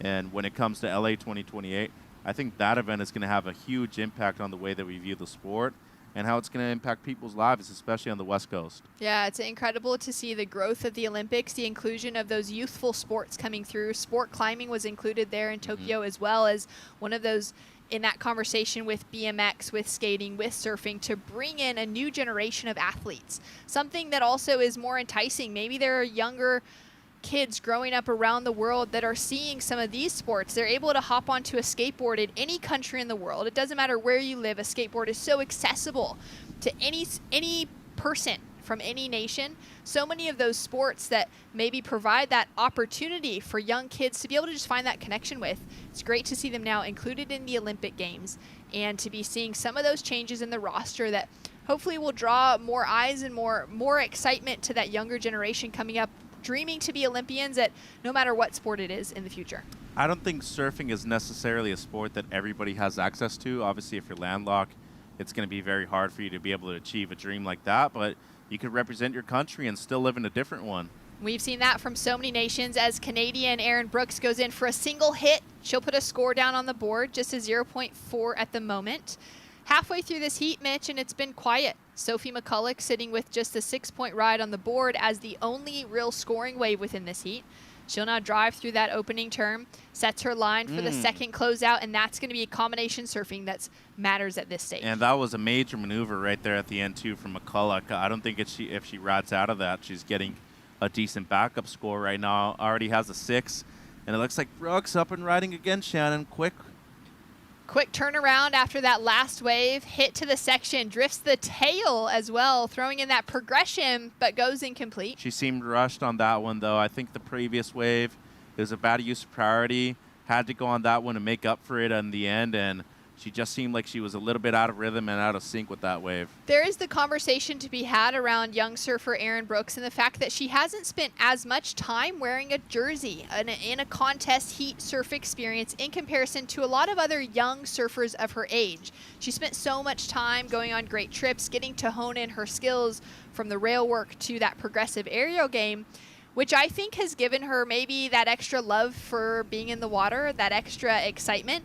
And now as she's a little bit older coming into that competitive space, we're seeing her start to learn how to have that heat strategy come into play. I really like that second turn from McCulloch right there, straight up and vertical, gets the finish. Should be a good backup score for Sophie with 8 minutes to go. We could also have the discussion that Erin Brooks has accomplished so much in the 2 years that she has been competing, though. I mean, winning the gold medal in the U16s last year at this venue, getting a 5th place finish at the World Pro Juniors for the WSL at Seaside Reef earlier this year, where she knocked out a few CT veterans in there. She knocked out Luana Silva, who was in the event. Luana Silva still a junior herself. But I just think we're seeing too talented of a surfer to not want to aspire to be a competitive surfer herself. Oh, I completely agree with you. And it's been exciting to see that sort of, rein back on the competitive space rather than that push from maybe age 10 to 12 to now seeing her walk into that with that real desire and hunger to compete, and it matches incredibly good surfing. Leilani McGonigal stuck behind the section there. Now, Leilani was the first surfer in today's rounds. She came up in that third round of women's competition that we saw earlier today, which would have been around that 1 o'clock mark, to start surfing on the lefts. Everyone else this morning, Mitch, had been hunting down the rights. Yeah, and her heat total in that heat, 14 points. Then after that, an 8.77 heat total. But she won both of her heats. So it means that she was doing the right job out there and reading the lineup as well as she could have. As of right now in this heat, though, doesn't have anything better than just a throwaway score as her best. 6.5 to go. She needs to get busy right now because Erin just dropped her best score of 4.67. Erin with a 4.67, another score to drop for that tail slide. She's up and riding again. Looking for a 7-point ride now to take the lead, and she'll have a quick in and out. McCulloch for Sophie, she's dropped in a 5.67 for her backup score. Now sitting in a significant lead, looking to advance into finals day. Yeah, and Leilani needs to get to work right now. She has 6 minutes. She's got to be looking for at least something in the 5 or the mid-range to kind of equal that 4.67 that Brooks has at the moment. And just want to give a big shout out to Erin's mom. She's probably watching at home. She's around 70%, through her cancer treatment right now. We wish you the best of luck, and it's great to see Erin down here. I think they've only seen each other maybe a few days in the last few months. So just the fact that Erin's here with her dad, with the rest of the Team Canada, doing this while her mom's back home and going through this tough battle, it's really amazing. And I think these are the real things that athletes have an impact on other people's lives, and especially when it comes to a close relative like her own. This is something that will add to that push to want to battle through it. Incredibly hard times as a family for the Brooks family, but great for Erin to be able to find some rhythm and for them to be able to pour into something maybe outside of that conversation, to be able to have that enjoyment, that hope brought back into, that home life as well. As we take a look at 5 minutes on the clock, Brooks currently sitting in second with second priority Mitch, chasing that 7.00, putting herself into a position a little bit closer to McCulloch at the moment. Some missed opportunities within this heat, would you say? Yes, but it's also pretty hard to read out there in the lineup right now. The swell still pulls in. It is dropping just slightly throughout the day and throughout the evening, but I just think the high tide changes things so drastically out there right now. It went from being perfect rights in the morning with the lower tides, and now with the higher tides, mainly lefts, the rights almost non-existent. And in the end, I think this is where you're going to see the development and the maturity of somebody like Erin Brooks use priority to her advantage in a defensive manner. Now, when it comes to Leilani right now, a 5.17 is what she requires at the moment for second place. But look at Brooks' low score right now, just a 1.1. There's a lot of space in between Brooks and McGonigal right now, especially since Leilani only has third priority. It seems like this might be a decent wave for the heat leader to go on. Now up and riding. McCulloch on her backhand sets the rail for that first wrap back into the section. Looking to go more dynamic, vertical on the second as she comes in under the lip and looks smooth. I think she's going to better one of her scores. Here's Brooks now. Erin Brooks now on her forehand uses priority. Little rail to gain some speed and then just open up on a beautiful looking carve. Pumping down the line as she sets and hits the finishing section. The score she was looking for? Could it be? Could it be? A lot of speed, great attack, and how about the impact of that last turn with the section that she had as well? I think Leilani right now, she's going to need a couple of decent scores to move up into the top 2 spots. Do you think the flames on her board make her surf faster? Could it be? Could it be? She definitely is going that fast in order for her to, catch some fire right there on those waves. And this is just such a rhythm-based wave out there right now. Leilani just hasn't been in rhythm with the sets and with the ocean at the moment. Might be her shot right here, though, Shannon, with 3 minutes to go. Leilani now with a chance, but we are waiting for scores to drop through for both Sophie and Erin in the advancing 2 positions. McGonigal takes off deep behind the foam. One turn, good kick out after the finish. So that single maneuver, currently chasing a 5.17, but that requirement is going to grow because we're waiting for the scores from the last exchange between red and green. Well, it needs to hustle right now. 2.5 minutes to go. You need to be surfing on instinct right now. We've seen Leilani do that throughout this event. And especially throughout today, too. She was a groundbreaker today. The first person to go out there and commit to surfing the lefts. Dropped a pair of good scores in her opening round heat this morning. Look at the impact of this last turn from Brooks, though. Precise, agile, and very efficient with her scores so far. Easily going to be her best wave. And she might even take the lead with this last one as well, Shannon. Really like the completion of that wave. Scores to come through as we take one more look at it with that big opening wrap. Yeah, the roundhouse cutback. And as I said before, she knows this wave quite well. And that was a gorgeous second turn, the closeout re-entry. Look at the front angle right here. Brings it all the way back, redirects well, and manages to time the backwash. Great. Wow, that was a great finishing turn right there from Erin. Really dynamic, able to just push through each stage of that finishing maneuver. And for somebody of her size to be able to throw that amount of spray, too, it's not easy. Now scores in for last of red. It's a 5.57, which doesn't factor into her top two. Pretty close. Requirement remains the same. Very close. You're right. Another great score. I mean, for any of the rest of the surfers, they'd be in a great position if they just had that in their score line. That leaves Erin Brooks chasing the 7.00. We're waiting for it to drop through from the judges now to see if she's still going to be chasing a score, how they felt about that last one. Well, the beneficial thing for Leilani right now is that she hustled back out so quickly. She recovered first priority, and look at the score for Brooks. It's dropped through as a 6.77, so it's shy of the requirement to take the win, but it now puts Leilani McGonigal with 50 seconds on the clock into a combination situation, needing 2 fresh scores on the board to match that 11.44 heat total. As we see a snap into the section to start. Beautiful surfing. Oh. I love the line she's drawing. Critical maneuvers as well. Goes for the finish. Oh. She's not going to come out of that whitewater. So her previous ride, a 2.77, needing an 8.67 on that ride there. And Sophie McCulloch looking to increase her lead. So Leilani chasing the 8.67. That 2.77 helped her situation greatly, but with that last wave, with the fall at the finish. Well, you get scored based off of what you did and not what you can do. I mean, the fall I don't think was going to have much to do with her getting an 8.67 or not. It was a great run from her today throughout the entire event. She should be very proud of her performance, especially qualifying to Santiago 2023. Incredible. She's also got the wild card opportunity for the upcoming WSL Championship Tour event just up the road, happening at in just a couple of days now. So an incredible finish for Leilani, but we'll be saying goodbye to her as Erin Brooks advances alongside Sophie McCulloch. We'll be back with more action for the final heat of the day right after this.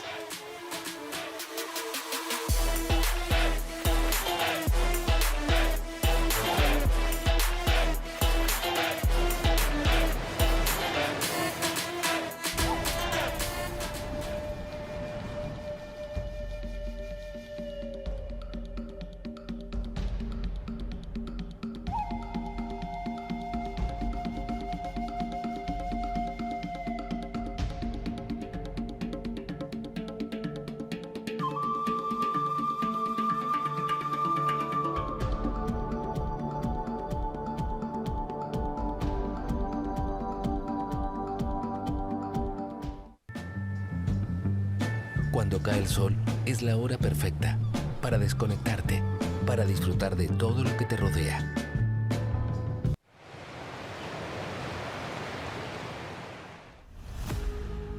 Leilani McGonigal unfortunately goes down in the last heat. Her last wave of 4.70 doesn't get her into that 8-point requirement that she needed, but a great last-ditch effort and an impressive performance. She's gained that Pan American qualification for the Costa Rican nation, and she's looking for the potential to find herself an Olympian once again after her performance in Tokyo.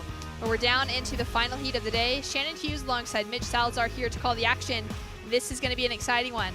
Pauline Adu of France, Sola Gary of Peru, and Ellie Harrison of Australia. Yeah, another great heat, and I think for Sol Aguirre, these conditions are right up her alley.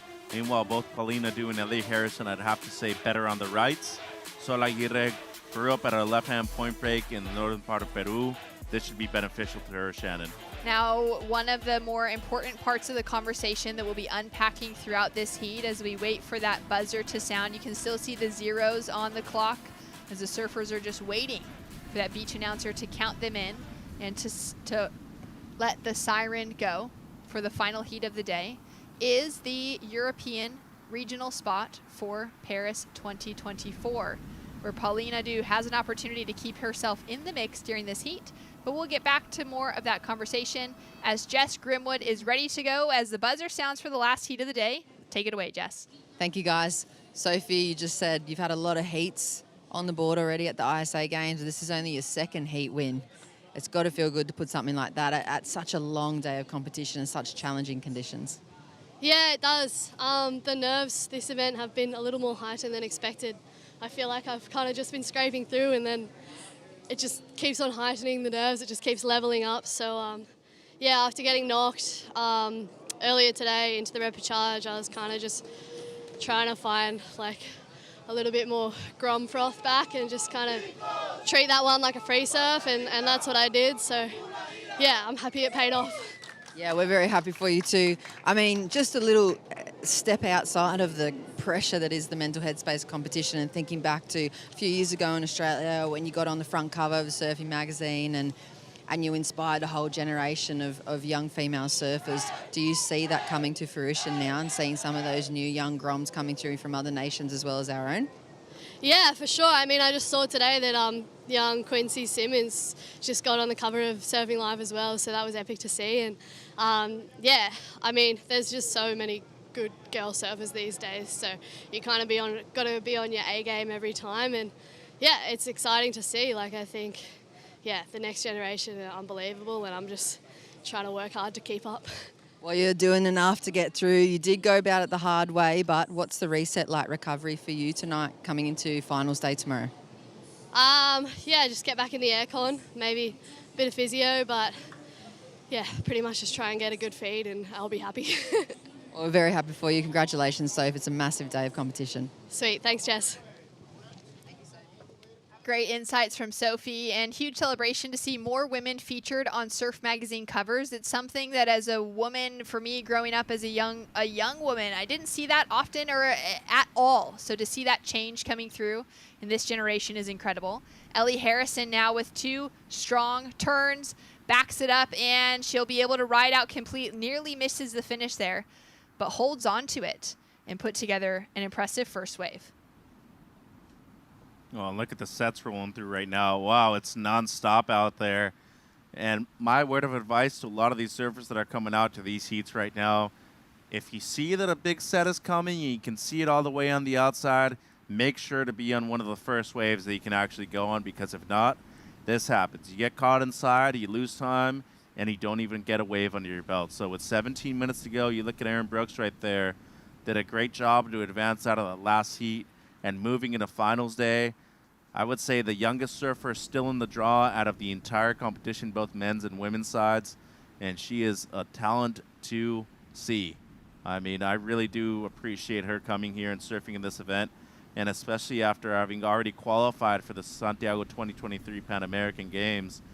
I think she would be a stellar addition to Paris 2024 in Tahiti. Sola Gary now up and riding on her backhand. Nice connection for the first turn. Quick snap for the second, and a very frothy section, Mitch.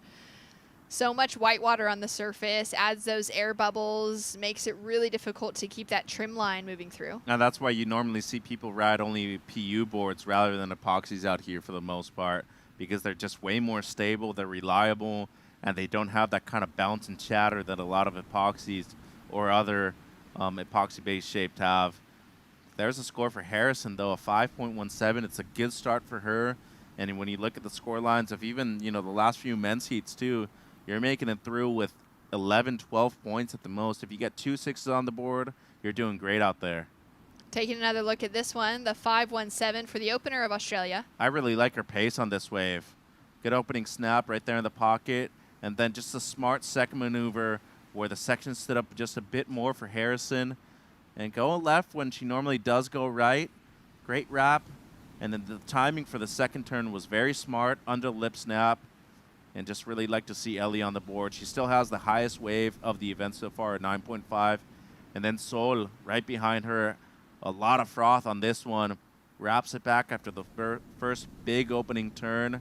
I think she is definitely somebody that could easily be winning this event at the end of tomorrow's competition.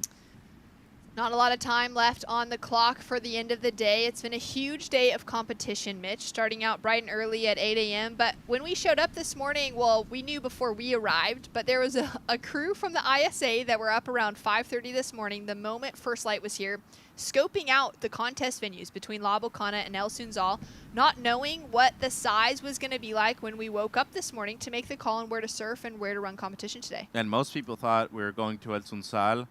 A lot of people had practiced there either earlier this morning or yesterday afternoon once the comp ended over there. I think all in all, this was the right decision, and I think when it comes to contributing to the way these surfers will be competing in Paris 2024, this is great preparation for Chopes. If you want to be the best, and especially if you want to perform at one of the most challenging and difficult waves in the world, you need to be able to surf a wave like this at the highest level, Shannon. That's right. I loved that call as well, especially with the consideration of surfing a wave with more consequence to it.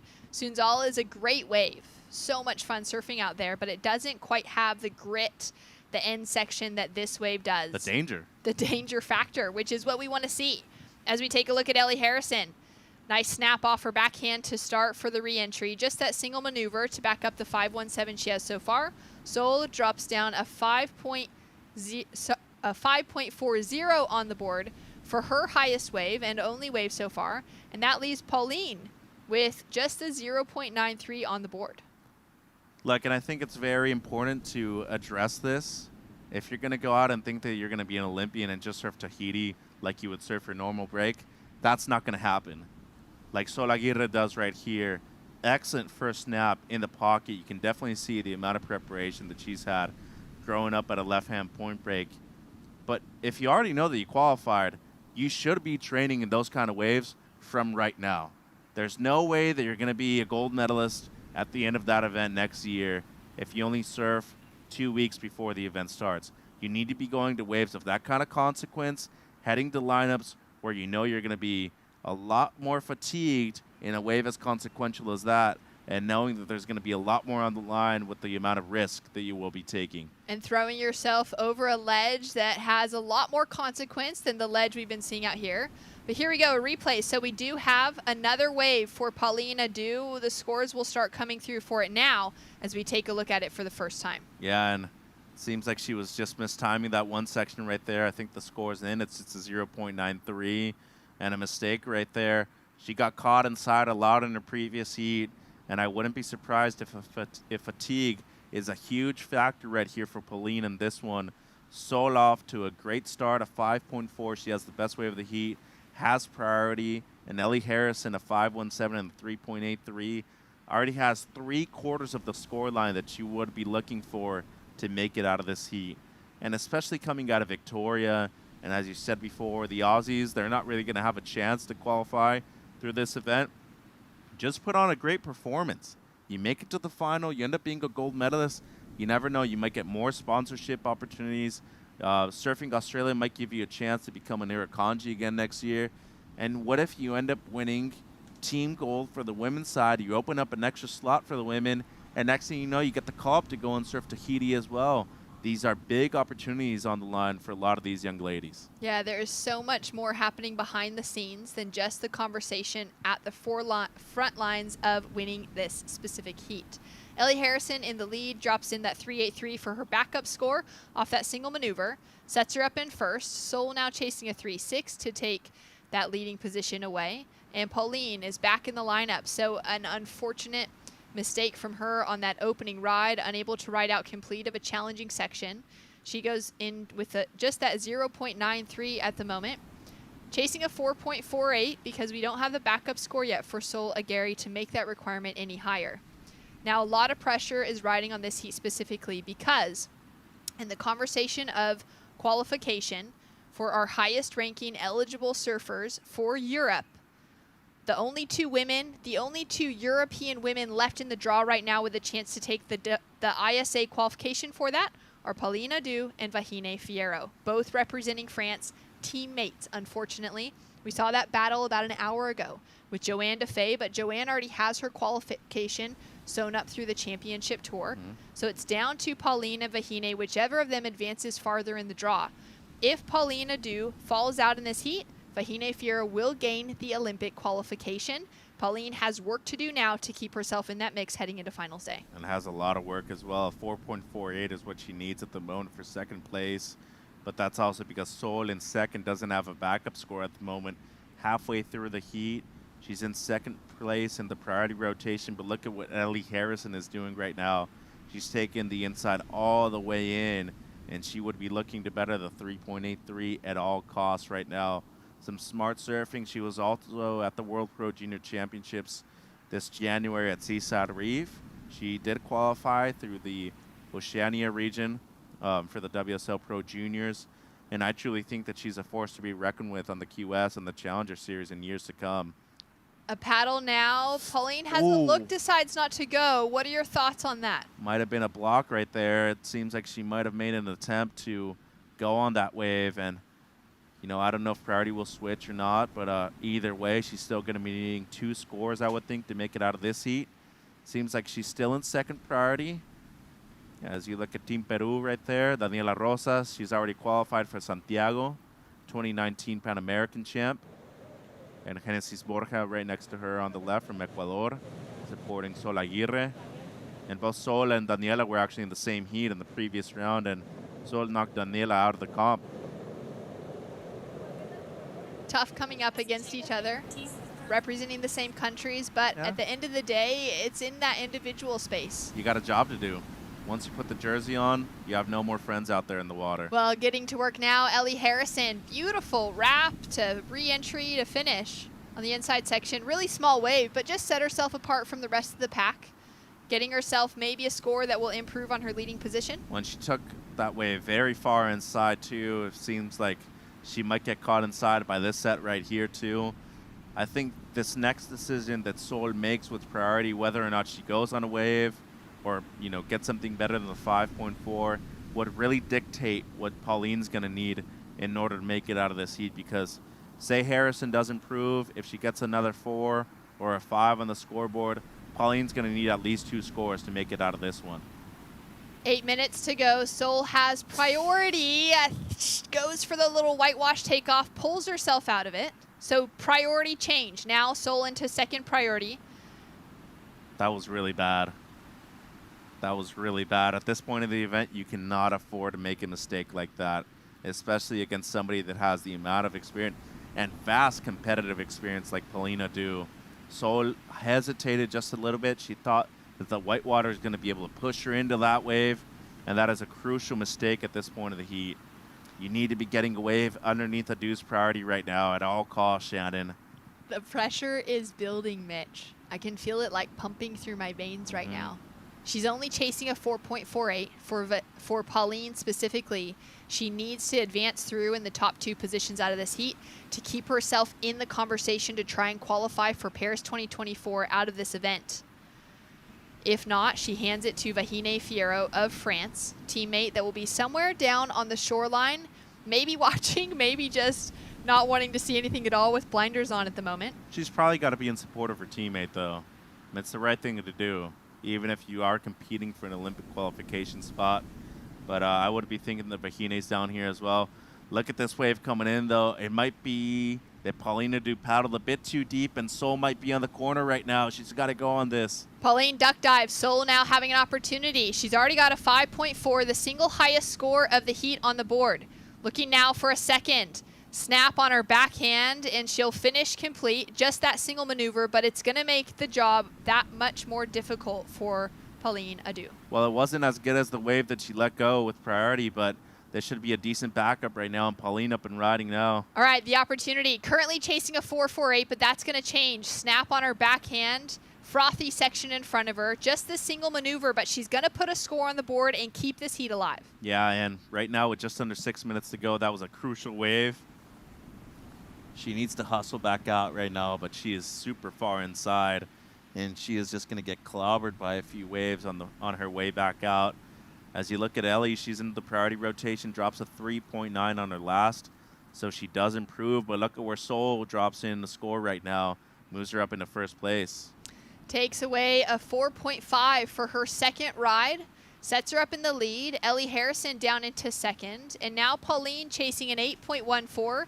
We do have a score to come through from one big turn for Pauline. That's going to chip away at the 8.14 requirement. But now Harrison is up and riding.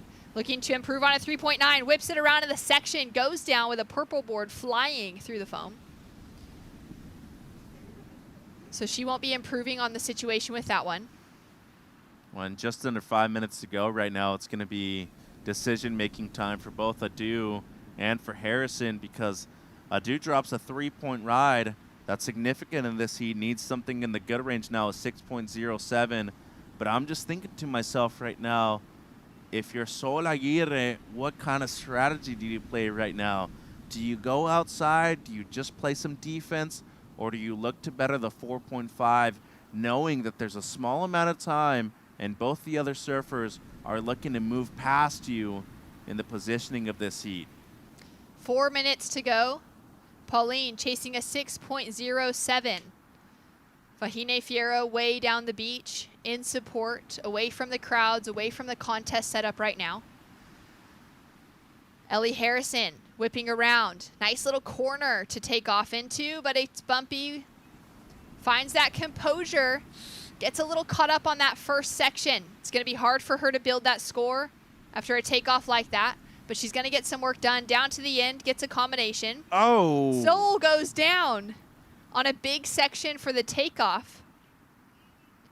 Now it's going to leave Pauline in question. Where is she sitting in the lineup? Well, she's close to making it back out. She's further out than Sol, so she should be going in first priority once she makes it back out, but I just don't think there was a necessity right there from Sol to go on that wave.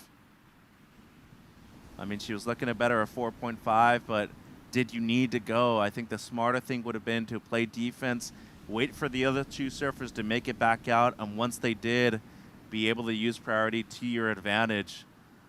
I mean, whether or not Harrison improves, it's going to be very close, but Pauline Adu does get first priority. So say she's still needing something in the 6-point range, that is very attainable with the quality of waves that we have out there right now. It would have to be the best wave that she has ridden so far in the last two heats. It would have to. That's great insight from just that trajectory that she's been on over the last little while. She's put together so many great waves throughout this event so far and already through the morning, but unable to find that momentum at La Bocana over the last few hours. She's sitting with first priority. Ellie Harrison there paddling her way, trying to get herself back into the conversation as well. For Ellie, for Seoul, looking for that spot into finals day. A 4.74 is the requirement for Ellie Harrison. Her last wave was a 4.30, has her set up in that second place position behind Sol Aguirre, and a 6.47 is the requirement for Pauline Adu of France. Down to 2 minutes on the clock. The ocean has gone so quiet. Ellie Harrison staying active on the inside section, driving through with a bit of style into the lip, and she'll kick out. I bet you Dad Steve at home is watching in support of Ellie right now over there in Victoria. Huge moment for Australian surfing, especially with the generational gap that we're seeing between a lot of the surfers that have qualified for the CT and young up-and-comers for like Ellie Harrison. Right now, though, all eyes on this lady. She's got a shot. Shannon needs a mid-6. Just a 6.47 requirement for Adu. Caught behind the section to start. Will she make it to the open face? She's unable to. Punches through the lip in the back. Now, will she have time to put herself into a position to get another chance? She won't have priority. 1 minute, 15 seconds on the clock for Pauline Adu to try and get another score to keep herself in the conversation for Olympic qualification for Paris 2024. She was present in Tokyo, has an Olympian for the rest of her life, will hold that title to her name, but is looking very unlikely right now to be able to back that up heading into Paris. Yeah, and I think that was her last shot. 45 seconds. Might have a wave here. She's going to go right. She's I think with she the might paddle, be a bit too deep. Deep behind the section, closing out in front of her, looking to get there but unable to, and you can feel it in the body language, the defeat After a strong run here, once again for France, years on the ASP, years on the WSL tours as well, an ISA gold medalist from 2017 to put together a very strong fight. Having a paddle now for one more opportunity, but chasing that 6.74, beautiful style and wrap as she comes through to the inside section, 2 hits. But right here on the inside, now into the hands of the judges as Sola Gary takes off. That's not the score, Shannon. I mean, it was a great run in this event. Definitely her best wave. And you see Solaguirre right there. She's going to be celebrating her win. It was a good run. Paulina Du left it all out there in the water, but these 3 heats, I think, just definitely added to the fatigue factor out there right now. And unfortunately for her, she's out of the running at this event in order to qualify for Paris 2024, but she will have another opportunity next year. That's right, and that opened up the door for Vahine Fierro for qualification for Paris 2024. Take a look at these highlights. We'll be right back to call out the rest of the day right after this.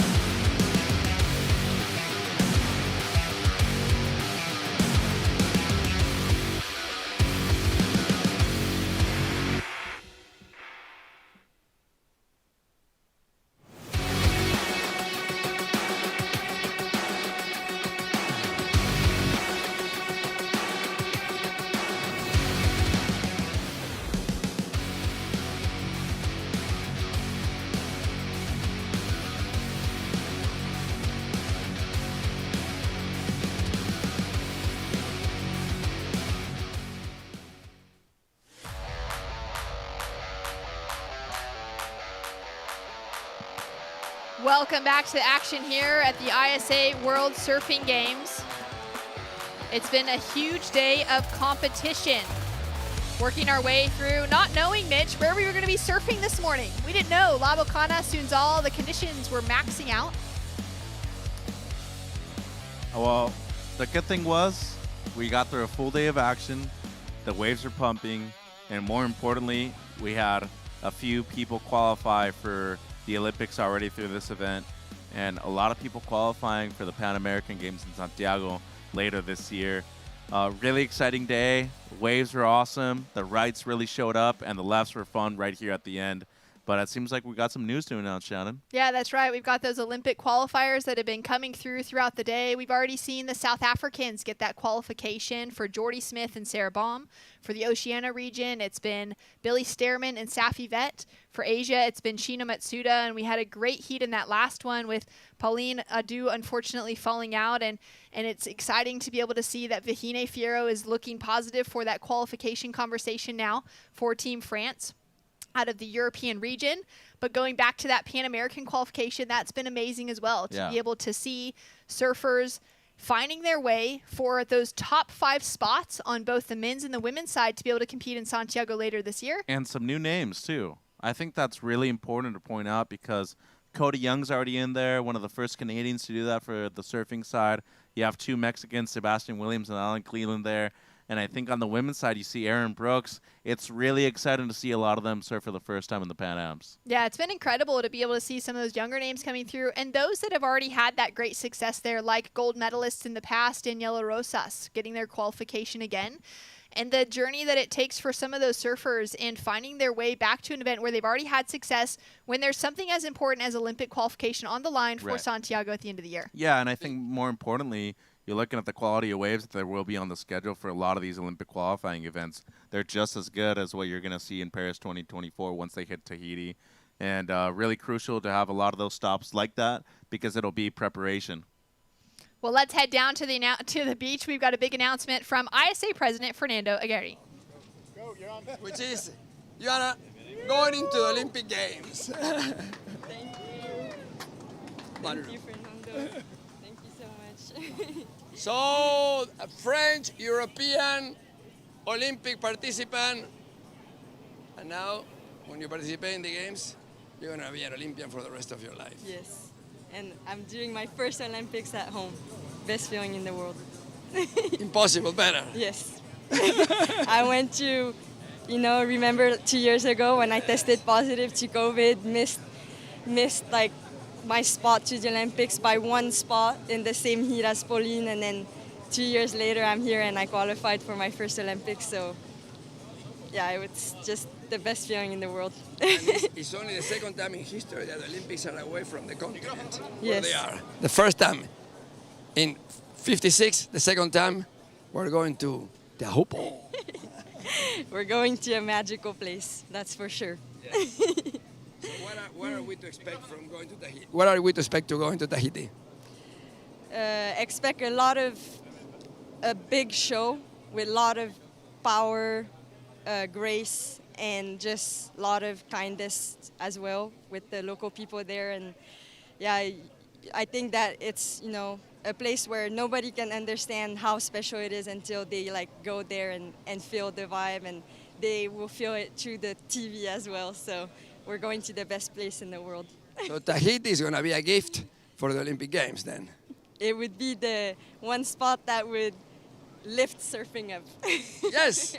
And very nice is that at 7 in the morning when we start the heats in Tahiti, it's going to be 7 p.m. in Paris. So people go home, they turn the TV, and it's Tahiti pour tout le monde. It's party time at that time for them when we do the show. Well, congratulations. I know that you wanted this 2 years ago. You missed it by this. Yeah. Now you didn't miss it. Yes. So you get it. I got it. Going to Tokyo. Thank you, Fernando. Okay. Woo! So excited for Virginie Fierro. We can finally say it. She's going to Paris 2024, but specifically home in Tahiti for her to be able to try and chase down that Olympic gold medal. In her career, Mitch, she's had an incredible result there in the past. She took away a 3rd at the Tahiti Pro semifinals on the Women's Championship Tour just this last year before losing to Brisa Hennessy, who went down to Courtney Conlog for that win. And she's going to have a chance to take it home for gold. Incredible stuff. Yeah, and tomorrow's going to be an excellent day. We're going to have more Olympic qualifiers tomorrow. But guess what, France? They're in the running for the overall gold medal again as a team. It's going to be a fun day of action. Huge day. Stay tuned. We'll be back bright and early for finals day. It's going to be a short one, but one with a lot of consequence.